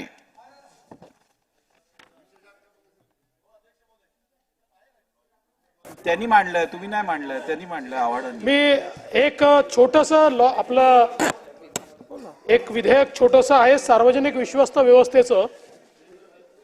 मी आपल्याला सांगतो वरच्या सभागृहाने एकमताने मंजूर केलं आहे. छोटंसं विधेयक आहे. याच्यामध्ये आपल्याकडे जो सार्वजनिक विश्वस्त व्यवस्था आहे त्याच्यामध्ये 2-3च बदल केले आहेत. आपल्याला माहिती आहे की चेंज रिपोर्ट दिल्यानंतर वर्षानुवर्ष तो चेंज रिपोर्ट मंजूर होत नाही. तर आता चेंज रिपोर्ट मंजूर करण्याकरता 1 वर्षाची अट आपण त्यांच्यावर घालतो आहे. त्याचबरोबर एखाद्या संस्थेने त्या ठिकाणी समजा विनंती केली की आम्हाला मालमत्ता विकायची आहे किंवा कर्ज घ्यायचं आहे वर्षानुवर्ष त्यांना त्याची परवानगी मिळत नाही. 6 महिन्यामध्ये ती परवानगी द्यावी लागेल अशा प्रकारचा नियम याच्यामध्ये आणलेला आहे. आणि आपलं जे काही मेडिकल आपण जी योजना ती धर्मदायची चालवतो तर आता आपल्या कायद्यात त्याची तरतूद नाही. आपण हायकोर्टाने सांगितलं म्हणून ते चालवतो. त्याच्यामुळे एखाद्या हॉस्पिटलने आपलं जर ऐकलं नाही तर आपण त्याच्यावर कारवाई काही करू शकत नाही. त्यामुळे आता कायद्यामध्ये आपण त्याचा अवलंब करतोय. ती योजना कायद्यामध्ये आणतोय. आणि बाकी अनुषंगिक बदल आहे. म्हणजे पूर्वी आपल्याकडे ज्याला ज्युडिशियल मॅजिस्ट्रेट म्हणायचे त्याला आता चीफ ज्युडिशियल मॅजिस्ट्रेट म्हटलं जात आहे. असे अनुषंगिक बदल आहे. बाकी काही मेजर बदल नाहीये. तर माझी सभागृहाला विनंती आहे वरच्या सभागृहाने एकमताने हे बिल मंजूर केलं आहे. आणि म्हणून महोदय विधान परिषदेने संमत केलेले सन 2024चे विधान परिषद विधेयक क्रमांक 4 महाराष्ट्र सार्वजनिक विश्वस्त व्यवस्था सुधारणा विधेयक 2024 एकमताने हे बिल मंजूर केलं आहे. आणि म्हणून महोदय विधान परिषदेने संमत केलेले सन 2024चे विधान परिषद विधेयक क्रमांक 4 महाराष्ट्र सार्वजनिक विश्वस्त व्यवस्था सुधारणा विधेयक 2024 मी आपल्या अनुमतीने मांडतो. विधेयक मांडण्यात आले. थोडंच हो काहीच नाही विधेयक. महोदय विधान परिषदेने संमत केलेले सन 2024चे विधान परिषद विधेयक क्रमांक 4 महाराष्ट्र सार्वजनिक विश्वस्त व्यवस्था सुधारणा विधेयक 2024 विचारात घेण्यात यावे असा मी आपल्या अनुमतीने प्रस्ताव मांडतो. प्रस्ताव असा आहे की विधान परिषदेने संमत केलेले सन 2024चे विधान परिषद विधेयक क्रमांक 4 महाराष्ट्र सार्वजनिक विश्वस्त व्यवस्था सुधारणा विधेयक 2024 विचारात घ्यावे. प्रश्न असा आहे की विधान परिषदेने संमत केलेले सन 2024चे विधान परिषद विधेयक क्रमांक 4 महाराष्ट्र सार्वजनिक विश्वस्त व्यवस्था सुधारणा विधेयक 2024 विचारात घ्यावे काय? अनुकूल असतील त्यांनी होय म्हणावे. प्रतिकूल असतील त्यांनी नाही म्हणावे. होयचे बहुमत आहे. होयचे बहुमत आहे. विधेयक विचारात घेण्यात आले. आता विधेयक खंडशः विचारात घेण्यात येईल. खंड 2 ते 13, खंड 1 संपूर्ण शीर्षक आणि हेतुवाक्य हे विधेयकाचे भाग समजण्यात यावेत. अनुकूल असतील त्यांनी होय म्हणावे, प्रतिकूल असतील त्यांनी नाही म्हणावे. होयचे बहुमत आहे, होयचे बहुमत आहे. खंड 2 ते 13, खंड 1 संपूर्ण शीर्षक आणि हेतुवाक्य विधेयकाचे भाग झाले. माननीय अध्यक्ष महोदय, विधान परिषदेने संमत केलेले सन 2024 चे विधान परिषद विधेयक क्रमांक 4 महाराष्ट्र सार्वजनिक विश्वस्त व्यवस्था सुधारणा विधेयक 2024 संमत करण्यात यावे असा प्रस्ताव मी मांडतो. प्रस्ताव असा आहे की विधान परिषदेने संमत केलेले सन 2024 ते विधान परिषद विधेयक क्रमांक 4 महाराष्ट्र सार्वजनिक विश्वस्त व्यवस्था सुधारणा विधेयक 2024 संमत करावे. प्रश्न असा आहे की विधान परिषदेने संमत केलेले सन 2024 ते विधान परिषद विधेयक क्रमांक 4 महाराष्ट्र सार्वजनिक विश्वस्त व्यवस्था सुधारणा विधेयक 2024 संमत करावे. अनुकूल असतील त्यांनी होय म्हणावे, प्रतिकूल असतील त्यांनी नाही म्हणावे. होयचे बहुमत आहे, होयचे बहुमत आहे. विधेयक संमत झाले. लक्षवेधी सूचनांची निवेदने पटलावर ठेवणे. महोदय, मी आपल्या अनुमतीने मविस नियम 105 अन्वये लक्षवेधी सूचनांचे जोडपत्र अमुद्रित स्वरूपात सभागृहाच्या पटलावर ठेवते. महाराष्ट्र विधानसभा नियम 105 अन्वये लक्षवेधी सूचनांचे जोडपत्र अमुद्रित स्वरूपात सभागृहाच्या पटलावर ठेवण्यात आले. सत्र समाप्तीनंतर सन्मान्य सदस्यांना लक्षवेधी सूचनांचे जोडपत्र वितरित करण्यात येईल. ॲडव्होकेट राहुल कुल, माननीय समिती प्रमुख, विधानसभा विशेषाधिकार समिती यांचा प्रस्ताव. माननीय अध्यक्ष महोदय, मी आपल्या अनुमतीने पुढील प्रस्ताव मांडतो. दिनांक 23 जुलै 2021 रोजी सन्माननीय सदस्य डॉक्टर रत्नाकर गुट्टे हे गंगाखेड तालुक्यातील नगरसेवक, पंचायत समिती सभापती व इतर सदस्य यांच्यासह गंगाखेड तालुक्यातील वाढत चाललेले गुन्हेगारीचे प्रमाण, बेकायदेशीर गुटखा व दारू विक्री, मटका, इतर बेकायदेशीर गुन्हेगारी रोखण्यासाठीचे निवेदन घेऊन पोलीस अधीक्षक कार्यालय परभणी येथे गेले असता व त्यांनी गंगाखेड तालुक्यातील गुन्हेगारीच्या वाढत्या प्रमाणातील बाबत श्री जयंत मीना पोलीस अधीक्षक परभणी यांचे लक्ष वेधले असता त्यांनी तुम्ही कसले लोकप्रतिनिधी मला कशाला कायदा शिकवता असे सन्मान्य सदस्यांबाबत अपमानास्पद भाषेत वक्तव्य करून व सन्मान्य सदस्यांना व इतर लोकांना अपमानित करून पोलीस बोलावून त्यांना कक्षाबाहेर काढल्यामुळे उद्भवलेल्या सन्मान्य सदस्यांचा व महाराष्ट्र विधानसभेचा विशेषाधिकार भंग व अवमानाच्या प्रकरणासंबंधित विशेषाधिकार समितीचा अहवाल विचारात घेण्यात यावा. या प्रकरणी समितीने खालील शिफारसी केलेल्या आहेत. श्री जयंत मीना तत्कालीन पोलीस अधीक्षक परभणी यांचे लोकप्रतिनिधी समवेतचे वर्तन पाहता त्यांची बदली किमान 3 वर्षासाठी अकार्यकारी पदावर करण्यात यावी. या कालावधीत त्यांचे लोकप्रतिनिधींच्या प्रति वर्तनात सुधारणा झाल्यास त्याच्या बदलाबाबत शासन फेरविचार करता येईल. याशिवाय संविधानाला अभिप्रेत असलेल्या जनतेचा व त्यांनी निवडून दिलेल्या लोकप्रतिनिधींमार्फत शासनावर अंकुश या संकल्पनेला छेद देऊ पाहणारे वर्तन करणाऱ्या श्री जयंत मीना यांचे सदर वर्तनाप्रती सभागृहाची तीव्र नापसंती पोलीस महासंचालकांमार्फत श्री मीना यांना कळवण्यात यावी व याबाबत नोंद त्यांच्या सेवा पुस्तकात घेण्यात यावी अशी समितीची शिफारस आहे. तसेच विधानमंडळ सदस्यांना सन्मानाची वागणूक देण्याच्या परिपत्रकातील तरतुदीनुसार श्री जयंत मीना यांच्यावर राज्याच्या मुख्य सचिवांनी नियमानुसार कारवाई करावी व त्याची नोंद त्यांच्या सेवा पुस्तकात घेण्यात यावी अशी ही समितीची शिफारस आहे. दिनांक 23 जुलै 2021 रोजी सन्मान्य सदस्य डॉक्टर रत्नाकर गुट्टे हे गंगाखेड तालुक्यातील नगरसेवक, पंचायत समिती सभापती व सदस्य यांच्यासह गंगाखेड तालुक्यातील वाढत चाललेले गुन्हेगारीचे प्रमाण, बेकायदेशीर गुटखा व दारू विक्री, मटका व इतर बेकायदेशीर गुन्हेगारी रोखण्यासाठीचे निवेदन घेऊन पोलीस अधीक्षक कार्यालय परभणी येथे गेले असता व त्यांनी गंगाखेड तालुक्यातील गुन्हेगारीच्या वाढत्या प्रमाणाबाबत श्री जयंत मीना पोलीस अधीक्षक परभणी यांचे लक्ष वेधले असता त्यांनी तुम्ही कसले लोकप्रतिनिधी मला कशाला कायदा शिकवता असे सन्मान्य सदस्यांसोबत अपमानास्पद भाषेत वक्तव्य करून व सन्मान्य सदस्यांना व इतर लोकांना अपमानित करून पोलीस बोलावून त्यांना कक्षाबाहेर काढल्यामुळे उद्भवलेल्या सन्मान्य सदस्यांचा व महाराष्ट्र विधानसभेच्या विशेष अधिकार भंग व अवमानाच्या प्रकरणासंदर्भातील विशेष अधिकार समितीचा अहवाल विचारात घेण्यात यावा.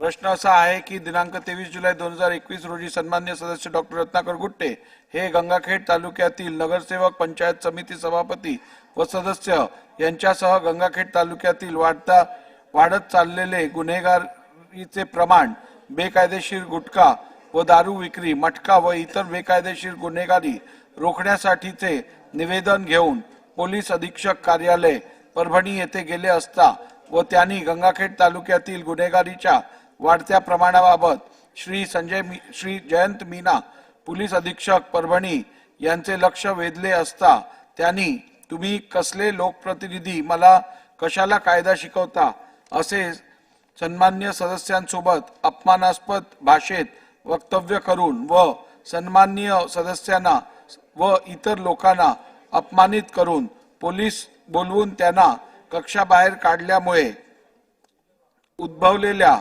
सन्मान्य सदस्यांचा व महाराष्ट्र विधानसभेच्या विशेष अधिकार भंग व अवमानाच्या प्रकरणासंबंधातील विशेष अधिकार समितीचा अहवाल विचारात घेण्यात यावा. अनुकूल असतील त्यांनी होय म्हणावे, प्रतिकूल असतील त्यांनी नाही म्हणावे. होयचे बहुमत आहे, होयचे बहुमत आहे. प्रस्ताव संमत झाला. माननीय मुख्यमंत्री यांचा प्रस्ताव. अध्यक्ष महोदय, मी आपल्या अनुमतीने पुढील प्रस्ताव मांडतो. सन्माननीय विधानसभा सदस्य डॉक्टर रत्नाकर गुट्टे यांनी श्री जयंत मीना तत्कालीन पोलीस अधीक्षक परभणी यांच्या विरोधात उपस्थित केलेल्या विषयाधिकार भंग व अवमानाच्या प्रकरणावरील विशेषाधिकार समितीचा अहवाल विचारात घेतल्यानंतर हे सभागृह सदरू अहवालातील समितीच्या अभिप्राय व शिफारशीशी सहमत असून असा ठराव करीत आहे की श्री जयंत मीना तत्कालीन पोलीस अधीक्षक परभणी यांचे लोकप्रतिनिधी समेत वर्तन पाहता त्यांची बदली किमान 3 वर्षासाठी अकार्यकारी पदावर करण्यात यावी. या कालावधीत त्यांचे लोकप्रतिनिधींच्या वर्तनात सुधारणा झाल्यास त्यांच्या बदलीबाबत शासनास फेरविचार करता येईल. याशिवाय संविधानाला अभिप्रेत असलेल्या जनतेचा त्यांनी निवडून दिलेल्या लोकप्रतिनिधीमार्फत शासनावर अंकुश या संकल्पनेला छेद देऊ पाहणारे वर्तन करणाऱ्या श्री जयंत मीना तत्कालीन पोलीस अधीक्षक परभणी यांचे सदर वर्तनाप्रती सभागृहाची तीव्र नापसंती पोलीस महासंचालकामार्फत श्री मीना यांना कळविण्यात यावी व त्याबाबतची नोंद त्यांचे सेवा पुस्तकात घेण्यात यावी. तसेच विधानमंडळ सदस्यांना सन्मानाची वागणूक देण्याच्या परिपत्रकातील तरतुदीनुसार श्री जयंत मीना तत्कालीन पोलीस अधीक्षक परभणी यांच्यावर राज्याच्या मुख्य सचिवांनी नियमानुसार कारवाई करावी व त्याची नोंद त्यांच्या सेवा पुस्तकात घेण्यात यावी.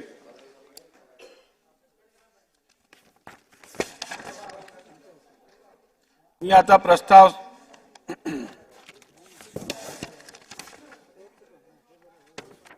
आता प्रस्ताव सभागृहाच्या मतास टाकतो. अनुकूल असतील त्यांनी होय म्हणावे, प्रतिकूल असतील त्यांनी नाही म्हणावे. होयचे बहुमत आहे, होयचे बहुमत आहे. प्रस्ताव संमत झाला.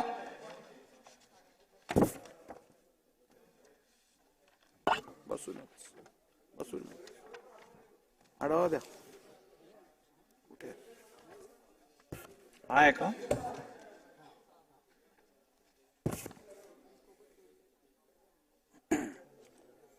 चौदाव्या विधानसभेच्या 5 वर्षाचा कालावधीतील हे अखेरचे अधिवेशन आहे. तसेच या पावसाळी अधिवेशनाचा आजचा शेवटचा दिवस आहे. आजच्या दिवसाचे कामकाज सुद्धा आता संपत आलेले आहे. मी सर्वप्रथम या सत्र काळातील व त्यानंतर 14व्या विधानसभेच्या सत्र काळातील कामकाजाचा आढावा आता सदनासमोर ठेवत आहे. एकूण बैठकींची संख्या 13. पावसाळी अधिवेशन 2024. एकूण बैठकींची संख्या 13. प्रत्यक्ष झालेले कामकाज 91 तास 2 मिनिटे. वाया गेलेला वेळ 3 तास 19 मिनिटे. रोजचे सरासरी कामकाज 7 तास तारांकित प्रश्न प्राप्त प्रश्न 5571, स्वीकृत प्रश्न 337, उत्तरित प्रश्न 32.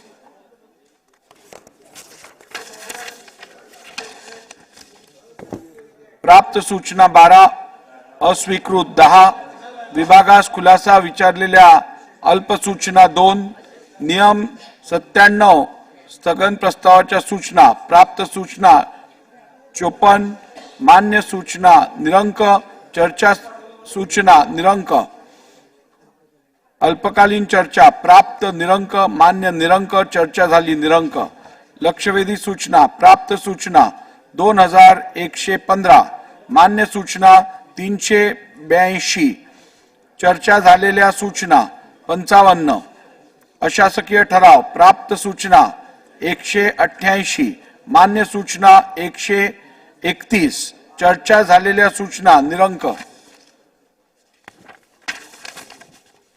शासकीय ठराव प्राप्त सूचना 1, मान्य सूचना 1, चर्चा झालेल्या सूचना 1, अंतिम आठवडा प्रस्ताव प्राप्त सूचना 1, मान्य सूचना 1, चर्चा झालेल्या सूचना 1, नियम 293 अन्वय प्रस्ताव प्राप्त सूचना 4, मान्य सूचना 4, चर्चा झालेल्या सूचना 2, शासकीय विधेयके विधानसभा पुरस्थापित 10, संमत 8, विधान परिषद संमत 2,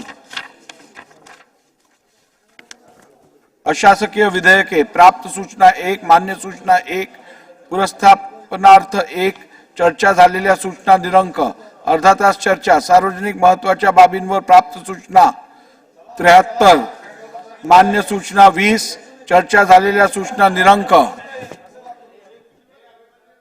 प्रश्नाच्या उत्तरावरून उद्भवलेली चर्चा प्राप्त सूचना 49, मान्य सूचना 26, चर्चा झाली 2, अभिनंदन पर प्रस्ताव 1.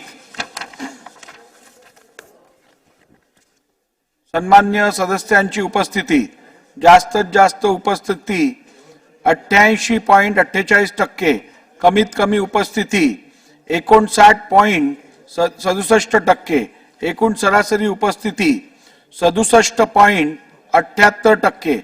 सन 2024-2025 या वर्षाच्या अंतरिक्त अर्थसंकल्प सभागृहाला सादर झाला. 14व्या विधानसभेच्या कार्यकाळातील कामकाजाचा संक्षिप्त एकत्रित आढावा. आता मी 14व्या विधानसभेच्या कामकाजाकडे वळतो. 14वी विधानसभा दिनांक 25 ऑक्टोबर 2019 रोजी घटित झाली. त्यानंतर सभागृहाची पहिली बैठक दिनांक 27 नोव्हेंबर 2019 रोजी घेण्यात आली. त्या दिवसापासून ते आज इथपर्यंत एकूण किती कामकाज झाले ते मी सदनासमोर ठेवतो. एकूण बैठकींची संख्या 136, प्रत्यक्ष झालेले कामकाज 1029 तास 18 मिनिटे, वाया गेलेला वेळ 41 तास 58 मिनिटे, रोजचे सरासरी कामकाज 7 तास 34 मिनिटे. तारांकित प्रश्न प्राप्त प्रश्न 66,746, स्वीकृत प्रश्न 4,179, उत्तरित प्रश्न 418.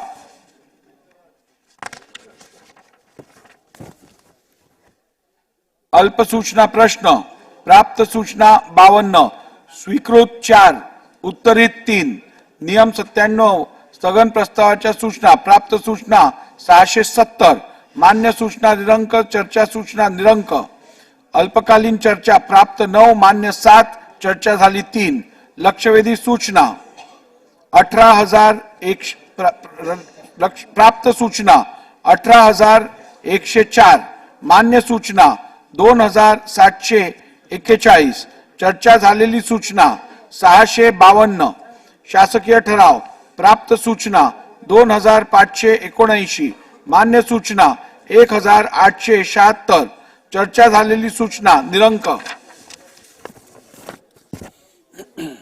शासकीय ठराव प्राप्त सूचना 14, मान्य सूचना 14, चर्चा झालेली सूचना 14, अंतिम आठवडा प्रस्ताव प्राप्त सूचना 11, मान्य सूचना 11, चर्चा झालेल्या सूचना 9, नियम 293 अन्वय प्रस्ताव प्राप्त सूचना 36, मान्य सूचना 36, चर्चा झालेल्या सूचना 28, महिलांच्या शाश्वत विकासाची उद्दिष्टे व महिला सक्षमीकरणासंदर्भातील माननीय अध्यक्षांचा प्रस्ताव प्राप्त सूचना 1, मान्य सूचना 1, चर्चा झालेल्या सूचना 1,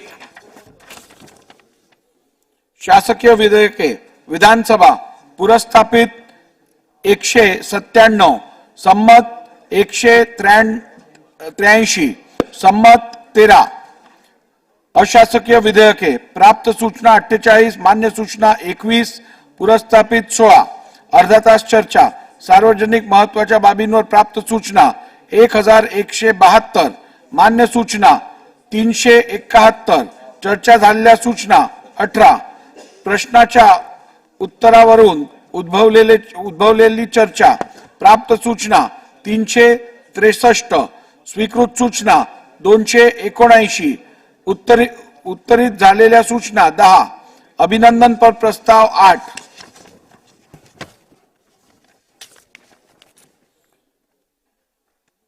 जास्तीत जास्त उपस्थिती 96.65%, कमीत कमी उपस्थिती 72.57%, एकूण सरासरी उपस्थिती 82.67%.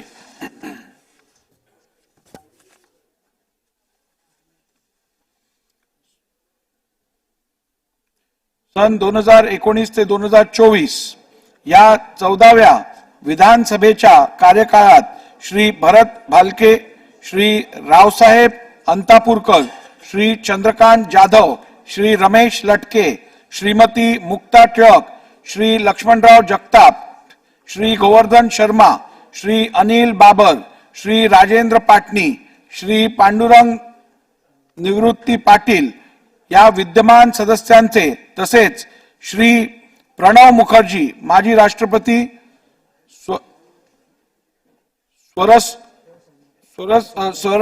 सम्राज्ञी भारतरत्न लता मंगेशकर, श्री राहुल बजाज, उद्योगपती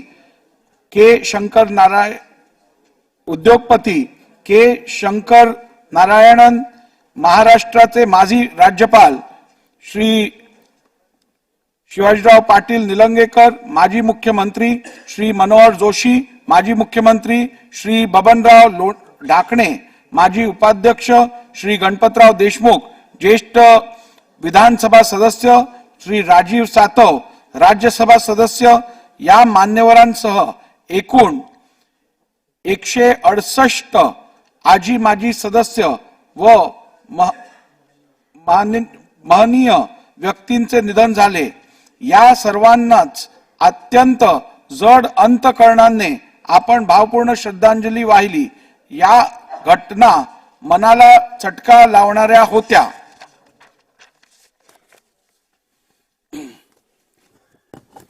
आपणा सर्वांना कल्पना आहे की आज सन 2019 ते 2024 या कालावधीतील आपल्या 14व्या विधानसभेचा अखेरच्या अधिवेशनाचा अखेरचा दिवस आहे.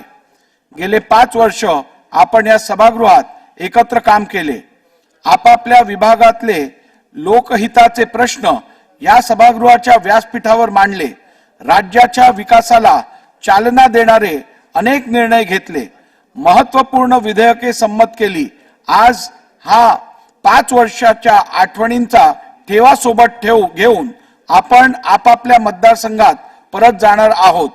येणाऱ्या 15व्या विधानसभेमध्ये आपल्यातील पुन्हा काही येतील किंवा काही येणार देखील नाही.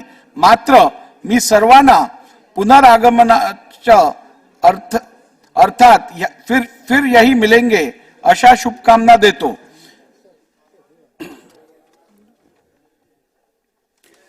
या 14व्या विधानसभेत विधिमंडळात घडलेल्या काही प्रमुख बाबींचा उल्लेख मी आता करू इच्छितो.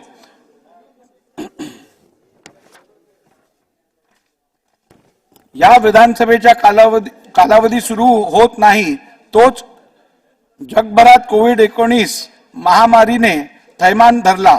त्या ठिकाणी कालखंडात देखील आपण RT-PCR चाचणी आणि सुरक्षित अंतर, मास्क इत्यादी उपयोग करून अधिवेशन घेतले. सुरक्षित अंतराचा नियम पाळण्यासाठी काही सन्मान्य सदस्य सभागृहावरील गॅलरीत बसून कामकाजात सहभाग घेतला.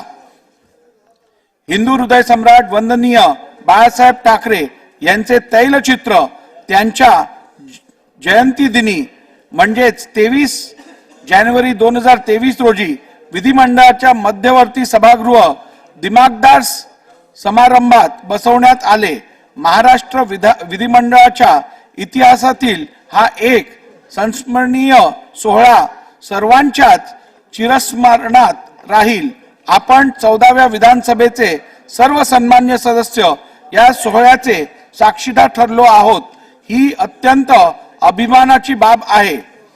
भारताचे आदरणीय पंतप्रधान माननीय श्री नरेंद्र मोदीजी यांच्या प्रयत्नातून 21 जून हा दिवस जागतिक योग दिवस म्हणून साजरा केला जाऊ लागला. तमाम भारतीयांच्या दृष्टीने ही अभिमानाची बाब असल्याने आपण 21 जून 2023 रोजी योग प्रभात ॲट विधान भवन हा भव्य कार्यक्रम विधान भवन मुंबई येथील हिरवळीवर आयोजित केला. ही देखील एक वैशिष्ट्यपूर्ण घटना मानता येईल. त्याचप्रमाणे राष्ट्रकुल संसदीय मंडळ महाराष्ट्र शाखेतर्फे माननीय सदस्यांसाठी या विधानसभा कालावधीत 1 UK आणि स्कॉटलंड, 2 जपान, 3 UK, नेदरलँड आणि जर्मनी, 4 लंडन, 5 केनिया आणि 6 सेंट पीटर्सबर्ग रशिया अशा एकूण 6 परदेश अभ्यास दौऱ्यांचे आयोजन करण्यात आले. त्यात दोन्ही सभागृहाचे एकूण 122 सन्मान्य सदस्यांनी सहभाग घेतला. 84वी अखिल भारतीय पीठासीन अधिकारी परिषद 84व्या अखिल भारतीय पीठासीन अधिकारी परिषदेच्या संयोजनाचे सद्भाग्य आपल्याला लाभले. लोकसभा अध्यक्ष माननीय श्री ओम बिर्लाजी आणि देशाचे आदरणीय उपराष्ट्रपती श्री जगदीप धनखडजी यांचे बहुमूल्य मार्गदर्शन यावेळी विधिमंडळ मुंबई येथे सर्वांना लाभले.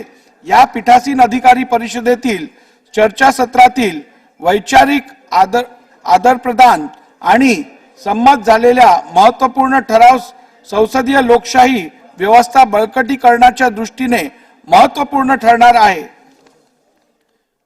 T20 विश्वचषक स्पर्धा जिंकलेल्या भारतीय क्रिकेट संघातील मुंबईच्या 4 क्रिकेटपटू यांचा आपण मध्यवर्ती सभागृह विधान भवन मुंबई येथे माननीय मुख्यमंत्री आणि सर्व मान्यवरांच्या हस्ते सन्मान केला.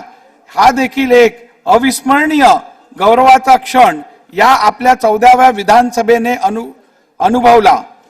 विधान परिषदेच्या शतक महोत्सव आणि आपल्या या 14व्या विधानसभेचे अखेरचे अधिवेशन हे औचित्य साधून आपण भारताचे माननीय उपराष्ट्रपती श्री जगदीप धनखडजी यांना दोन्ही सभागृहाच्या सन्मान्य सदस्यांना संबोधित करण्याबाबत विनंती केली होती. त्या विनंतीचा त्यांनी स्वीकार करून काल गुरुवार दिनांक 11 जुलै 2024 रोजी संसदीय लोकशाही त्यातील लोकप्रतिनिधींची जबाबदारी सभागृहातील निर्णय भूमिक कामकाज राजकीय पक्षांमध्ये सुसंवादाची अपेक्षा या संदर्भात अतिशय बहुमूल्य मार्गदर्शन केले. अशा प्रकारे उपराष्ट्रपती महोदयांनी दोन्ही सभागृहाच्या सन्मान्य सदस्यांना संयुक्त बैठकीत संबोधित करण्याचा महाराष्ट्र विधिमंडळाच्या इतिहासातील हा एक संस्मरणीय आणि तितकाच ऐतिहासिक प्रसंग होता. आपण सर्वजण तसेच त्यात सहभागी झालात. या 14व्या विधानसभेत मला सर्वांचे मार्गदर्शन आणि सहकार्य लाभले. माननीय मुख्यमंत्री, दोन्ही माननीय उपमुख्यमंत्री, माननीय विरोधी पक्षनेते, सर्व पक्षांचे मान्य गटनेते, माननीय प्रतोद, त्याचप्रमाणे या विधानसभेचे प्रारंभीचे अध्यक्ष म्हणून ज्यांनी काम बघितले ते श्री नानाभाऊ पाटोले, उपाध्यक्ष श्री नरहरी झिरवळजी, सर्व तालिका अध्यक्ष आणि आपण सर्व सन्मान्य सदस्य, अधिकारी वर्ग आणि पत्रकार मित्र अशा सर्वांचे मी मनपूर्वक आभार मानतो. सर्वांचे खूप खूप आभार आणि पुढील वाटचालीसाठी हार्दिक शुभेच्छा.